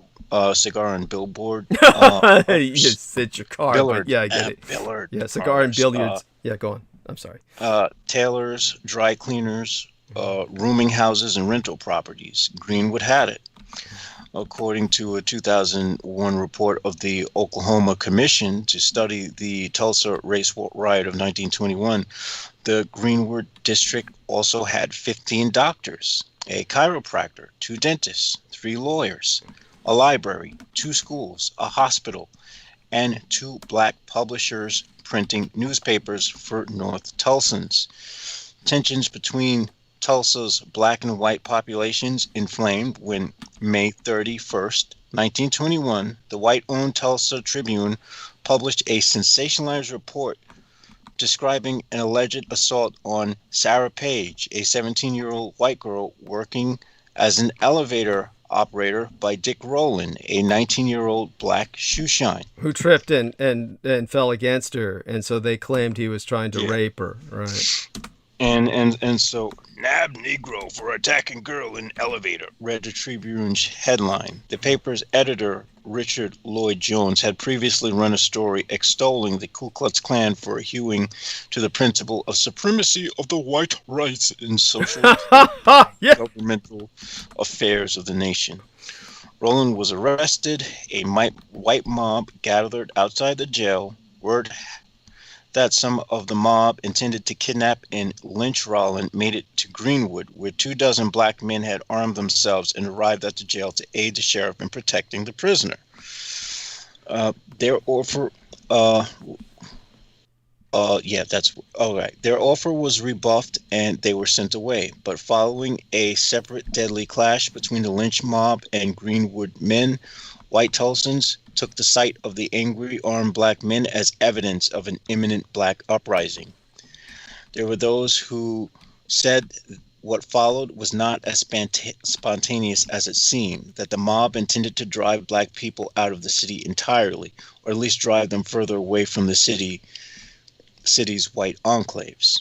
Over 18 hours between May 31st and June 1st, whites vastly outnumbering the black militia carried out a scorched earth campaign against Greenwood. Some witnesses claimed they saw and heard airplanes overhead firebombing and shooting at businesses, homes, and people in the black district. It was America's first bombing from the sky of any target in the world that was a live fire target. That was it. That was America's first deployment of operational bombing using live ammunition. Against a live fire target was Tulsa, the black people of Tulsa, Oklahoma. You know, can you beat that shit? So go on. Yeah, more than 35 city blocks leveled. Estimated 191 businesses destroyed, 10,000 black residents displaced from the neighborhood where they lived, learned, played, worked, and prospered, where many were probably even born. Although the state declared the massacre death toll to be only 36 people, most historians and experts who study the event estimate the death toll to be between 75 and 300 victims. Oh, it's hundreds. It was hundreds. I dealt with the records. At the Presidio military base. Hundreds. Yes, it was in the hundreds. Bodies were packed like cordwood. Yeah, go on. You know, Anyway, let me just get to the point of all this. The point of all this is we live in a society that doesn't permit people who aren't white to have anything. Yeah. And it still plays by those rules. Now, for all you crackers out there saying, "Oh, you can't take accountability because this is what John Hannity says. This is what this piece of shit." Go fuck yourself. Yeah, and you know, this was, and I need to say this because I'm aware that some of the people, I'm aware that there might be a listener or two who knows that I know they're listening. Yeah. Because they're part of that fucking bullshit. Yeah. You know, the fact of the matter is you can't take why should you take accountability for something that's not your fault? That's one, logically speaking. Two, if you systemically don't permit anyone to take accountability for their own shit or do their own thing, or if your reaction is to destroy them when they do something progressive, you can't really honestly say that they need to take care of themselves if you're preventing them from doing so. You want them to be dependent on you. You want black money, but you just don't want black people to have their own shit, because where would you get the money from? Yeah. Yes, there we are. And different type of slavery. Yes, it's true. And the slavery of circumstances. And it's definitely there we have that. I'm so glad and it's a sort of slave circuiting to their economic systems and preventing us from having our own to keep black money circulating amongst ourselves. Yes. So it's a desire to keep us embedded in their system rather than independent from it, which is something in the very least that the Jews are able to do. They're able to keep those of Jewish descent and those of Jewish communities are able to keep their own money flowing within their own communities. Yeah, and I'm so glad that you brought this up, because honestly, it was something that I was aware of because I've addressed this before, but I really just didn't have the emotional energy to deal with it tonight and bring it up. And so you're addressing something for me, and that really makes you valuable in that sense. That's some of the value that you have for me is, you at least brought this up, addressed it, so we were obligated to try and address this, or at least I feel that because of what I exposed, that I'm obligated to try and address these things. But, I don't always have, as you can imagine, the emotional wherewithal to deal with it, because like I said, you take a look at what happened with Penny Bradley, and I still think it was really snotty of her to say, "Hey, you should get and start yelling." I mean, come on, really? I mean, she may have been trying to. I'm sorry, go on. I had taken it as her being sort of humorous. Right, yeah, I know, but I honestly didn't take it as her being like serious, because you know what they say, when it comes to delivery is everything. Her delivery sucks. Yeah, her delivery. Well, the thing is, me and her share something in common, and it's a sort of dry, sarcastic, and oftentimes macabre sense of humor. Yeah, but it's again, it's delivery. It all comes with delivery. If you can't pull the delivery, it just the joke gets lost. Yeah, the joke gets lost. So, in terms of what you brought up, definitely it's something so that people understand this. This was considered like an insurgency. The Americans treated this as if this were a foreign insurgency.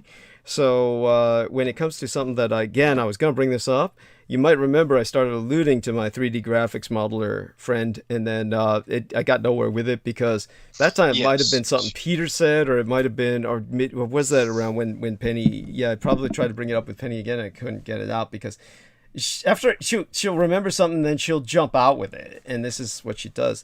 So you just have to kind of develop a rhythm with different people. I mean, again, not shitting all over her. It's one of these things where you just have to develop a rhythm with it, and but she does make it a challenge for me to get back on track. And also she has a habit of dramatic pause. She has a dramatic pause habit, so that that slows her delivery. But you know, I guess that's how she kind of burns bandwidth. She can fill time with that. It's you know, it is what it is. But I'm afraid people might think she's reached her conclusion.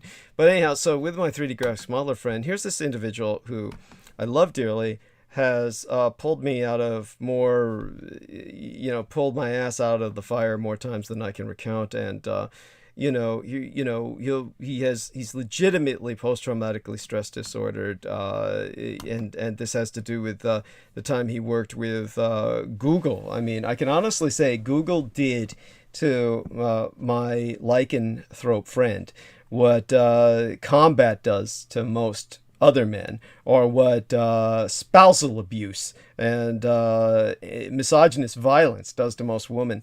They just basically destroyed him in a sense of inner peace.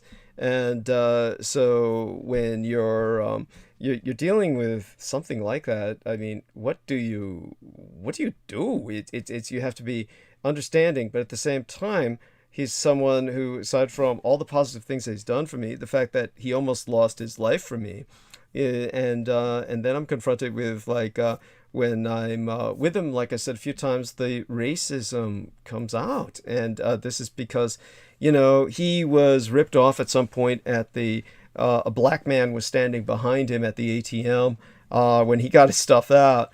You know, and this is the way you can strike at a lycanthrope, right? You can't hit him face to face, but you know, the black guy had been watching him enter his PIN number and got in there and jacked a bunch of money out of the ATM after he had left. So this is like, you know, things like this can stick with a person and they fester. So he has used the word nigger with a hard R at times in a sense of outrage that just is. Now, I've seen him display outrage about all kinds of things, so this is not necessarily race oriented, but when he does speak about blacks, yeah, it's racist. It can be, you know, it can certainly manifest as such. And then he when I left him with that crazy old Biddy, the crazy cat lady who is white, and I realized it was therapeutic for him because he was enjoying, you know, pontificating with his newfound audience, and most people don't have what I have and what I've gifted to Jameson. Most people do not have a larger audience. They really don't. So they value whoever comes along, who becomes an ear for their pontificating, so that people can spout off to somebody, and so they, you know, will take what they get. And so in his case, crazy old cat lady shows up, and because she's white, he feels comfortable, and he starts talking about, as I said, they were talking about cars at first, and then it went to the Black Lives Matter somehow, and then he was like saying, oh man, if people knew about the number of whites who get killed by cops, oh, they'd never stop bitching. And I'm like, you know, I've spent my time deconstructing such nonsense on this program. It's not something that's a fact at all. It is just you know, it's just, it's bad information. Thank you. Information, and you know, it's misinformation. That's how, yes, I can tell he listens to Fox. It's the funny thing is, this is what's so puzzling about it. We're talking about somebody who otherwise, he hates the Republicans. He hated Donald Trump to the point where he had his own name for him, you know, the clown, the king of clowns or something. He also he hated Mitch McConnell. He realized he's this liberal progressive up to a certain point where it's not he's getting the misinformation. Well, you see, but go on. Well, you see, this is the thing, is that also applies to a large amount of people who are liberal, progressive. Not all of them, but there's a good chunk of the change. I'm not going to say they're even a majority, but there's a chunk of them who are equally as racist, bigoted. Yeah, equally as bigoted. I mean, for goodness sake, as you mentioned before last broadcast, the Biden of old was like there when it came to integrated busing, he's like, no. Now it's like a completely different person. So, yeah, and he he was pushing the welfare queen bullshit when Reagan was around, etc. Didn't want to accept Southeast Asian immigrants either. Remember, I went into that. So go on. Yeah. Yes, and then again, all that. Nowadays things are different. So I mean, I'm not going to claim to know whether your friend's truly racist or not. But if you're dealing with someone who has a traumatic mindset, there might be a root from it. Yeah. And if he has a post-traumatic stress, I'm not making excuses for him either. I mean, call me an N-word and I'll show you you're a werewolf. I'll show you we're a hyena. So I mean, shit. Yes. No, I wish. I only wish. I'm too human for that shit. Unfortunately, I wasn't blessed with that tradition of the folks who can transform into spotted hyenas. That's right. In Africa. That's right. So if people understand this, the werewolf they have a terminology for it called Bultungan.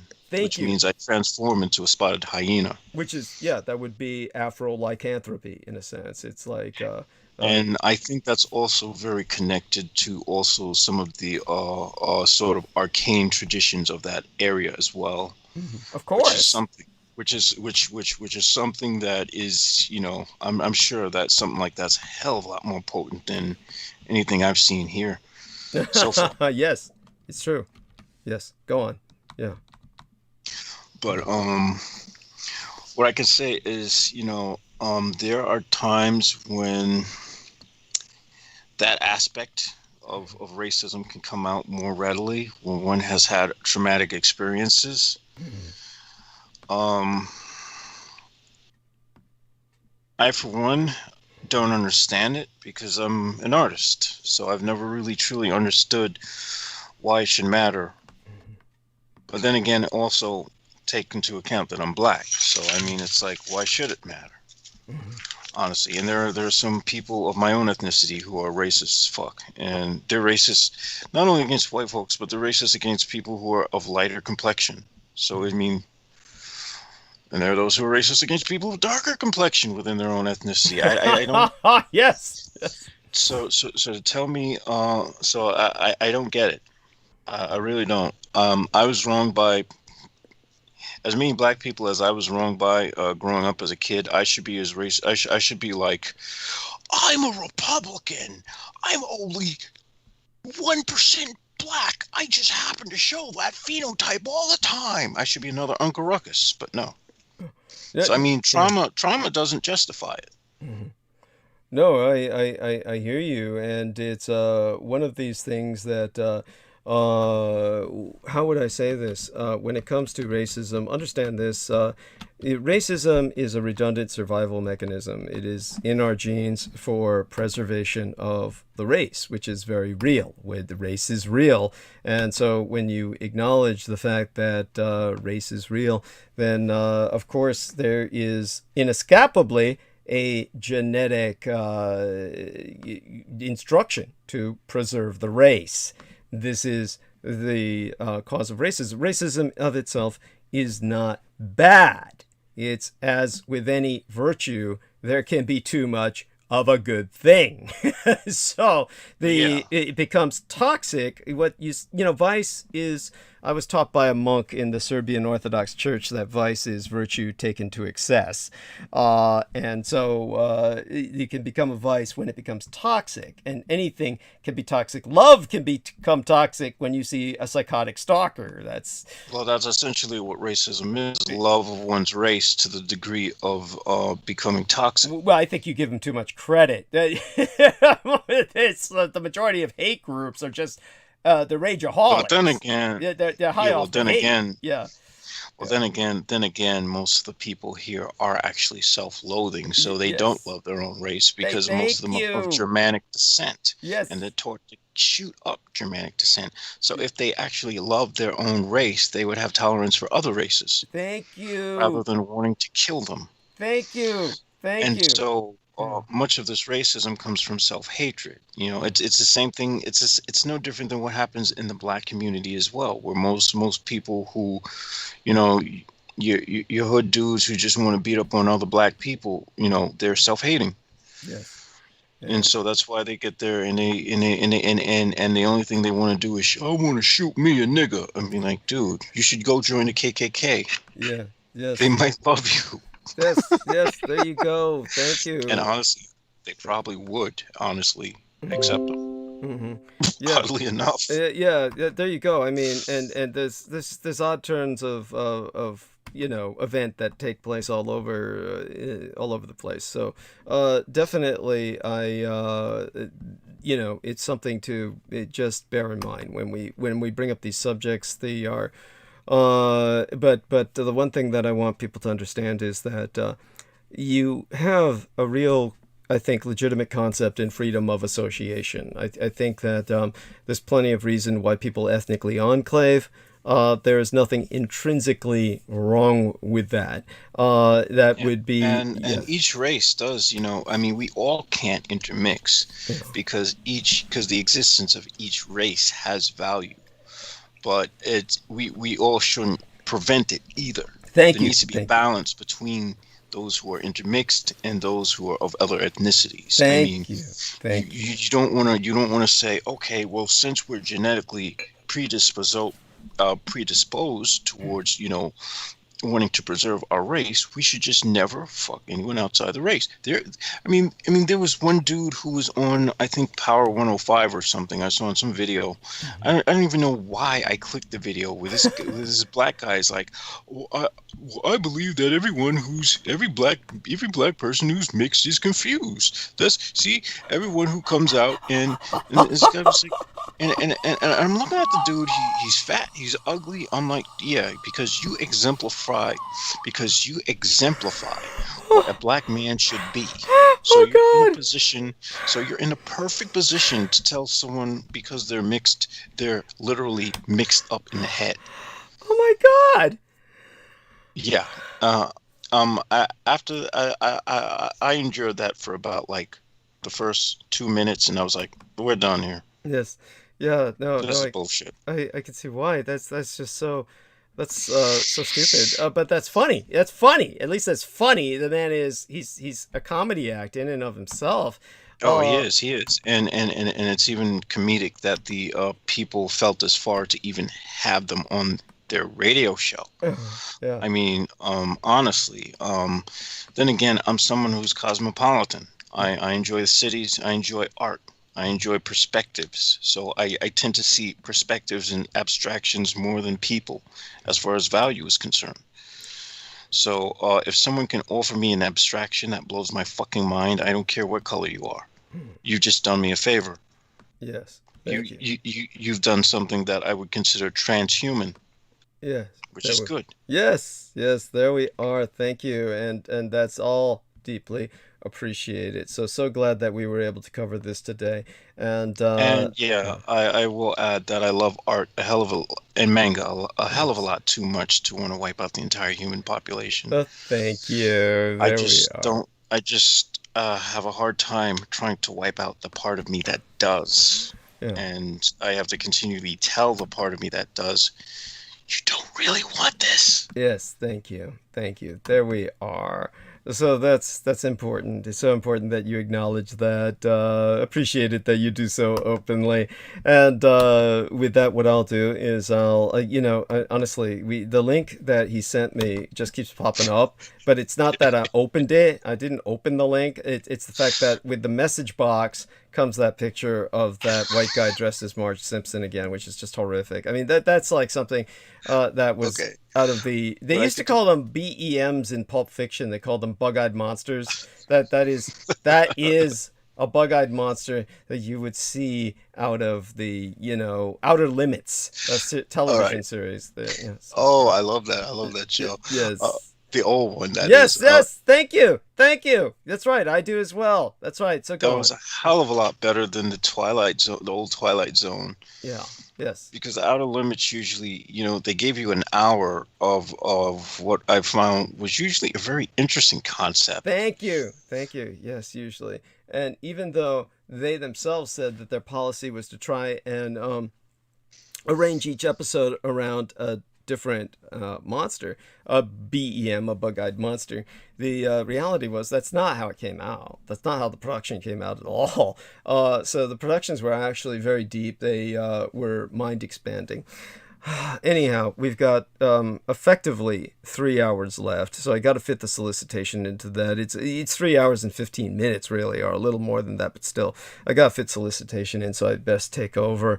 I do want Jameson to stay with me. I might need to take a leak, so I'm not going to even bother to hide it. I'll stay with you. Yeah, I got to do that while you do the solicitations. Okay, which one of us gets to refresh themselves first? Do you want to do it first or me? How hard is it? You got to go right away, or I can hold it. I can do solicitation now and you can go piss. Then let me know when you're back. Okay?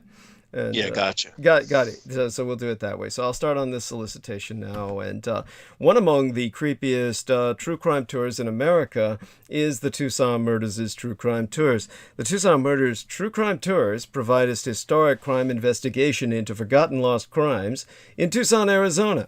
These small private tours are hosted by the Mr. Ben Baron Astenius, a true crime researcher and enthusiast who will personally take us to real historic crime locations related to these crimes in Tucson. Relive these events and hear the untold stories behind the stories. The Baron Ben specializes in the seemingly ever-developing case of the late serial rape killer Charles Howard Smitty Schmid Jr., alias the Pied Piper of Tucson, an aftermath tour.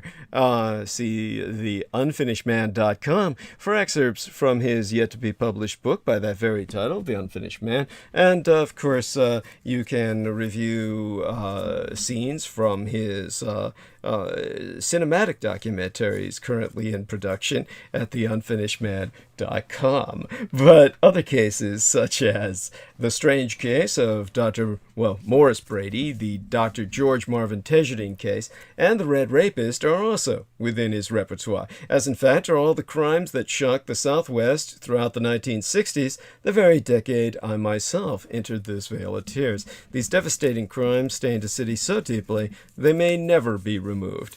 For tour information, contact the TucsonMurders.com. That would be spelled like Tucson, Tucson, but put the word "the" in front of it, the TucsonMurders.com, or telephone the Baron Ben himself to personally telephone him privately to personally guide your tours at 1-520//323-3406. That's 1520-323-3406. And of course, neglect not to subscribe to the Man of the Soil YouTube channel, where you can, you're at the right channel when you see the young white blonde girl with a nice set of pins and her racks holding up the green t-shirt that reads Ace Hardware. Once you're there, you can witness the Baron Ben Astenius himself in his sprint car. Yes, he used to be a sprint car racer professionally with his own trading card. And he you get to see him race across the AstroTurf, which he recommends as the lawn you never have to water or mow. You can also see the video of Manny putting down the AstroTurf, Manny being one of our men in brown that Mr. Ben Astenius imports from over that great invisible Trump wall, so that the men in white don't need to work themselves into heat stroke under the blazing sun, through all hours, fucking dawn till dusk, right? And while that sun's in the air, the white man's in danger of heat stroke. Oh, but the men in brown provide you the greatest show on dirt throughout those hours, and you just sit back and watch with a cold brew in your hand. Act like a white man, and take advantage of the services that Ben offers you based on 45 years of experience: landscape design, consulting, paver, travertine, flagstone patios, artificial grass, decorative rock, driveways, walkways, lighting, and drip irrigation. Check out everything at manofthesoil.com. Yes, and then give Ben Estenius himself a call to provide you consultation on what you can do while stuck in quarantine under your little echo bubble all your own, but looking out forlornly, desultorily on all four sides, front yard, backyard, side yard property, wondering why it all looks like shit or you got nothing to look at all. You can change all of that by basically livening up your world and providing yourself an environment you enjoy looking out at while stuck in your little COVID-19 lockdown world. And again, call Ben Estenius to make your world, your private little world in lockdown, a better place to live. And his phone number is 520 area code 544-7743. That's 1520-544-7743. And all right then, our man Jameson's back. I'll make a quick trip to refresh myself, then come back and I do hope everybody understands I was really fucked from the other day with the dental work, and even though I came home and slept, got up again and did what I did, it's still, the next day I had, again, 2 bowel movements throughout the day that basically depressed the vagus nerve and left me exhausted, just the way it was on Mother's Day. Nowhere near what happened on Mother's Day, I'm happy to say, but, exhausting enough, just the same in combination with what I went through with the dental work and basically, no alcohol for 24 hours. Left me in shit shape right now, comparatively speaking. While I'm refreshing myself, I'll grab a few more bottles of water and hydrate myself while speaking to yourselves. And then we'll carry on with what I can do. Now, I'll probably concentrate heavily on Australia. I am going to take advantage of this moment to actually dedicate the program. By the way, our numbers are back up. So if Penny Bradley is listening, numbers back up, huh, honey? Yeah. Hey, yeah. Bite it. Yeah. There you go. I mean, holy shit. Really? What a bitchy little thing to say. Well, I know I started it, but still. At any rate, I will probably, since I'm going to try and hit Australia tonight, dedicate the show to the Australian who gave me $100, which in Australian money, $100 in America would be like, I don't know, maybe like 150 in Australia. So she sent me, quite a bit of money. And I believe it may be male or female. I don't know. I really have to send them a private thanks. I got to talk to Selena about how to do that on PayPal. If not, I'll send them an email. And that's Louis Rogers. When I come back, it'll be kind of a formal dedication. And I'll head into the direction where I'll try and say what I can about Australia, its present and its future. And it's mostly going to be evolving in backgrounds, in context of its confrontation with communist China and its history of confrontation with the Empire of Japan. So this is something that I'll try my best to put into context. We may not have time for that tonight, but I'll do my best. And certainly we'll get started. And may have to skip some current events. I've decided that certainly it'll wait till next transmission or after that to talk about the weaponized COVID. I don't know if any of you noticed, and Jameson, talk about this while I'm gone, what you have noticed. You may have noticed that they're back to talking about the lab leak. Yeah, they are. Yeah. The Biden administration is having that investigated again. As well they should, as well. Yeah. Yeah, they don't think the World Health Organization did its job, and we know the World Health Organization didn't do its fucking job. And they know damn well that they paid off the WHO. Yes. I mean, the WHO with Trump, if even a stuck clock can be right 2 times a day. Trump was definitely right about one thing, and that was the World Health Organization is in China, communist China's hip pocket. So, well, for what it's worth, we are we are almost inevitably, absolutely on the brink of a war with, well, we're already in a war with China, Russia. Fuck it. We're not on the brink of it. We're in it. Yeah. So I'll leave you with that. I'll go mute, and I'll be back in a few minutes, okay? Yeah, take your time. All right. And cover this for me while I'm gone. Thank you. All right. So, first thing is, let me see the Biden orders more intel investigation of COVID-19 origin. President Joe Biden ordered U.S. intelligence officials to redouble their efforts to investigate the origins of the COVID-19 pandemic, including any possibility the trail may leak to a Chinese laboratory. After months of minimizing that possibility as a fringe theory, the Biden administration is joining worldwide pressure for China to be more open about the outbreak. Aiming to head off GOP complaints, the president has not been tough enough, as well as to use the opportunity to press China on alleged obstruction.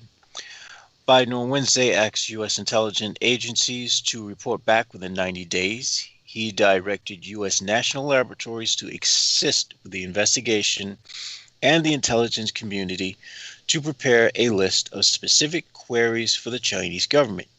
He called on China to cooperate with international probes into the origins of the pandemics.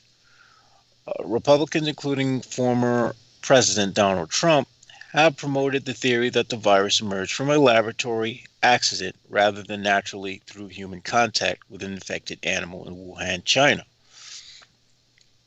Biden, in a statement, said the majority of intelligence community has coalesced around those two scenarios, but do not believe there is sufficient information to assess one to be more likely than the other.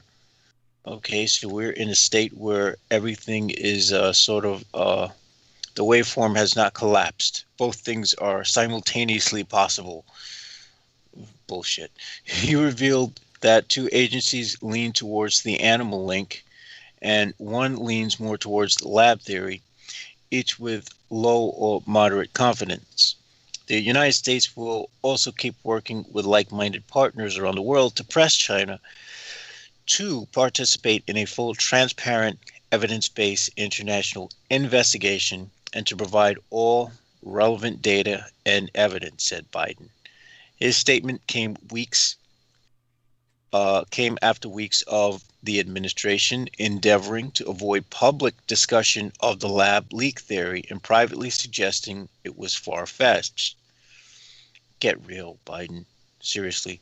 And another sign of shifting attitudes, the Senate approved two Wuhan lab-related amendments without opposition, attaching them to a largely unrelated bill to increase U.S. investments in innovation. One of the amendments from Senator Rand Paul would block U.S. funding of Chinese gain-of-function research on enhancing severity or transmissibility of a virus. Let me read that again. One of the amendments from Senator Rand Paul would block U.S. funding of Chinese gain-of-function research on enhancing the severity or transmissibility of a virus. Now, they're telling us what happened with that one sentence. Apparently, the U.S. funded, at one point in time, a gain-of-function research on enhancing the severity or transmissibility of a virus. And that particular time might be where COVID-19 came from. Because the hint is in that very sentence. This is what we call critical thinking. Paul has been critical of Dr. Anthony Fauci, the government's top infectious disease effort, and aggressively questioned him at a recent Senate hearing over the work in China. The other amendment was from GOP Senator Joni Ernst of Iowa, and it would prevent any funding to the Wuhan Institute of Virology. So does this mean that there was a point in time where there was funding to Wuhan Institute of Virology. Both were approved without roll call votes as part of a broader bill that is still under debate in the Senate. Wow. That one sentence says a lot. As for the origin of the two sentences. As for the origin of the pandemic, Fauci, a White House coronavirus advisor, said Wednesday that he and most others in the scientific community believe that the most likely scenario is that this was a natural occurrence. But no one knows that 100% for sure. He's really confident in his words because no one knows that 100% for sure. And since there's a lot of concern, a lot of speculation, and since no one absolutely knows that, I believe we do need the kind of investigation where there's open transparency and the information that's available to be made available to scrutinize, Fauci said at a Senate hearing. White House Press Secretary Jen Psaki said Tuesday that the White House supports a new World Health Organization investigation in China. Why not ditch the World Health Organization and have a private... Wait a second. Let me think about what I'm saying there. Because I don't think China is going to let anyone who's a private investigator step foot in there without them not returning home. So scratch that. Okay. But she added... So what happened? That, there we are. Go on. Well, basically, there are two things that I found quite interesting. Now, Senator Rand Paul wanted to pass an amendment that would block U.S. funding of Chinese gain-of-function research on enhancing the severity or transmissibility of a virus. Now, this tells me that U.S. has funded such things before. This is what they were saying about the lab leak situation. Yeah. Was that some U.S. funding was involved. Uh-huh. Yeah. And this is also why GOP Senator Joni Ernst of Iowa said it would prevent any funding to the Wuhan Institute of Virology, which again suggests that they were being funded by the United States or a U.S. department or U.S. corporation. Yeah, I mean, something remember what American. Brendan Zoget pointed out? He said that in Wuhan it was the umbrella corporation symbol on the building and shit. Wow. Well, there you have it. Yeah. Fucking Resident Evil. Yes, there you go. Truly. The only thing is that the zombies happen to be the ones who are politically lost and watching Fox News. Thank you. And this is one of the things that I'll have to go into. Obviously, I'm wholeheartedly with the Republicans when it comes to communist China. The Democrats are generally aligned with the realization that communist China is a threat. As James and Reese says, it's obvious at this point that the Sino-Slavic Synaxis is they're in what they consider war mode with ourselves.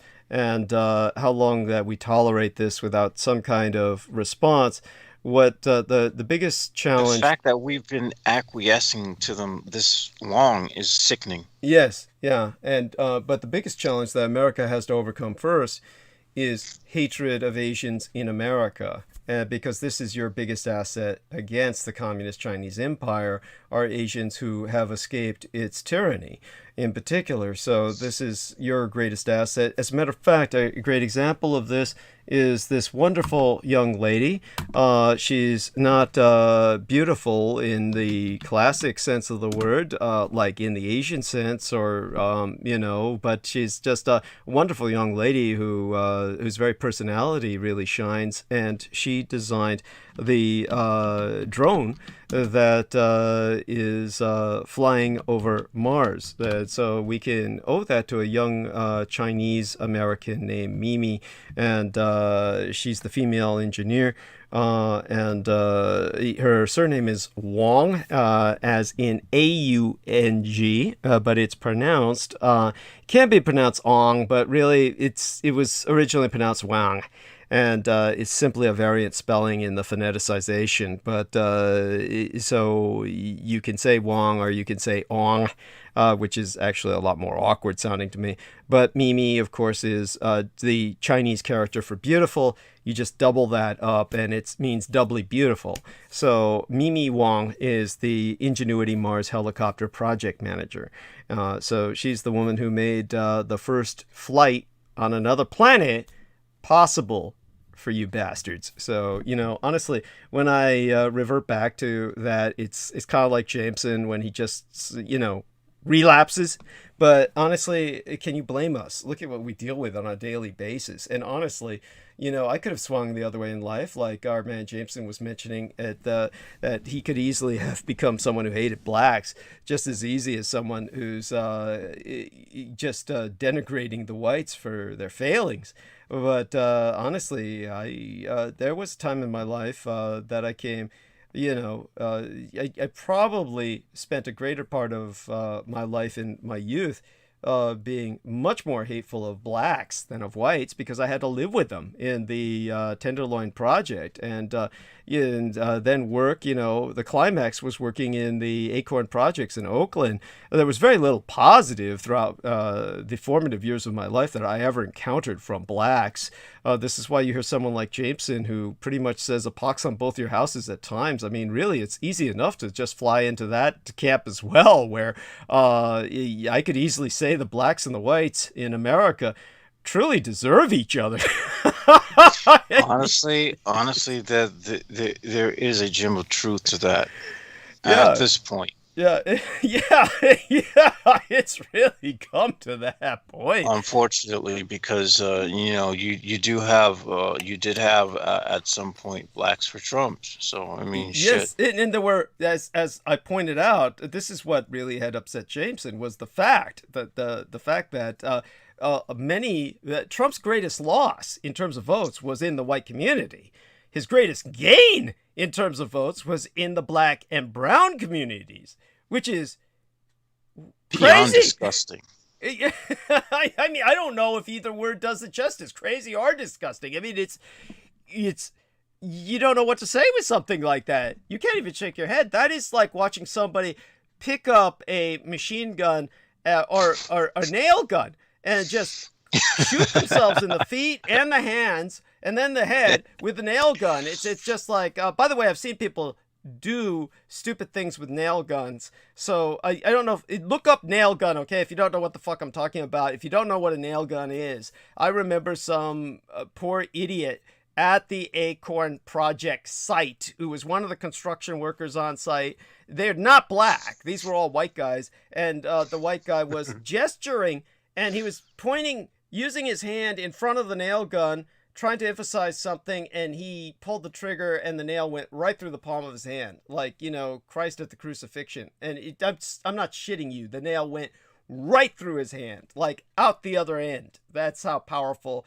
a nail gun is. And there was an idiot. One case I knew of, and I saw the photographs and footage. This was back in the days when they weren't censoring such shit, of this idiot who was wearing steel-toed boots and decided when he was drunk enough to find out if steel-toe boots were bulletproof, if they would deflect a bullet. So he took a firearm. This is close range. We're talking about, firearm like inches away from the foot. It could have potentially deflected a bullet at a far enough angle, where somebody's like firing off a gun and it hits the ground, ricochets off the bullet, or even from a distance, it may well have deflected a bullet. But this guy's firing point blank range, and blew his toes off, through the steel-toed bullet. I mean, it's just, it's just people are crazy and they do stupid things and they, but this brings and yeah, both these guys were white. So the other one may have been Hispanic. The guy with the nail gun may have been a Hispanic. The guy with the steel toe boot was white.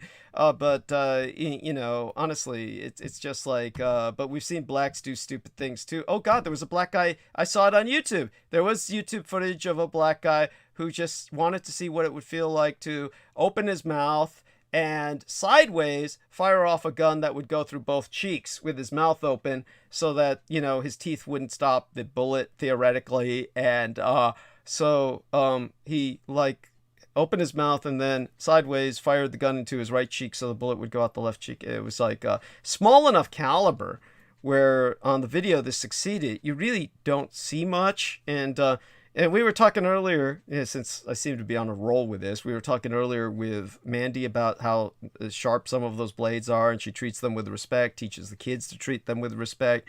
There's videos, you could take a look at stupid blade accidents on videos on YouTube, and, it's not like I seek this stuff up. This just comes up when you're looking up normal things about blades or, weapons. Oh my God, I actually have an accident where I had to go to the hospital. That was a funny story. Oh my God, what did you do? Okay. All right, so those daggers I showed you in Daniel Arola? I think I remember, yeah.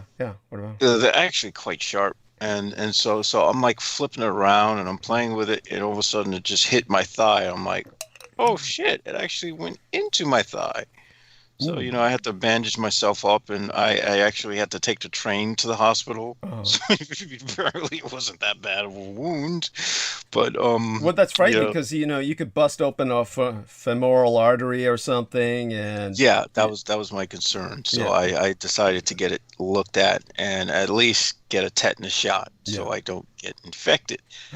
But so did all that happen? You got the tetanus shot and got.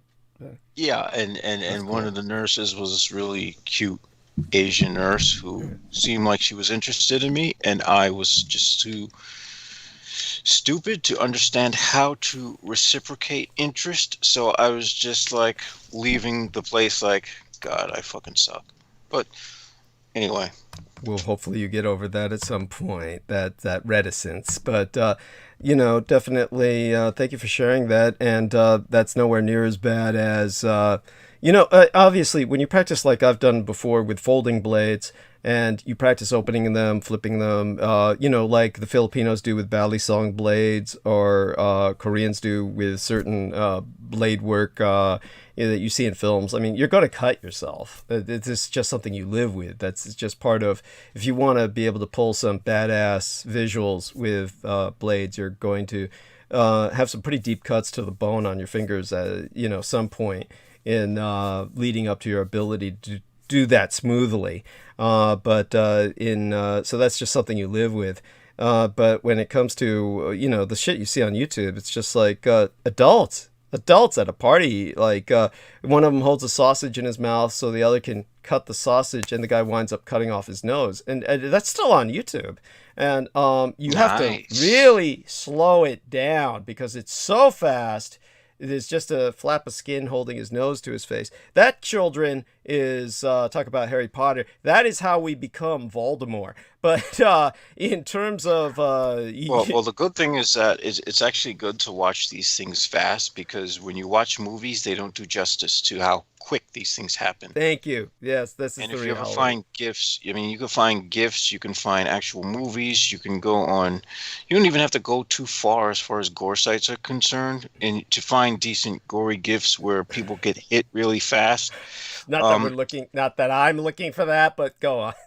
Well, I was watching one earlier tonight where I guess these people were crossing a street in China, and this car is like going super fast, and it just plows right into them, and they go flying, and like as soon as the car's gone, like and you see their bodies rolling on the street, it's like every bone in their body was broken and shit, and it's just like, holy crap! You turned into a jellyfish. Yeah. One comes to respect how fragile the human body is. Yes, it's a tomato. It's a tomato. It's not like a movie where someone gets hit by a car, they flip around, and then you see them laying on the street dead, and they're perfectly like everything's perfectly not broken, and they just have like a bruise on their head, and it's like, what the fuck is this shit? Yeah, that doesn't happen in real life. No, thank you. Or bizarre things can happen where people do miraculously survive without a scratch. But you get those are serious outliers. Yes, thank you. And that essentially happened with Amanda Ute and her family. She was the only one damaged, and her kids were not, which is the way she wouldn't have wanted it any other way. But you get my point. By the way, WTF? What the fuck comes in to say great evening, Douglas and all?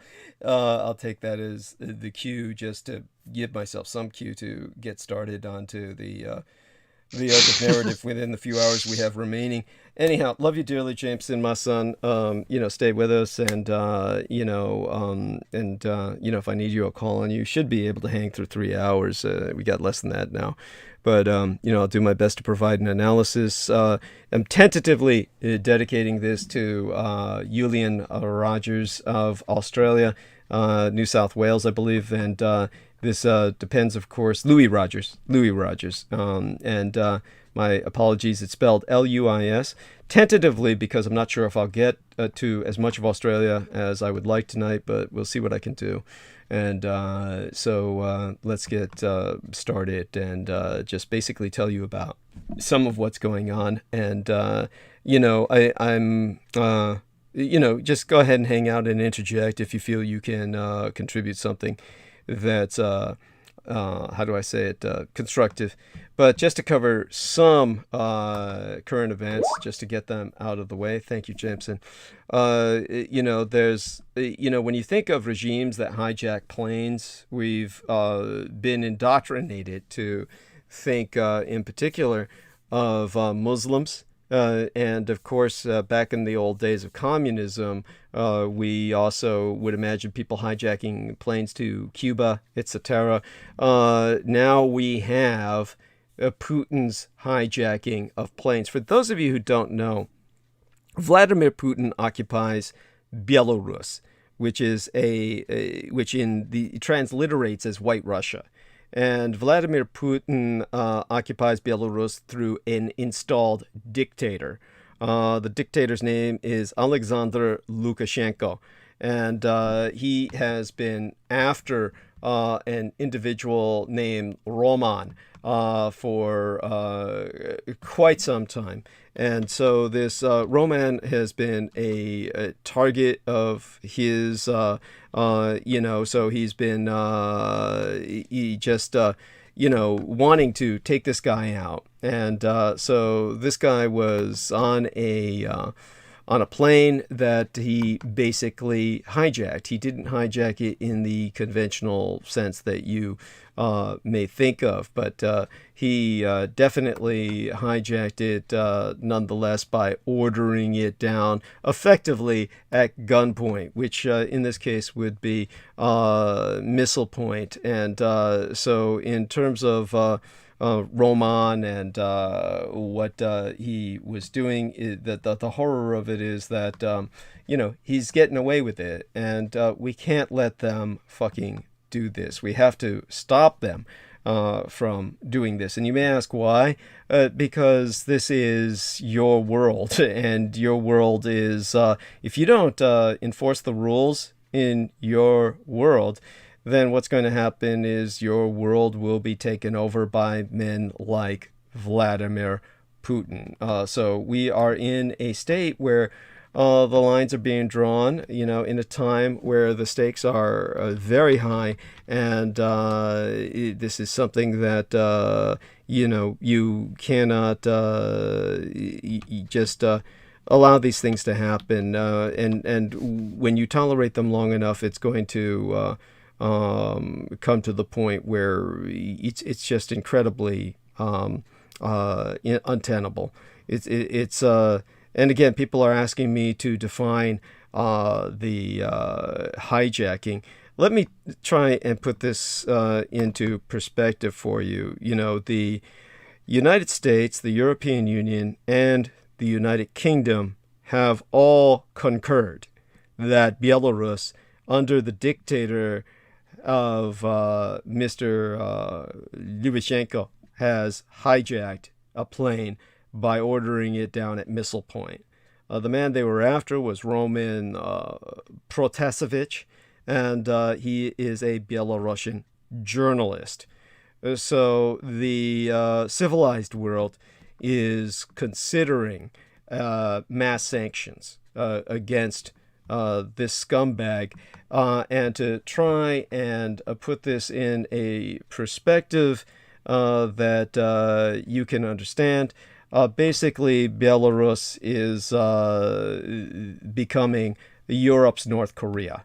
And this is just as North Korea, people imagine it to be kind of a satellite state of communist China, which is simply not the case. It's it's its own insane hermit kingdom, North Korea is what it is, which is on its own. But in terms of Belarus is not on its own. Belarus is what people think North Korea is to China. Belarus is such to the former Soviet Union, Vladimir Putin's reborn Russia. And his reborn Russia is otherwise literally irrelevant. There's nothing that they really are doing as a mover and shaker to really alter the world geopolitical scene, other than super massive cyber insurgency. This is something that you've got to take into account. They are attacking us in a way that can truly bring us down. The young Belarusians are dreaming of creating a normal European country. And yet you have a generation of entrepreneurs and artists facing prison sentences. So everything that we represent as the free world has got to play out in the liberation of Belarus. Belarus needs to become, along with Ukraine, a satellite of Germany instead of Russia. I'm not even going to bother to say Europe, because so much of Europe simply has neither the power or the history where they can act as a counterweight to Russia. Only Germany has that.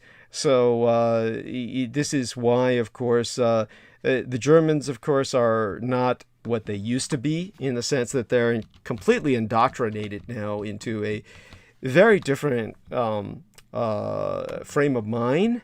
It's not that I'm advocating that needs to be changed, but it's definitely something that they need to change.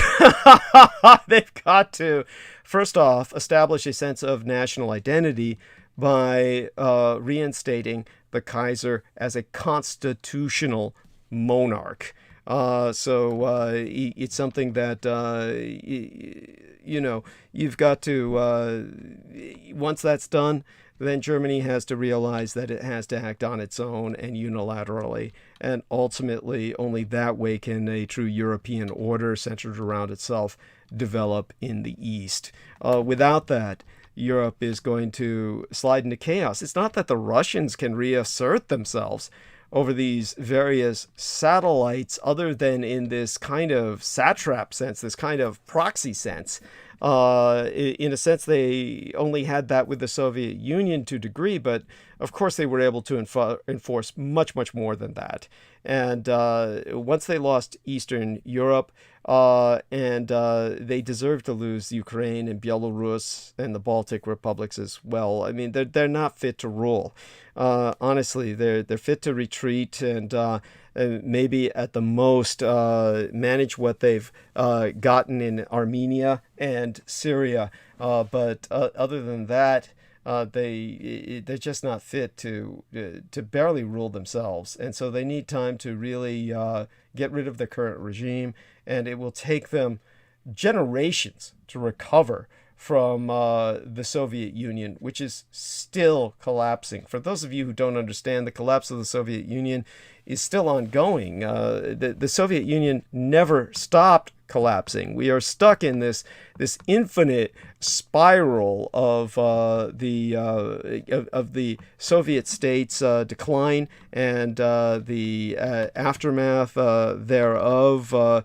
It's something that I'll try and cover. If not in tonight's transmission, it's something that I'll cover. But now that I'm on the subject, probably should cover it now. It's something that I can't really avoid. It's definitely you have to know about this to understand why this is going on, why the world is the way it is. Now, at times like this, we are basically kind of, how would I say this? We are in my case, we're basically building up to where I get into the zone and I begin this analysis that lasts for hours. And it's something that a lot of you will probably just never understand the kind of energy that goes into this, but I think most of you appreciate it once I do get into that zone. You've certainly expressed nothing but support. So in terms of some of the time it takes for me to just build up to that space, that head space where I'm in the zone. I hope you can appreciate just why I have so many people here for so long, helping me just get into a headspace where I can even do it. And when I have these people helping me do that, there's no way to really prepare for a night like this when I've been through what I've been through and I'm barely here mentally. But let's get started. Let's try and do this subject some justice. And all of this is basically your world. And it's your world through the filter of a professional analyst. And my job is to make this world make sense to you. So if if it doesn't make sense when I speak about this, you let me know. But the only person who's ever said that was basically Peter Moon when I was talking about what had happened to me in that physical assault. And he had just come from having his mind scrubbed over at Langley, Virginia, when he went down with Paula to Washington, D.C., and was, said he had walked around on the weekend when that individual had killed a cop, injured another, and got, killed himself. There's no way he could have been walking around with all of that going around him without noticing it, and yet he was aware of none of it. Obviously, when he came back and I was sharing with people that he said that, I didn't understand a word you were saying. I don't remember you saying any of this before. People were saying, yeah, I remember you had spoken of this before. But Peter said he didn't remember it. It's all, how would I say it? Peter's got his own mysterious background, and it's just something to bear in mind. And so because I'm covering so much of this, we may not get to Australia because it'll take me a while to try and sort this out for you. But let's talk about that little hijacking and why it has any meaning in your world, and why it has so much meaning. So the dictator of Belarus, he forced a plane to land, and then a dissident traveling on board was detained. Now, authoritarian leaders all around the world are watching this to see what happens. If he gets away with it, it's a green light to them all to use this strategy. So about this hijacked plane in Belarus, earlier this week, a commercial plane traveling through Belarusian skies was forced to land under orders from that nation's strongman leader, the literally installed puppet president of Vladimir fucking Putin, himself a human piece of shit. Now, the pilots were told that the emergency rerouting was because of a quote-unquote bomb threat. It was known that there was no mechanical bomb on board, just an exiled dissident who was detained upon landing.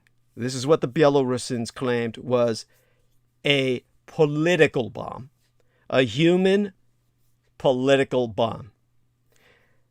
This is what they classified him as, thereby depriving him of his humanity and his rights. Now, Alexander Lukashenko's brazen move, it's a test for the entire international community.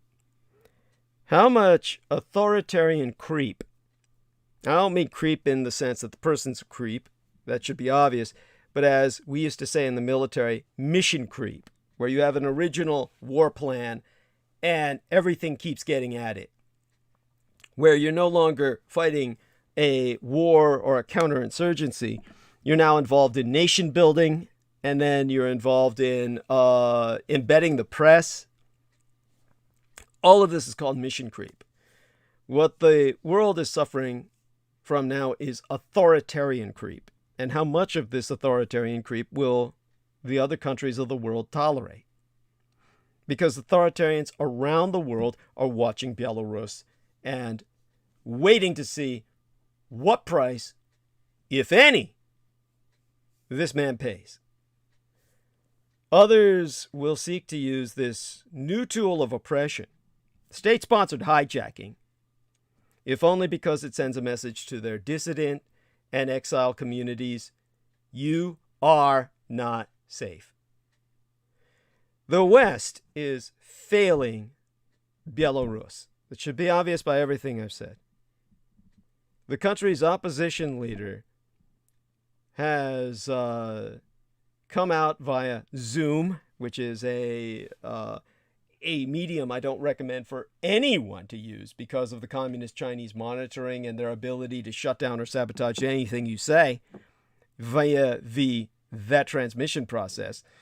But he came out on Zoom and said, since December, we haven't had any sanctions. We haven't had any high-profile meetings. We've only had a dictatorship getting away with whatever it wants on the world stage. So even with Donald Trump out of office, democracy remains in trouble globally. Looking around the world, I see depressingly few democratic bright spots. Now, Belarus is, as I said, Europe's North Korea. That's the way you have to understand it. And fear and panic is spreading among dissidents all over the world because of Belarus, after this journalist was seized from a forced-down plane. So, again, people are asking me the details. The details are that on Sunday, while I was transmitting, while I was burning bandwidth, Ryanair, that's spelled Ryanair, Ryanair flight from Athens to Vilnius, the capital of Lithuania, was forced out of the sky as it traversed Belarusian airspace, the straightest line to their destination. The government of Belarusian President Alexander Lukashenko, the dictator installed by Vladimir Putin, has clung to power despite widespread protests following a rigged election last August, ordering the plane to make an emergency landing in Minsk, the capital of Belarus, under the pretext of a faked bomb threat carried out by Belarusian state security operatives. And in this audacious move that sparked a European security crisis, Belarusian authorities scrambled a fully armed MiG-29 fighter jet to intercept the civilian flight and threatened to blow it out of the sky. Now, this unprecedented act, denounced by European officials quite rightly as aerial piracy, was all aimed at capturing a single man, the so-called political bomb, Roman Protasevich, one of the Belarusian dissidents considered to be Lukashenko's own Navalny.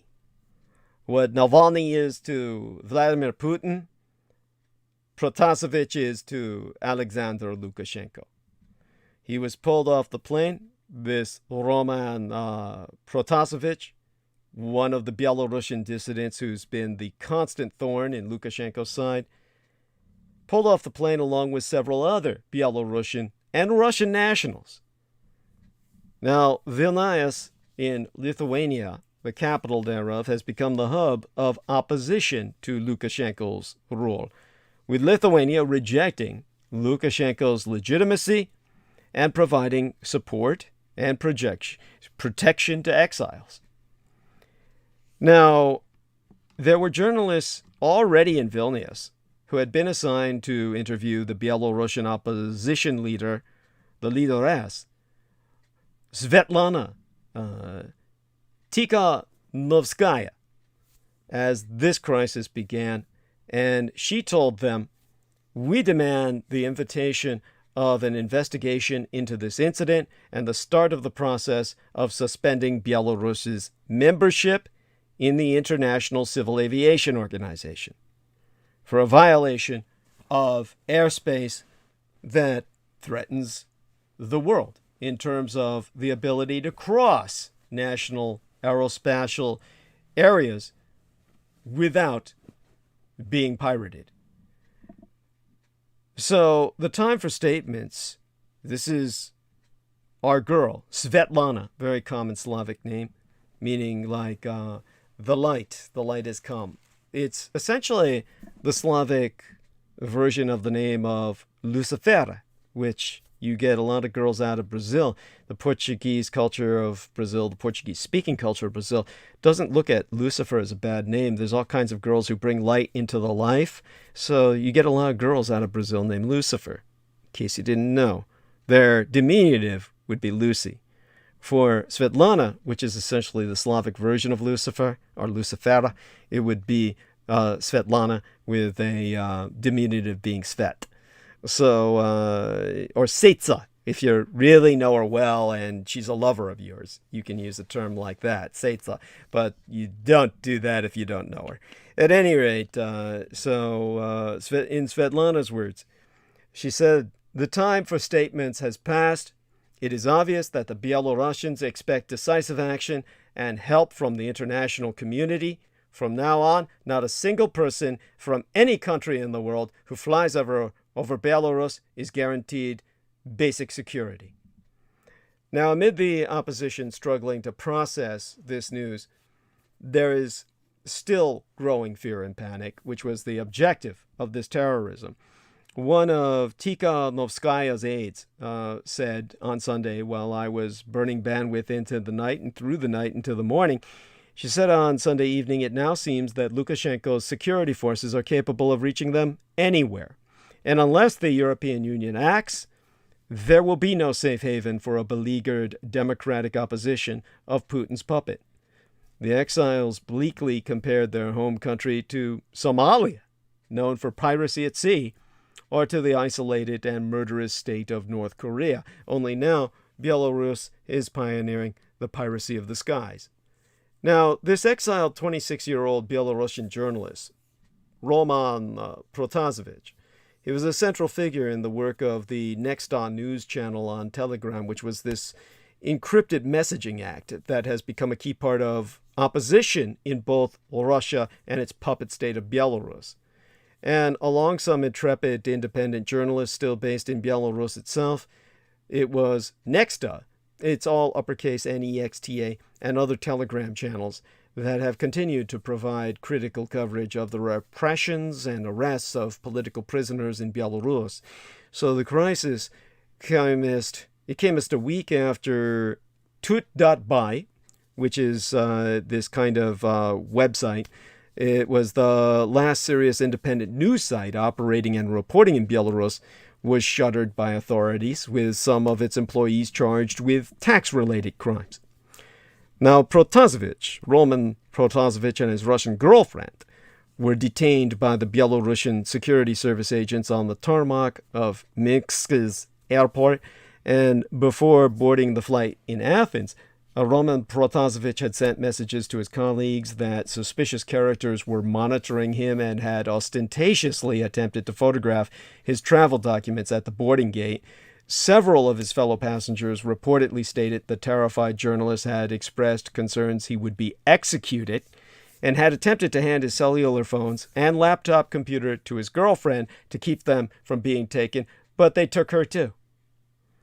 I mean, we're talking about, despite all of this, before they even took off, the flight was just 2 minutes away from penetrating Lithuanian airspace, safe space, spurring a bout of criticism for the decision to even comply with the order. But with an armed fighter jet threatening to blow them out of the sky, they were forced to land under hostile escort. The Ryanair pilots understandably felt they had little choice. The plane was detained before being allowed to continue the flight to Vilnius, with the remaining passengers from 12 different European nations allowed to leave Belarus after being essentially held hostage for 7 hours.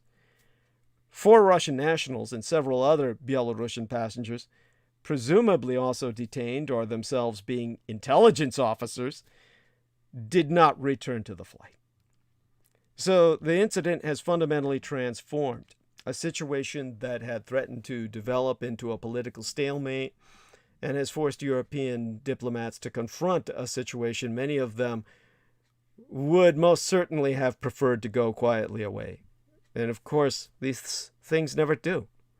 You have to confront evil, and evil has forced that confrontation. The Polish government initiated an investigation into the incident early on Monday, opening this work week. This brazen act was so categorized, well, it was classified by many observers simply as an act of state piracy, which is exactly what it is. Ryanair CEO Michael O'Leary seconded that view, as he said it represented an instance of state-sponsored hijacking. So by Monday afternoon in Europe, opening this work week, numerous foreign policy officials throughout the European Union were engaged in a concerted debate over whether Belarus's airspace should be permanently closed off to flights in and out of Europe, which is obviously what I would recommend. Calls for a serious and concerted response to this crisis have built up steam, such as a 4th set of sanctions and a total no-fly zone being imposed over Belarusian territory. That would give European air power something to do. By Monday evening, the United Kingdom was the first European country, albeit no longer part of Europe, to instruct its national airlines not to traverse Belarusian airspace and to cancel the landing rights of Belavia, the Belarusian national airline, in England. So the White Russians under this dictator can no longer land on Britannian soil. But that sparked a new round of arguments within the opposition about the dangers of complete isolation. Now, Minsk, the capital of White Russia, is already locked down, and its land borders last year, they locked down their own land borders themselves yesteryear when they accused NATO of preparing to invade their chicken shit country. By the way, it's not chicken shit. It's a rich country, and it's the country. It's rich in the sense that it has its own resources. It's comparatively large, the size of your average American state, and it's got something like it's the major passage for gas into Europe from out of Russia. If the national airport is blocked, international travel in and out of Belarus will become formally impossible, save for those brave enough to sneak across the border in an echo of the days of the Iron Curtain, which has fallen again. Now, Belarus under this dictator, this madman, is completely undeterred. And so on Monday afternoon, the Minsk authorities opened this work week by stopping a German Lufthansa flight from taking off for 2 hours while citing an amorphous terrorism threat. And the incident was allegedly based on an emailed bomb threat, and all passengers were forced to disembark from the plane while it was searched. It's unclear whether authorities were attempting to provide a transparently flimsy justification for Sunday's piracy or simply exerting the power, perhaps fearing other exiles on the plane. A bizarre press conference followed, ludicrously, as in laughably, ridiculously attempting to blame the threat on Hamas, which is Lebanese. What does that mean? It means they're siding with Israel. It's a point most of you wouldn't understand. Lebanon is considered by the Israelis a blood enemy to be wiped from the map, when you've got the White Russians under a Putinista dictator claiming that they're enemies of Hamas, they're claiming they're allies of Israel. Lukashenko has often been referred to as the last dictator in Europe. He's even proudly proclaimed himself as such. But Belarusians have struggled not to be defined by their country's authoritarianism and to keep engagement with the rest of Europe alive. If travel ends, the country's isolation may be complete and its transformation into Europe's North Korea essentially sealed. So what Belarus is a reminder of is that the USSR, the Union of Soviet Socialist Republics, is still collapsing. You know, it's a common view, it's common to view history as a series of specific dates and distinct periods, but real life is never so neat and tidy. Instead, empires and epochs have a tendency to expand and disperse like clouds in the sky, blending and merging in ways that expose the shortcomings of traditional chronologies. And the most relatively recent example of this phenomenon is the collapse of the Greater Soviet Empire. Now, it's generally viewed as a series of dramatic events that, I would say, dramatic developments that took place over a relatively concentrated period of time. In the layman's perspective, the amateur perspective, it would be from 1990 to 1991. And that would, of course, would be a transposition of the numbers 1919, the year my father was born, when the rest of the world decided they would surrender and formally recognize the Greater Soviet Union as a quote-unquote legitimate state among the nations. So that was from 1919 to 1991 that you had the recognized presence on Earth of the Soviet Empire, which is now in exile in a little strip of land called Transnistria, which is the Soviet government in exile, and that is all of the old Communist Party hacks and apparatchiks, the old party elite, what was known as the nomenklatura, the intelligentsia. They've all retired to that little strip of land in Moldavia, which are ethnic Romanians, and they simply use the Cyrillic or the Slavic alphabet instead of the Latin alphabet like Romania does. And therein you find the exiled government of the Soviet Union, still extant today and still issuing Soviet passports. But recent events in Belarus are a reminder that the fall of the USSR is actually an ongoing event worldwide that continues to shape the global geopolitical climate. Now, the national awakening, the awakening in today's Belarus, is especially striking because it's taking place in a country that had previously clung to the traditions, symbols, and narratives of the USSR with more enthusiasm than any other former Soviet republic. However, they don't issue passports with the hammer and sickle like the worldwide unrecognized government of the Soviet Union in exile does in Transnistria. So they were all but in symbology practicing the former Soviet state communism, while Putin's Russia has gone to considerable lengths over the past 2 decades to rehabilitate aspects of the Soviet past. Lukashenko's Belarus also continued to embrace the specific statecraft and economic practices of the communist era, like abduction, mass kidnapping, and state terrorism, state-sponsored terrorism, and assassination. And during his 26-year tyranny, the Belarusian dictator Alexander, or in the correct Slavic pronunciation, Alexander Lukashenko, has turned the country into his very own miniature Soviet Union. When he first came to power in 1994, Lukashenko made his intentions clear by rejecting the red and white, what would be a tricolor of red, or white, red, white. That would be their tricolor. The flag of the independent Belarus was rejected by him in favor of the red and green flag used during the Soviet era. And multiple other aspects of everyday Soviet life were revived, from the Komsomol-style political youth organizations to obligatory university study of the Great Patriotic War, or rather World War II.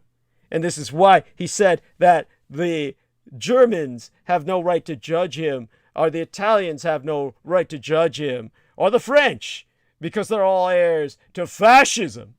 By the way, for those of you who don't know, the French under Vichy were an Axis member. They were an Axis member state. So people like Eastern European nations like Alexander Lukashenko's little empire, they remember Germany and France and Italy as all members of the Axis.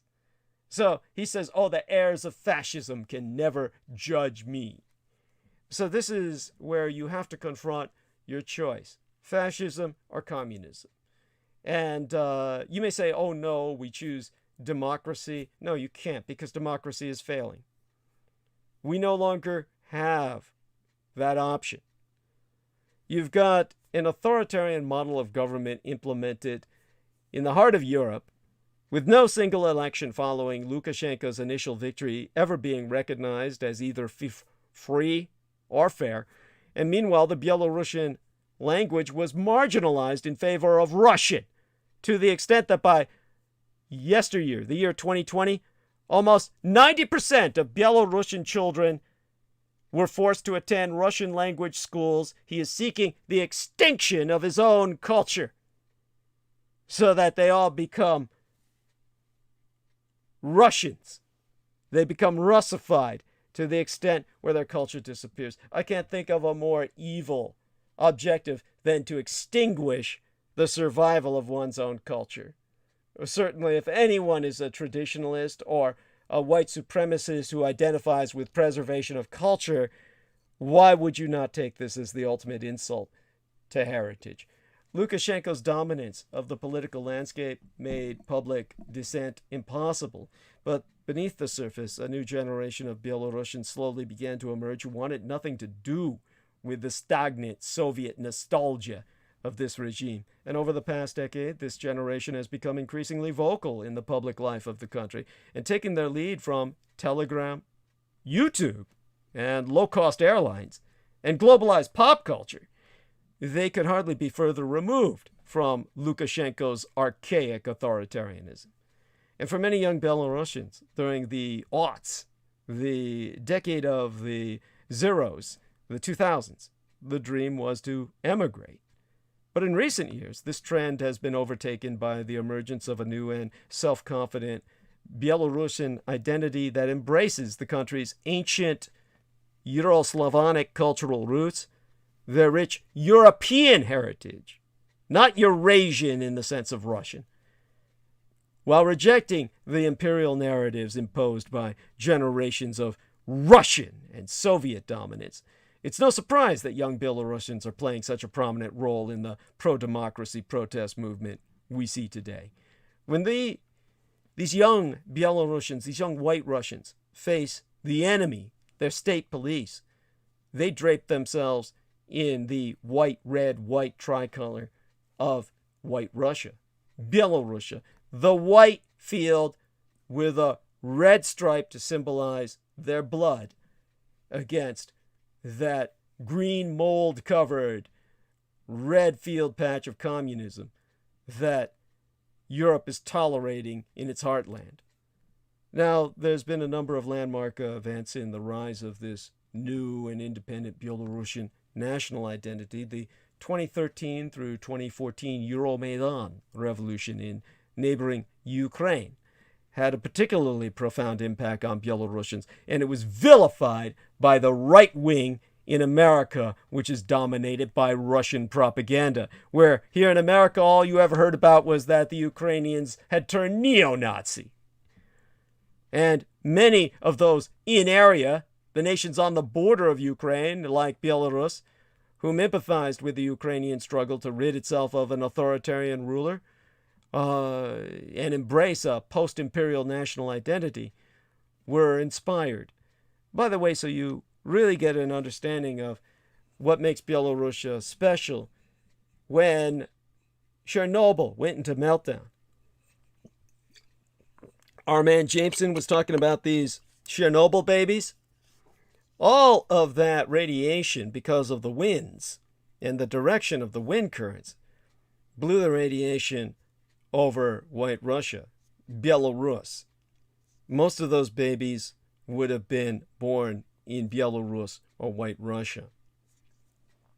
Now, thousands of Belarusians traveled to Kiev, the capital of Ukraine, the ancient capital of Russia itself, the ancient Indo-Aryan and Nordic Viking capital of Russia, before it was Slavanicized to Moscow after the conquests of the Mongols, was in Kiev. And they went there, thousands of young Belarusians, to witness the drama firsthand. And meanwhile, back in white Russia itself, Ukraine's national awakening helped to generate unprecedented interest in the Belarusian culture. And in the wake of the Euromaidan revolution, it became increasingly common to see Belarusians wearing folk-style embroidered fashions. Belarusian language classes began springing up all over the country, sponsored by private interests so that their culture would not be exterminated by the motherfucking Russians. And another symbolic movement was the 2019 reburial of the 19th century Belarusian national hero, Kostas Kalinovsky, who was among the leaders of the 1863 uprising against Russian Tsarist rule. Kalinovsky is widely regarded as the founding father of modern white Russian statehood. Now, he was executed by the Russians following the failure of his revolt, and nevertheless, Kalinovsky's remains were hidden and finally raised and identified in their capital of Lithuania, where they had been smuggled to, in Vilnius, in 2019, the year before yesteryear, and reburied in a ceremony in the Lithuanian capital. Thousands of Belarusians attended that event, with many describing it as a life-changing experience. Significantly, Kalinovsky's funeral also revived discussion of the ties linking modern Belarus with Lithuania and Poland through a common Central European heritage in the Grand Duchy of Lithuania and the Polish-Lithuanian Commonwealth, and changing perceptions of Belarusian identity and history have been reflected over the past decade by an increasingly diverse media landscape. Their only escape, a growing list of independent outlets, such as Belsat, offered access to uncensored Belarusian history. And meanwhile, the vibrant Belarusian cinema and contemporary art scene, it played similarly influential roles in the evolution of a new non-Soviet identity. And during the recent presidential election campaign, the opposition figurehead, as I said, Svetlana, in the Belarusian language, it would be Svetlana, And her surname in the correct White Russian dialect would be Sikhanouskaya. And her campaign partner, another female, Maria Kalesnikova, as in Kalishnikov, the Kalishnikov rifle, but in the Belarusian, there would be no SH sound. It would be Kalesnikova. They did brilliantly. They didn't initially embrace the politics of national identity. Instead, they focused on simply demanding free elections. So this cautious approach reflected the opposition's fear of alienating older segments of the public, the older generations. Nevertheless, the growing presence of the white, red, white flags at rallies reflected the underlying importance of identity issues as the pro-democracy movement began to gain momentum in July before erupting in early August. So the white, red, white alternative Belarusian national flag that has dominated protests, this is a powerful symbol. It dates back to Belarus's short-lived statehood in 1918. In the aftermath of the Russian Revolution, it's considered the emblem of the Belarusian struggle for independence, that streak of blood across the white field, the white representing the white race of the White Russians. And in contrast, many regard the red and green version of the national flag adopted by Lukashenko in the 1990s as what it is, the token of Soviet-style subservience to the Kremlin. Now, the radicalizing events of the past few weeks have only served to strengthen these contrasting associations. Numerous victims of police brutality have been detained for displaying the white, red, white flag, while government-sanctioned rallies of regime loyalists have been immediately identifiable by the presence of the red and green flags and banners. These loyalist gatherings are a part of a state-sponsored campaign coordinated by Russian specialists sent to Belarus, agents provocateurs, dispatched by the Kremlin since the 9th of August in order to lead the Lukashenko regime's information fight back. Their strategy bears all of the same hallmarks as Moscow's info war against Ukraine during that country's 2013 through the 2014 revolution, with a heavy emphasis on Soviet identity and emotional appeals to the collective Soviet suffering during World War II, the cult of the Soviet war dead. Now, the recent pro-Lukashenko rallies have been marked by the appearance of flags decorated with a ribbon of St. George, a symbol of Russian imperialism with roots in Tsarist history that was previously shunned in Belarus due to its close associations with the Kremlin's ongoing war in eastern Ukraine. So, of course, you had the obvious and the easiest cheap shot.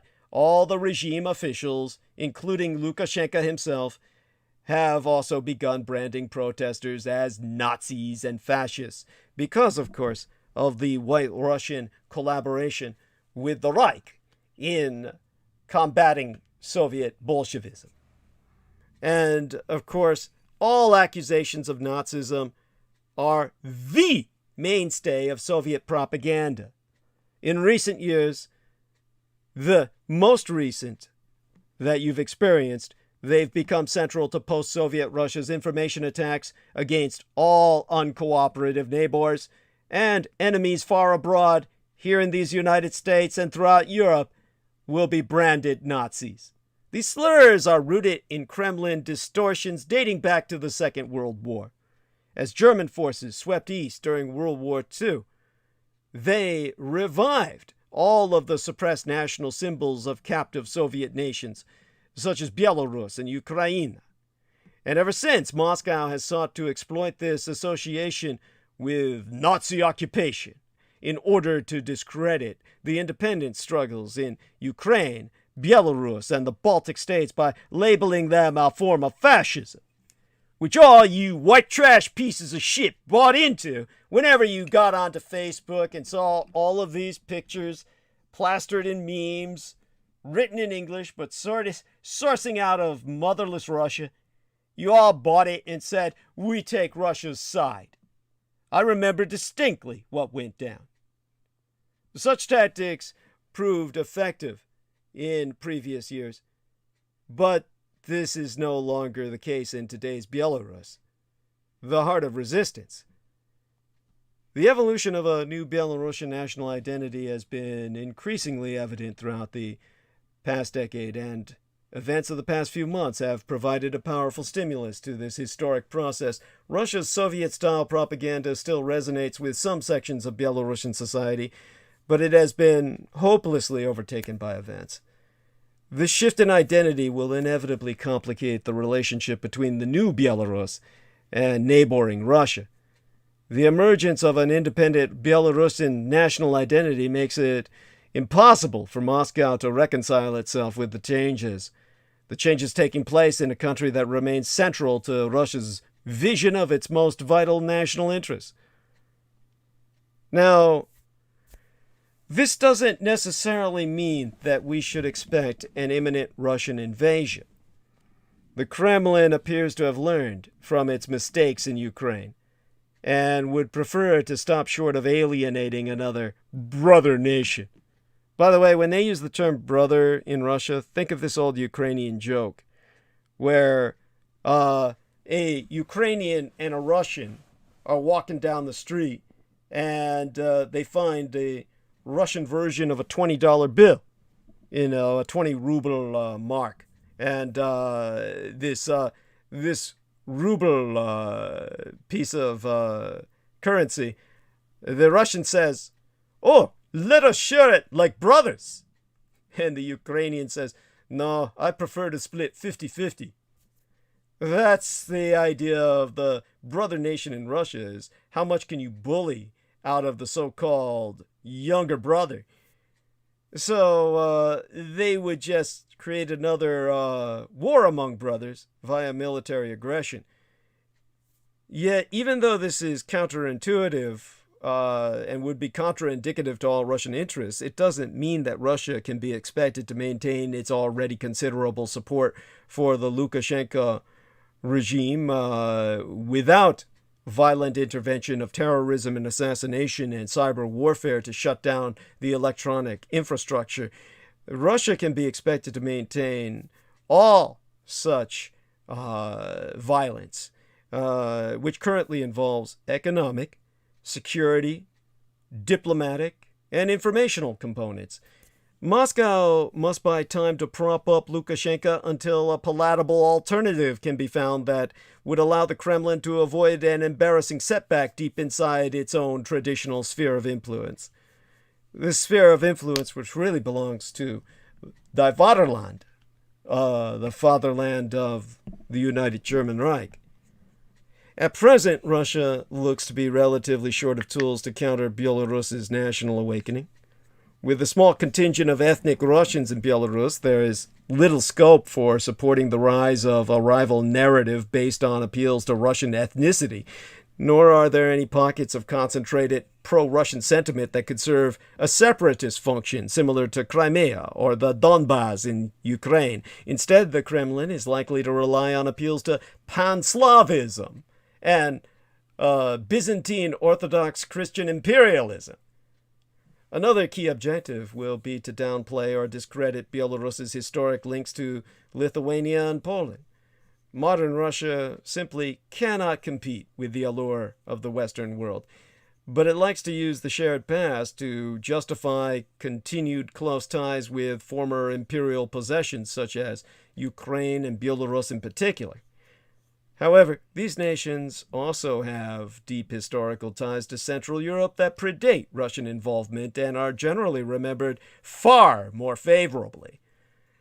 The August 23rd Chain of Freedom, which saw people form a human chain from the Lithuanian capital of Vilnius to the border with Belarus, was greeted with notable irritation in Moscow. Now now that Jameson is back with us, and to just kind of conclude my thoughts on this, with the emergence of an independent Belarusian national identity, we are entering a new stage in the collapse of the Soviet Union. 30 years after the empire officially expired and went into physical exile, the sun may finally be setting on the last remaining outpost of Soviet authoritarianism in Central Europe.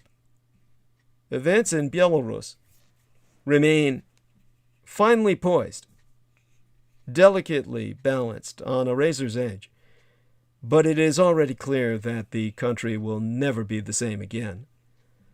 The ramifications of this shift will be felt throughout the region and could eventually hasten the final act of the Soviet collapse inside Russia itself. Bear that in mind as the ultimate objective of the civilized world. Now, in terms of the ongoing collapse of the Soviet Union, let me try and put that into perspective you can understand. Just remember this at all times. The Soviet Union is gone, but it's still collapsing. There's plenty of other unlearned lessons about modern Russia and the death of an empire that is personified in Russia today as what I would call a zombie state. Now, you know there's a mural in the officers' building at the former Soviet military base in Winsdorf, Germany. In United Germany today, Die Neue Deutschland, the new United Germany. Winsdorf in United Germany was once called the Forbidden City. Winsdorf was the biggest base for the Soviet armed forces in communist East Germany from 1945 until the last Soviet troops left in the early 1990s. Now, when the Soviet Union collapsed and 15 new countries were born on the surface of the earth overnight in December of 1991, on Christmas Eve, it remade the maps of our world overnight. The Cold War and the threat of nuclear annihilation disappeared, and democracy and free markets spread across the now defeated Soviet Empire. Of course, over a quarter of a century later, in the year 2021, it's obvious events didn't exactly unfold as initially predicted. The forces of globalization have mutated former Soviet countries in unseen ways, emboldening autocrats and entrenching corruption across the region. Meanwhile, the geopolitical animosities of the Cold War are resurgent, with relations between Moscow and Washington at their lowest point since the Soviet-era arms race. The creation of these new countries, meanwhile, has given rise to nationalism and autocracies that are shaping foreign policy decisions and altering societies in unforeseen ways. Yet the significance of this over quarter century of change is still not fully understood by any of you. Why did the Soviet Union really collapse? What lessons have policymakers missed? How is history repeating itself across the lands of the former global empire? In search of these answers, you can only turn towards myself, your Vulcan intervention on the surface of the world. Remember that Richard Nixon played the China card, where he turned communist China against the Soviet Union. The Soviet Union had the Taiwan card. The son of Chiang Kai-shek, the fascist leader, the Sinosphere, the China Führer, the China leader, who established the Nationalist Republic of China on the mainland and reestablished it on the 100 islands of Formosa to become the Nationalist Republic of China as relocated to Taiwan. His son, Jiang Jingguo, married a Soviet-Russian woman. My mother used to speak to her at the salon where they would meet to have their hair styled. The Taiwanese were actually going to have a Soviet architect build the largest statue in the world a modernist tribute to the state religion of Confucianism. All the nations in Asia follow the philosophy of Confucianism, but only in my true heartland and homeland of Taiwan is Confucianism officially the state religion. For those of you who don't even understand Confucianism, the best analogy to provide a succinct understanding to a Westerner would be, imagine a Chinese Moses who, like Moses, never lived to see China or his people led to the promised land, but who will always be remembered as the man who guided them there. Confucius was the Machiavelli of his day. We're talking about someone who served as, well, think of Machiavelli's role in warlord Italy, where in the warring city-states period, he served as the advisor who wrote the book The Prince, which was about the maintenance of power in a world at war. This made Machiavelli, well, he was so known for political connivance, his very name became affiliated with it, synonymous for it. Hence the term Machiavellian. When you use the term Confucians, think of the term Mosaic, as in Moses, combined with Machiavellian, and you begin to get an idea what the religion of Taiwan is about. But this is your Vulcan intervention, a kind of Mosaic Machiavellianism, a realistic, pragmatic idealism towards a promised land. Star Trek was a franchise that Gene Roddenberry based the Vulcans as being the Taiwanese of space, whereas the Romulans were the communist Chinese. His Vulcan philosophy of Kolinar was simply space operatic Confucianism. Confucianism in hard vacuum. When it comes to, again, describing the Taiwanese practical Machiavellianism, their survival in a world at war, my native Taiwan sided with the Soviet Union against Communist China because Communist China had become the satrap of the United States, the American Empire. In that sense, the Soviets had a Taiwan card to play against the Communist Chinese. If the Communist Chinese attacked the Soviet Union, the Soviets would have been able to have opened a second front by supplying all that they could to Taiwan to reestablish itself upon the mainland. It would have been the Soviets, not the Americans, that would have done this. So this is how the Taiwanese have a greater understanding of the Soviet Union than any of you in North America.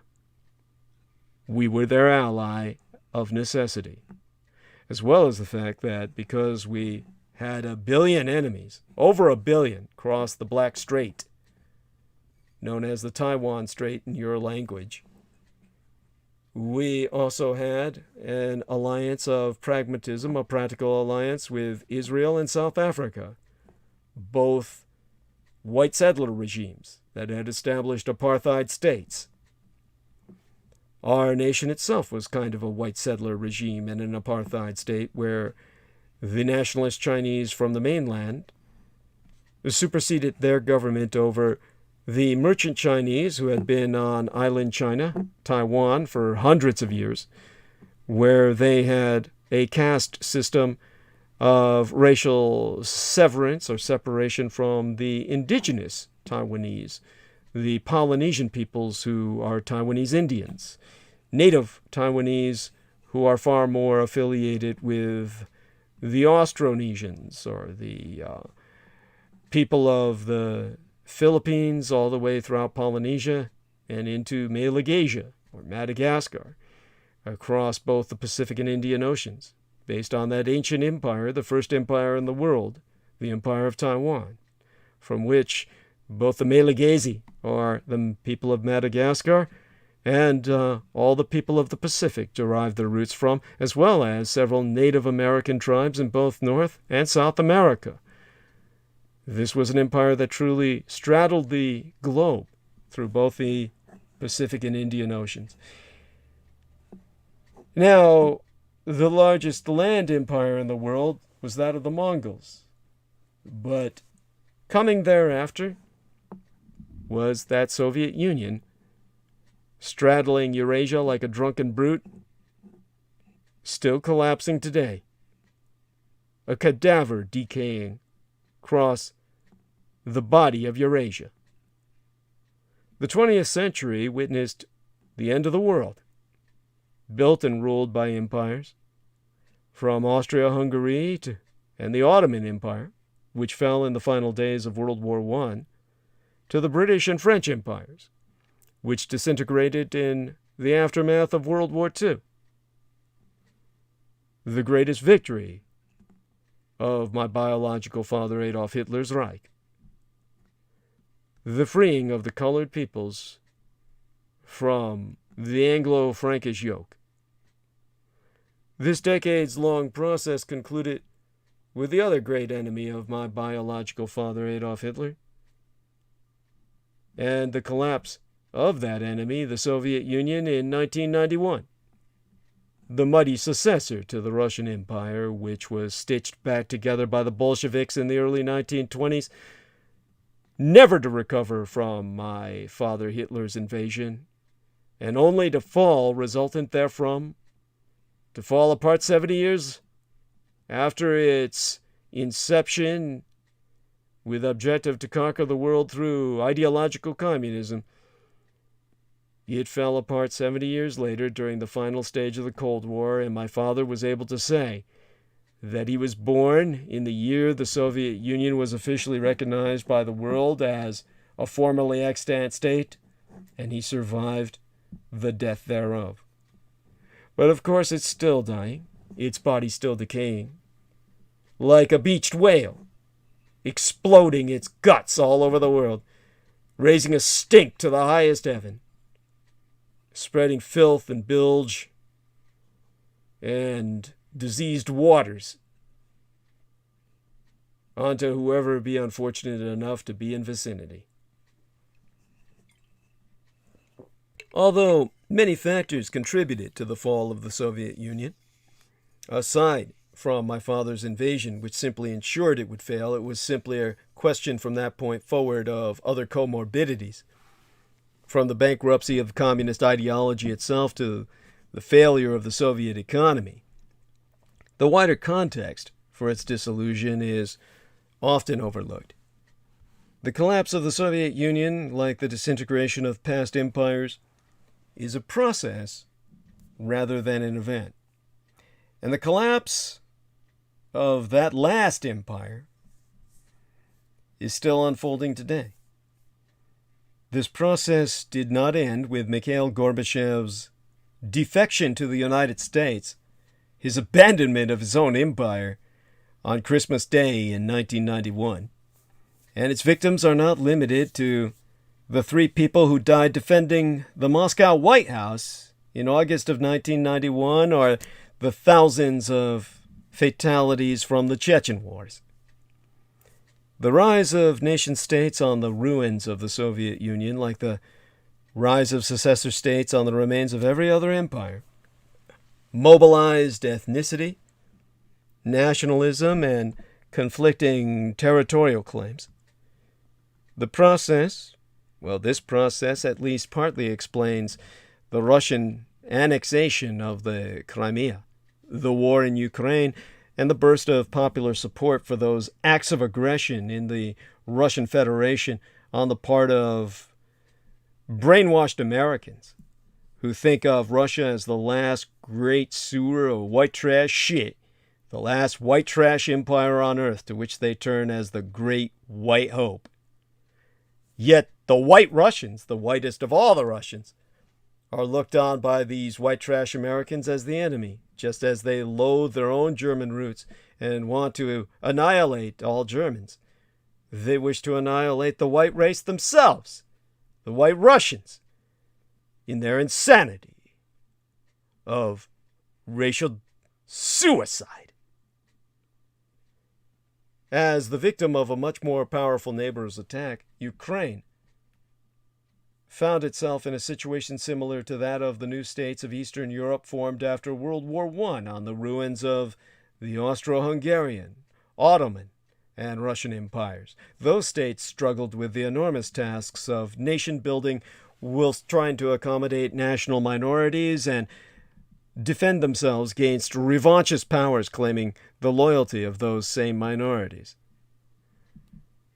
And although the historical context of the collapse of empires helps us understand the developments of the last quarter century and more in the former Soviet space, it also serves as a warning for the future. The redrawing of post-imperial borders to reflect the importance of nationality, language, and culture has generally come about as a result of conflicts and wars, some of which went on for decades, if not centuries.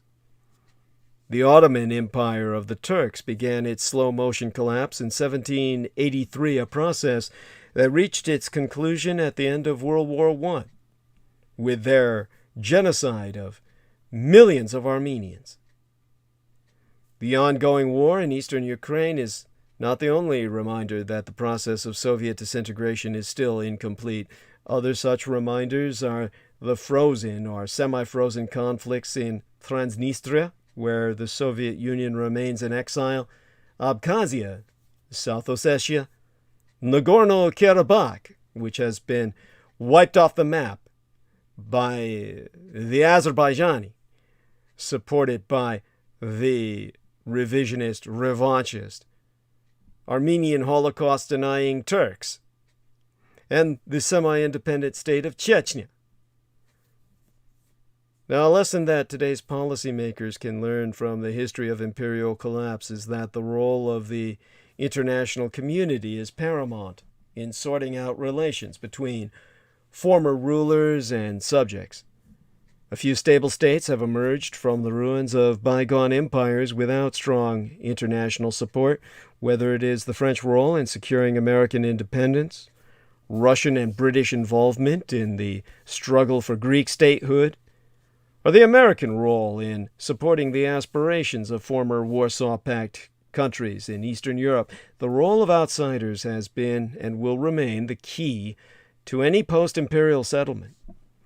Looking at the current situation, it's impossible to overstate the role that the American empire and its NATO allies can play in solving the conflict in Belarus and Ukraine and other parts of the volatile post-Soviet space.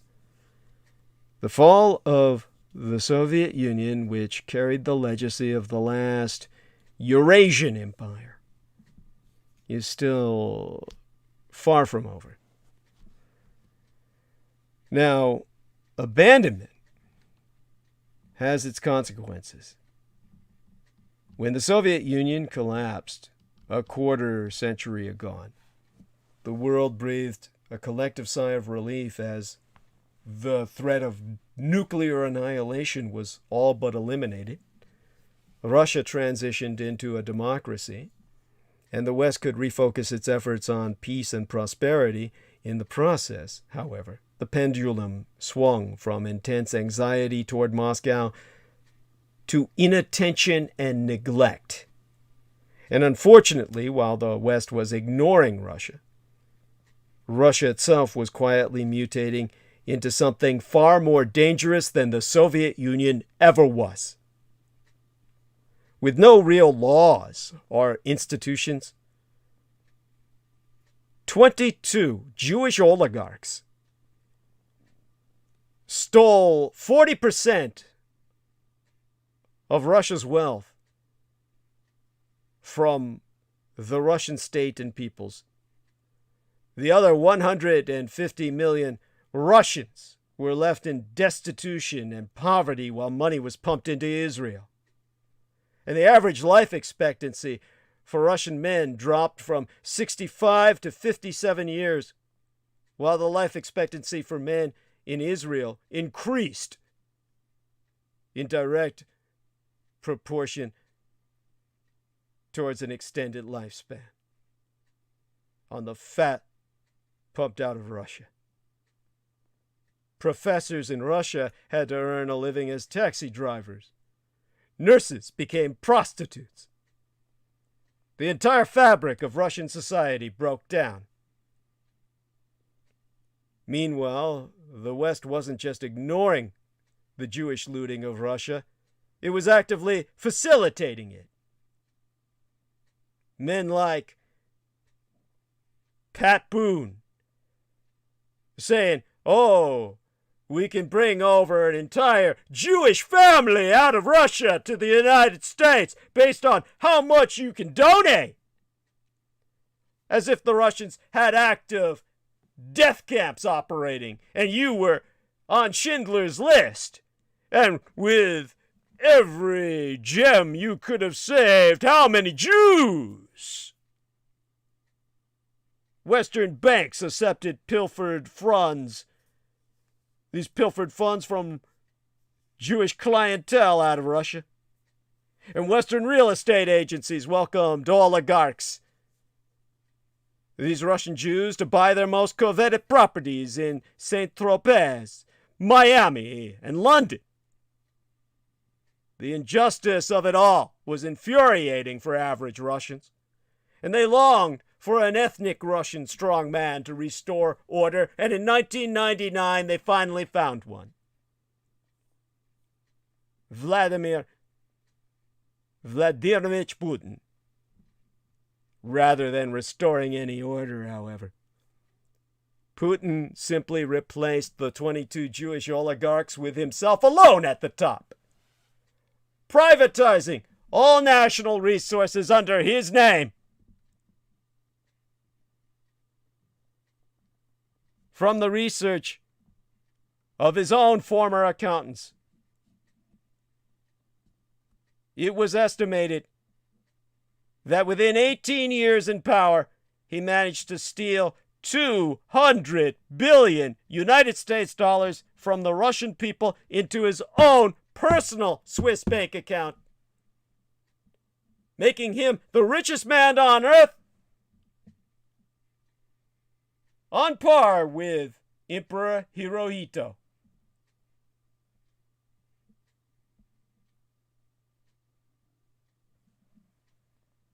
What kind of world do you live in, where Americans worship the Jew instead of Christ, say that they're the chosen people, and expedite their pillage of a once great empire, turning what could have been America's new West, a new member of the Western world, into a blood enemy? Putin did allow a fraction of Russia's oil wealth to seep into the population, just enough to prevent an uprising, but nowhere near enough to reverse the horrible injustice of the situation. But that didn't last long either. As the oil boom waned, the suffering of ordinary Russians resumed, and people took to the streets in 2011, the year my mother died, and the year after, 2012, when people thought the world would end. They took to the streets, the world ending be damned, to protest his rule. They didn't want to experience the end of the world under his dictatorship. Putin's method of dealing with an angry population comes from the standard KGB dictatorial playbook. If your people are mad at you, start wars. This was the real reason behind his invasion of Ukraine, and it worked amazingly well. Putin's approval ratings skyrocketed from 65% to 89% in a matter of months. In response to the annexation of the Crimea, the war in Ukraine, and his downing of the Malaysia Airlines Flight 17, which killed 298 innocent people, including all of the scientists aboard, headed towards Australia with the cure for AIDS. the West had no choice but to respond with a range of sanctions against Mother Russia. These sanctions, combined with the collapse of oil prices, led to more economic hardship, which made the Russian people even angrier. So Putin started another war. This time his second front in Syria. The problem the world now faces is that Vladimir Putin has effectively backed himself into a corner. Unlike any normal world leader, he cannot gracefully retire. He would lose his infinite monetary resources, face imprisonment, or understandably be killed by his enemies.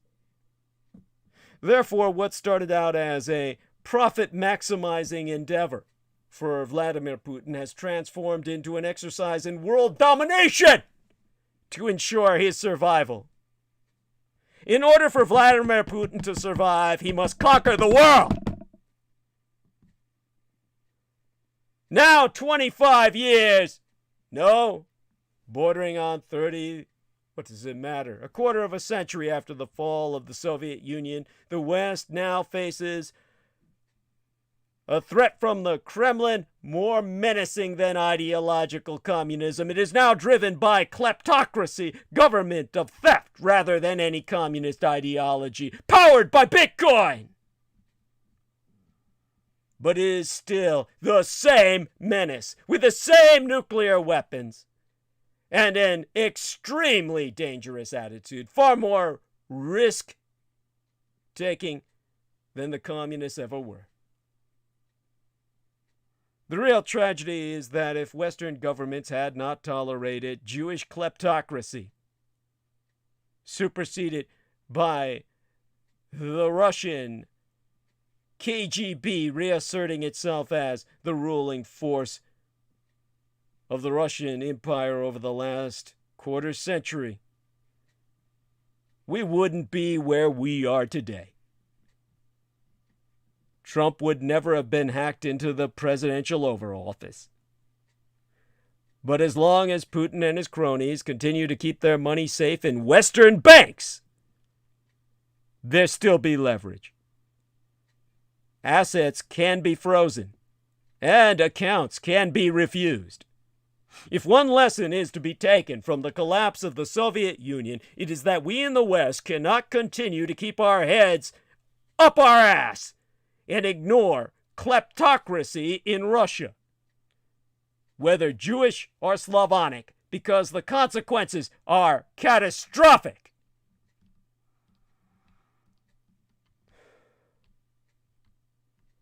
And again, yet another lesson that must be learned.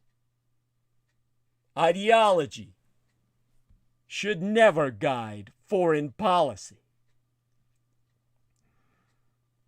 The Soviet Union saw itself as an ideological powerhouse. And when you think of the reason they waged their wars, it all comes down to their ideals. Moscow believed that communism offered, as the old communist slogan went, a bright future for all humanity. Leaders in Moscow were convinced that communism was the right recipe for any country, regardless of history, development, or culture.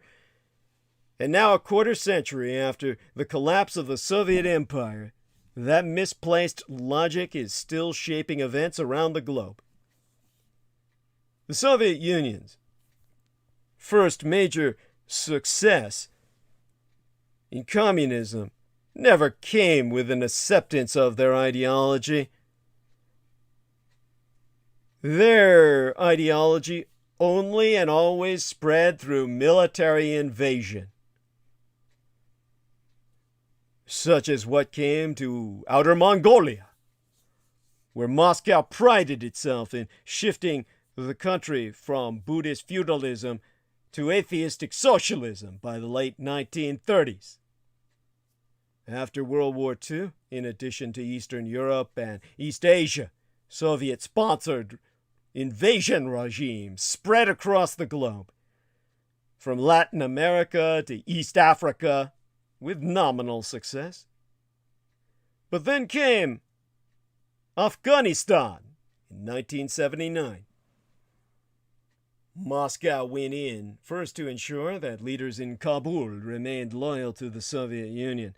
But once it was in, the mission changed to helping Afghans build a state and society based on the Soviet model, like it did in Mongolia. Classic mission creep. It was in Afghanistan that the Soviet Union discovered the power of militant Islam, originally funded by the CIA, and eventually understood that it was so much easier to invade a deeply religious country than to reshape its society. By the time Moscow sent military forces into the country, the Soviet Union had revealed its cardinal weakness: imperial overreach.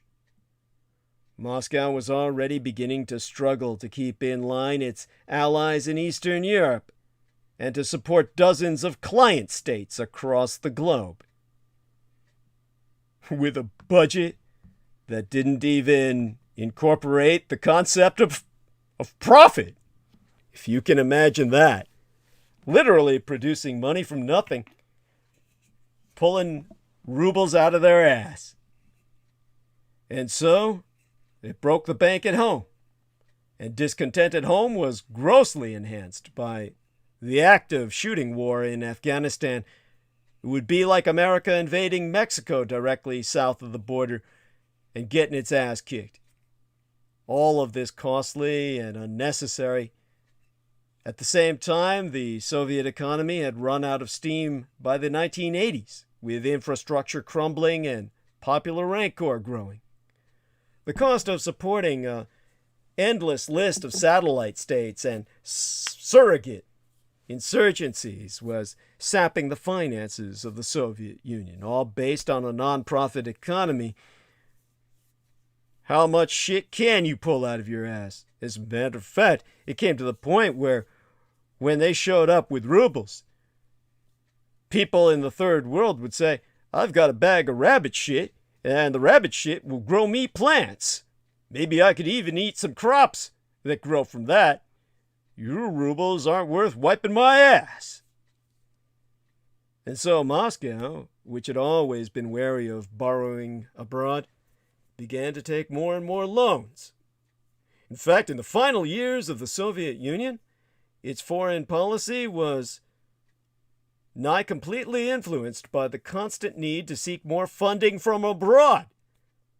The pace of domestic liberalization was increased, and the Germans gave the Russians money to concede all the steps towards ultimate German reunification, which were taken, and Moscow could not even intervene when Eastern Europe pursued its own political course in the 1980s. It's not that Gorbachev was in a generous mood. Admittedly, it takes a special kind of talent to juggle empires and then drop all the balls. But honestly, at that point, it wasn't that he was unwilling to do anything about a breakaway Europe. It was that he couldn't do anything about it. The lessons from this historical episode apply first of all to the Russian Federation, the successor to the Soviet Union. It immediately rejected any state ideology, abandoning not only the global empire, but also the lands traditionally seen as Russia's historical heartland, such as Ukraine. A quarter century later, today, as it seeks to rebuild itself as a global great power, Russia is realizing that founding an empire under a different name is not in the cards. Having entered the war in Syria, Russia has also made it clear from the start that it will not send in its ground forces, not officially, at least, lest Syria becomest another Afghanistan. So they operate through mercenaries. But the lessons shouldn't be limited to the former Soviet space. History does not repeat itself, but it doth rhyme. American interventions in Afghanistan in 2001 and Iraq in 2003 developed into supermassive nation-building projects under the guise of democracy,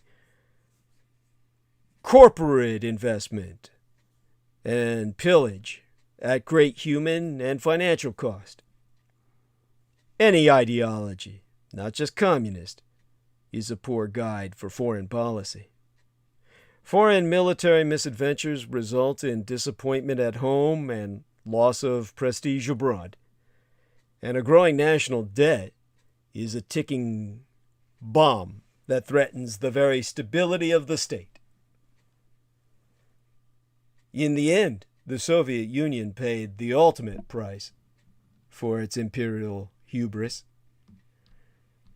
Now we have to see which successor empire, the American or the Russian,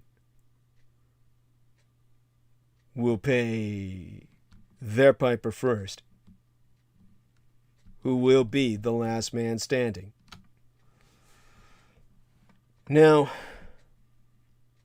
Russia simply can't lead through imperialism. When the Soviet Union collapsed, the 5 new nations of Central Asia, Kazakhstan, Kyrgyzstan, Tajikistan, Turkmenistan, and Uzbekistan, were initially left on the outside, looking in.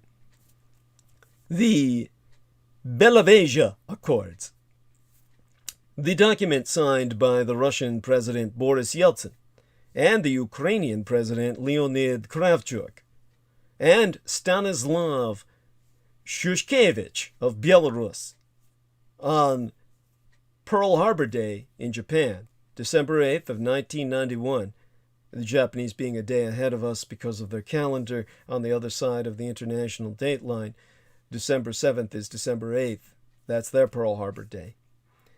That marked the dissolution in 1991 of the Soviet Union, and it created a much looser Commonwealth of Independent States in its place, an oversight body for its bankruptcy. These Belavazia Accords, which saw to this, were signed with no input whatsoever from the Central Asiatic republics. This process revealed an important truth about relations between the opposite sides of the Soviet Empire. The Slavic leaders called the shots, while the Turkic and Aryan Central Asians accepted the consequences. For the westward-looking Russia of the early 1900s, Central Asia was a burdensome backwater that it didn't mind shedding off. Did I say 1800s? I meant the 1990s. I'm not quite sure sometimes when I deal with so much history, I've got to keep track of empires and the chronometry thereof.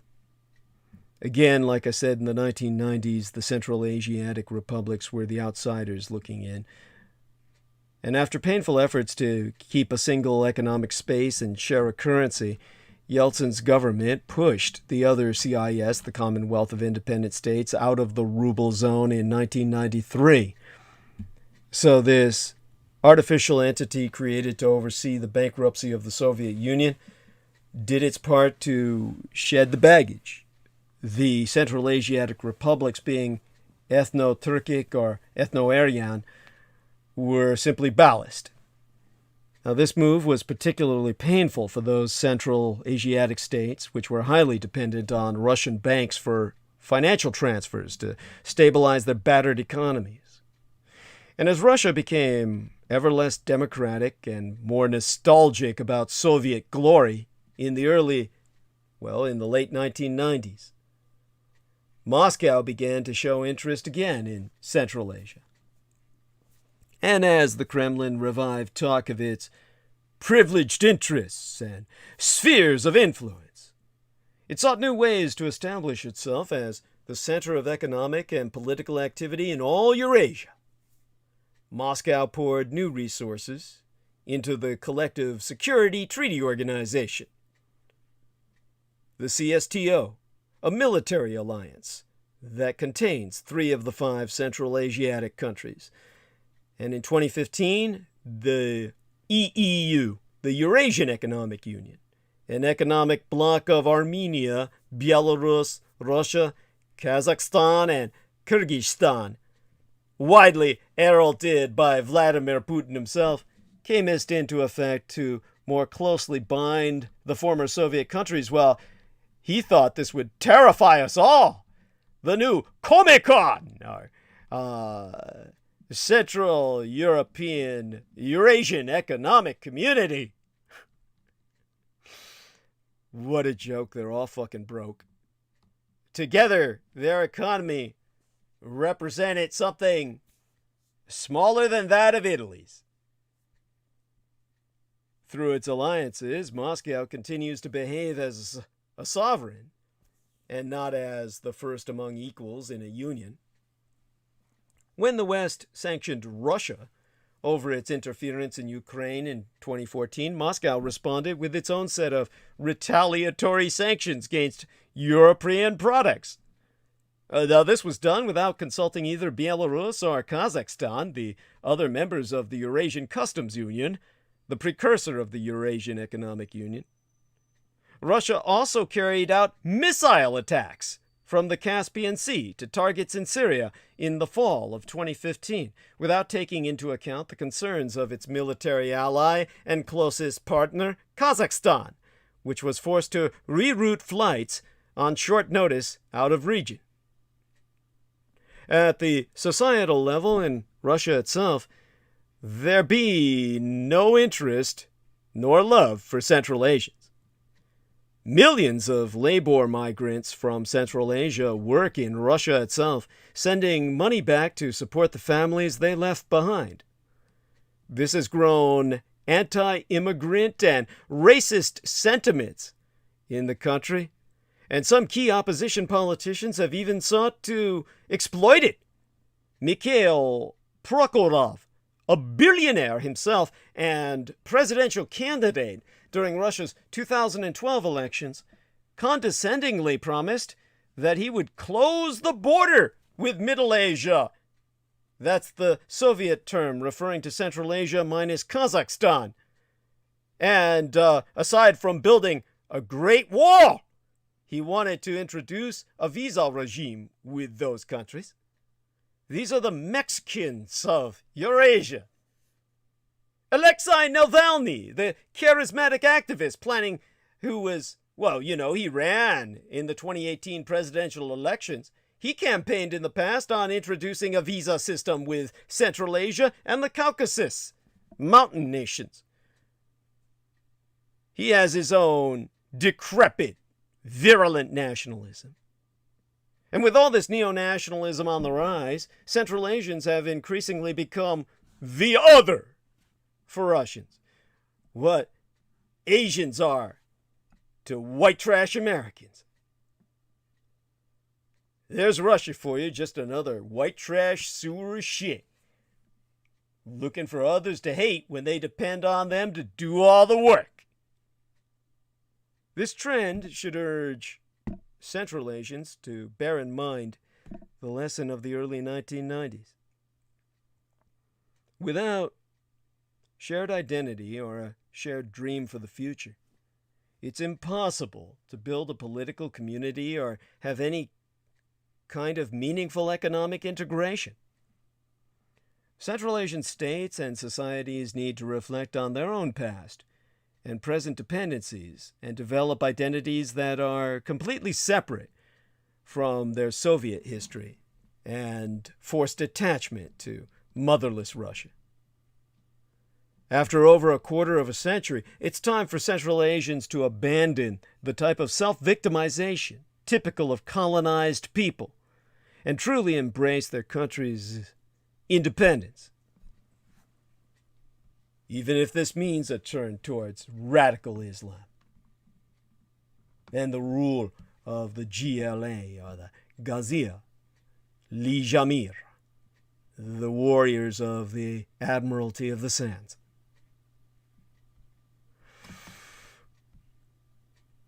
Now, I'm seeing we've got basically an hour left. I'm not going to get to Australia. And I will dedicate the next episode with much greater certainty to our individual who donated $100 therefrom, Louis Rogers, male or female. Be interesting to find out potentially by that time. Let me try and finish what I can about Europe and Eurasia today. Provide people some education based on this recent hijacking by a state of people seeking liberation of their nation from foreign occupation.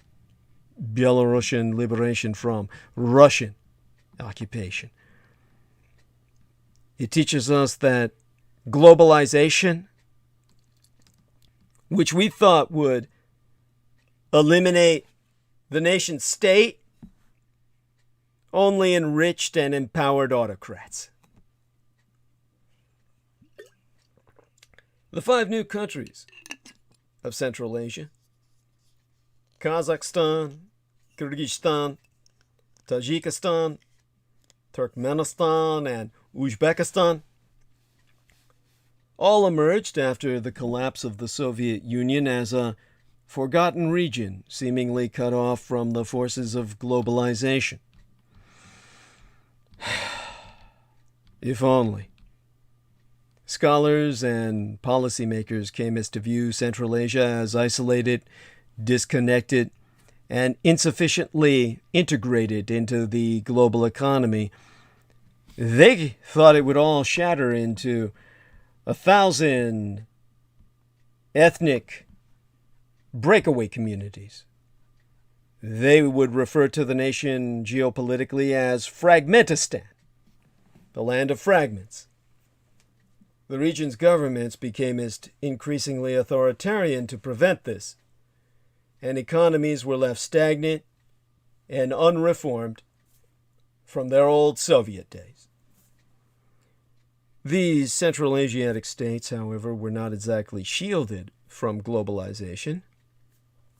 Rather than facilitate the transition from a communist command economy, Central Asia's relationship with the liberal world system after the collapse of the Soviet Union proves that globalization actually encouraged capital flight, the flight of capital, enshrined corruption, and allowed some of the world's most brutal dictators to cement their rule in perpetuity.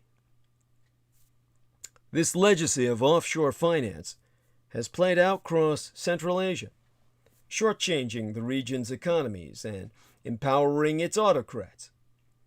The region's elites may not have transitioned their countries to liberal political and economic systems, but they did use state institutions to personally enrich themselves, relying on anonymous shell companies and offshore bank accounts to camouflage all their shady transactions. And although the West chastised these countries for pervasive corruption, it rarely paid attention to all the international accountants, lawyers, and external advisors who helped to structure these illicit arrangements. In Tajikistan, a small mountainous country north of Afghanistan, of Aryan ethnicity in the majority, more related to Persia than the Turks of the other republics, political battles have been waged over the Tajik Aluminum Company, acronymous as TALCO, the country's largest exporter, whose management structure is registered in the British Virgin Islands. You see, the British Third Empire is just another criminal empire. All its empires were. But this is an invisible empire of offshore accounts. The British Virgin Islands, off of our coast in the Caribbean, being preeminent among them. Accusations of millions of dollars siphoned off and embezzled overseas, allegedly by President Imomali Rahmon and his relatives, have played out in London, Swiss, and New York courtrooms. Similarly, in Turkmenistan, an investigation by the anti-corruption watchdog Global Witness estimated that $2 billion United States dollars to $3 billion US dollars in the country's foreign currency reserves accumulated from the trade of natural gas under Turkmenistan's first president,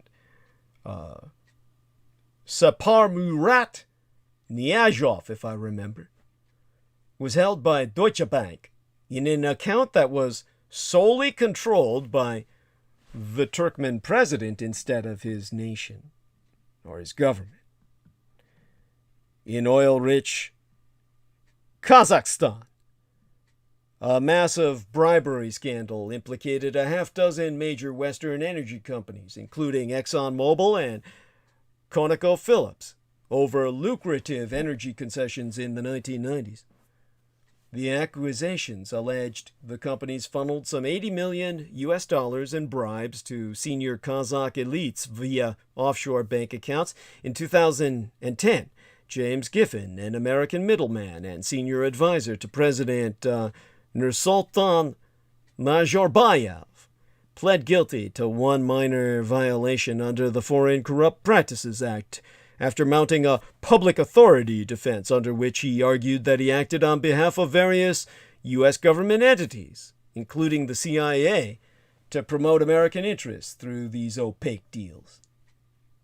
Meanwhile, in Kyrgyzstan, two presidential regimes, both of which were ousted in separate popular uprisings in 2005 and 2010, used the U.S. air base at Manaz to enrich themselves and their associates. Although the base was critical to the American military's campaign in Afghanistan, billions of dollars from lucrative fuel contracts were channeled through mysterious offshore companies registered in British Gibraltar. There's that perfidious Albion, as Nostradamus called the Brits. Neighboring Uzbekistan's economy is generally considered closed, but it too was engulfed in an international bribery scandal. Gulnara Karimova, the daughter of the country's late president, reportedly used a variety of offshore vehicles to structure more than $1 billion US dollars in payments and kickbacks from Western telecommunications companies. So, since the collapse of the Soviet Union, outside observers have frequently characterized Central Asia as a reclusive part of the world. However, by overlooking how regimes strategically used offshore vehicles, bank accounts, and financial intermediaries, the West has ignored its own complicity in fostering the global networks that supported autocracies in Central Asia and around the former Soviet world. And throughout all of this, the final lesson to be learned. Remember when I was exposing, back when I was involved with Revolution Radio, how Vladimir Putin said, whoever controls artificial intelligence will control the world? And then wanted to make all AI developments transparent so that the Russians could steal them all the easier without having to insert intelligence assets. Moscow, under his rule, is still sacrificing innovation for state security. On December 6th of 2016, Russian President Vladimir Vladimirovich Putin signed into law the revanchist, revisionist Russian Empire's Information Security Doctrine.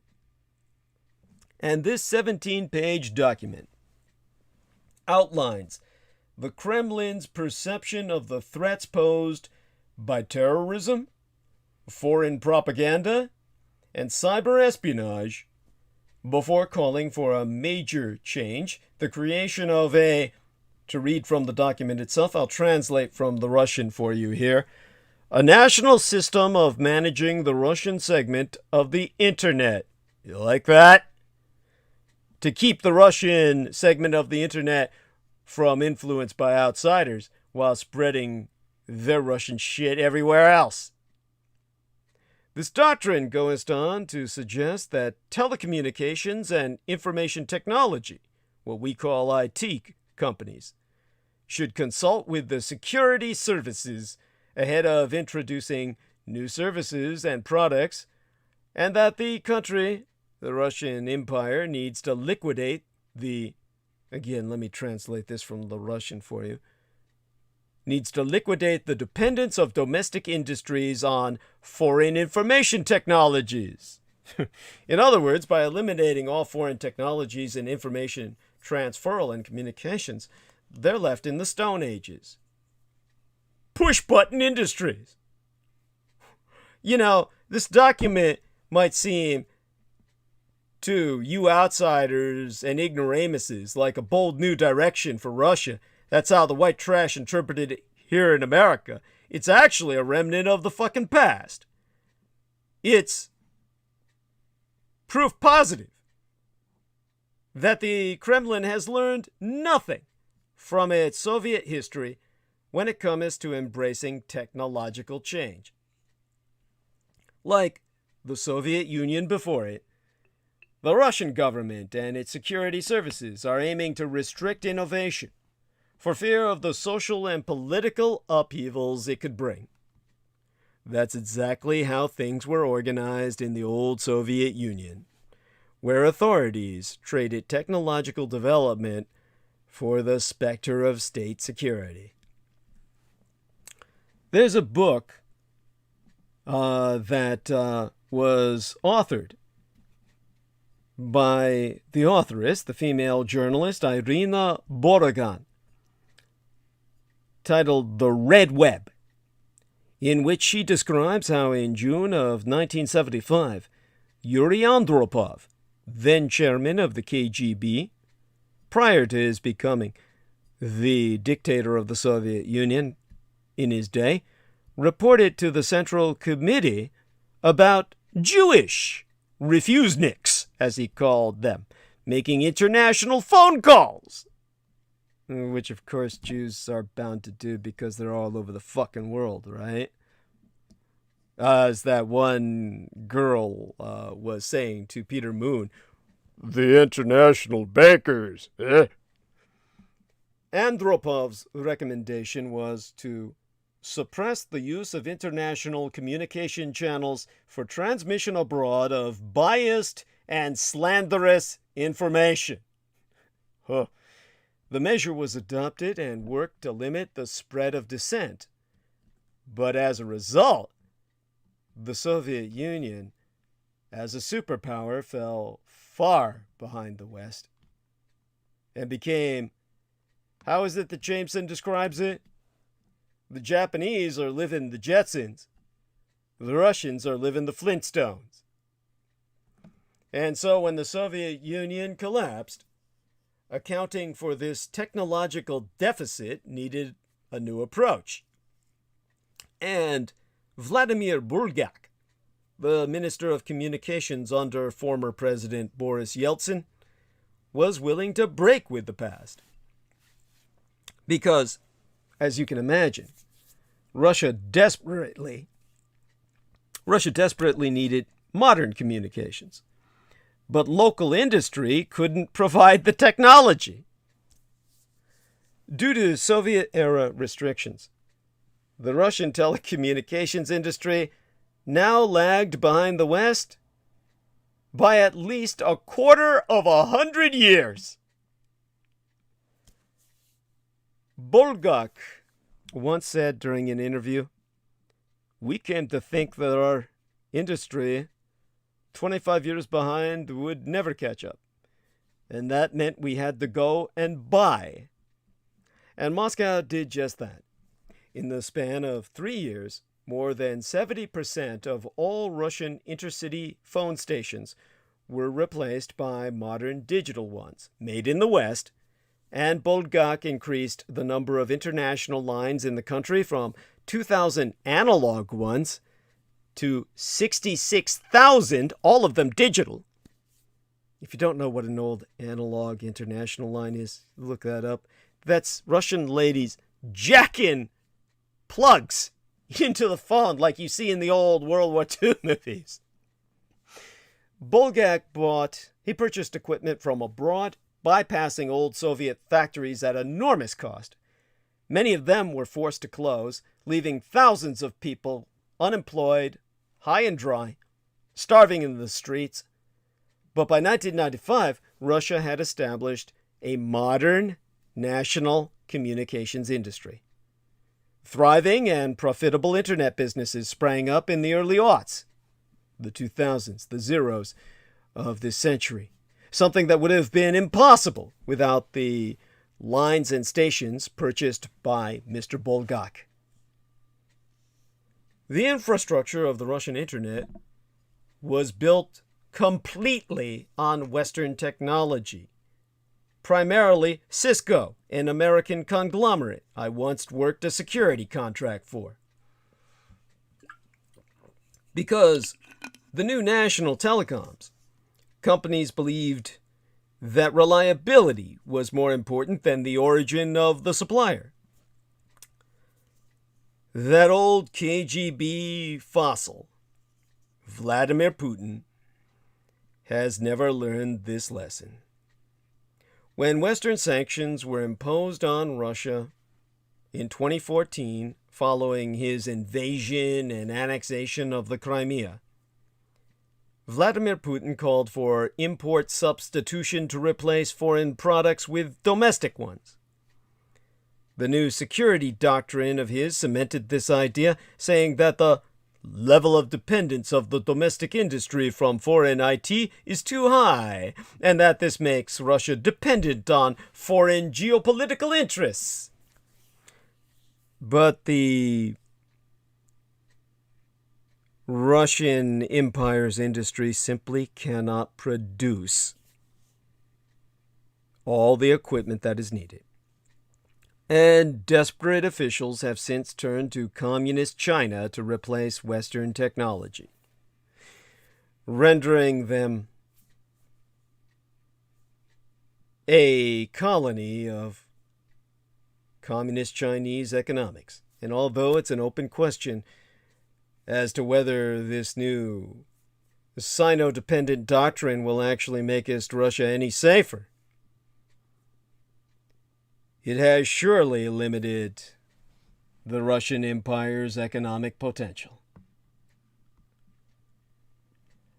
So, what we have in the red web is a struggle between Russia's the digital dictators and the new online revolutionaries. The important thing to support are the matriarchs, like the lady in Lithuania. Thank the gods she's alive and unharmed, along with her vice presidentress, and has not been captured by the dictator of Belarus installed by Vladimir Putin. Had that been the case, Belarus would truly have entered a forlorn time. And instead, the world has been put on warning.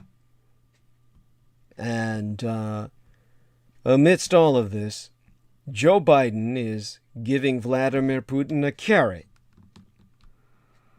Now, one theory about Russia's post-Cold War resentment of the American empire is that the perceived American victor showed too little respect for the vanquished.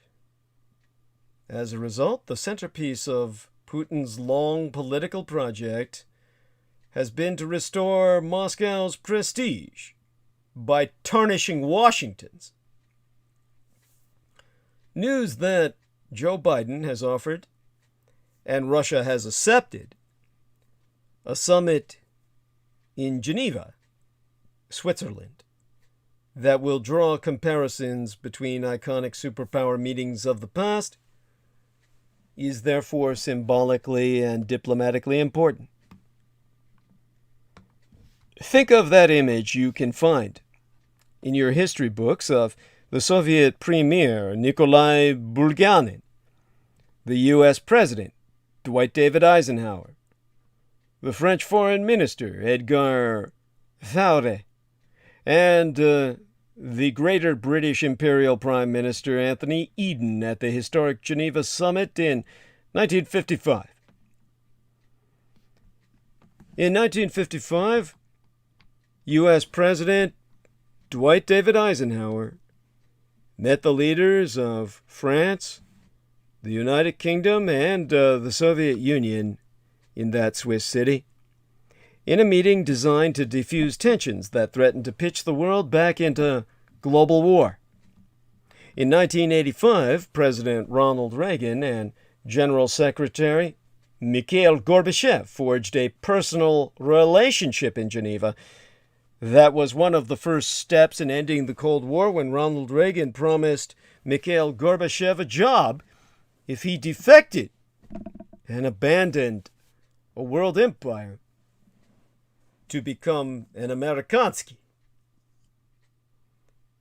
So the picture to be beamed back to Moscow from the Swiss Alps this June will show us the President of the United States treating the President of the revanchist, revisionist Red Russian Empire as an equal. In itself, that's a win for Vladimir Putin and will cause some Americans to understandably question Joe Biden's game. After all, the revanchist, revisionist Red Russian Empire meddled in the last two elections to help Donald Trump, is currently suppressing its own Democratic opposition, moving closer to America's ultimate enemy, the Communist Chinese Empire, indeed has become a satellite state thereof, and of course is guilty of cyber hacks against the United States government and our economy in acts of war. Trump cultists might complain of double standards, given past critical coverage of the ex-president's sucking Putin's cock and rimming his ass. But there's little chance this time Joe Biden will emulate his predecessor by throwing American intelligence agencies under the bus to please a former KGB colonel.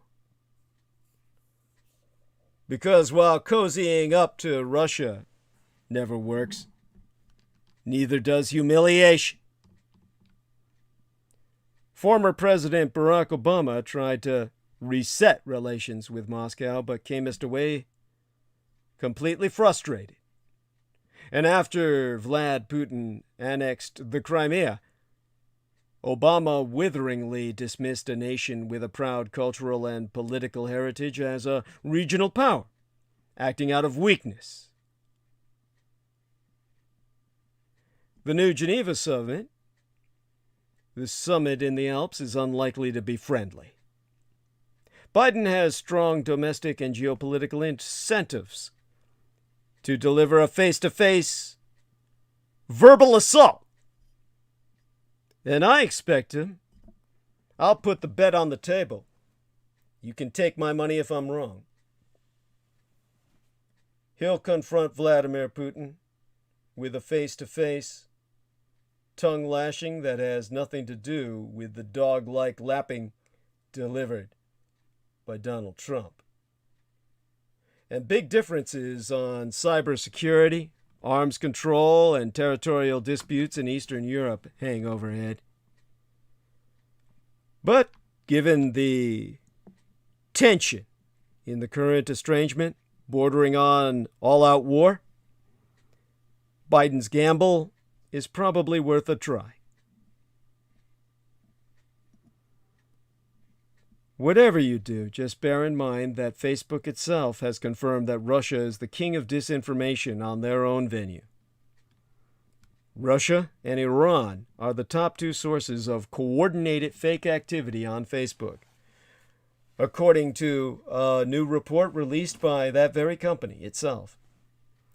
Facebook's report was published today, proving foreign and domestic covert influence operators have shifted their tactics and grown more sophisticated in response to efforts by social media companies to crack down on fake accounts and influence operations.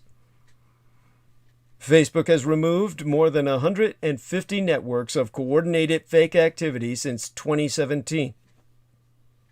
This report confirms that 27 networks have been proven to be operating directly out of Russia with a completely Russian staff, and 23 operating out of Iran with a completely Iranian staff. 9 originated within these United States, staffed completely by Russians and Iranians, operating together to bring America down. The American empire remains the primary target on Earth for foreign influence campaigns. Facebook's report, released today, proves this, highlighting 26 such efforts by a variety of sources from 2017 through 2020. However, during the 2020 election season, it was American domestic actors sponsored by foreign operatives who were increasingly responsible for sowing disinformation, Russian disinformation. In the run-up to the election, Facebook removed as many American networks targeting the United States with CIB, Coordinated Inauthentic Behavior, as it did Russian or Iranian networks. This company's report proves that we face a domestic threat at home, which is the equivalent to a Russo-Iranian armed beachhead on American shores.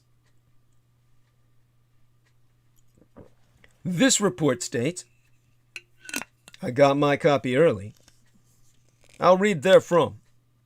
Most notably, one of the CIB networks we found was operated by Rally Forge, a United States-based patriotic marketing firm, working on behalf of its clients, including the Super PAC, Super Political Action Committee of Republican Extremism, Turning Point USA. This campaign leveraged authentic communities and they even recruited a staff of American teenagers to run fake and duplicate accounts posing as unaffiliated voters to comment on news pages and pages of political actors on behalf of Vladimir Putin and the mulokrats of Iran. Now, that campaign was first reported by the Washington Post in September of yesteryear.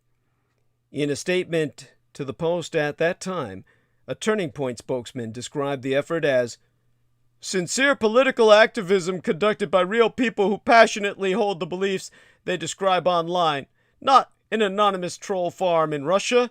We're simply Americans who believe the Russians are the hope of the world. Now, the group itself at that time declined to comment in response to a request from myself. You can only imagine why. Another U.S. network, which Facebook announced it removed in July of yesteryear, had ties to Roger Stone, a friend and political advisor to former President Donald Trump. The network maintained more than 100 accounts, 100 Facebook pages, and 4 Instagram accounts. It had a reach that covered 260,000 fucking Facebook accounts and more than 60,000 Instagram accounts. After Facebook's takedown, Stone shared news of his banning on the alternative social media site Parler, P-A-R-L-E-R, along with a statement, "We have been exposing the railroad job that was so deep and so obvious during my trial, which is why they must silence me. as they will soon learn I cannot and will not be silenced. Now, the presence of all these fake and misleading content on social media became the dominant story, dogging tech platforms, including Facebook, Twitter, and YouTube following the 2016 election, as revelations surfaced about Russia's attempts to hack in the U.S. democratic process.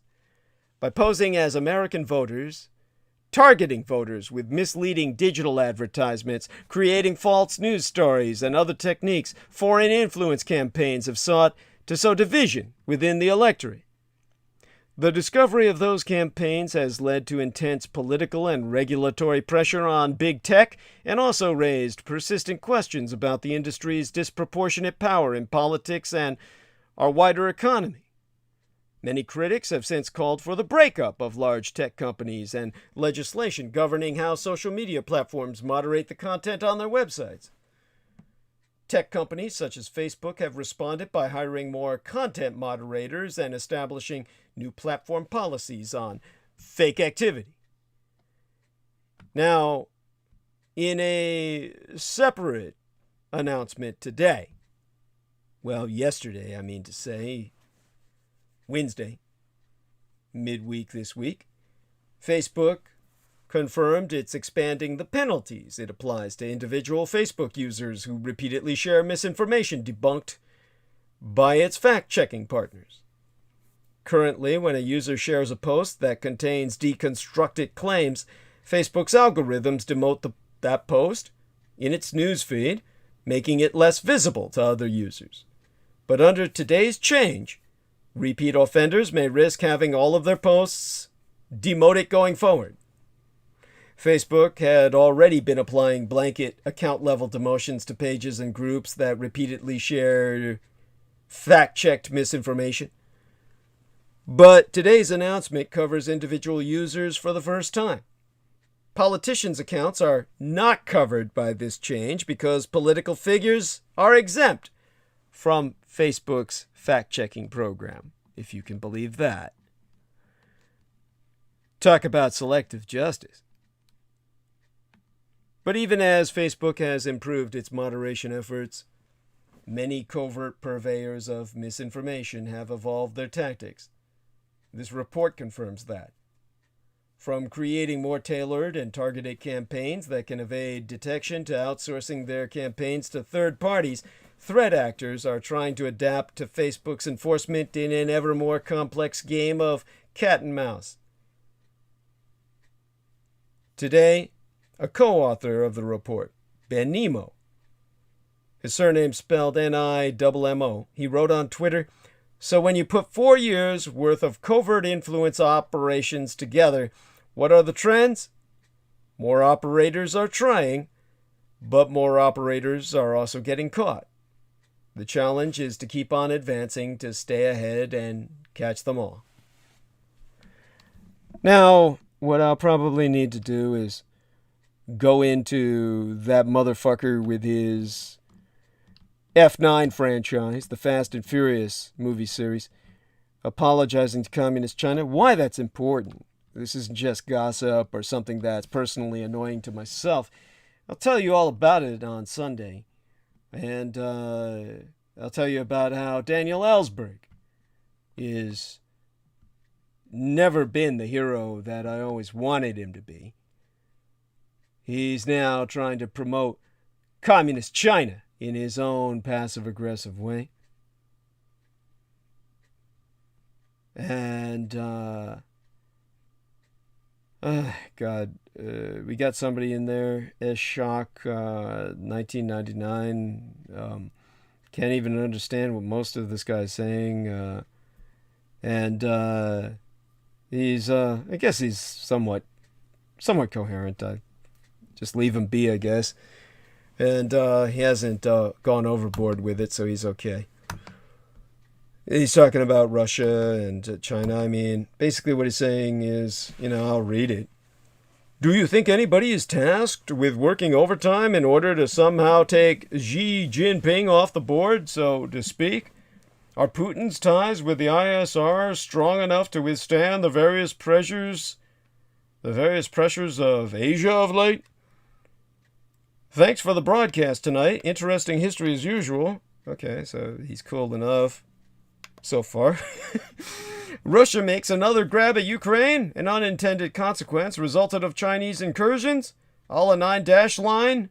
Australian threats. India, Viet, Pi, Malaysia, Indo conflicts et al. Holy shit, I mean, he's all over the map. Or side with Germany as it is. Ha ha! With a flame. Like, I don't know, I guess he feels he's inflammatory. Militant ISL. You know, the Islamic, League. The ISL. Has had many benefactors throughout the centuries, isn't it? No, not centuries. Dude, it's like new shit. Hasn't been around for fucking centuries. Then he left a couple of bizarre ass symbols, one letter F at one point. Okay, whatever. I mean, yeah, just leave him be. I mean, I guess he blew his wad.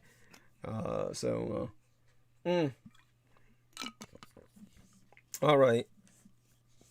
So all of you understand my situation. And we'll get into Taiwan and China and Australia directly tomorrow. I was able to educate you at least a bit on Eastern Europe today. I hope I was coherent. Hope now Eastern Europe makes more sense on the fucking map to all of you amateurs out there who have no clue as to what's going on in your world. Do leave any commentary in the chat room about it. I do appreciate feedback. Let me know if you understand what I'm saying and if it gives you a greater appreciation of what exactly just the fuck happened in Europe that you couldn't understand. And understand, of course, I have a health emergency, my dental health, and I need to get this temporary crown replaced as soon as possible. And I'm going to need $1,000 to do it.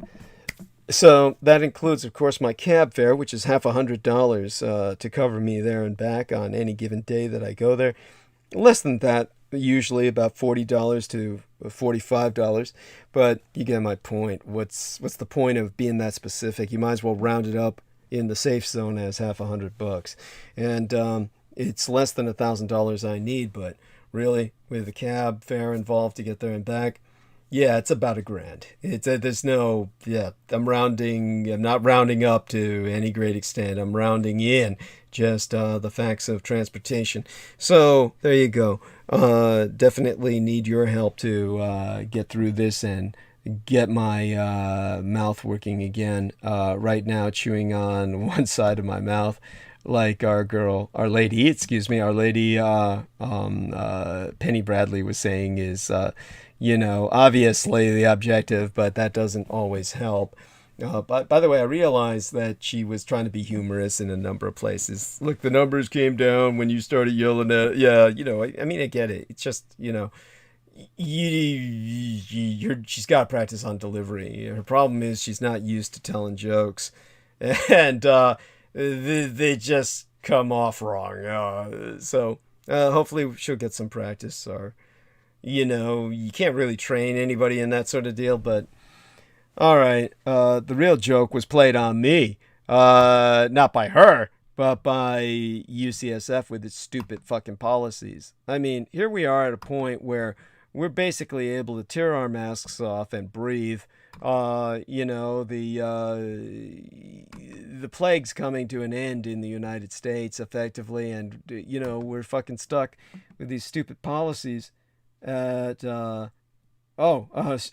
S-Shock retracted all his messages, said, just babbling here, DES. Oh, no, hey, no sweat. I just, just as saying that and doing what he did, okay, you're definitely not a troll. I've seen you before. No worries. Honestly, feel free. And, certainly everything you said I read out, and it wasn't like, wasn't anything bad. At any rate, so I turn to all of you for help. It will help, of course, to purchase our books, and money will have a trickle-down effect through that. But, honestly, I need your direct donations right now. So the way you can do that is via PayPal. Remember, indicate myself as friends and family so that PayPal doesn't cut in to your contribution and render it compromised. So the way you do that is to indicate myself, friends, and family when you donate or contribute to paypal.me/Douglas Dietrich. So please do so. You can see my face in the photographic image as embedded in thumbnail of live stream. As I said, you can see one of the dentists who actually worked on me. One of the pre-doctoral students were working on my face, and they called the whole team over to do it as my eyes started turning red, and that freaked them out, and they felt safer in numbers. So I had a whole goddamn team in my mouth. And one of them that was in there was the guy you see in the background on the image. Oh, by the way, as Shock1999 says, I will attempt at a singular comment next time. Thank you, sir. You can talk as much as you want. You're fine. He says, hey, we met at the conference in San Jose a long time ago, actually. Cool. And, yeah, wish he could send an image. You can always... see if I remember you, or you could describe yourself. And, descriptions leave a lot to be desired. I don't know if I'll recognize you from that. By the way, if you take a look at this image of myself in the embedded in the thumbnail of our live stream, you can see how bruised my lips are.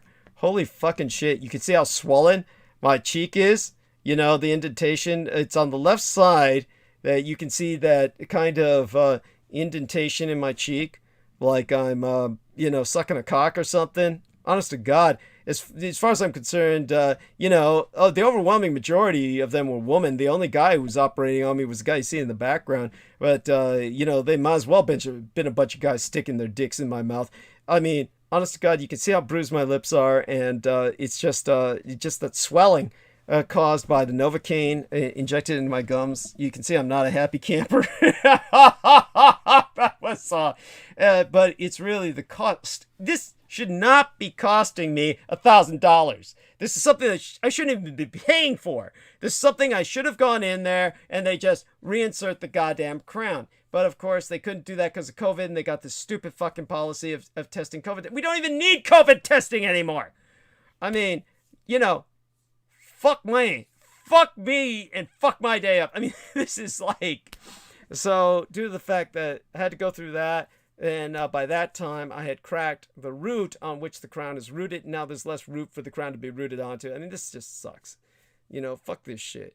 But at least they helped take care of the tooth in front of it, which caused the majority of the crown fallouts. I've had one a year approximately since this shit got inserted by UCSF. Okay, this is bullshit. And so they ought to be paying me, god damn it. So I'm counting on you to help me out here. And honestly, they'll charge $500 down, $500 on delivery. This is something that obviously you might as well just say I need $1,000. So maybe Selena Khan and I will start a GoFundMe, far more realistic than what she tried before. Anyhow, SShock1999 says, 2013 or 14 UFO banquet at the restaurant only, to be exact. You would remember me, younger fellow. We sat right next to each other in BS. You're not the young man in the wheelchair, are you? Let me know. I don't remember your name exactly, but I certainly remember a young man in the wheelchair. Had a great deal of pot on your hands. Was seducing the waitress with it. That wasn't you, was it? Anyhow, so aside from all of that, if it was, I do remember you. Yeah, I won't be forgetting you. We even conversed for a while after that on Facebook. And aside, he says, UC medical centers ought to send them an invoice. Yes, there we are.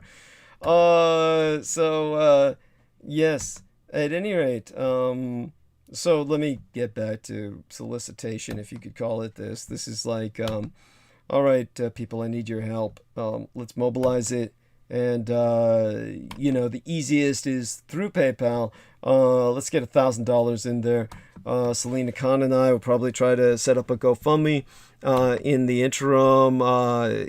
Anything you can send. My personal address is 1242 Green Street, And it's San Francisco, California. The zip code's 94109.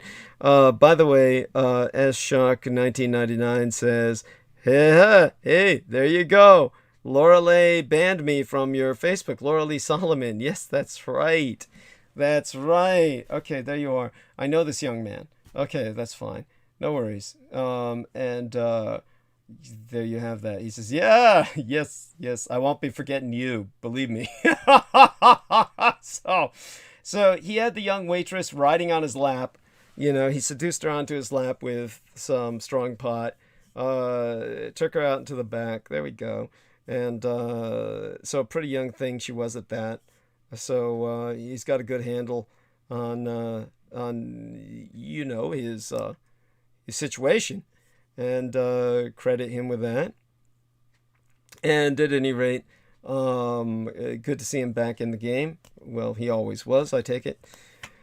Yeah, God knows. Have I got the energy to do any more solicitation? How much time have we got left? Too much time.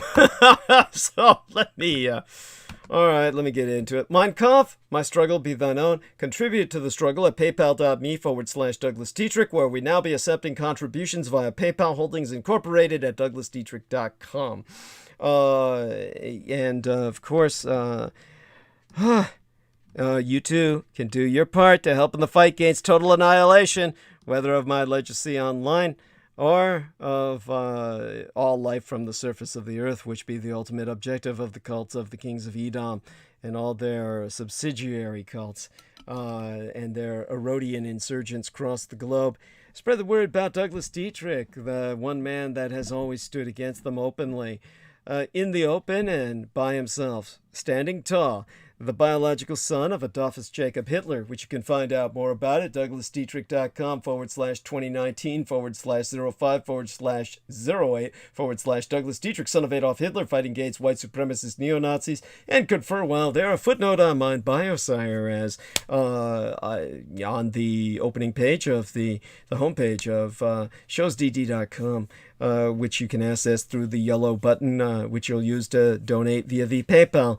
Once you compare the information you find there about the etymology of my biological father's name, the name what made the man, Adolf Hitler, be alive and, take it upon yourself to spread the word to all and sundry, far and wide, that the scion of Adolf Hitler be alive and well and resident in the city and county of San Francisco, and, if at all possible, encourage others to electronically relay their contributions at paypal.me/Douglas Dietrich.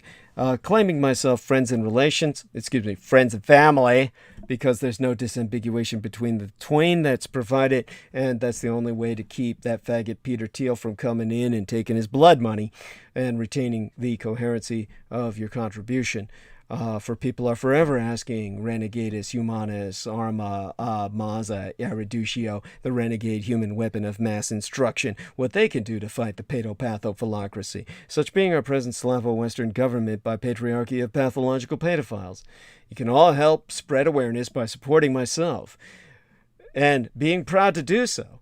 Now, if claiming myself as friends and family be distasteful to you, we have a new contribution page on douglasdietrich.com where you can make us donation online using either thy credit or debit card. Simply go us to douglasdietrich.com and click the red donate button, which will enable you to use any credit or debit card in the world other than PayPal, and cease and desist all worries and concerns about some fucking middleman. Therefore, your contribution will retain its coherency without having to claim any affiliation with myself. Albeit we're all extended family electronically, yes.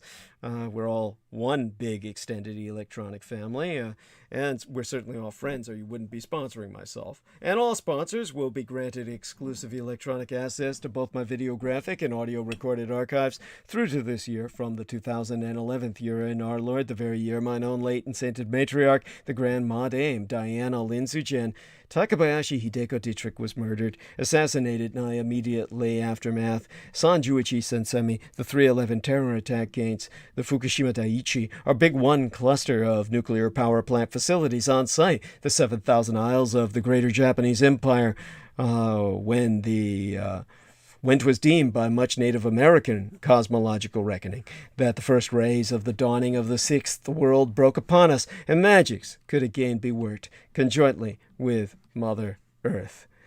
They're not on YouTube anymore, whereon the intra-global crises analyst Douglas Duane Dietrich long ago established his high-profile visibility platform per rationale of personal security by way of public promotion.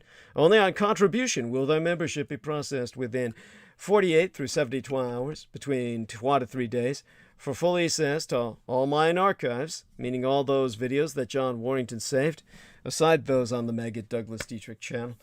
Remember that when you render your contribution using the red donate button to avoid any middleman, any debit or credit card other than PayPal, you're still going to have to use the yellow donate button that you would use for PayPal to access the homepage of showsdd.com so you can register yourself into the audio and video archives and thereafter access all such archives at your leisure whenever you log in. So that will enable you an exclusive access to my website.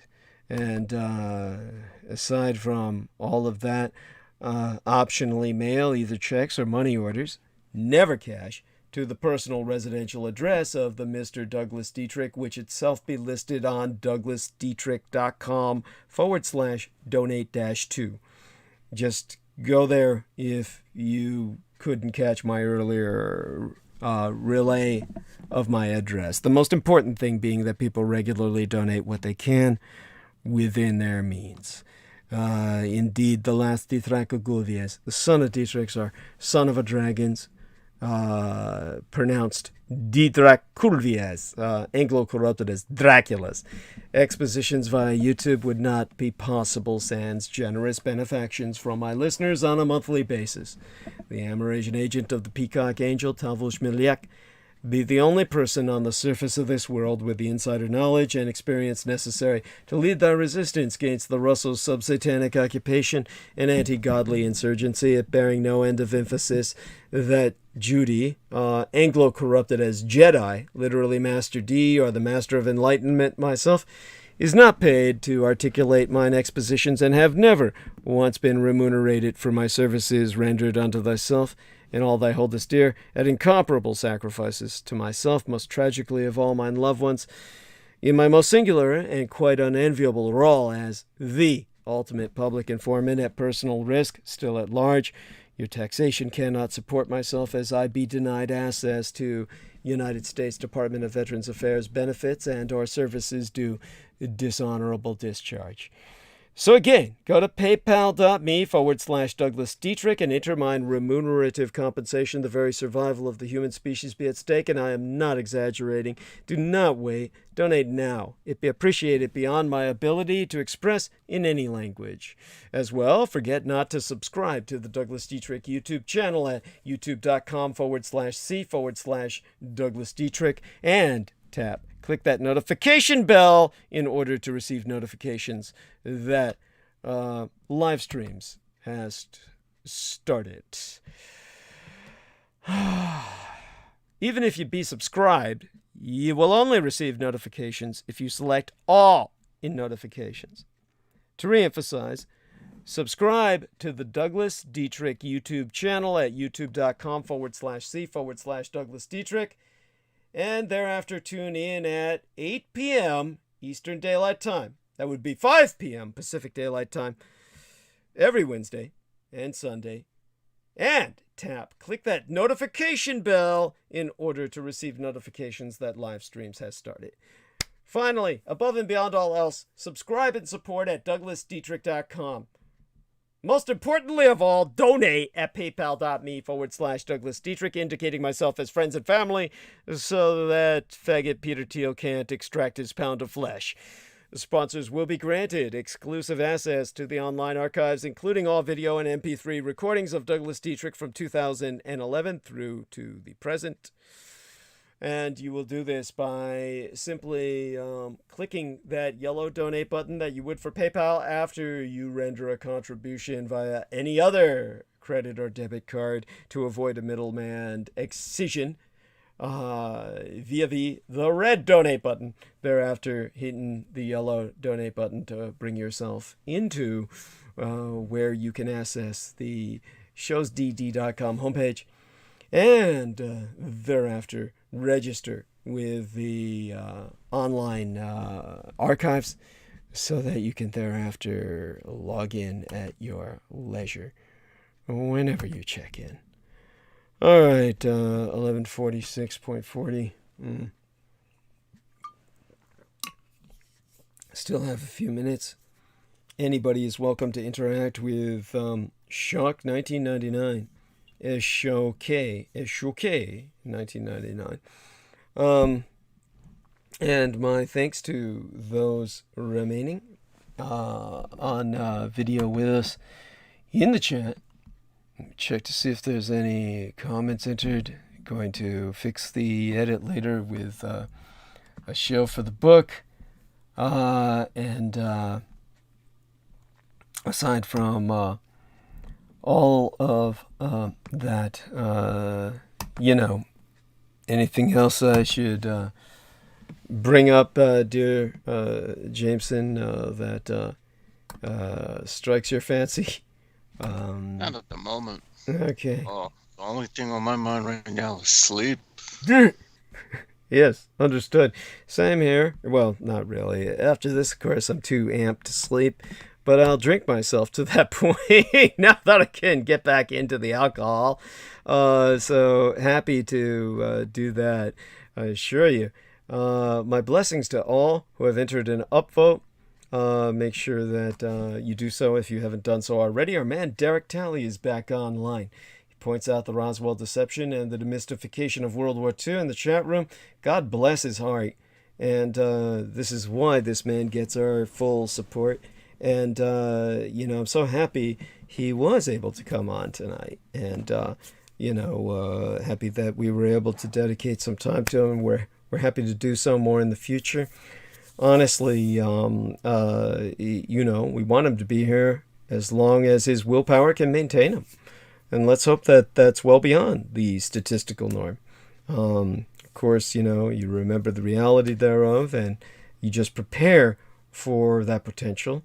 I mean, certainly I always maintain that life insurance policy, but, that's, like I said, mostly simply to prove I was in the Marines. I have no expectation of dying, and yet, with physical assaults like the one that I suffered, on the Ides of March, the day Julius Caesar was murdered, and the day of the St. Paddy's Eve Day anti-Asian spa shootings, very shortly in that time period when that went down. I might be taken down at some point. I mean, every effort for them to do so has failed thus far, but, you keep hitting, you might inevitably succeed. And we'll see what happens. We got 3 of those thumbs down tonight. I guess 1 in honor of each of the fuckers I put down that day they tried to take me out. But, all right, all you bastards out there.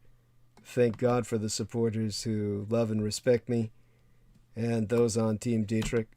Anyone who loves and respects myself is on Team Dietrich. All right, let me put an end to the live stream so that our man Jameson Reese can get himself some rest. And I think he maintained a great deal of sobriety tonight, comparative to, some of his conditions in the past. All right, and gotta love him for that. And my blessings to all of you out there who love myself. All right, okay, enough of the loving. All right, end stream. Okay, pressed the wrong button. There we are. End stream. And stream is ended. Make sure I press the other end stream.